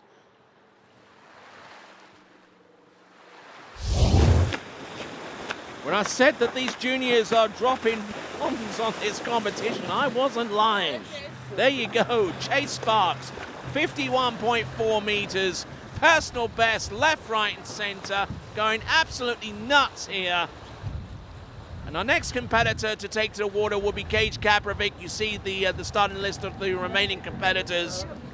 Got it. Taking a quick look at the leaderboard, Tristan Duplan-Freiberg, new personal best with 54.5. Chase Sparks, also a personal best with 51.4. Jack Silver with 49.9, another personal best for him. Tom Parkin in fourth, another personal best as well. We're going to catch up with Gage Kaprovic momentarily right after this.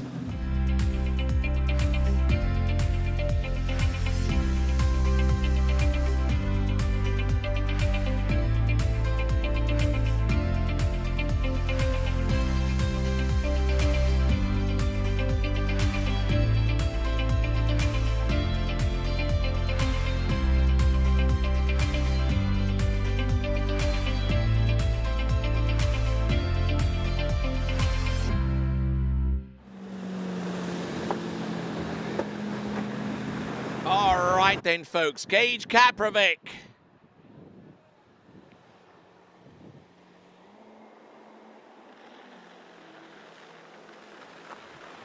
Let's have a look and see what he's got. Gage Kaprovic, jump number 1.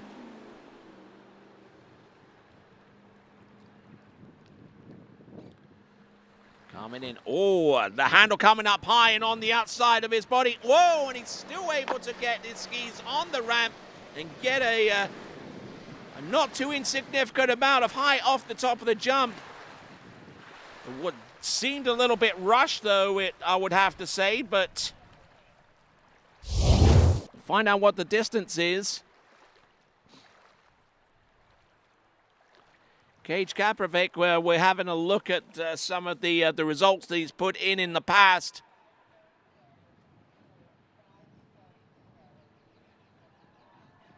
Getting a little bit deep off the turn, and it's a jump distance of 45.7 or 150 feet, almost rolling up over the left ski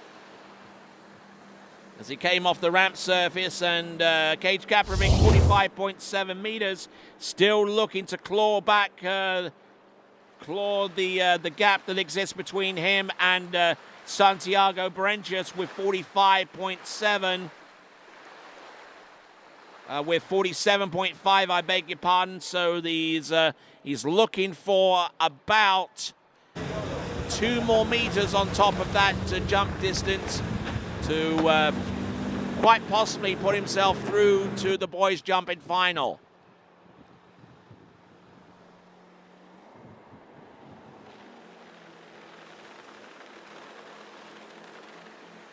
Here he comes, Gage Kaprovic turning after the 180-meter buoy.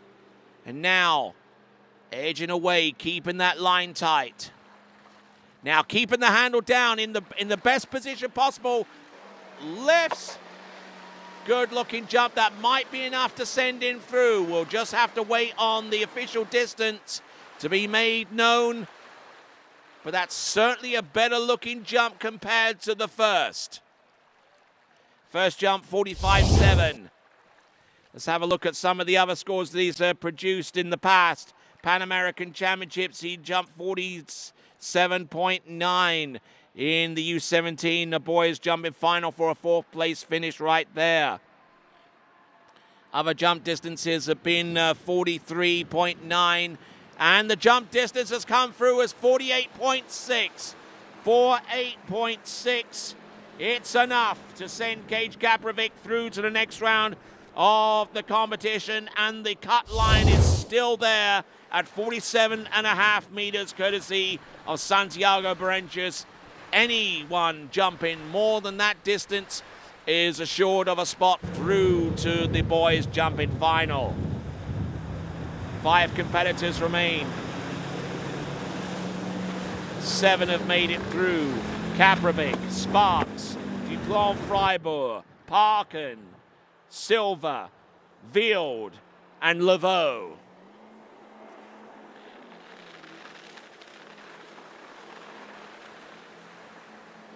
Now he's turned even later past the 180-meter buoy. Now he's meaning business out there. Keeping the line tight. Now turns in, drives off that second wake. Oh, very close to him making contact with the bottom right-hand corner.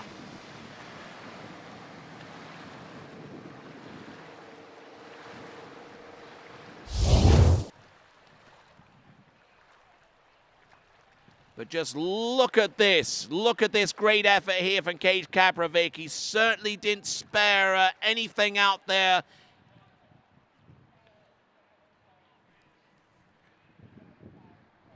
And just coming off that turn, 47.8. Wow. Very, very close to hitting the bottom right-hand corner and getting a little twisted in the air. That results in 47.8 meters, which itself would have been enough to send him through. But it's a bigger jump distance of 48.6 meters. I'm not even too sure whether 46.8 meters is another personal best, but actually 48.6, that might actually be a personal best there for him.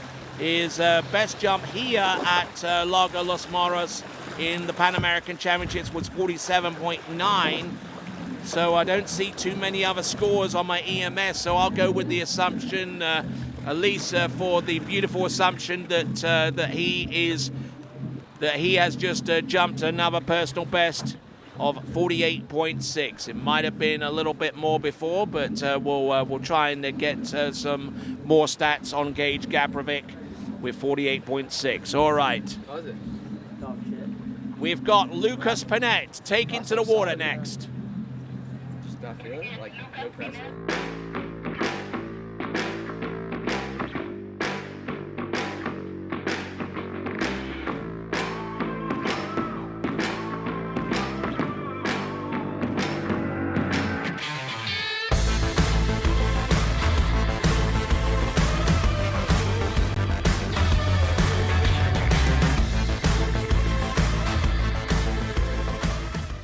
Try match play at bplayfield.com. All right, rejoining action right now. We've got on the water from Canada, Lucas Panett.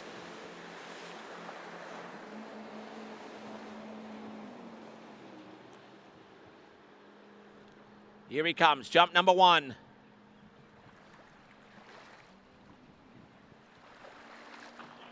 There you go. Oh, no! Oh, and he lost that left ski in mid-air, but managing to claw enough of it back to prevent what could have been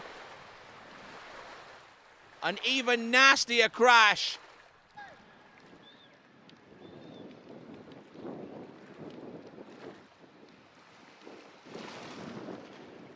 Wow.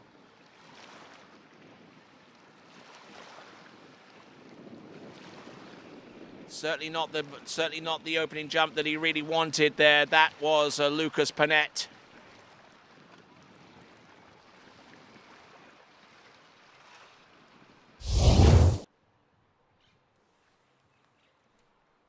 And just taking a look at his approach, turning in before the 180-meter buoy so far as his timing is concerned. Got really, really aggressive on jump number one. And then he turned and then he held his position and then he crouched a little bit more to try and get more explosive lift, which he did. But unfortunately, that stalled his speed in midair and then the line got tight and it pulled him even further out the front of the skis upon impact. Hopefully he's okay. It didn't appear that he was moving around too much. And the major concern at that time wasn't so far his condition, but the condition of the jump line, because the boat was in danger of actually running over it at some stage. But Lucas Panett, I'm not too sure whether he will continue to ski, but we'll find out in a moment or so. We'll be right back.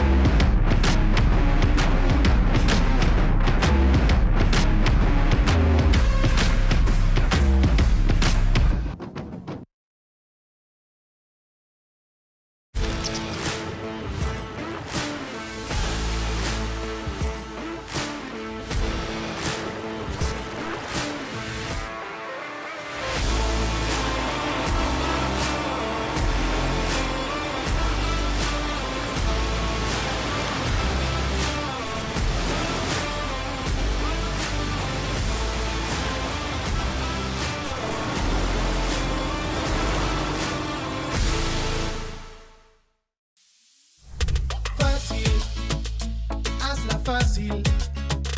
Con PF te regala tiempo, te regala vida. PF.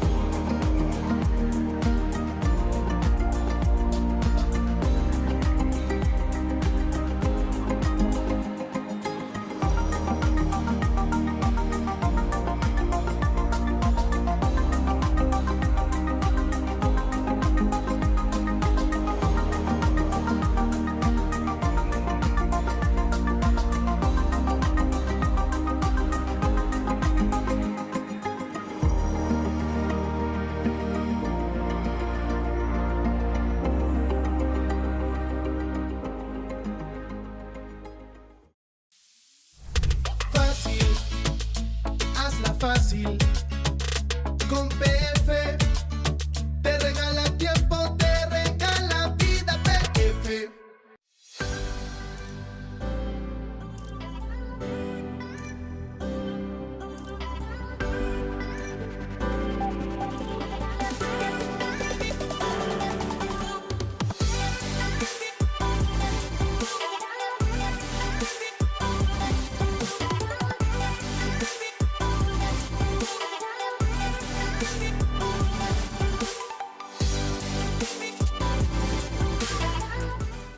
Hi, my name is Brantley Hawkins. I'm one of the co-founders here at New Dimensions Wellness.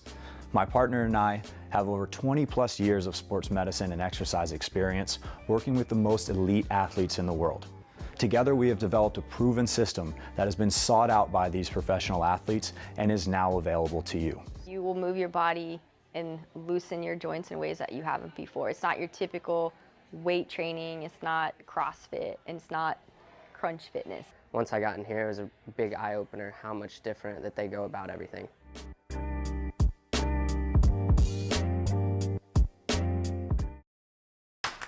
What if I told you there was a place where the sounds of nature are only broken by the roar of a boat? A place where that summer feeling lasts all year long. A place where the Florida sun is only outshined by the smiles of the skiers. A place where first-time skiers can ski alongside world champions, and the world-class coaches work with all levels of skiers. What if I told you there was a place where life slows down, and your only job is to make lifelong memories? That place is Swiss Water Ski Resort. Book your trip at SwissWaterSkiResort.com.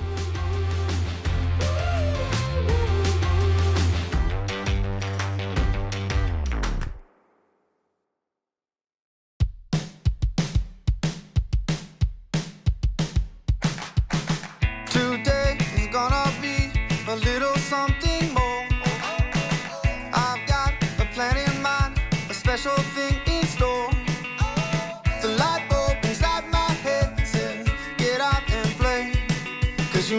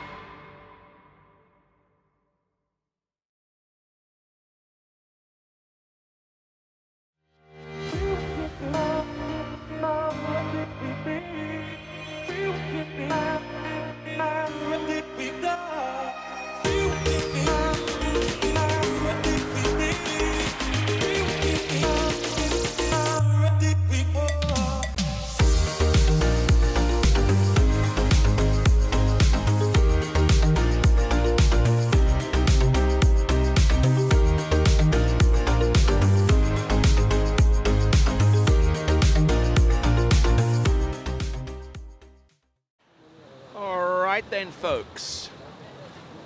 We rejoin the action with jump number 2 for Lucas Panett. We're going to take a quick look at the replay on jump number 1.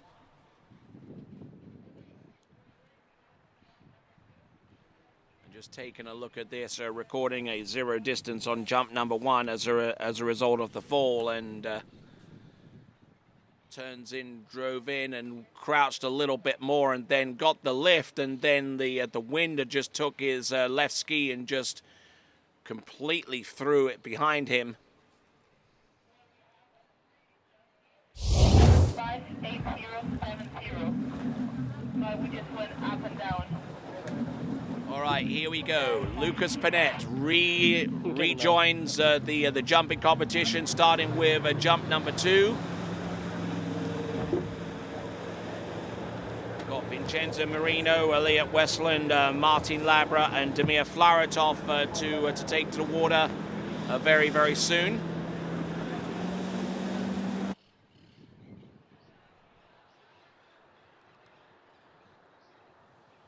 Here we go, jump number 2. Coming in right now, and the wind appears to be switching here, so he's got to take that into account. So in the space of about 30 seconds, it's turned from about a headwind into a straight up tailwind. Here he comes. Oh, and he drops the handle and skis around the bottom left-hand corner. So now he's working on a fall and a pass, and he knows that he's got to get a distance in excess of 47.5 meters in order to advance into the boys jumping final. That's Lucas Panett out of Canada.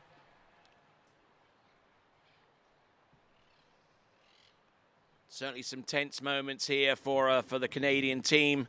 He drops the handle, skis around the left-hand side, and when we return, we will join Lucas Panett for his 3rd and last jump next.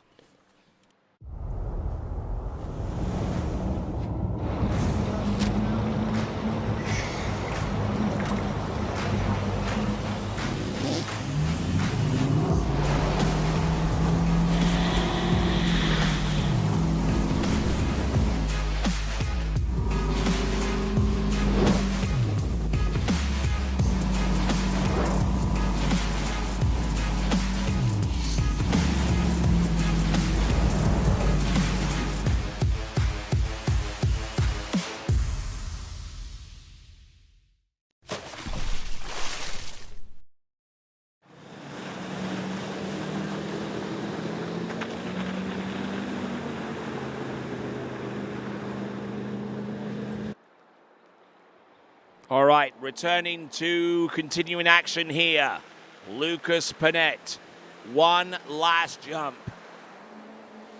Fall on the first, pass on the second. Knows that he's got to conjure up something here. Turns, drives it. Oh, and he passes on jump number 3 as well. So a no score for Lucas Panett. And what that does is it brings on a skier from Chile through to the next round of the competition. That is Santiago Berentius with a 47.5 meter jump. He is through to the boys jumping final at the expense of Lucas Panett, who unfortunately took a big crash on jump number 1, a pass on the second, and just unable to get anything out of jump number 3, a pass there as well.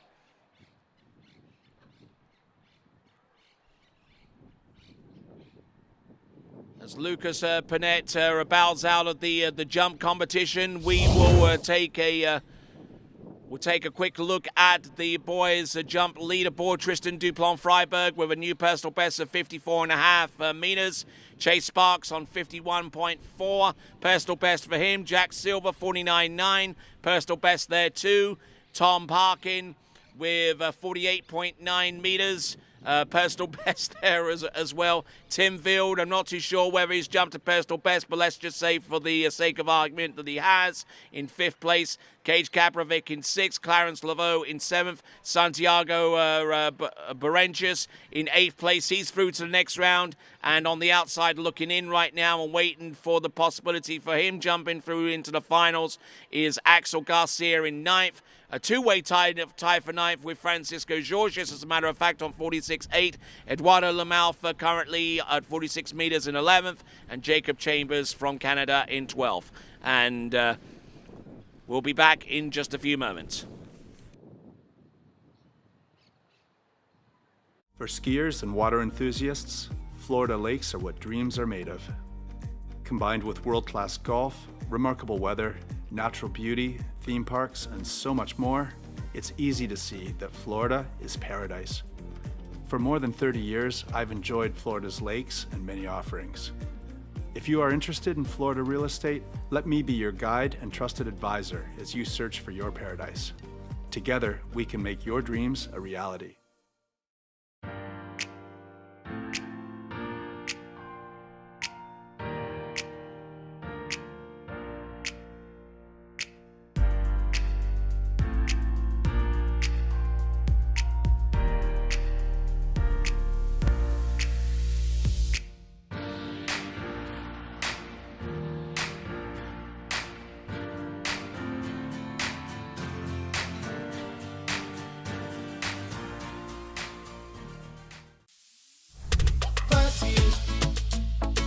Fácil, con PF te regala tiempo, te regala vida, PF.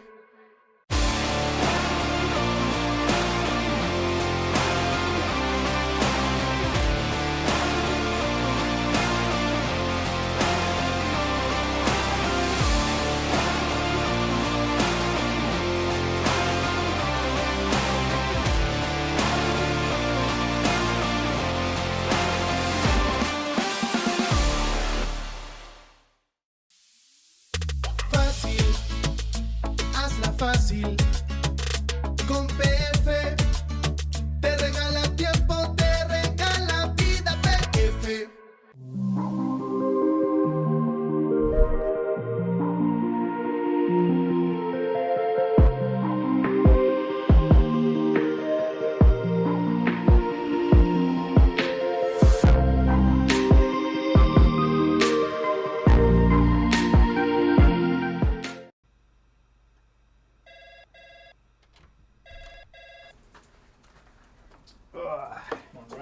Hey, morning. You have a good weekend? Yeah, got out on the water a couple times. How about you? Yeah, I got to set in. Just gonna make a quick phone call here. Oh, of course. Can you get that, Will? Yeah, man, I got it. Thanks for calling Wake House. This is Will. Yeah, looks like we've got those in stock.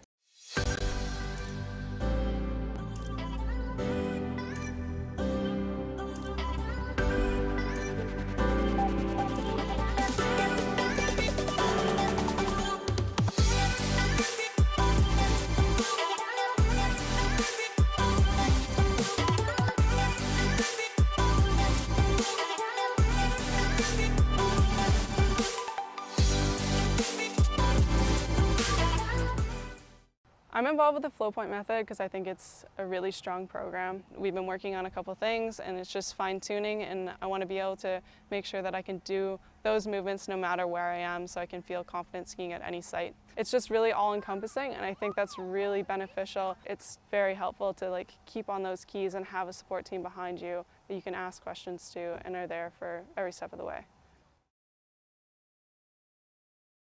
For skiers and water enthusiasts, Florida lakes are what dreams are made of. Combined with world-class golf, remarkable weather, natural beauty, theme parks, and so much more, it's easy to see that Florida is paradise. For more than 30 years, I've enjoyed Florida's lakes and many offerings. If you are interested in Florida real estate, let me be your guide and trusted advisor as you search for your paradise. Together, we can make your dreams a reality. Right then, returning to action here at the 2022 IWWF U17 World Water Ski Championships at Nautique. The attention to detail has never been greater than with the 2023 lineup. New technology, comfort, convenience, function and style have been integrated into every one of our world-class Nautique boats with features to enhance the unmatched experience we continue to deliver. When your life is on the water in a Nautique, you expect nothing less. Check it out at nautique.com. Here we go, Vincenzo Marino coming in on jump number 1. Because Santiago Branchius has made it through to the next round of the jumping competition, the cut line has been reduced to 46.8, but that is tied 2 ways right now, which could mean potentially a jump off if it isn't exceeded by any of our remaining jumpers that are on this list. Vincenzo Marino looking to try and get the job done with the opening salvo there.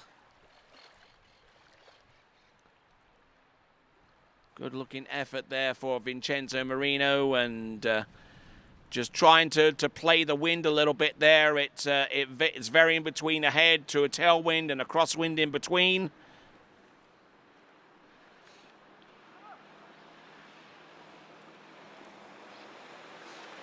Distance on the first jump coming through, it should be enough to send Vincenzo Marino through to the next round of the competition. Distance coming through, it's 50.2, 50.2. An Italian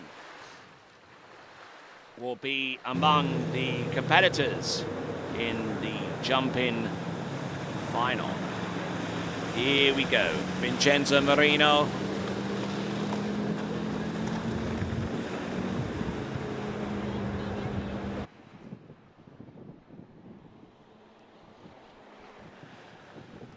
Here we go, Vincenzo Marino. Jump number 2. It's produced the distance that he needs to make it through. Let's see what kind of distance he absolutely wants. Here he comes. Second wake off the second wake into the jump. Steady as you like there with the technique. No worries there for Vincenzo Marino. Vincenzo Marino has jumped in excess of 50 meters before, and that was at the Europe and Africa Open Championships, where he scored a 15th place position on the strength of that jump of 50.3. Has jumped 53 meters before in the European Under-21s, which took place about a week or so before. And has jumped in the high 40s generally.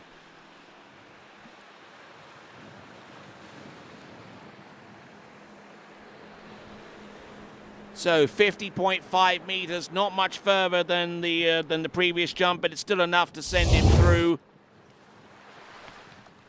And just trying to test things out a little bit, see how far he can push it, without pushing it too far, of course. Vincenzo Marino leaves us with 3 more competitors to go.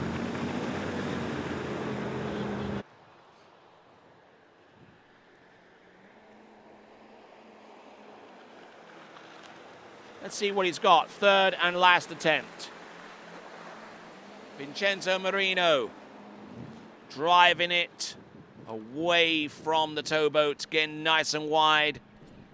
Keeping a good tight line. Good contact with the handle off the turn. Oh, and slipping out. And skier of Vincenzo's experience, very well equipped to rescue himself in that situation.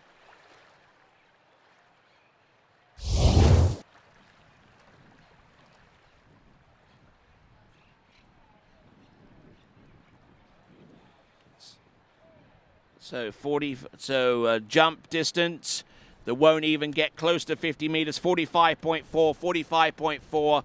But his best jump distance is 166 feet or 50.5 meters. Vincenzo Marino currently in 3rd spot, but assured of his place through to the next round. We'll take a look at the leaderboard very, very soon, but good, solid, intelligent jump in there from that Italian Vincenzo Marino.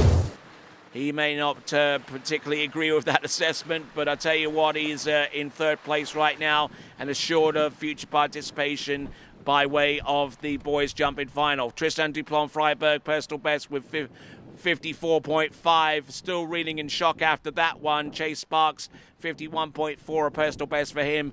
Vincenzo Marino, not quite a personal best this time around, but certainly enough to make it through with 50.5 meters. Jack Silver with 49.9, Tom Parkin 48.9, Tim Field 48.8, Cage Gabrovic 48.6, Laveau with 47.8, Barantius with 47.5, and Axel Garcia waiting in the wings with 46.8. And I say waiting in the wings is because he is currently tied with one other competitor, and that is Francesco Georges on 46.8, and that is the cut line, which could potentially mean that if that jump is not exceeded with any of the remaining jumpers, it could potentially mean a jump off would ensue as a result. Here we go. Elliot Westland. 3 competitors remaining. Here is the first of them. Good sharp turn. Coming to us out of Gavle in Sweden. Here he is. Elliot Westland. Good extension off the top, good speed, good landing. That should be enough to send him through without too many doubts.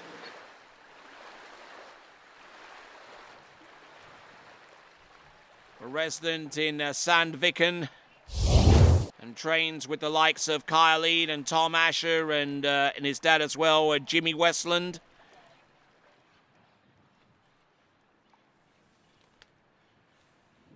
So the distance coming through of 50.8. He's through to next round. No worries there. 50.8.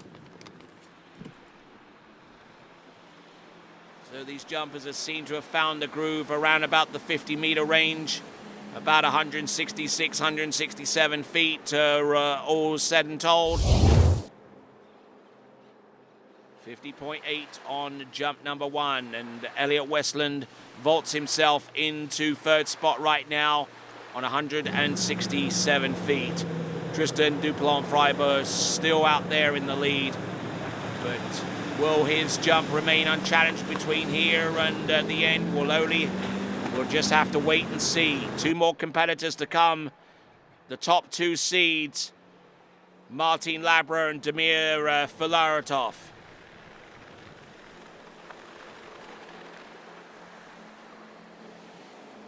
Sets himself up, turning after the 180-meter jump buoy. Turns, drives. Oh, beautiful looking jump there. Coming off the handle a little bit early, I fancy, and that would be my only critique on that jump, because everything looked good off the turn, and the edge and the power and the precision looked pretty darn good. But coming off the handle a little bit early, and ultimately means that you come down a little early as well.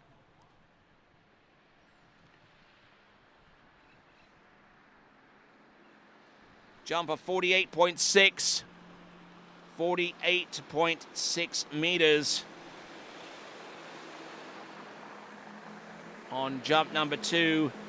And yes, certainly that left hander coming off the handle, skosh early and not really utilizing the full power of that Nautique towboat. Visit nautique.com and sign up to receive the latest updates from a variety of communications Nautique has to offer, including new features, athlete updates, videos, and more. Check out nautique.com today.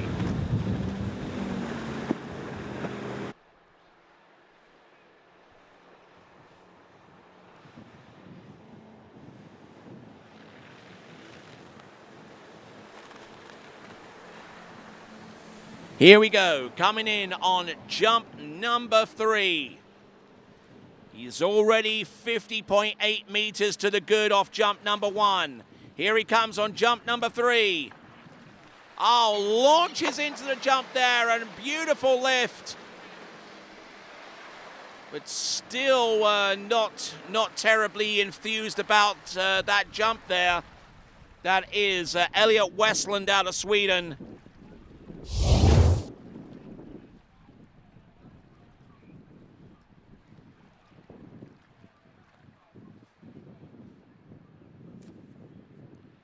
Just waiting on the jump distance to be released, and it's going to be 52.1 meters. 52.1. That gives him second place at the moment, 2.4 meters shy of the lead. But that moves into a position where, a highly desirable position where he'll be starting towards the tail end of the list in the boys jumping final, which will be our very last event of these championships come tomorrow, being a Sunday. Tristan Duplon-Freiberg still in the lead with 54.5, and now slotting into second place is Elliot Westland on 52.1. 2 more competitors to go. We're going to see Damir Filaretov of Ukraine come up in the next few minutes, but before him, it'll be Martin Labra, and we'll join up with him next.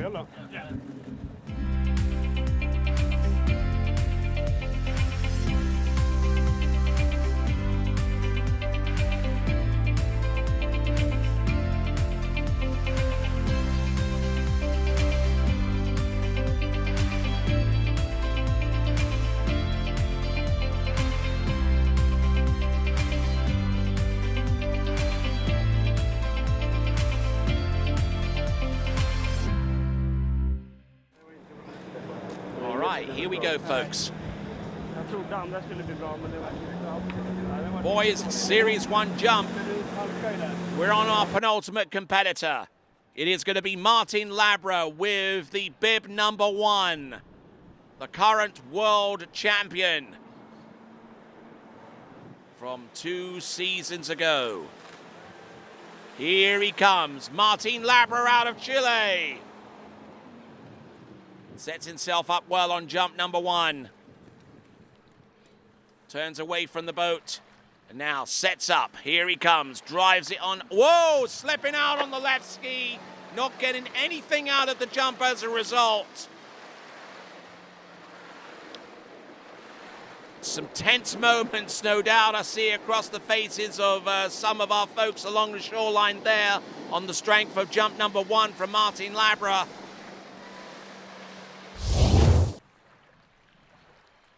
Looking at his setup, turning after the 180-meter cut buoy. We're waiting on the official distance to be recorded. It's a 42-meter jump. That's not going to serve his purposes 1 iota. About 12.5 meters shy of the lead.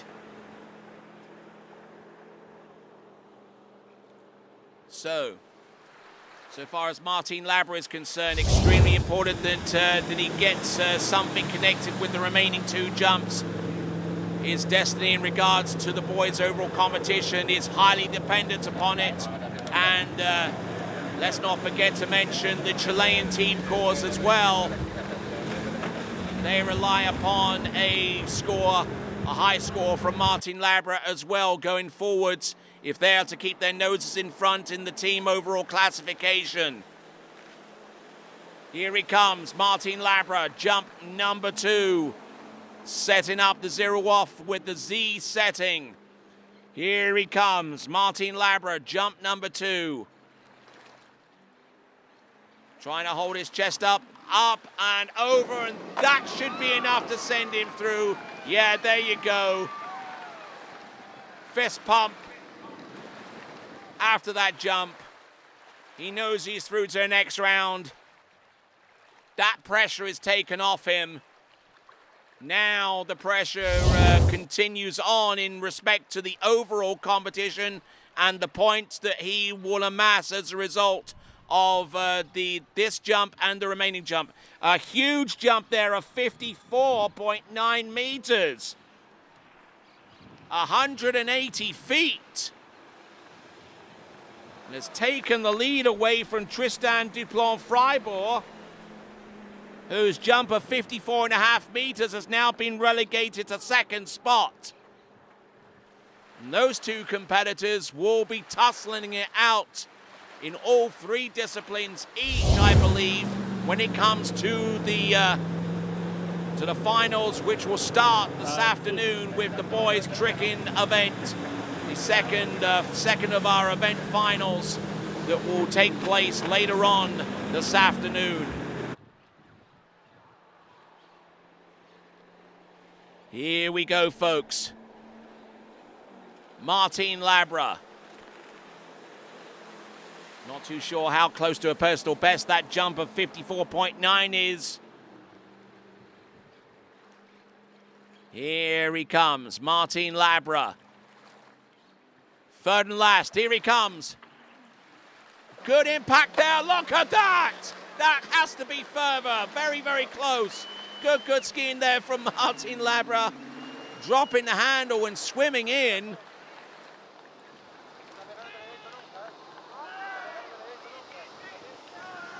Some chance along the shoreline, and we'll take a look at the instant replay. He dropped the handle after making it very clear that, at least from my perspective, that he landed that jump.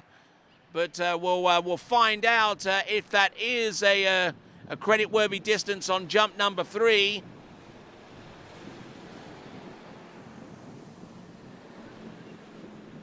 .9 meters on jump number 2.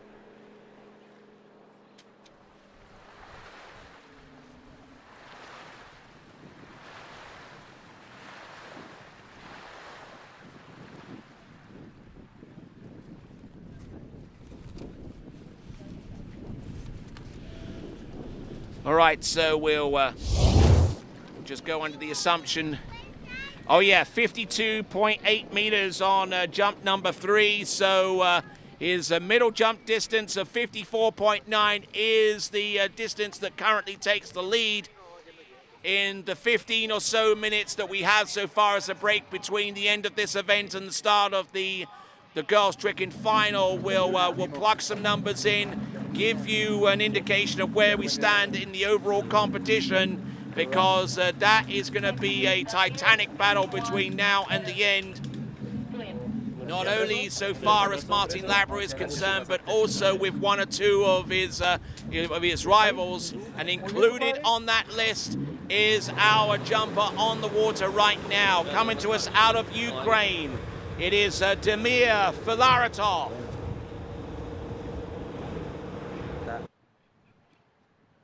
So making the turn round the dockside island.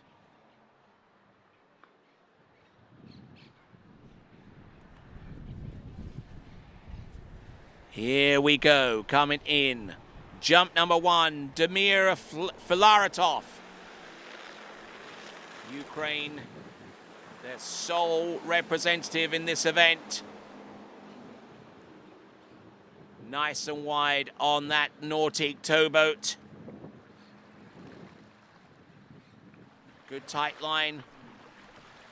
Whoa, whoa, whoa, almost completely over-rotated into the landing. Oh my word. Catching a little bit of that headwind in mid-flight, and that could have been curtains for him. Damir Filaretov.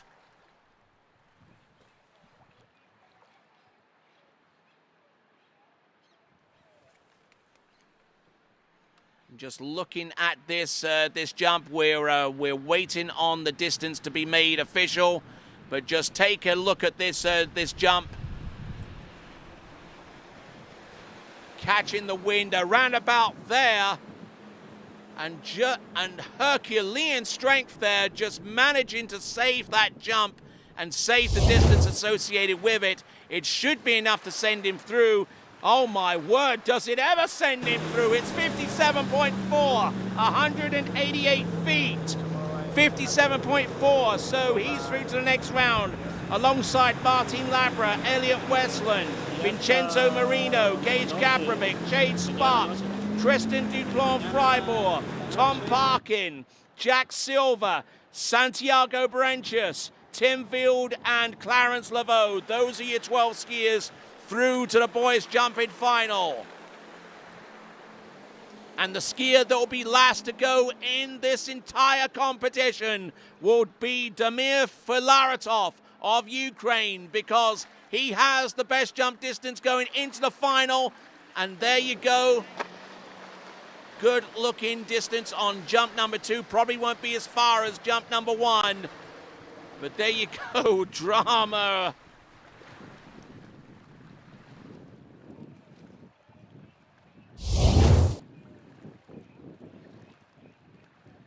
So it looks like we got a bit of a correction, a significant correction, as a matter of fact. 47.4 meters. We got the wrong communication from our officials to suggest it was 57.4. It's 47.4 on jump number 1. But this jump here is 48.8 meters. 48.8 meters, but that still means that he's through to next round of the competition. Now, where does that put him in terms of the ranking at this time on the leaderboard? Filaretov is currently in 9th spot, which means that he will be, what is it, 3 or 4 people off the dock, first off the dock. Now, if he wants to be the last person off the dock, he's got to beat Martin Labra with this last jump. 3rd and final attempt. Martin Labra on 54.9 meters for the lead. Damir Filaretov, the number 1 seeded jumper, coming into this elimination round of jumps in the boys competition. 2022 U17 World Water Ski Championships. The last action in the elimination round coming at you right here. 3rd and last. Good pull off the top, and that should be closer to 50 meters. He'll go to the dock to conclude the elimination round series in all events, all genders. Andrew Bergman doing a fine job at the helm of that towboat. Valentina Gonzalez there at the in the passenger seat in the judge's chair. And we're getting the jump distance coming through. It should be a little bit bigger. It's 50.2 meters, 165 feet. That moves him up another 4 places. He'll be halfway down the list by the time he takes the water and jumps with 52.2 meters. He's currently in 6th spot. Damir Filaretov skis his way through to the boys jumping final. All right, here is your leaderboard. Finally, in 12th spot, Santiago Berentius with 47.5 meters. He's through. Clarence Laveau with 47.8. He's in 11th. He's through as well. Cage Gabrovic, 10th with 48.6. We've got Tim Field in 9th place with 48.8. Tom Parkin, 48.9. We've got Jack Silver with 49.9. Damir Filaretov with 50.2. Your top 5 feature Vincenzo Marino with 50.5 meters. Chase Sparks in 4th with 51.4. Elliot Westland with 52.1. Tristan Duplan-Fribourg with a new personal best of 54.5. And Martin Labra, the leader in the clubhouse, with 54.9 meters, 180 feet. All right, that concludes the elimination rounds. Everything else you see from here on out is a final, starting with the girls' tricking final and ending off with the boys' tricking final today. Ladies and gentlemen, we got some great skiing to come, and in about 15 minutes we'll go into the girls' tricking final. We'll tabulate some scores for the overall and bring those scores to you at the tail end of this break. You're watching the 2022 U17 IWWF World Water Ski Championships, and we'll be back in about 15 minutes, so don't go away.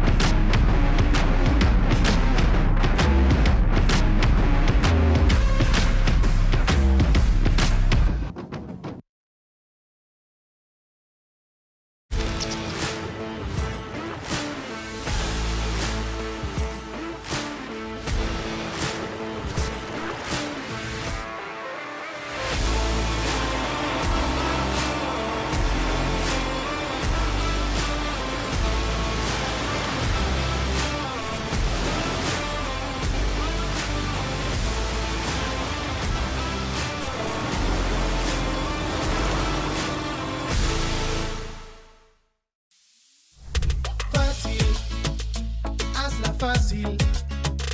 Con PF te regala tiempo, te regala vida. PF.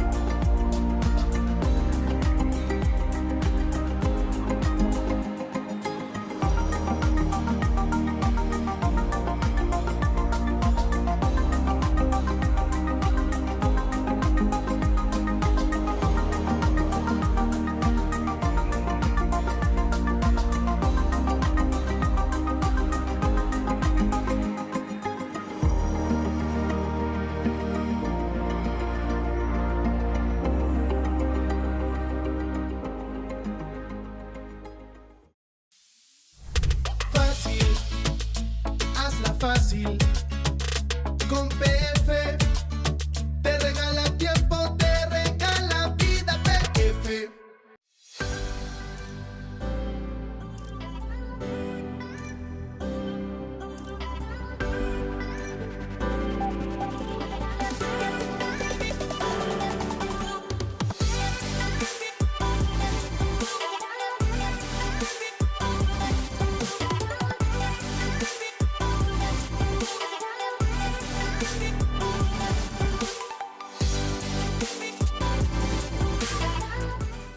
Hi, my name is Brantley Hawkins. I'm one of the co-founders here at New Dimensions Wellness. My partner and I have over 20 plus years of sports medicine and exercise experience working with the most elite athletes in the world. Together we have developed a proven system that has been sought out by these professional athletes and is now available to you. You will move your body and loosen your joints in ways that you haven't before. It's not your typical weight training, it's not CrossFit, and it's not crunch fitness. Once I got in here, it was a big eye-opener how much different that they go about everything.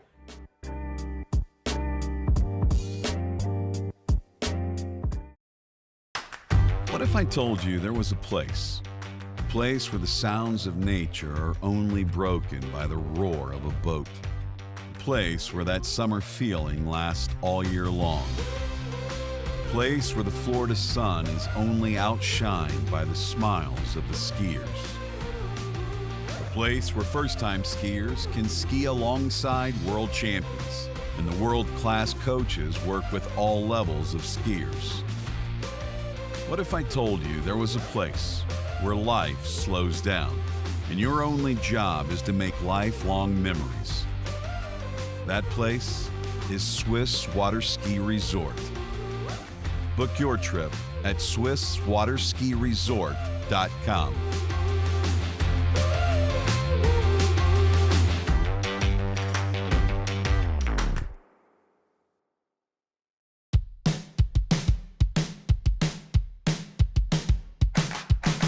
Today is gonna be a little something more. I've got a plan in mind, a special thing in store. The light bulb inside my head says, get out and play, 'cause you never feel this way.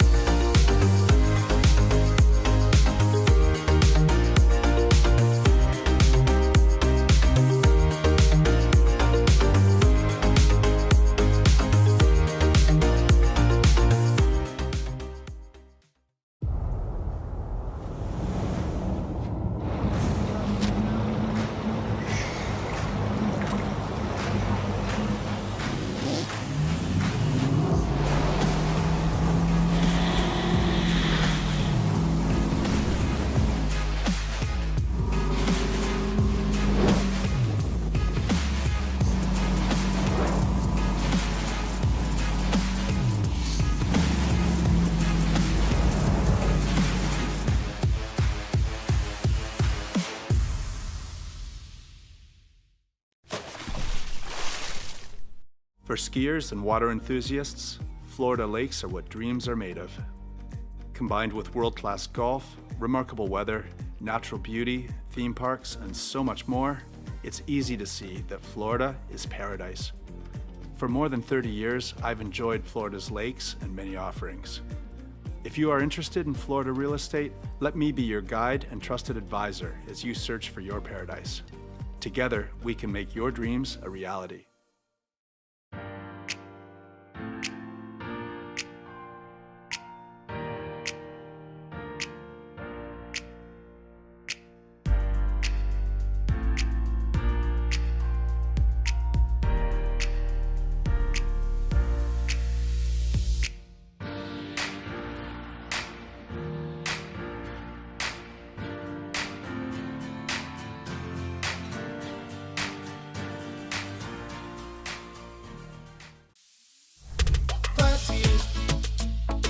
Fácil, con PF te regala tiempo, te regala vida. PF.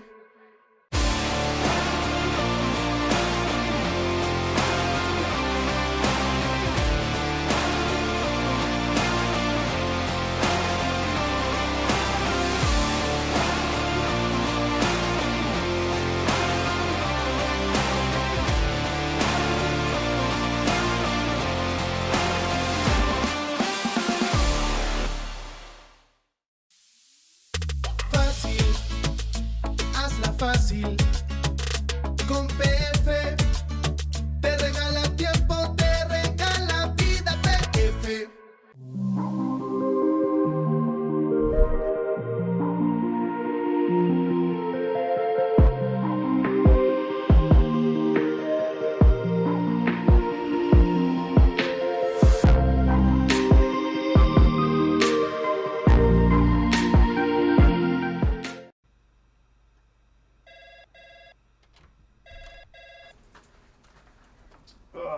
Morning, Brian.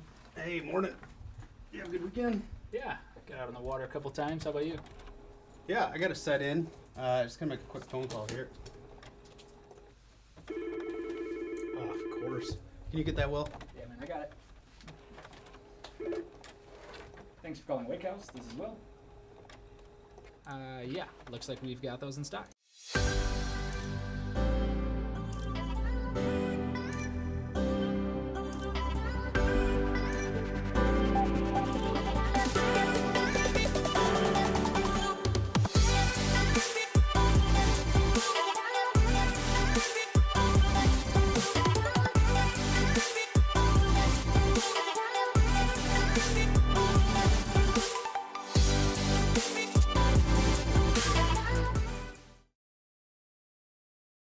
I'm involved with the Flow Point method because I think it's a really strong program. We've been working on a couple things and it's just fine tuning, and I want to be able to make sure that I can do those movements no matter where I am, so I can feel confident skiing at any site. It's just really all encompassing, and I think that's really beneficial. It's very helpful to keep on those keys and have a support team behind you that you can ask questions to and are there for every step of the way. For skiers and water enthusiasts, Florida lakes are what dreams are made of. Combined with world-class golf, remarkable weather, natural beauty, theme parks, and so much more, it's easy to see that Florida is paradise. For more than 30 years, I've enjoyed Florida's lakes and many offerings. If you are interested in Florida real estate, let me be your guide and trusted advisor as you search for your paradise. Together, we can make your dreams a reality.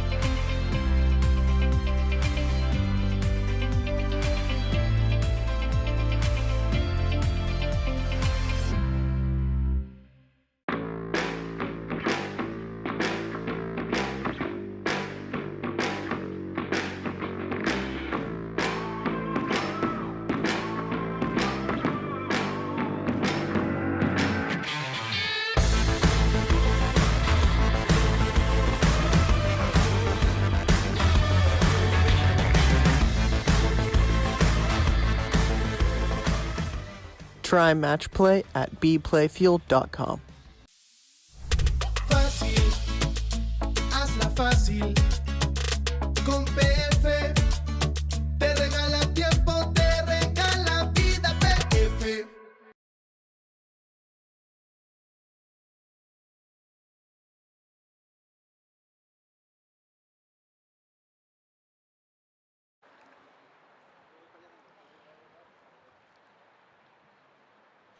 All right then, folks. Welcome back to continuing coverage of the 2022 U17 World Water Ski Championships. My name's Tony Lightfoot, and we're about to go on with the first of our event finals, which is the girls' tricking final.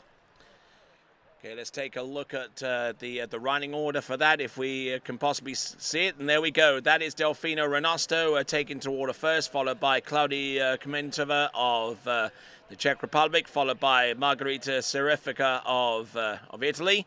Elizabeth Hall of the United States, Andrea Vermont of France, Erica Hayes of Australia, Alexia Abelson from the United States, Emily Wenzel, Germany, Emma Davis of the United States, Mary Lou Devergier of France, Megan Pelkey of Canada, and finally Hannah Stupnicki.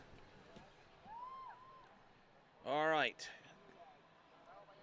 We've got 12 best junior trickers in all of the world among our female athletes. And first one to take to the water.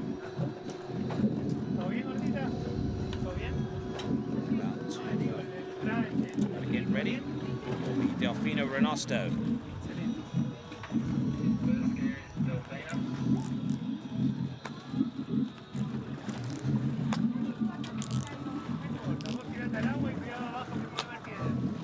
Okay, Delfina Renosto. We'll try and get some stats on her going forwards.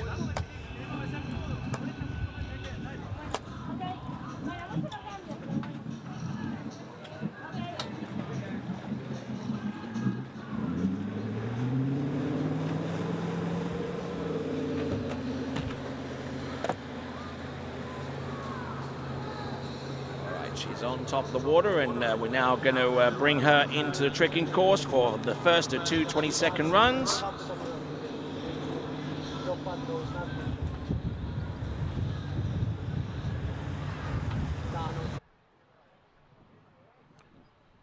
All right, so a trick in 37.60 to make it out of the semi-final into this final here. Hometown of Buenos Aires in Argentina. And representing that nation right here and now. This is Delfina Renosto. Looks like she's going to go with toe tricks first. Toe wake-o to start. Very, very aggressive and high tempo. Toe wake back and toe wake front. Working her way through the remainder of these tricks. Keeping the toe foot close to a standing leg for ultimate balance and control. Toe into wrap. Getting a little bit pitted out there with the toe tricks towards the end of that run, but managing to get things going. That is Delfina Renosto. And a good looking opening salvo of tricks. Starting off aggressively enough there with the toe wake-o. And we'll look forward to seeing her produce some hand tricks with the second and final 20-second run. But the toe tricks didn't look too bad for starters. We've got 12 trickers in this final, and this the first of them, Delfina Renosto of Argentina. Very, very light on her toe leg. Toe sides in one direction and the other. There we go, toe into wrap, which is considered by many to be a gateway trick to a lot more intricate stuff, such as the toe 5 front and the toe 7 front to front, and looking quite adept there to performing that. So we could be seeing some more intricate stuff in the future, courtesy of Delfina Renosto. Claudia Kmentova of the Czech Republic, getting ready on dockside, and not not too far away, I would imagine, is Margherita Cirefica of Italia. But for the moment, our first tricker, Delfina Renosto, getting ready for her second and final 20-second pass.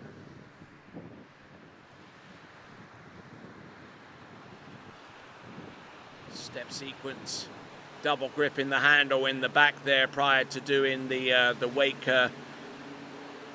wake line front. But going through, missing out on the handle pass towards the end, and goes there with the 5 front. Let's give it up for her, please. Our first competitor in the girls' tricking final, Delfina Renosto of Argentina.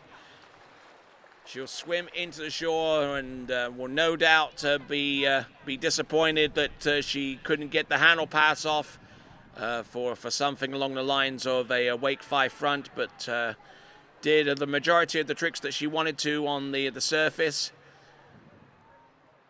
Wake back-to-backs look pretty clean as well, getting a lot of air between the ski and the water. And then she went in for the wake-o and just plain flat out through the handle instead of passing it. And unfortunately there for Delfina Renosto, not able to get all the tricks that she wanted to on pass number 2. All right, Klody Komentova of the Czech Republic, our next competitor out. Slipping into the water and getting ready for the first of 2 20-second runs.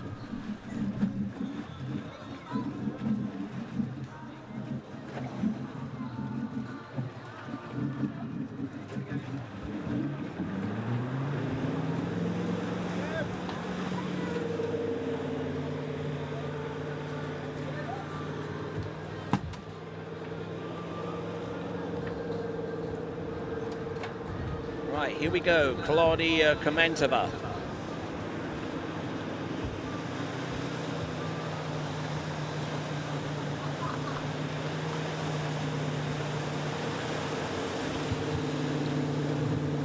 Let's see what she has here for pass number 1 of 2.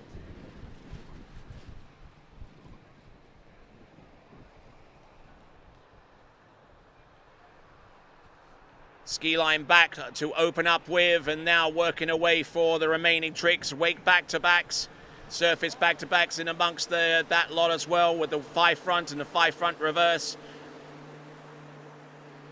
A little nervous with the handle passes though, but still managing to work a magic with the handle tricks, and getting all the way through on the pass number 1. That is Klody Komentova of the Czech Republic.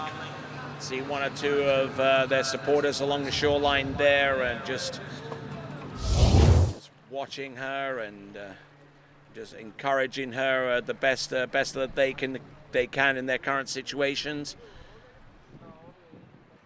Klody Komentova, Czech Republic, keeping a good eye on things going forward. Oh, and looking at the instant replay, almost dropping the handle, and that would have been disaster for her in terms of maximizing the amount of points coming out of the handle pass. But she got to the point where she could relax a little bit and go into a step sequence, knowing that the hardest part of her run was in the past. And there you go, that is Klody Komentova, and pass number 2 coming up in just a few moments. We'll try and get some scores out to you very, very soon. At least for Delfina Renosto, and obviously Klody Komentova once she gets done tricking. Klody, for her part, tricked a 38.50 to advance through to these finals, right here at Lago Los Moros.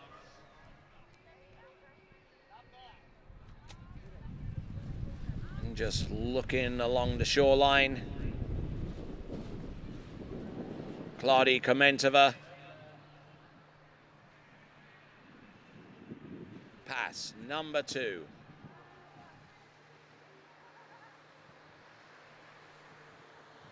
It's going to be toe tricks. It's going to be the toe 5 back. Out of that wrap, one of two tricks you can do, either a straight up toe or a toe 5 back. Couple of toe side slides in the middle, toe into wrap, toe out, nicely done, and all the way through, yes! 2 stand-up runs. Great skiing there for Claudia Komantova. Absolutely just ripping through those 2 passes, and that could be a score into the 4,000 point range. We've yet to find out, but certainly giving herself the best shot possible of maximizing our opportunity out there on the water with 2 stand-up runs. Claudia Komantova coming to us out of Prague in the Czech Republic. Keeping the toe foot close to the standing leg for maximum control and maximum efficiency out there on the water.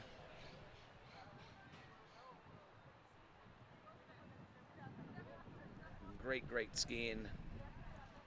There we go with the toe wrap in and toe out, and yeah, throws the fist. Wonderful stuff there for Claudia Komantova. All right, so Margherita Serafrica of Italy, having tricked 39.80, is our competitor on the water at this time.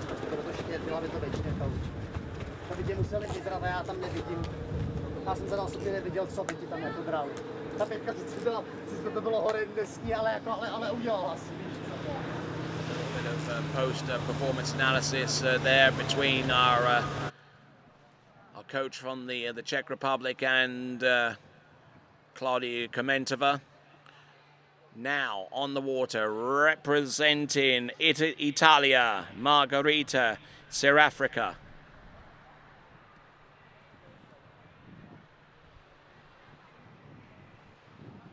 Toe 5 back, trying to keep.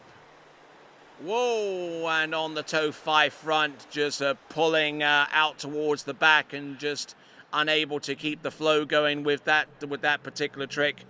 Going to take a look at the instant replay and see where everything started to move south there for Margherita Serafrica.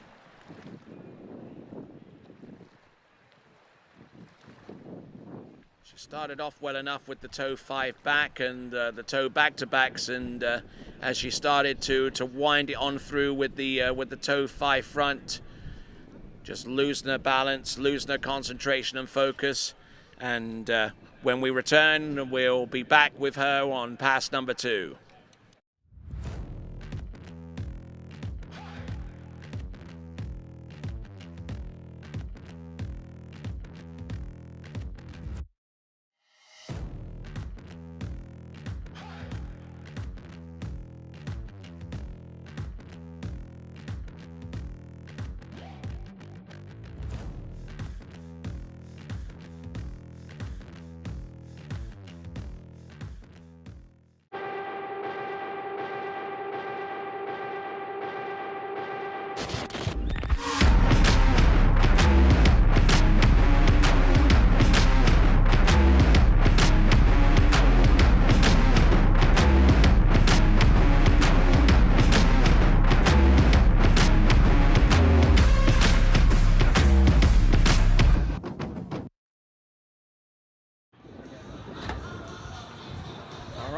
Continuing right along, we're seeing some activity on dockside there. We've got Elizabeth Hall, our next competitor to go from the United States, going through her motions on the dock, limbering up for the 2:22 passes that will be coming her way very, very soon. In the meantime, therefore, we've got on the water Margherita Serafrica. Oh, there with the wake line O, and almost losing it out the back there. A little bit of nerve starting to creep in here as she works her way through the remaining tricks that she has on top of the water. Getting some good elevation and dropping the handle down there, and unfortunate set of circumstances there. But give her a big cheer, ladies and gentlemen, from Italia, Margherita Serafrica. Yeah, almost falling out the back. Did very well to recover the wake line O to get things up and running.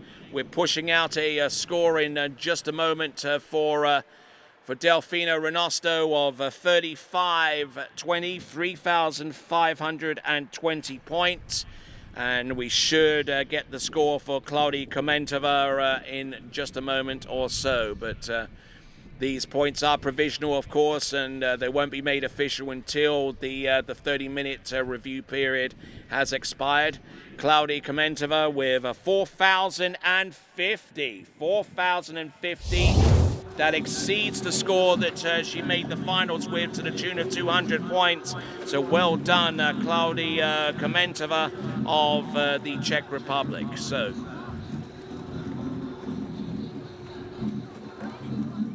Claudia Komentova, I believe, will move at least one place higher than where she was out of the semi-final, at least based upon the performance that I've seen from Margherita Serafrica, who I'm quite sure won't get anywhere close to 39.80 that she produced in the semi-final round. And with that, let's continue on. Our next competitor from the United States of America is Elizabeth Hall.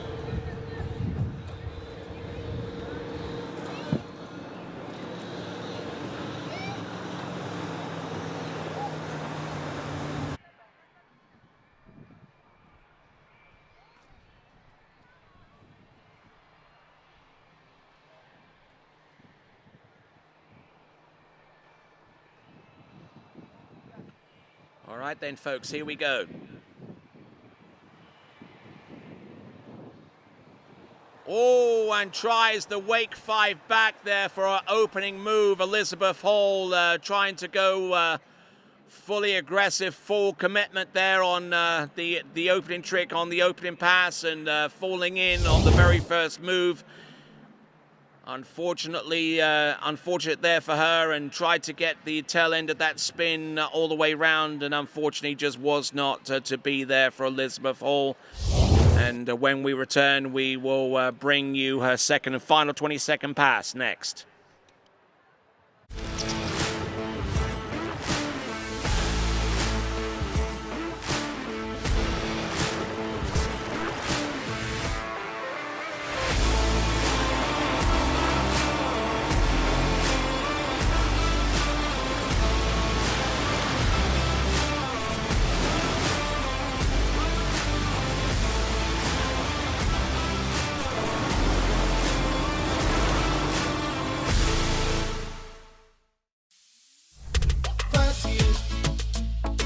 Fácil, con PF te regala tiempo, te regala vida, PF.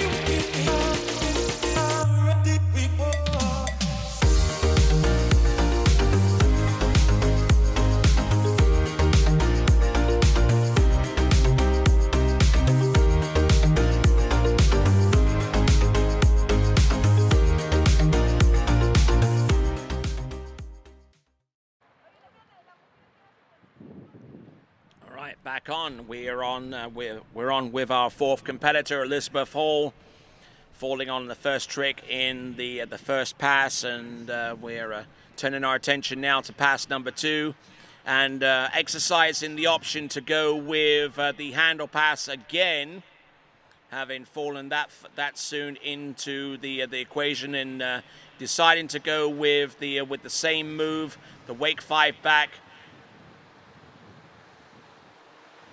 Oh, managing just to hold on to that wake 5 back, and now continues on for the remaining tricks. Wake 5 front to the back, wake 5 front reverse. Now she's going to edge away and get the first of her backflips. Yes, she gets that one underway. There's the second one. Now just edges into the wake. Decent elevation, but unfortunately unable to ride that one out. But ladies and gentlemen, let's give her a big cheer from the United States. It is Elizabeth Hall. Commiserations there to her as she worked her way through the second and final 20-second pass. It looks like we got a score revision upwards for Claudia Komentova with 4,450 points. We're still yet to get the score for Margarita Serafrica of Italia. But the score for Elizabeth Hall is unfortunately going to be diminished compared to what she used to get into these finals because of the early fall on pass number 1 and the fall towards the end there whilst trying the flip twister back to front. But there you go. That is Elizabeth Hall, proving how unpredictable the tricks event can truly be. We're still waiting for the final score for Margarita Serafrica of Italia, and also the score for Elizabeth Hall by extension. And our next competitor qualifying into this girls tricking final with a score of 4,020 points is Andrea Vermongo.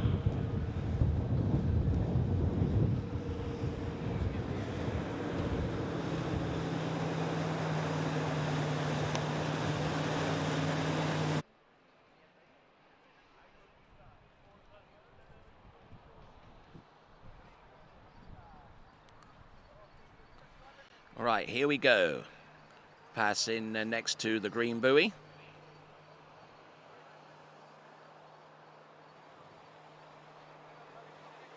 Nicely done with the opening moves.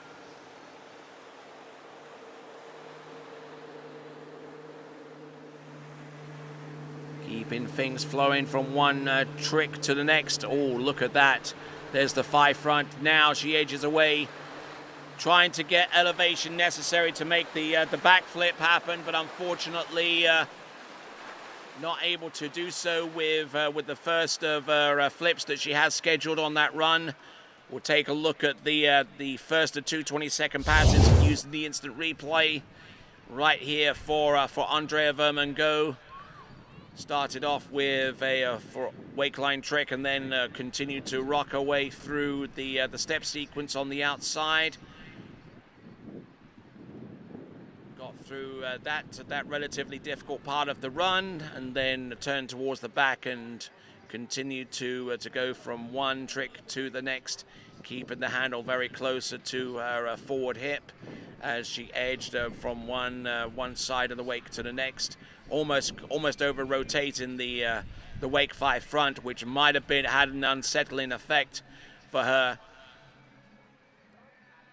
So Margarita, South Africa, we've got 2330, 2,330 for Margarita, South Africa, and when we return, we'll have Andrea Vermongo's second and 20-second pass next.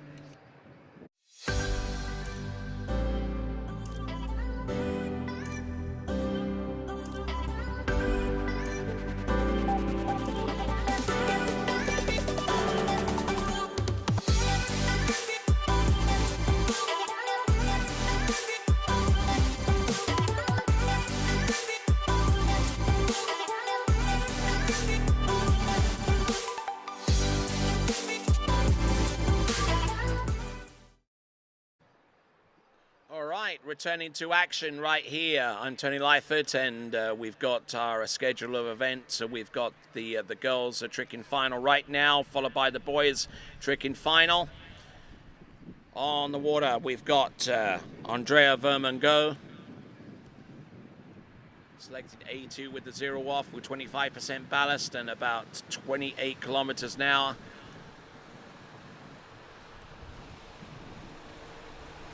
I think by now she realizes that with the early falls, it's not going to take a maximum performance for Andrea Vermongo to get up among the higher standings. But unfortunately, an early fall with toe tricks halfway through the run doesn't exactly do her her endeavor any favors either.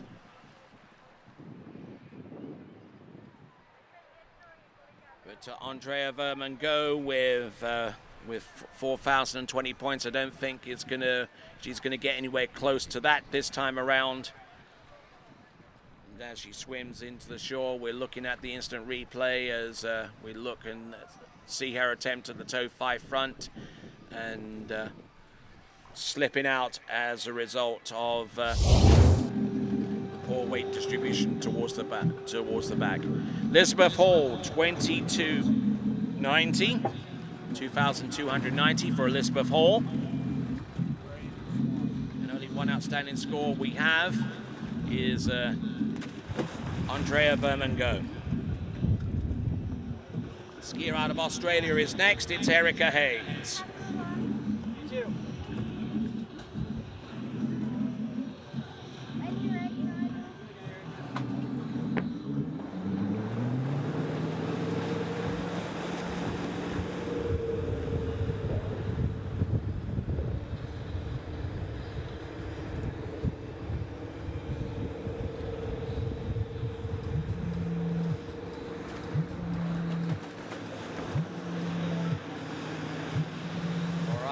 Go, folks.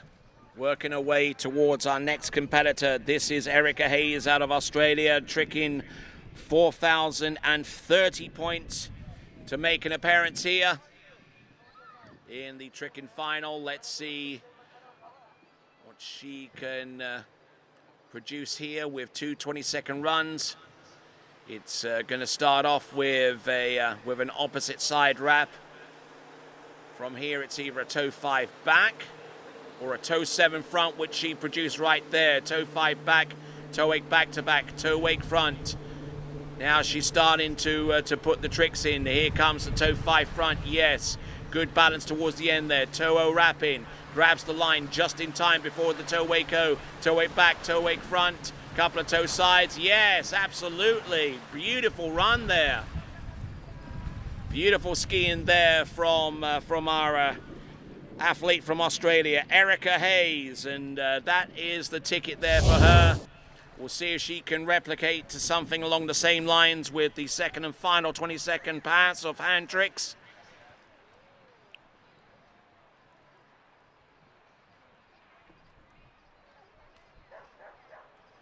And just look at her tricks from one to the other. Not missing a beat at all.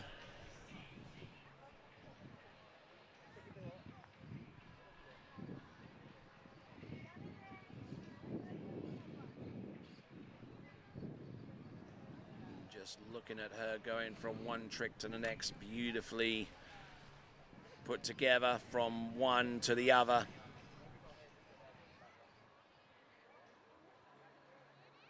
So there we go. That is on the water at this time. Erica Hayes out of Australia. Great to see. And Alexia Abelson from the United States getting ready to go.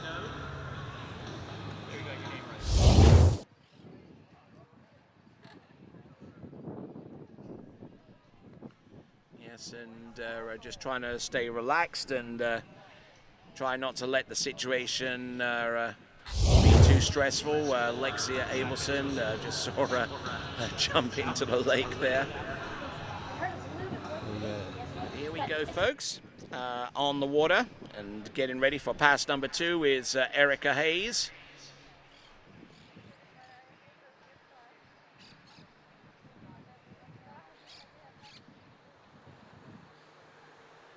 Looks like she's wrapping in for something along the lines of a wake 5 back. No, actually a wake-o to start off with. Bulks out of the wake 5 back start. There we go. That's wake 5 front, the wake 5 front reverse. The wake back now. Let's see if she can get elevated there with the backflip. And here's the reverse. Does she go for anything more? Surface O's. All right, 2 stand-up runs. Well done there for the Australians and Erica Hayes.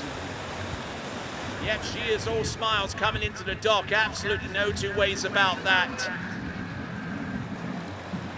To find the scorer. Could it be enough to overhaul the total that was produced by Claudia Komentova, who tricked a 44.50 as a revised total to an earlier score of a 4,050.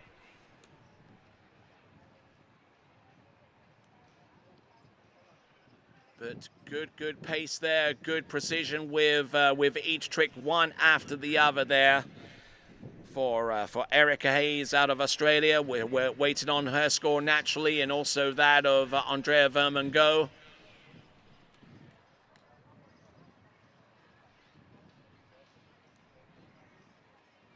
Two flips towards the end, 1,000 points total between those two tricks.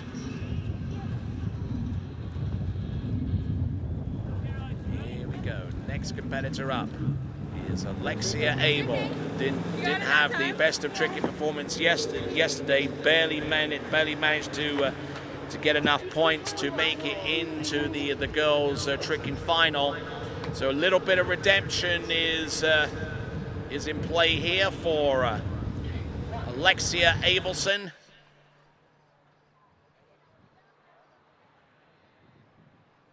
All right, here we go. Alexia Abelson. Setting the boat speed up to about 16 miles an hour.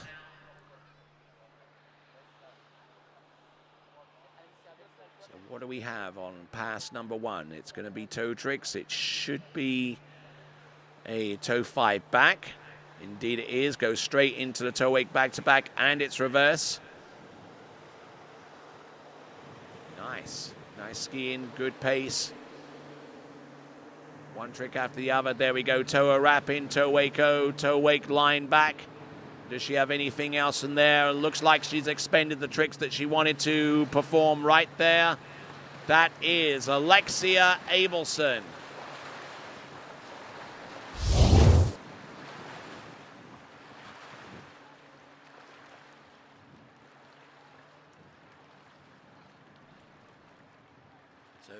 Good high-paced trick in there, courtesy of Alexia Abelson, who primarily trains over at the Crystal Point facility, not too far outside Gilbert in Arizona, and working with that MK1 Martin Coleman good trick ski, which seems to have made the popular rounds, especially around these parts here at Lago Los Maros. Certainly a ski that's definitely equipped for toe tricks, and for the handle pass, good have another trick ski on offer, and that's the Avalon. Of course, you can find out more by going to their website, of course, and seeing the differences between the two, in terms of their length, their side cut, and their general purpose for hands and toe tricks. Here we go, folks. Nigel Sparrow at the helm of that Ski Nautique towboat from Correct Craft.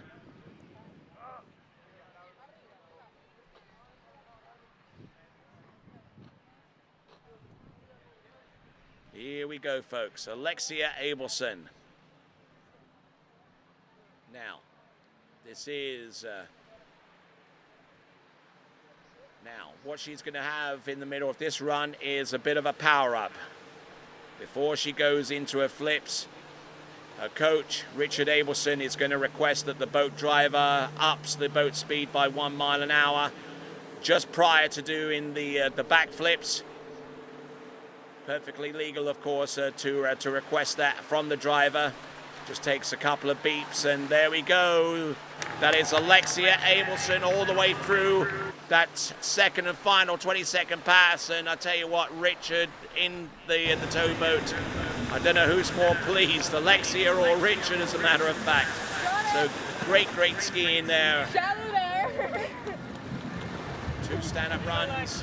Certainly exactly what the doctor ordered. Definitely the cure for the lackluster performance that she produced in the initial round of skiing, and now coming back with something that could well end up putting her on the podium.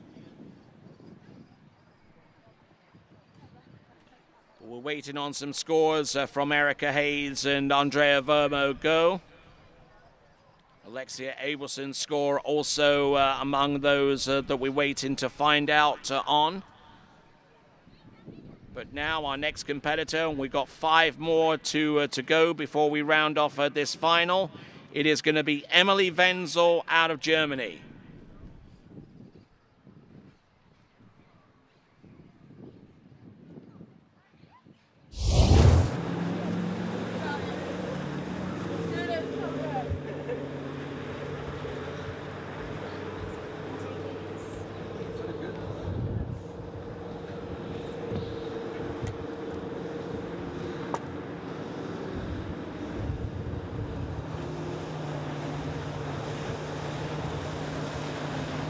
Here we are, folks.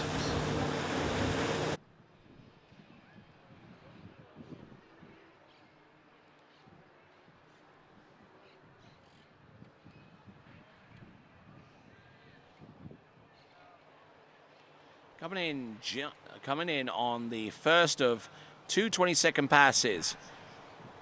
This is Emily Wenzel trying to get to a pretty high tempo start. There's the 5 front, there's the Waco now edging out very, very slightly, trying not to lose too much time. Got about 5 more seconds to throw everything in the kitchen sink into the mix. There you go. Good skiing there from Emily Wenzel.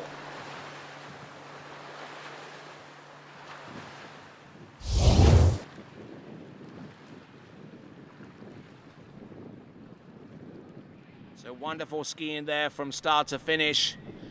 Again, good height there on the ski line back, and just working her hips, working her ankles, and good balance all the way through from the very start all the way to finish off that run, including that Wake 5 front, and almost letting the handle go a little bit, but managing to keep enough control of it and recovering well off that backflip as she went straight into the surface a couple of sides, and just a few throwaway tricks towards the end. They all help you gain more in terms of points. It could mean the difference between coming out on top and coming out a runner-up in this event. So, looking at Emma Davis and receiving some last-moment cues and instructions there from 3-time world junior champion herself, Ronnie Barton.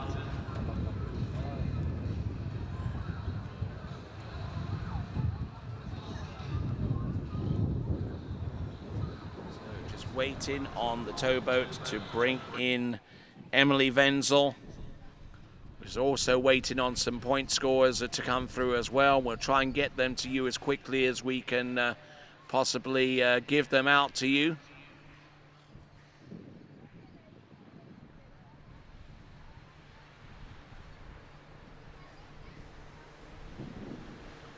Here we go, folks.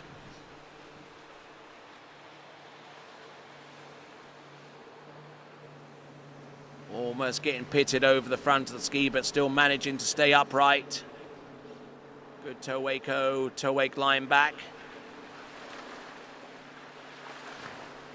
Yeah, toe wake back-to-back reverse, but unfortunately spending a little bit of time trying to recover, and unfortunately for her, sinking into the water and unable to get through pass number 2 with the toe tricks on the strength of that mistake.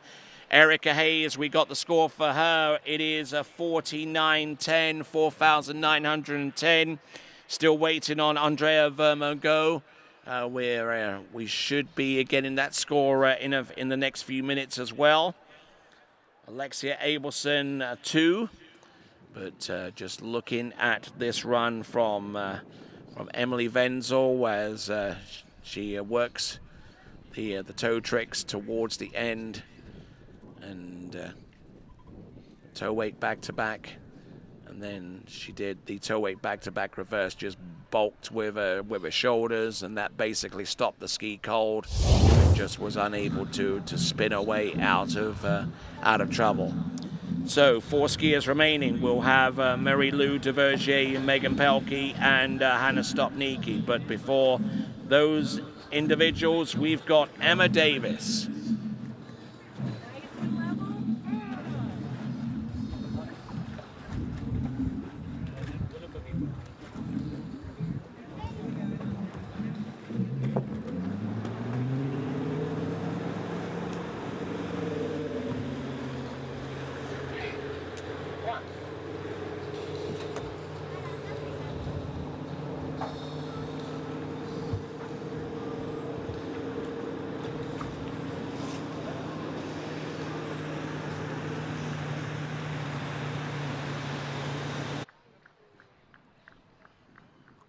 All right, here we go, folks.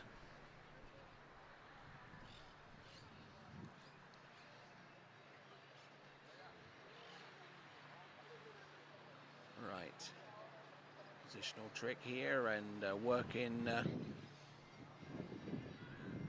toe foot into the toe strap, and this should be something along the lines of a toe 5 back, which indeed it is, just slow rotation.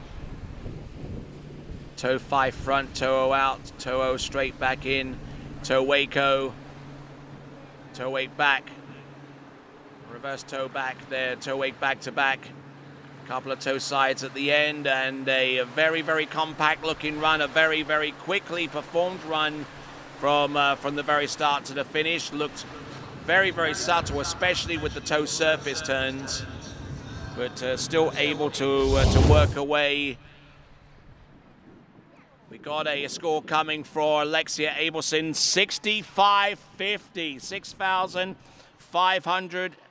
6,500 points, I beg your pardon, 6,500 points there for Alexia Abelson, and that is within 100 points of the score that was produced yesterday by Hannah Stopnicki to make her way through to the tricking final. So Alexia Abel could well have done enough to put herself on the podium, unless some dramatic developments come to pass with the remaining few skiers, including Emma Davis, who tricked 46.40 yesterday. We're looking to see if she can conjure up something a little bit more in the way of points this time around today. On the starting dock, we see Marie-Lou Duvergier getting 1 or 2 pointers and tips of encouragement there from her father, Christophe Duvergier, who will be riding in the boat for her.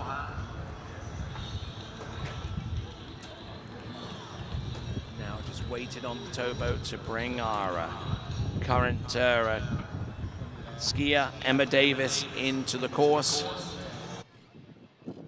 Here she is out of Milford, Virginia. Just trying to get limbered up and warmed up, and with the ballast set at 50%, trying to beef the wakes up. Running with C3 on the 0 off. And here we go. This is Emma Davis. Wake 5 back. There's the wake front, a couple of surface 180s there in the middle as she works at a feverish pace there. Edging away, then turning backwards to the flip twist back to front, and unfortunately just not using enough of the wake to gain elevation and time in the air to fully perform that trick. That was Emma Davis falling in on pass number 2. She'll swim into the shore and or perform a little bit of self-analysis of what she did out there with the tricks in this girls' tricking final. looked good on the surface, but just not able to get the lift and the rotation necessary to fully perform the flip twister back to front right at the very end. All right then, folks. Skier about to take to the water. Our third from last competitor is going to be Marie-Lou Duvergier. Marie-Lou Duvergier tricked 51.30 in the opening round. As we work our way down towards the end, we got two Canadians to round off this tricks event. We got Megan Pelkey with who tricked 61.20, and Hannah Stopnicki with 6,600 points out of round number 1. Really appreciate you girls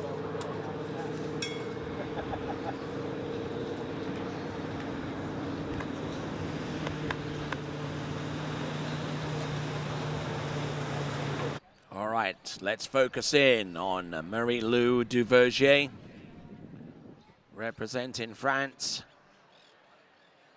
and setting the boat speed at about... Whoa, oh my word, what happened out of course? Oh my word.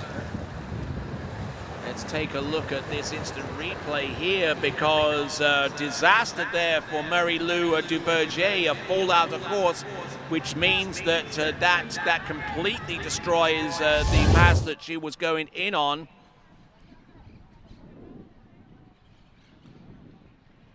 Does the toe wake back, and then just for some inexplicable reason unable to land and ride out that trick that she could do basically in her sleep. Remarkable occurrence there, and we'll have to go straight in for pass number 2. And just right there.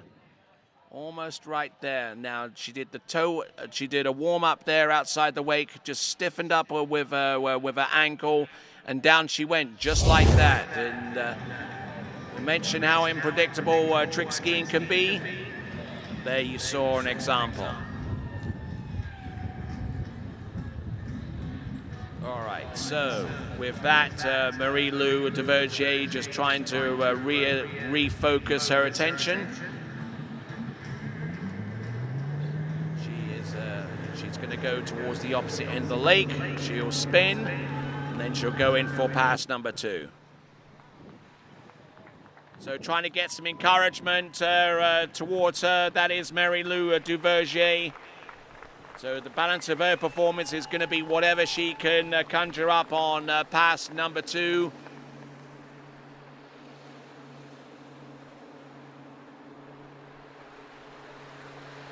Certainly, this tricks event in the last couple of days have produced some exciting finishes. We've got Emily Wenzel with 48.30, 4,830. So we got a score there of 400 points more than the prelims. 48.50, I believe. For Emily Wenzel. We're still yet to get the score for Andrea Vermongo.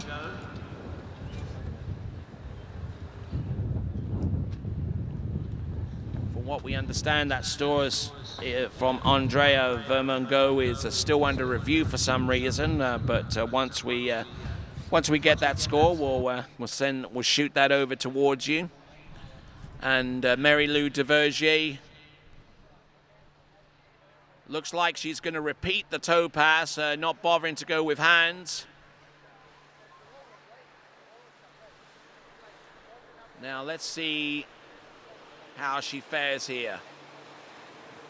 Marie-Lou Duvergier, toe 7 front, toe 5 back, toe back to backs. Now working her way through. There's the toe. Oh, and just to add insult to injury there for Marie-Lou Duvergier, falling on the toe 5 front. But give her a big cheer, folks. Some commiseration there for Marie-Lou Duvergier of France. as she swims into shore. Worked hard to make it into the girls' tricking final with 51.30, but unfortunately unable to come through with a performance that she truly wanted or expected.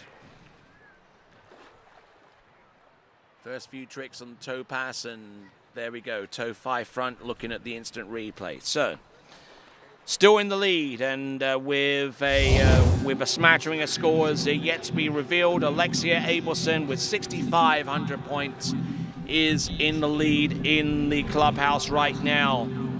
We've got 2 competitors remaining to ski, and the first of them is going to be Megan Pelkey out of Canada, who scored 61.20 to place herself second to last to go off the dock.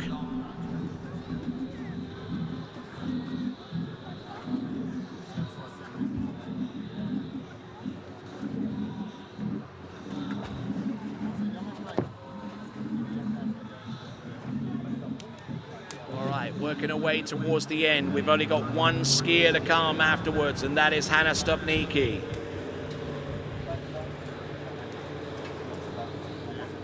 So, bringing us to a conclusion, to a dramatic conclusion here. So here we go, folks.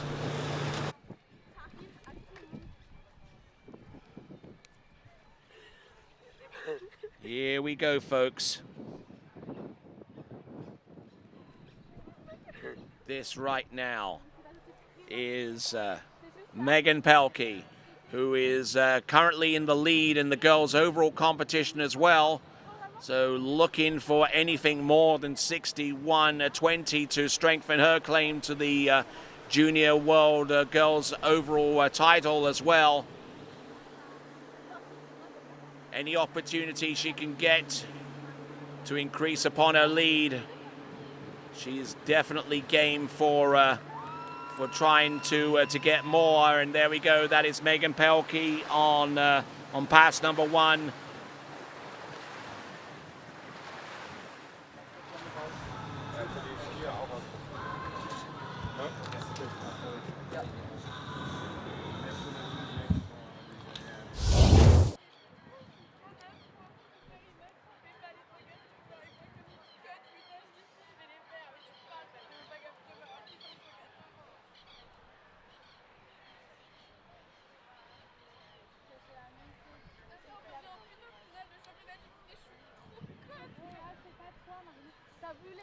All right, so looking at Megan Pelkey with the instant replay. And looking good through her toe tricks there, and especially with the good aggressive stance that she performed the toe wake O with.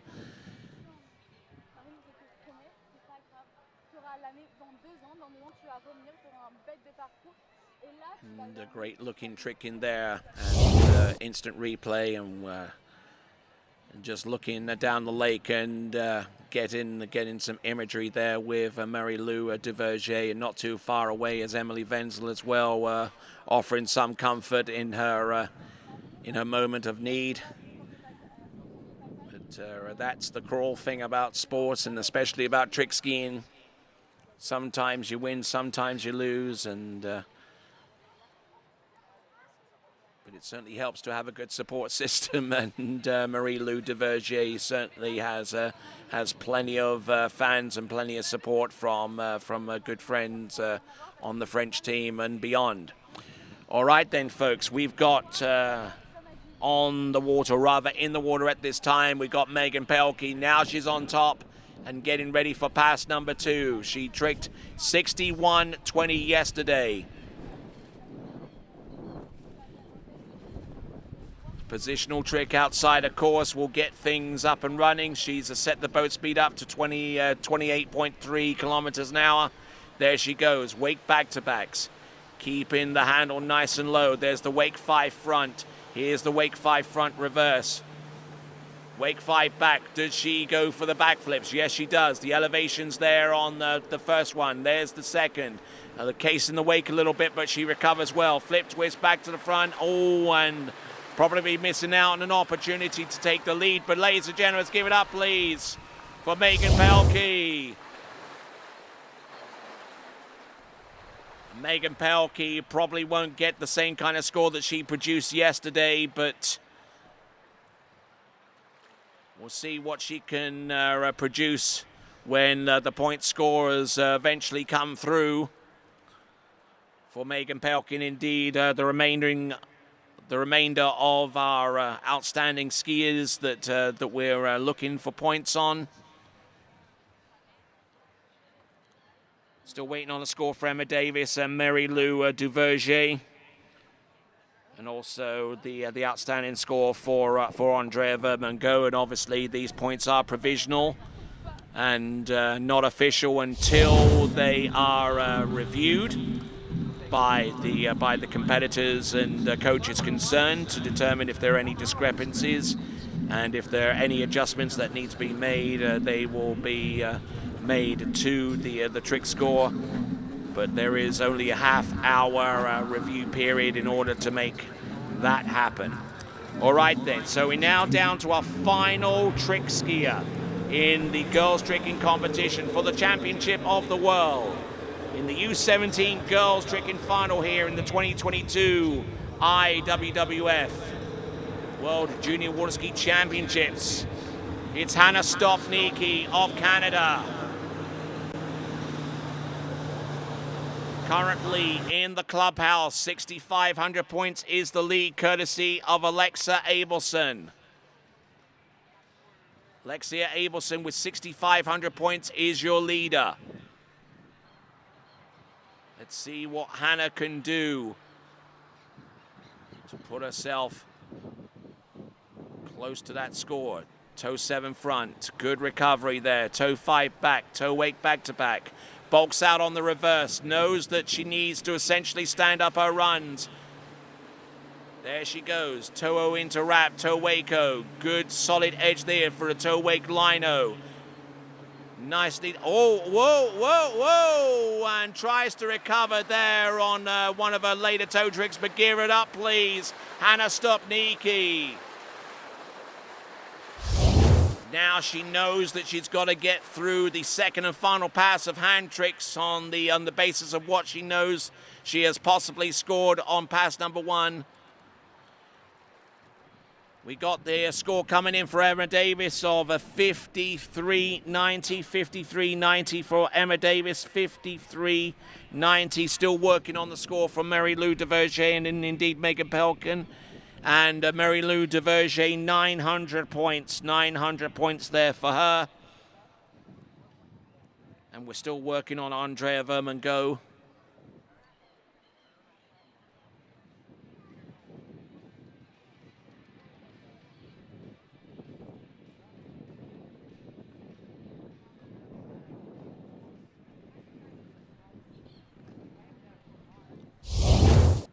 All right, so continuing to roll right along with the tricks event. We still got Alexia Abelson with 6,500 points. These are the point scores that we've received thus far. Alexia Abelson with 6,500 points. Emma Davis on 53.90. Erica Hayes on 49.10. Emily Wenzel with 48.30. Komentova of the Czech Republic with 44.50. Delfina Renosto with 35.20. Margarita Serefica with 23.30. Elizabeth Hall on 22.90. Vermango with 1,340 points, and Mary Lou Duverger on 900. So our last skier out on the water in the girls tricking final in the 2022 Under-17 World Water Ski Championships right here at Lago Los Moros. Certainly going to come down to how much they can produce, how far they can get down each of their respective runs. Hannah Stopnicki coming in.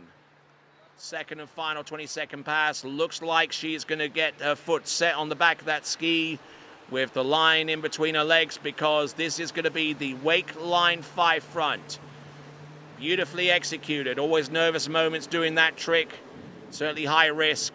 There we go. There's the wake 5 front.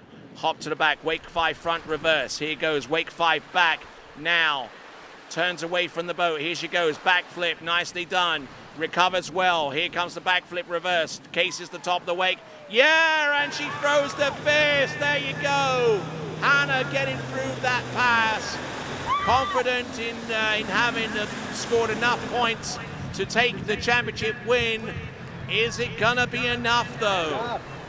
Alexia Abelson still there with 6,500 points as the leader in the clubhouse.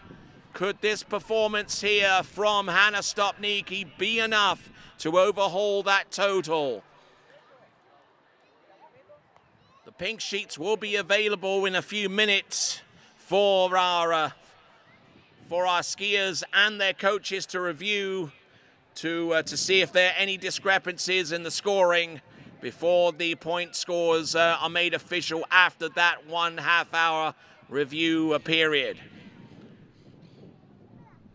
Hannah Stopnicki with the backflip for starters, and then comes in with the reverse, cases the wake, a side slide, and doesn't even go with the reverse side slide, and there she goes.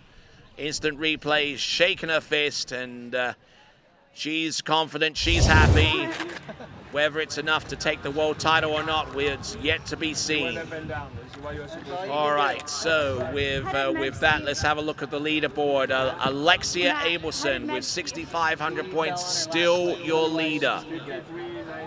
We're about 5 minutes away from the boys' tricking final. We're going to step aside for a few moments, and then we will return with more competitive action here at the 2022 IWWF U17 World Water Ski Championships. We will return right after this. Hi, my name is Brantley Hawkins. I'm one of the co-founders here at New Dimensions Wellness. My partner and I have over 20 plus years of sports medicine and exercise experience working with the most elite athletes in the world.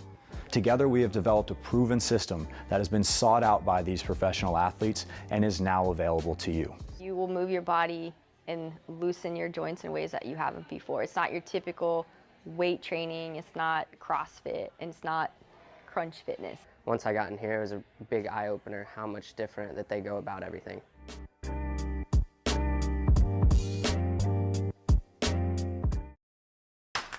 What if I told you there was a place where the sounds of nature are only broken by the roar of a boat? A place where that summer feeling lasts all year long. A place where the Florida sun is only outshined by the smiles of the skiers. A place where first-time skiers can ski alongside world champions, and the world-class coaches work with all levels of skiers. What if I told you there was a place where life slows down and your only job is to make lifelong memories? That place is Swiss Water Ski Resort. Book your trip at SwissWaterSkiResort.com.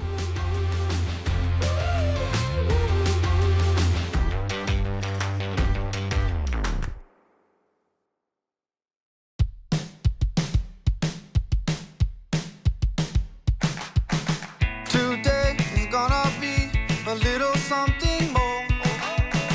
I've got a plan in mind, a special thing in store. The light bulb inside my head says, get out and play. 'Cause you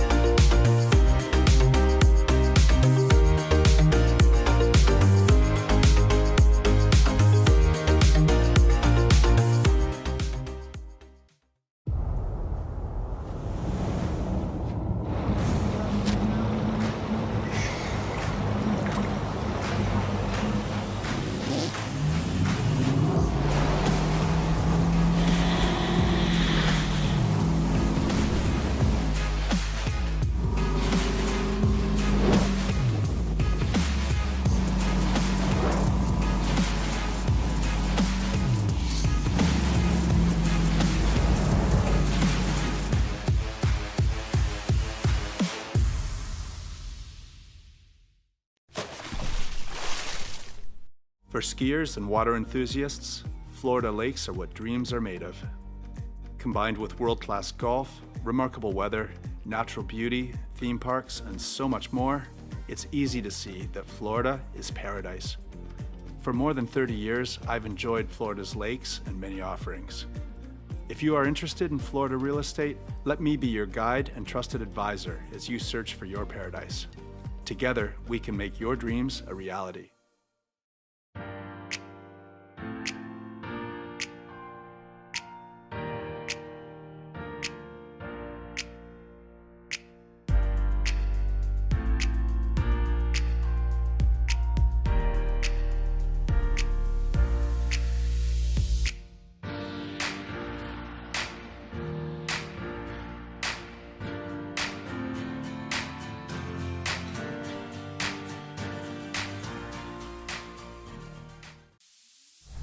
Fácil, hazla fácil.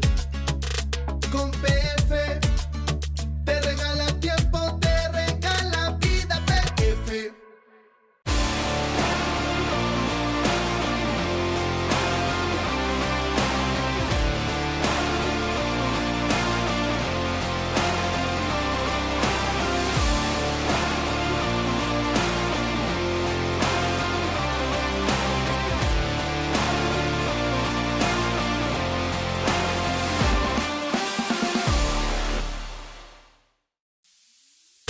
Fácil, hazla fácil.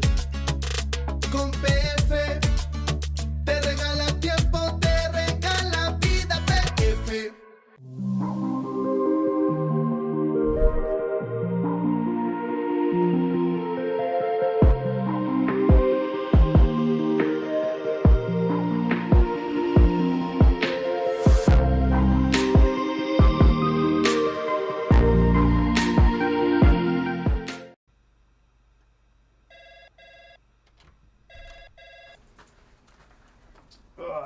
Morning, Brian. Hey, morning. You have a good weekend? Yeah, got out on the water a couple times. How about you? Yeah, I got to set in. Just gonna make a quick phone call here. Oh, of course. Can you get that, Will? Yeah, man, I got it. Thanks for calling Wake House. This is Will. Yeah, looks like we've got those in stock.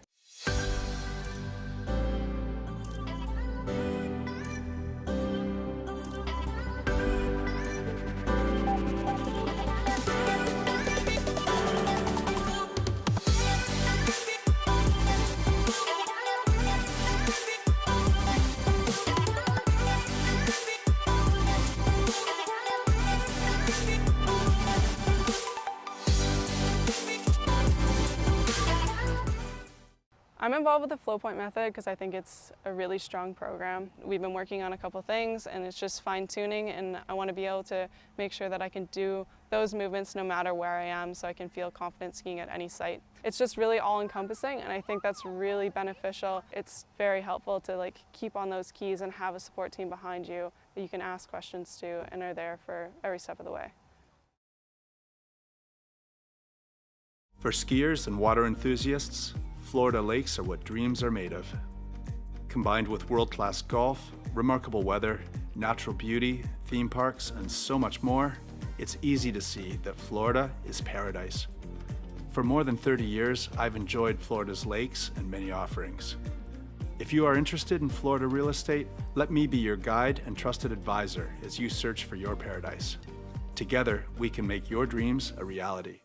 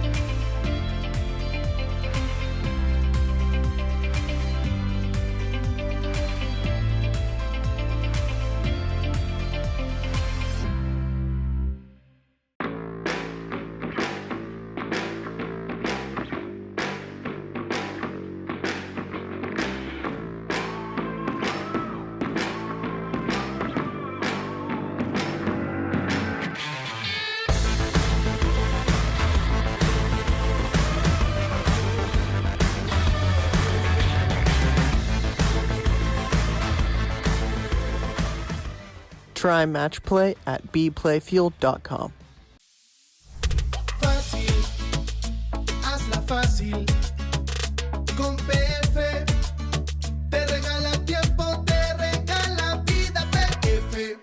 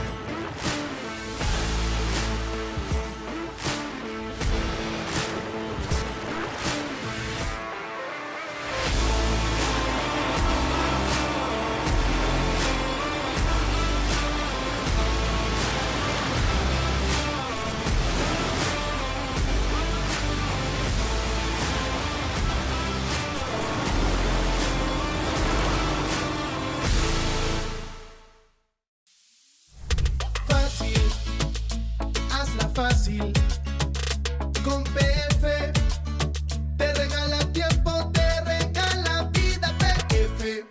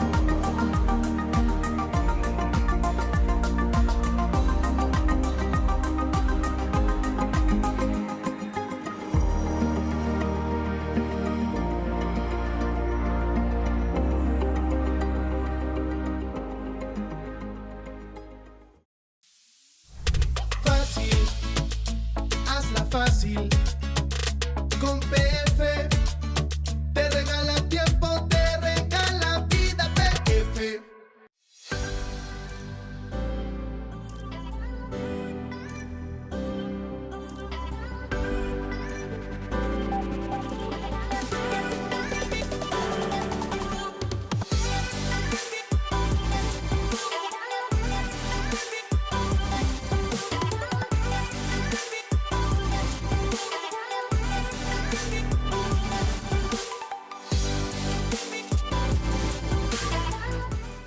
Hi, my name is Brantley Hawkins. I'm one of the co-founders here at New Dimensions Wellness. My partner and I have over 20 plus years of sports medicine and exercise experience working with the most elite athletes in the world. Together we have developed a proven system that has been sought out by these professional athletes and is now available to you. You will move your body and loosen your joints in ways that you haven't before. It's not your typical weight training, it's not CrossFit, and it's not crunch fitness. Once I got in here, it was a big eye-opener how much different that they go about everything.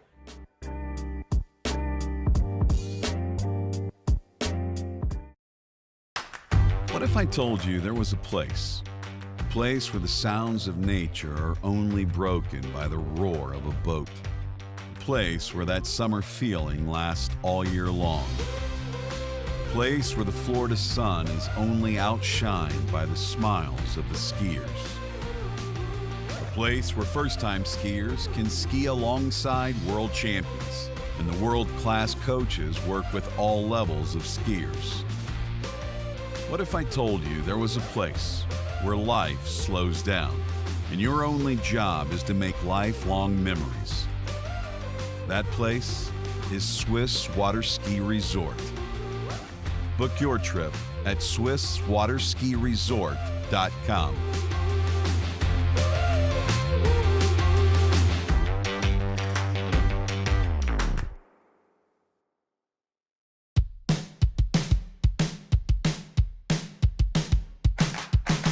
Today is gonna be a little something more. I've got a plan in mind, a special thing in store. The light bulb inside my head says, get out and play, 'cause you never feel this way.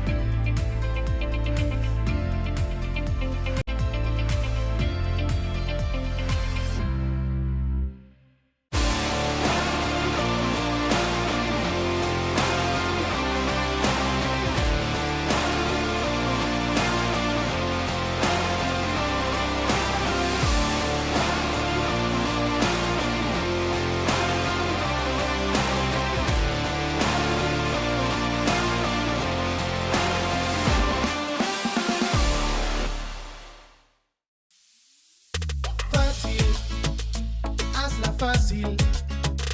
Con PF te regala tiempo, te regala vida. PF.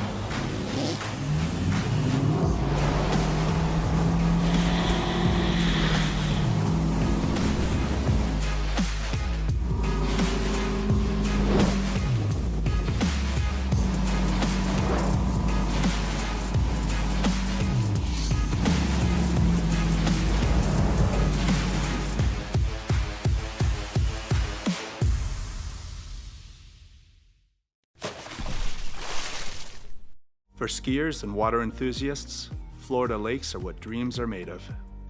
Combined with world-class golf, remarkable weather, natural beauty, theme parks, and so much more, it's easy to see that Florida is paradise. For more than 30 years, I've enjoyed Florida's lakes and many offerings. If you are interested in Florida real estate, let me be your guide and trusted advisor as you search for your paradise. Together, we can make your dreams a reality.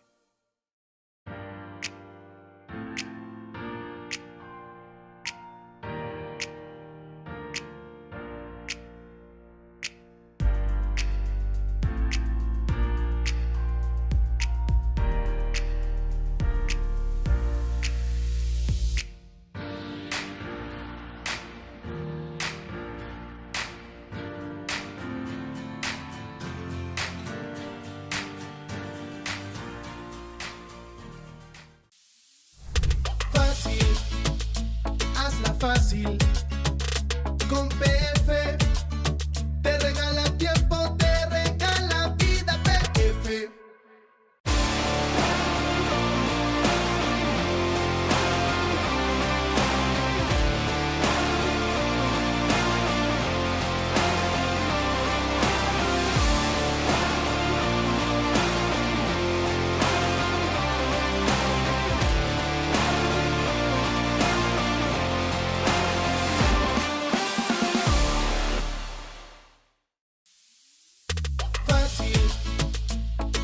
Fácil, con PF te regala tiempo, te regala vida. PF.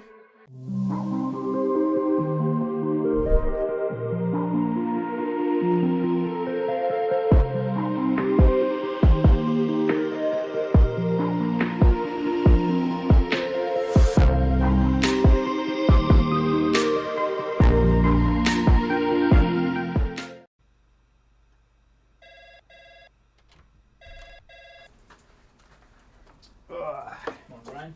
Hey, morning. You have a good weekend? Yeah, got out on the water a couple times. How about you? Yeah, I got to set in. Just gonna make a quick phone call here. Oh, of course. Can you get that, Will? Yeah, man, I got it. Thanks for calling Wake House. This is Will. Yeah, looks like we've got those in stock.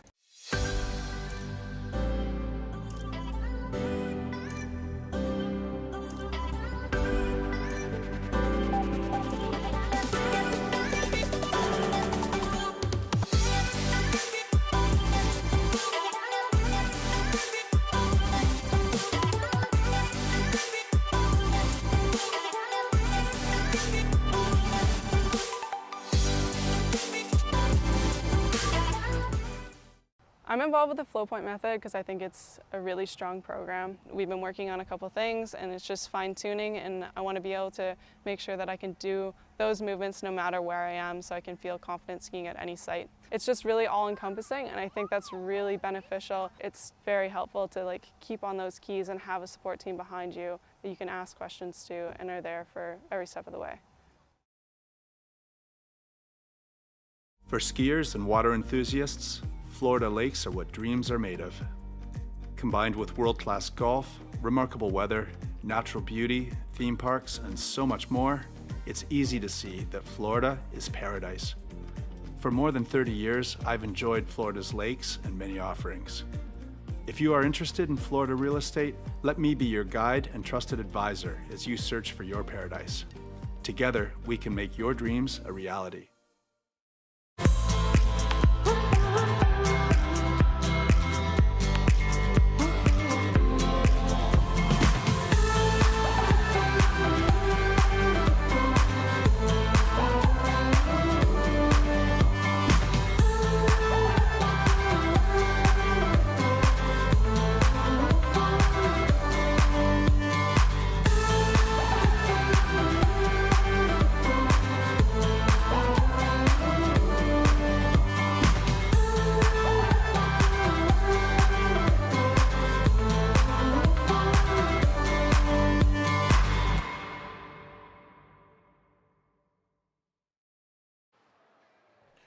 All right, then, with continuing coverage of the 2022 IWWF U17 World Water Ski Championships, I'm Tony Lightfoot. Glad to have the pleasure of your company.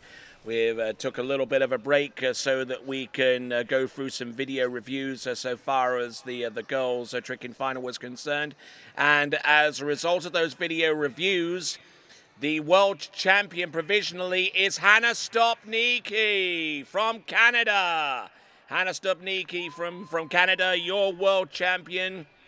And the podium featuring Hannah up first, then in second place, Alexia Abelson from the United States, and in third place, Megan Pelkey, also from Canada. So let's have a quick look at that provisional leaderboard. Hannah Stopnicki with 6,680 points, 6,680.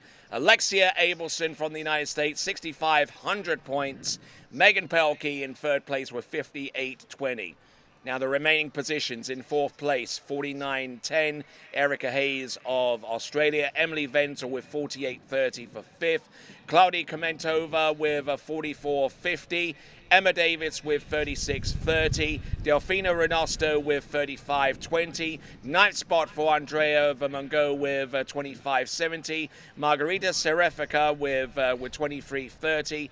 Elizabeth Hall with 22.90. And Mary Lou DeVergier with 700 points. And that is a conclusion of the girls. So, as we continue to roll along, we're looking at the instant replay for Hannah Stopnicki, who tricked over 6,600 points to take the world title here. Provisionally, the coaches and the skiers are all reviewing the trick sheets. If they're not reviewing them now, they will be soon enough. And to make sure that if there are any discrepancies that exist, that they are addressed immediately. But for the here and now, we're looking at some great skiing there from Hannah Stopnicki, including the toe wake line O towards the end, and the toe wake a line back. But unfortunately, with the end of that opening pass of toe tricks at about 20 seconds, didn't have an awful lot of time to put much else afterwards, but was still able to get through the majority of that run anyhow. And looking at the second and final 20-second pass of Hannah Stopnicki, wake line 5 front, then went straight to work there with the wake back-to-backs and surface back-to-backs, the wake 5 front towards the end, towards the middle part of the run. A nice little hop there with the wake 5 front, and the wake 5 back on our instant replay, and then she just edged on out and then went straight in for the first of her backflips, and then came by and did the second backflip. She knew that the promised land was only one more trick away, essentially. There you go, good skiing there from Hannah Stopnicki. Another 500 points, and that was just enough to see her above Alexia Abelson in terms of taking the provisional win in the girls' tricking event. All right, Mario Pagozzi at the helm of that Nautic towboat. We've got the boys' tricking competition in just a few moments. And here is the start list coming right up in just a moment. Here is the starting list. Tim Field, who got through a tricking runoff last night in order to make it here, tricking 53.80 points to do that. Vincenzo Marino next up, followed by Jake Abelson, then Lucas Cornell, then Lucas Pinette, Axel Garcia, Jack Silva, Damir Filaretov from Ukraine, Tristan Duplan, Freiburg, Martin Labra from Chile, Eric Macias from the United States, and lastly, Matias Gonzalez, who tricked over 11,000 points in the elimination round yesterday to get to the final. Obviously, a big question mark surrounding Lucas Pinette with the jumps that he took a little while ago, whether he's fit enough and able enough to compete in the tricky in the final. But we'll know soon enough as we progress down the list whether he is good to go. All right then. Tim Field, who trains with Christophe Devergier over at the Stade Petro, which isn't too far away from the western coast of France, very, very close to the surf town of Lacanau, and a location that we at TWBC hope to be present at for the Malibu Open French edition coming up in July of this upcoming season. The first weekend in July, the host of that tournament, and we certainly hope to be a part of that. There are a number of great tournaments upcoming on our schedule. We hope to release the full schedule towards the end of February. In the meantime, you can continue to listen to some great offerings from TWBC and re-watch some of the great performances from this past summer. And also listen to the TWBC podcast, which is available on Spotify, Apple Podcasts, Google Podcasts, and iHeart Podcasts as well. Basically, whichever podcast platform is your favorite, you will find the TWBC podcast.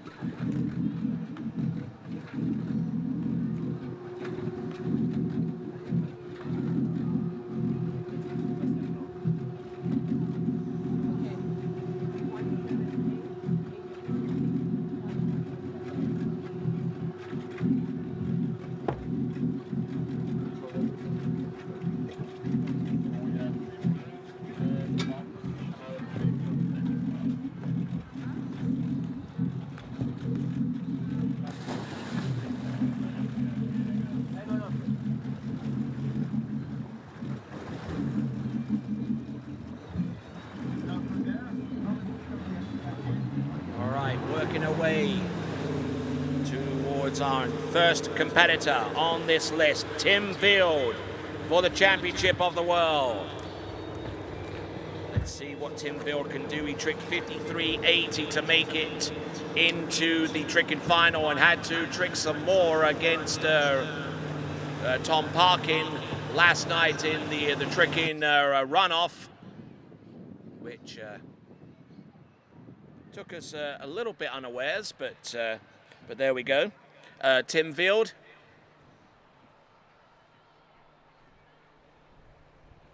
Here we go, coming in on pass number one. Looks like it's going to be a toe 5 back. Indeed it is. Setting himself up well, toe 8 back to back. Almost not traveling enough across the weight to land the toe 8 back to back reverse, but he's still there. Toe wake go, looking him go, toe wake back and toe to the front, toe wake line back. Does he go for the toe wake line? Oh, beautifully executed. Toe wake line back to back, yeah. What's not to get excited about that? Christoph, Tim, even myself here was excited to see that toe wake line back to back, the way it was performed. Just straight up and down, no messing about. Superb effort there.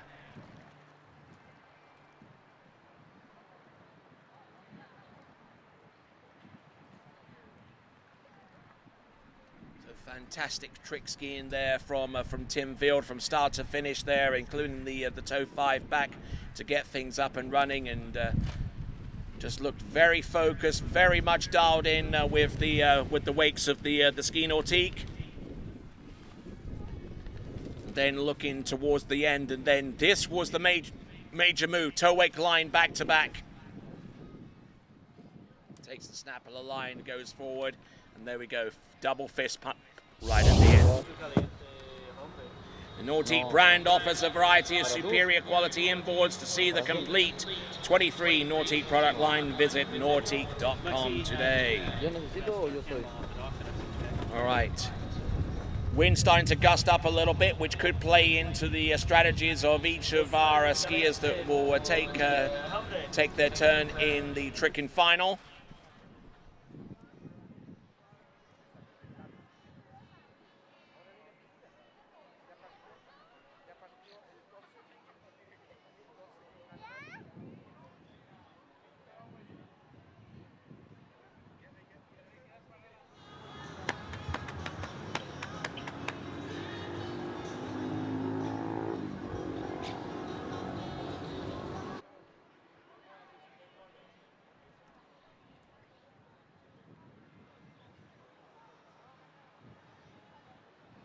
All right, here we go, folks. This right now is Tim Veal just getting warmed up. Obviously just trying to get his heart rate up and to get everything moving forward, but obviously he has to play that carefully. There's two backflips, one after the other. There's the bulks out of the flip twist to the back, but goes for the reverse anyhow. Oh, beautifully executed front flip. He's still there on top of the water. Ski line back and tries the ski line back to back, and unfortunately not getting the ski over the line, but still able to get through the run. He's pleased about that, managing to get through for Sutterville and right the way through to the end, trying a little bit of wakeboard styling towards the end of that run. You gotta love it. So Tim Veal opens up there with the, I believe that was the flip twist back to front, as a matter of fact, and then went straight into the regular backflips. Then went in for the flip twist back, nails that one shut.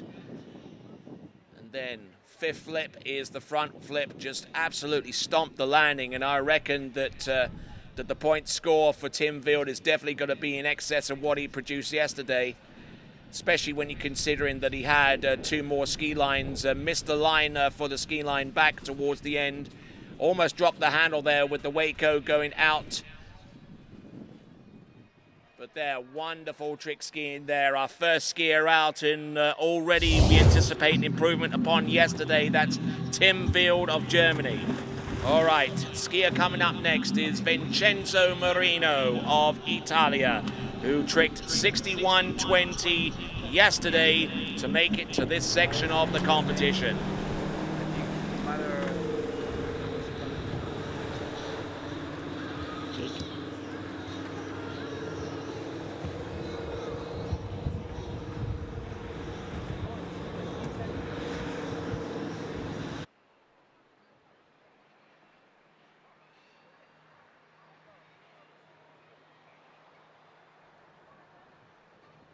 Coming in, opening pass.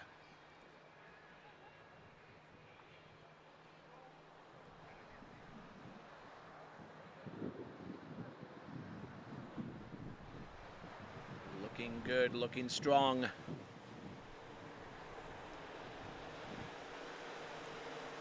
Trying to use his immense strength out there with a little bit of flexibility there. Toe wake line back to back. Good dose of height. Has a little bit of time at the end to throw in a 180 and maybe in a couple of side slides for good measure, but tell you what, on fire out there. Tricking 61.20 yesterday, and if he keeps it up this pace, who knows, he could be getting up towards the 7,000 point mark. Might even get close to 8,000. Who knows? We'll have a look and see what he does with the handle pass tricks. Just trying to work his chest position over the ski, making sure he doesn't fall out the back, especially as he grabbed the handle in preparation for the toe wake ho.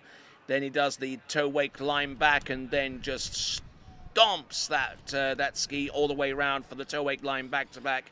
Then a few throwaway tricks at the end to fill up the time of 20 seconds for that run. Solid effort there from him.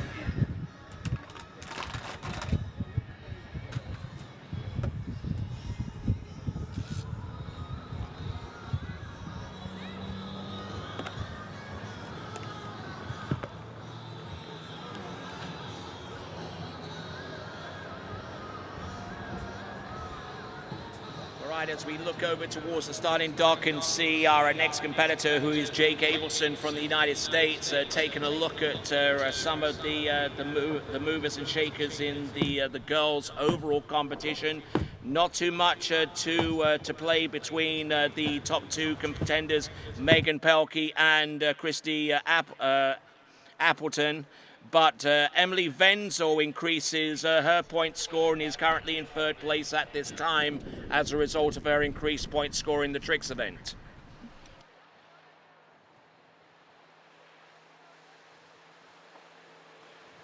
All right. right, here we go. Vincenzo Marino coming in on this second and final 20-second pass. Look at this. Oh, and goes for the ski line O towards the end and just getting really, really off axis. So there, Vincenzo Marino probably won't get anywhere close to what he did yesterday. But as the female trickers get ready to review their trick sheets within the next few seconds over at the clubhouse, we're looking at the instant replay for Vincenzo Marino getting pitted a little bit with a couple of these handle pass moves, including the flip twist back, and then he goes in for the regular backflip and tries to slow everything down. And you know, that's one of the major skills that a trick skier has to have in his arsenal, the ability to take a high tempo portion of the run, slow it right down in less than a second, and still able to go through the remaining tricks that are scheduled on that run, which is typically ski lines in a lot of cases for these trick skiing athletes. So we've gone through Tim Field and Vincenzo Marino. We'll get the point scores for them very, very soon. And getting ready to take to the water behind that Nautique towboat by Correct Craft. Pink sheets are at the dock for the female trickers for inspection. Trick sheets are available for inspection right now at the clubhouse.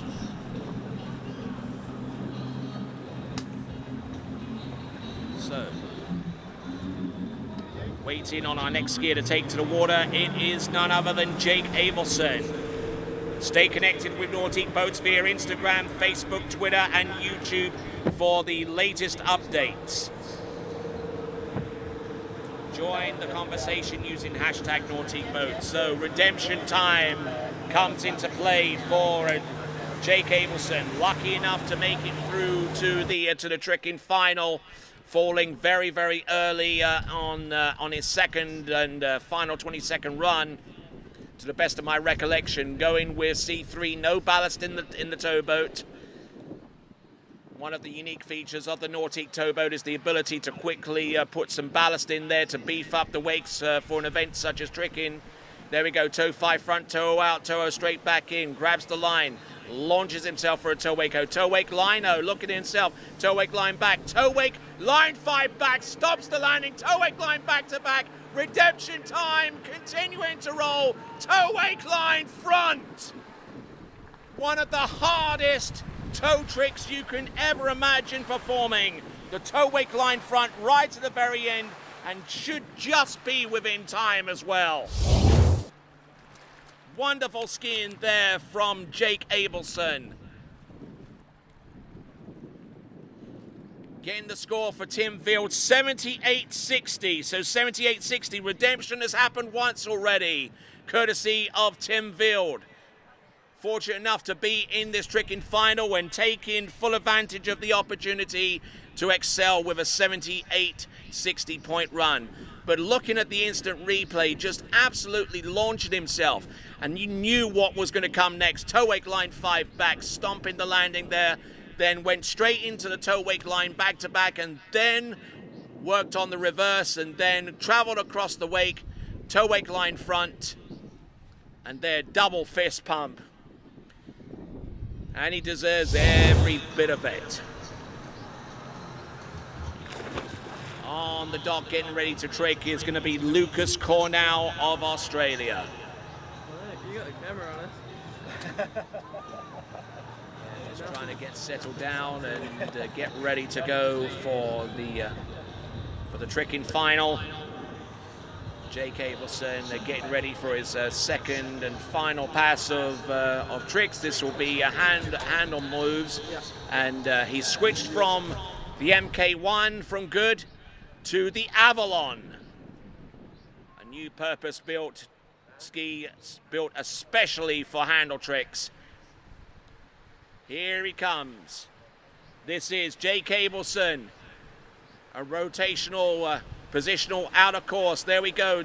Those are two Mo back-to-backs. There's the front flip.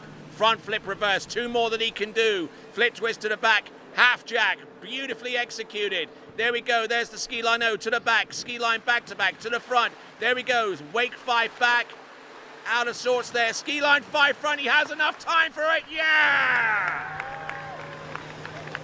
Is that gonna be enough? We know that it's gonna be more. It's definitely more than 65.50, that much we know. But is that going to be enough to take the championship of the world? Only time will tell.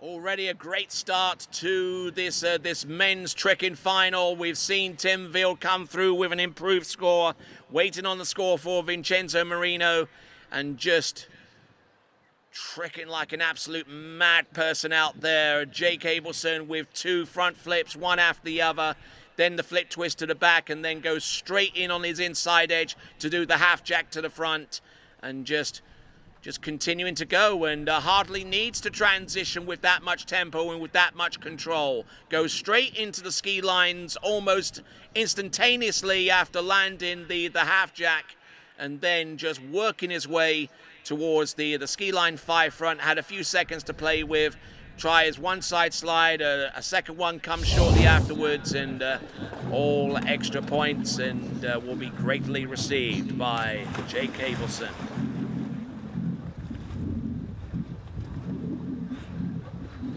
All right, now 4th skier about to take to the water, coming to us out of Australia. It is none other than Lucas Cornell.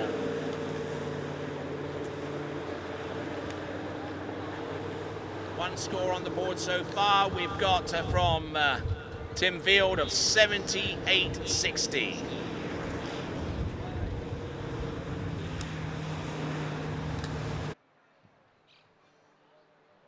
So working his way down towards the tricking zone, setting up with B3, no ballast, and 28.6 kilometers an hour for toe tricks.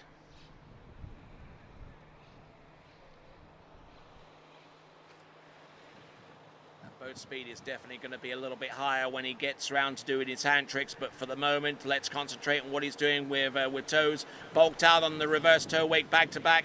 Here he goes straight in with the toe O, toe wake O. Does he go with the toe wake line back? Yes, he does.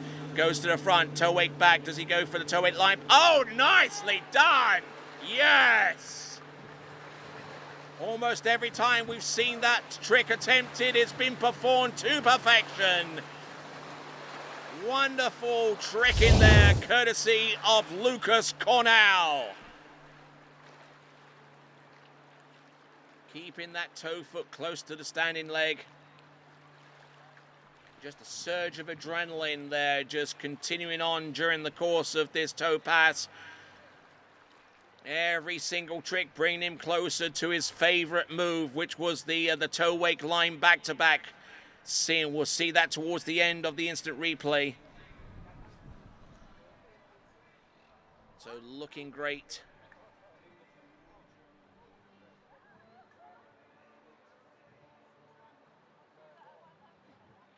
So looking at this great performance there from Lucas Cornell, and apparently that score of 78.60 there from Tim Wild is actually a German national record pending.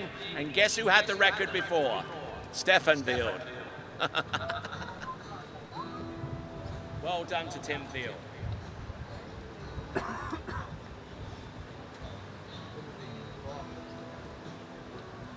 All right, so looking down towards the dock. I believe our next person to go should be Axel Garcia, looking at the next ready skier,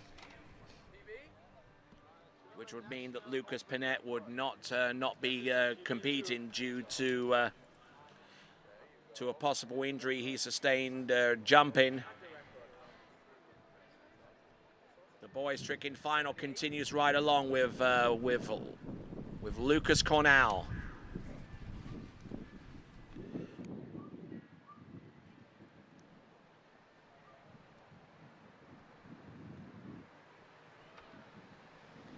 Here we go, Lucas Cornell edging away. Here comes backflip to start things off. 1,000 points so far. Now he's really starting to beef up his tricks. And catching the edge on the flip twist back and getting sent cartwheeling into the water. But give it up, please, for our Australian competitor, Lucas Cornell.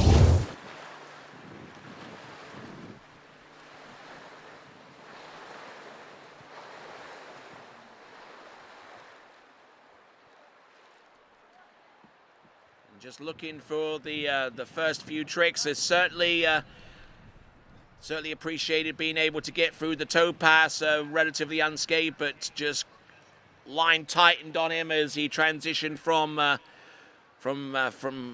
landing backwards to the forwards, and and it's extremely hard to produce these tricks on a consistent basis. You're throwing everything into the mix. You're balancing on a ski that's about 42 inches in length and only about a third as wide. So you can just imagine what it's like to balance on that ski. It's not easy, and they don't have fins either. It's almost a completely flat bottom with maybe a little bit of curvature just to aid the skiers edging and the balance behind the boat. But I'm sure Lucas Cornell has enjoyed his stay here in Chile and his experience out there in the men's tricking final. Okay, so our next competitor is Axel Garcia. That therefore means that Lucas Pennette from Canada is a no-show in this tricking final, which automatically means that every single skier at least improves one additional spot, aside from first, of course.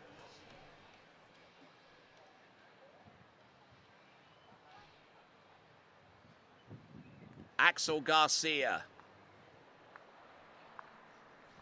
who was very, very close to making it into the boys' jumping final, but just a few centimeters short from making it there. It is in the tricking final. Here he is with Mo back-to-backs.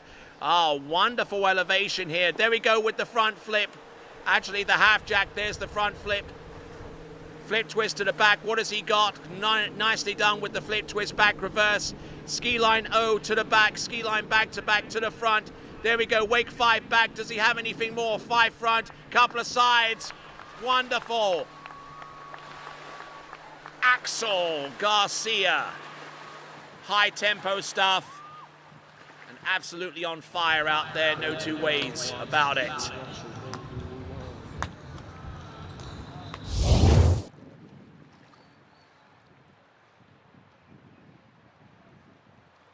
So we're still pushing Vincenzo Marino's score of 78-20. It's still under review, though.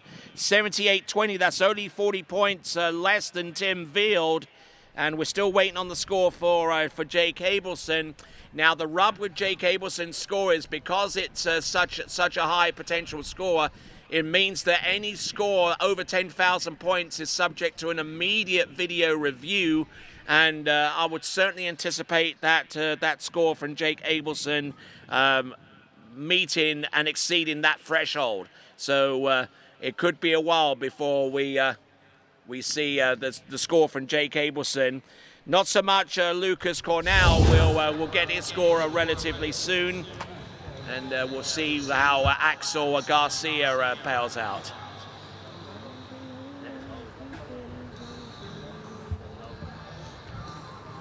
Looking at the dockside and seeing Jack Silver.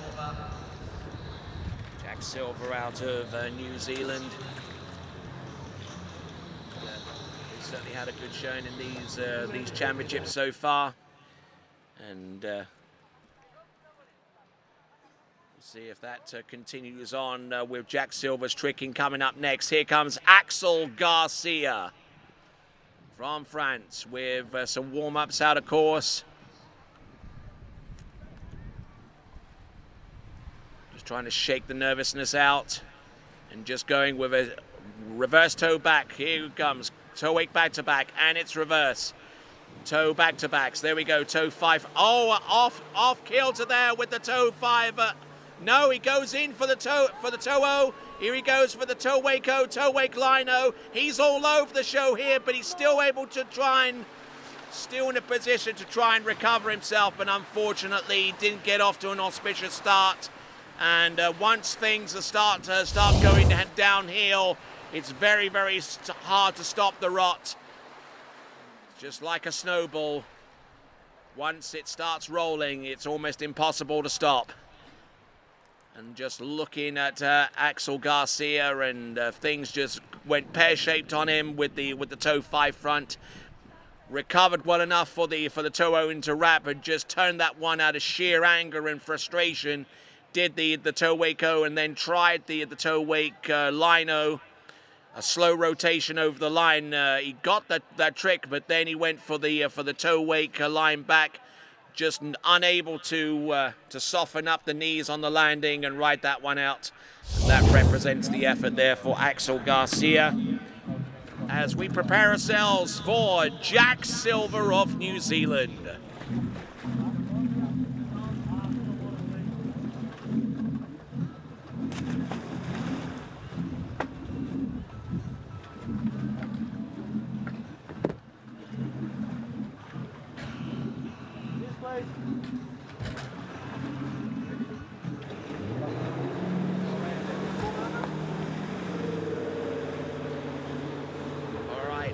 Down, and we see Jack Silver out on the water. The skier to come after him, Damir Filaretov of Ukraine, coming up very, very soon as well. Very much a contender in this overall battle.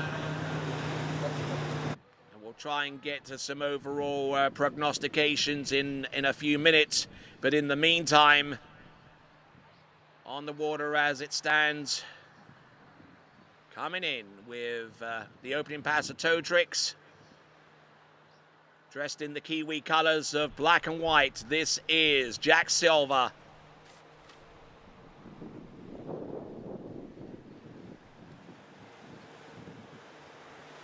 Slowing down a little bit so far as his toe turns are concerned, then just continuing to roll. Toe wake line back. Now, what does he do for a toe wake line back? Yes, nails it, that one too. It's a toe wake line back-to-back trekking fest towards the end of each pass, of those toe passes, folks. Didn't see too many of them be performed yesterday, but with more than making up for that today. Such a dynamic trick, such a wonderfully aggressive move towards the end, just to wrap up. A fantastic effort in each case with the toe tricks for each of our competitors. Jack Silver. Now he's happy that he's gotten through the opening pass of toe tricks. Let's see if he can calm everything down and stay focused long enough to get through the handle pass of tricks for pass number 2. Just looking at him go. There we go. Toe wake line back to back. Stomps the landing. Double fist pump. And that seems to be the MO for a lot of our skiers that have attempted that trick right towards the end of the run. So there we go. Pacing up and down on the starting dock from the Ukraine, Filaretov of Damir Filaretov, who has had more than his fair share of challenges in terms of being able to ski, period, this year. Well, actually, last season, 2022, technically this event is attributed to 2022, the U17 World Water Ski Championships. We'll hear more about him in just a moment, but in the meantime, Jack Silver, who tricked over 7,800 points to make it here. 7,880 specifically. Let's see what he's got. Turns backwards. Mow back to back. A little bit low altitude there, but there we go. Flip twister, back to back. Once again, good skiing there. Flip twist to the back. He's got 2 more flips he can try. What does he have left? There we go. Flip twist back to front. Does he have anything more? Ski line to the back, to the 5 front. Wake back to back, and just throwing everything but the kitchen sink, and just grateful that he survived long enough to get through all of the tricks. And there we go, Jack Silver behind that Nautique towboat, skiing all the way to the dock. And he should be best pleased with what he's just produced out there. Is it going to be over 7,880 points? We'll know in a few minutes.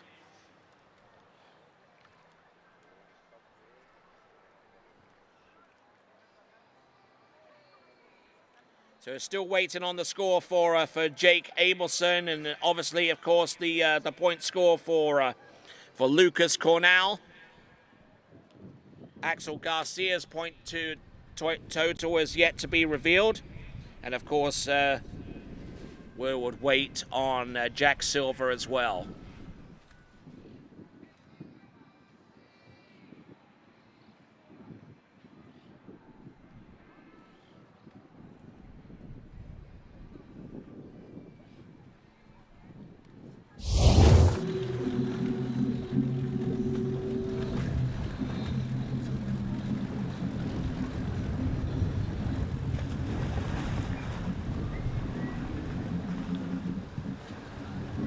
Right, just waiting now on Damir Filaretov of Ukraine. Would ordinarily be training at the Sentosa water ski facility along with his teammates from that country, but I'm sure everyone knows across the world how war-torn that country is, and how difficult things have been for much of that population going forward, especially when it comes to sporting participation in a number of different sports, and water skiing included. For Damir Filaretov's point of view, he's spent the majority of last summer over at Rocchetto with the Italian water ski facility. Grateful to those folks for allowing him to do that as he continues to go on with his hand tricks. There's the 5 front. Here he goes, first of his black flips. Keeps the ski close to the wake. 2 back flips, one after the other. Flip twist to the back. Does he go for another flip twist? Yes, he does. Does he go for a couple more? Flip twist back to back. Almost able to land and ride it out, and unfortunately unable to do so. But looking a little bit nervous out there on pass number 1. We'll get the instant replay and see how things what occurred there towards the end of that run. So we're still looking for a score for Jake Abelson, and it's going to be a bit of a shocker, and it's still under review. 8,210 points, 8,210 points for Jake Abelson, and no doubt that is going to be heavily disputed considering what we saw. Lucas Cornell's score is still under review as well with 77.20.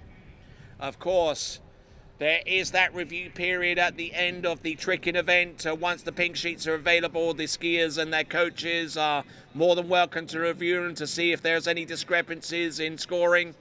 As we look at Damir Filaretov of Ukraine taking a fall towards the end, and with the amount of time that we have, we'll take a quick break, and then when we return, Damir Filaretov, second pass.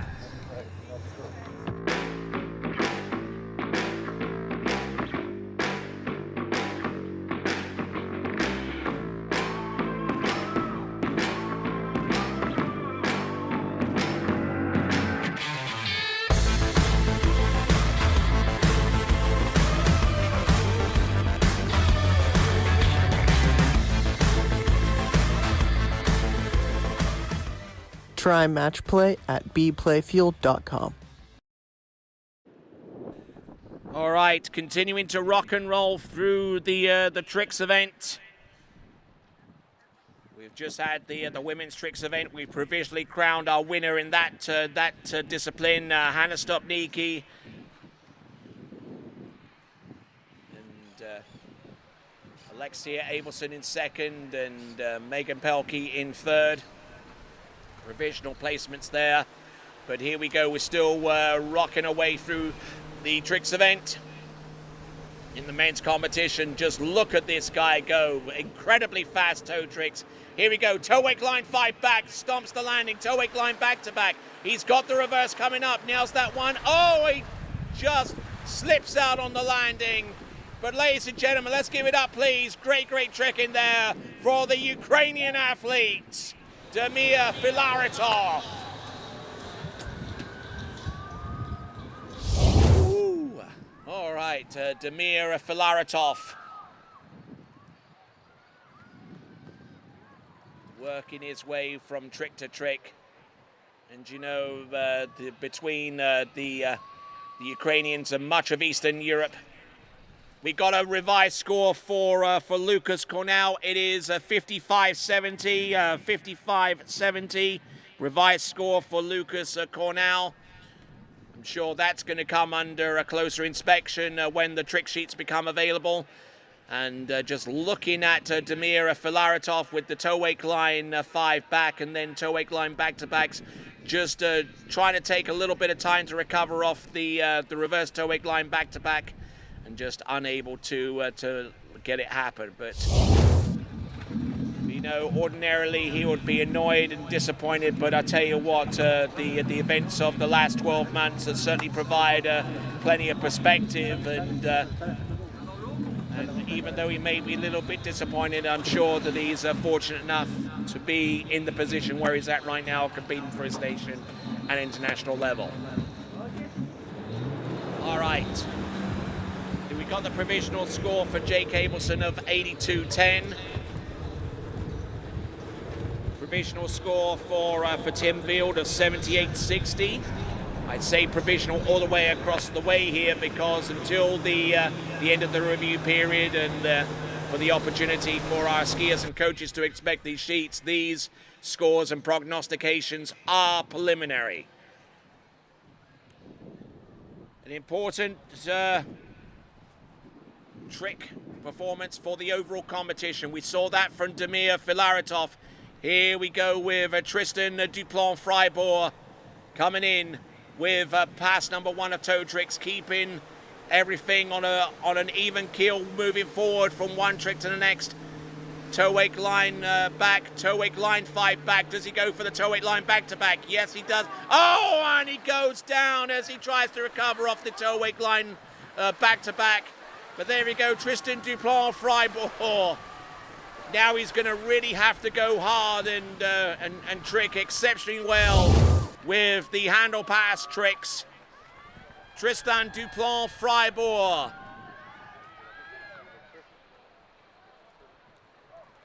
Just looking at these tricks, just staying very close to the wake and very precise. Good knee and ankle bend, is almost as important to bend your knees in tricking as it is to bend your ankles as well.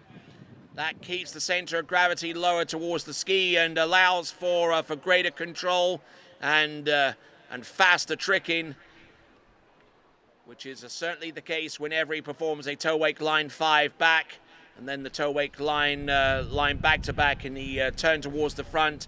I think he would have gotten the toe wake line back to back, but won't get the toe front. And ladies and gentlemen, we'll be back right after this.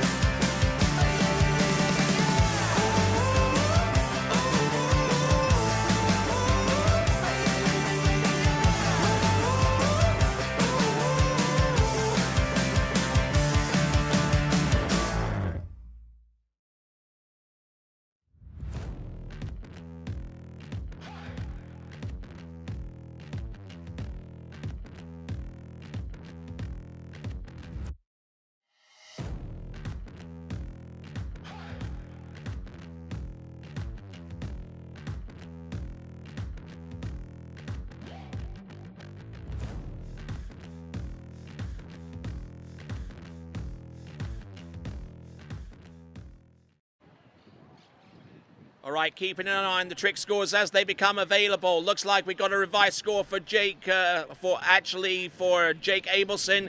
10,820, the revised score for Jake Abelson.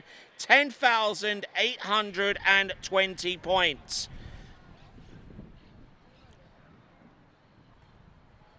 So 10,820 points would definitely put him closer to putting his feet on the podium. Here we go. This is Tristan Dupont-Freiburg. There we go. There's the flip twist, back to back, and it's reverse. Half jack to the front. Here he goes. Flip twist to the back. Flip twist to the back. Reverse. I believe he's got one more flip that he can do. Flip twist to the front. Here he goes. There we go with the ski line O to the back. Ski line back to back to the front.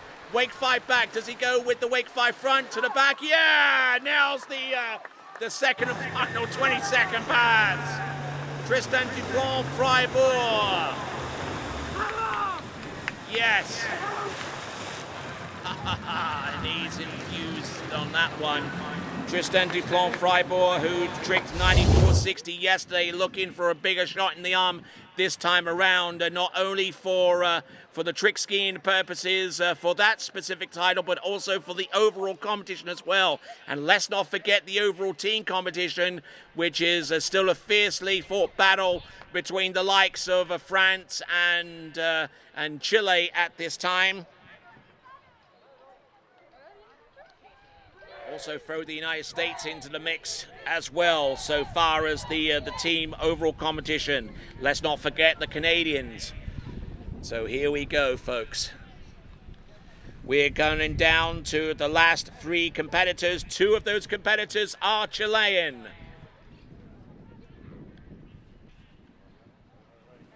Just looking at the tail end of the instant replay for Tristan Dupont-Freiburg.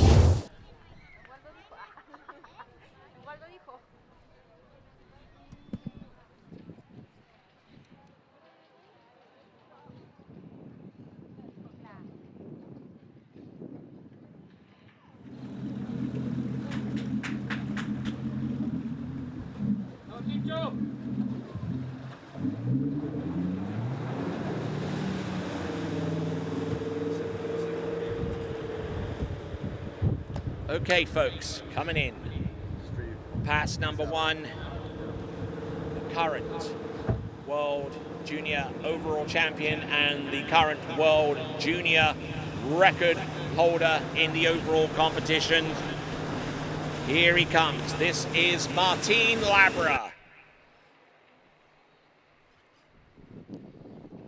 Setting the boat speed with toe tricks to start things off, wrapping the rope behind his back and gets ready for something along the lines of a toe 5 back. Toe 5 back, toe 8 back to back, and it's reverse. Toe back to backs in the middle, toe 5 front, toe out, toe straight in, toe wake-o. Here he goes for the toe wake line-o, toe wake line back. Now he's going to go for the toe wake line back to back. Here's the reverse. Nails that 1-2 to the front. Toe wake line 5 back. Does he go for the toe wake line front? Oh yeah! Get up it!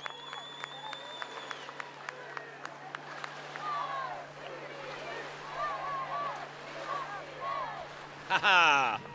Yeah, gotta love the Chilean crowd getting behind their skier or skiers in this instance. We're waiting on Matias Gonzalez, who will be competing at the very last skier in this competition, at least for today's action in the men's tricks. But looking at the instant replay, wonderful stuff from one trick to the next. And I see a whole bunch of people along the shoreline actually watching the instant replay on their the smartphones, which they're more than entitled to do, and just checking every single trick, and including amongst those tricks the toe wake line O, the toe wake line back, the toe wake line back to back, it's reverse, and then just standing straight up for a toe wake line 5 front. Wonderfully exquisite trick skiing, very precise, very clean, very fast. Very, very intense. So there we go, Martin Labra, and fist bump towards the end there just for good measure. Wearing the number 001, license to trick.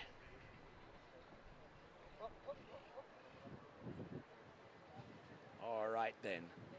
Getting ready for his second and final 20-second pass. Jerome Michaud there with the camera in the boat. Totti Miranda in the passenger seat there with the release. And we have Mario Pagozzi at the helm. Here we go. Coming in, this is Martin Labra. A few deep breaths here as he comes in towards the course. He'll let's see what he's got. What's he going to start with? He's got a few options here, including the positional to the back and the flip twist back to back. There he goes. There's the reverse. 2 flips in. Half jack to the front. Here he goes with the flip twist back. There he goes. Cases the wake, but he's still there. He's still going to try and find some ways to get there. Ski line 5 back, ski line 5 front. What does he have remaining? Ski line 0 to the back, ski line back to back. Yeah! One or two instances in the middle of that pass. He got bogged down, he got stood up, but he continued to trick. Great skiing there from Martin Labra. Good recovery skiing for the most part. Cased the wake on a couple of occasions, but still moved forward. I think it was said on Rocky that it doesn't matter how hard you hit. It's a matter of keep getting hit and still keep moving forwards. And there Martin Labra exemplifying that credo right there. As he got towards the end of this coverage on the instant replay, ski line 5 back, good elevation. Ski line 5 front, maybe about a couple of seconds remaining, and then he threw in the ski line 0. Couple more tricks, ski line back to back, and good skiing all the way throughout there. Good, technically proficient skiing for Martin Labra. You got this, dude. This for you, I got you. All right then. Penultimate skier from the United States of America, Eric Macias.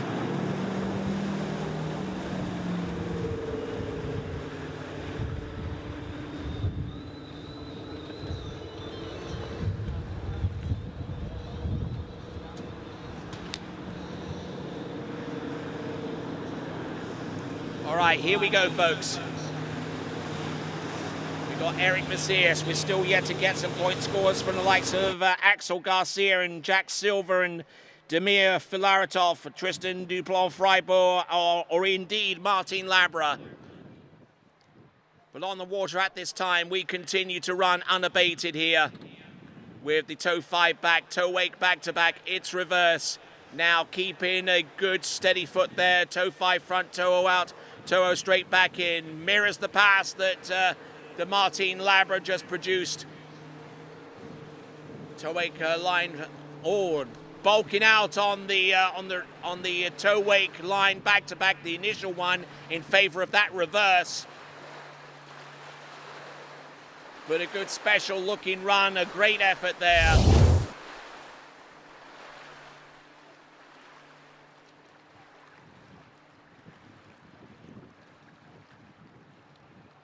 So just a quick note to our viewers: we'll continue to stay live through the entirety of the tricks event that you see out on top of the water. But we will terminate the broadcast almost immediately afterwards.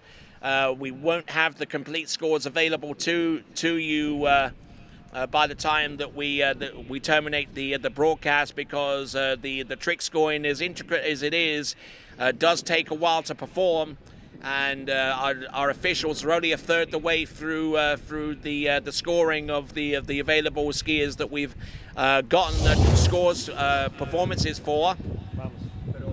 So we're looking down at the starting dock. We're seeing Matias Gonzalez just trying to isolate himself using those headphones, and a technique that goes all the way back to the days of the likes of Andy Mappel, who prior to his win in the 1981 World Slalom Championship at Thorpe Park completely isolated himself from all the noise and the distractions around the dockside area, and only took those Walkman headphones off just a few moments before he was about to ski and one of the greatest slaloming legends of all time, won his first World Slalom Championship in aged 18. Part of the reason why he was able to use that technique. Here we go.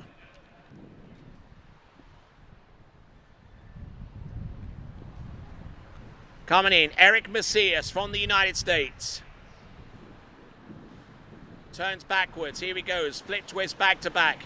Here's the mobe, back to back reverse, look at him go. Oh, there we go, full mobe there. A handle pass in the middle. Look at this, continuing to rock and roll with the front flip. Does he slow down? Yes, he does. Ski line O, ski line back. There he goes, look at this. Wake 5 back, wake 5 front. Yeah, nails it! Oh, dude! Wonderful skiing there from Eric Macias of the United States. He is definitely part of the conversation as well. Do not forget about Eric Macias.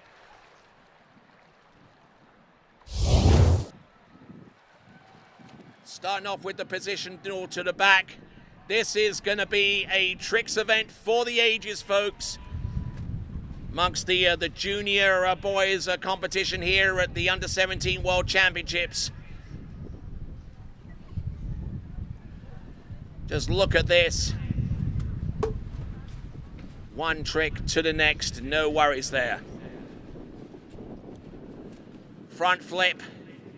Just nails that one shot and still has enough momentum and enough poise to go there with the ski line O. Then twist into the back, the ski line back to back. Back to the front again, and then goes with the wake 5 back, and then the second wake 5 trick, but to the front this time. And yeah, getting all the way through. And, don't sweat on him. That is Eric Macias. All right then, folks. Our last competitor to take to the water in the Championship of the World in the Under-17 World Water Ski Championship for 2022. It is from Chile, Matias Gonzalez. I'm going to the Chilean side. Take the motions. Ciao. Here we go. Making his way round the dockside island, tricking over 11,000 points yesterday to make it through to this section of the competition. This is it for all the marbles, folks. Our last skier to take to the water. Setting the boat speed relatively low, but beefing up the boat's ballast to 50% and running with A1 on the 0 off. Here he comes. This now is Matias Gonzalez. Toe tricks first. It's going to be a toe 7 front for the very first move. Good spin, good pace. There we go. Toe wake back to back, toe wake back to back reverse. Toe back to backs, one after the other on the surface. Toe O, toe wake O. Does he go for the toe wake line O? Yes, he does. Toe wake line back. There he goes. Toe wake line 5 back. Does he go for the toe wake line back to the front? Yeah! There you go. Woohoo! Good skiing there from Matias Gonzalez. And just looking at him go there with the instant replay, tricking almost as fast on the instant replay as many others are tricking in just regular motion. He is that quick on the ski.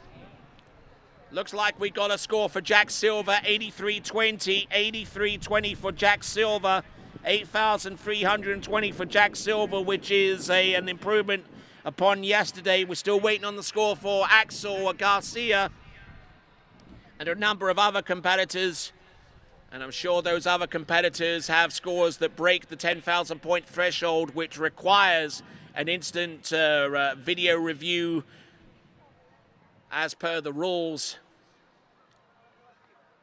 But here we go. We're on to our final pass of the day, the final piece of water skiing action of the day, right here at Lago Los Maros. We've already seen one Chilean competitor stomp his way through 2 20-second runs. We're in the midst of another similar performance courtesy of Matias Gonzalez. Looking down at the opposite end of the lake on the far side, towards the far side island, Matias Gonzalez waiting and anticipating his performance out there on the water. Last event of the day, boys tricking final. I'm Tony Lightfoot, glad to have the pleasure of your company from start to finish. This wonderful day of competitive water ski action. We're still waiting on provisional scores, and we've got the big score from Jay Cableson at 10,820 still there. Here comes Matias Gonzalez. Setting up the boat speed, 2 kilometers higher, C3, which is a little different to where he had it before with the tow tricks. 50% ballast, needs to beef up the wakes. Let's see what he can do with it. He's going to edge out, turn towards the back for the positional. The Mo back-to-back, cases the top of the wake, but that doesn't matter. He manages to go, continue going on with the half jack to the front. Flip twist to the back, reverse. Does he continue? Yes, he goes for the front flip. Wonderfully soft landing. Ski line O to the back. Wake 5 front, wake 5 back. Does he go for the 7 back? Yeah! And ladies and gentlemen, great skiing there from Matias Gonzalez, standing up on 2 20-second runs.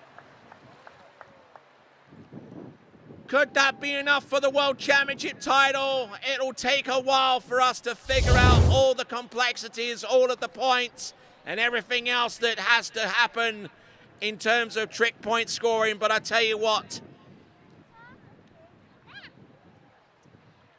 if it came down to just watching who looked the best and who looked the most fluid and who looked to have the most difficult tricks to have and be performed as clean as you like, it would be easy to say that Matias Gonzalez has quite possibly won the World Boys Tricking title for 2022 here at Lago Los Moros.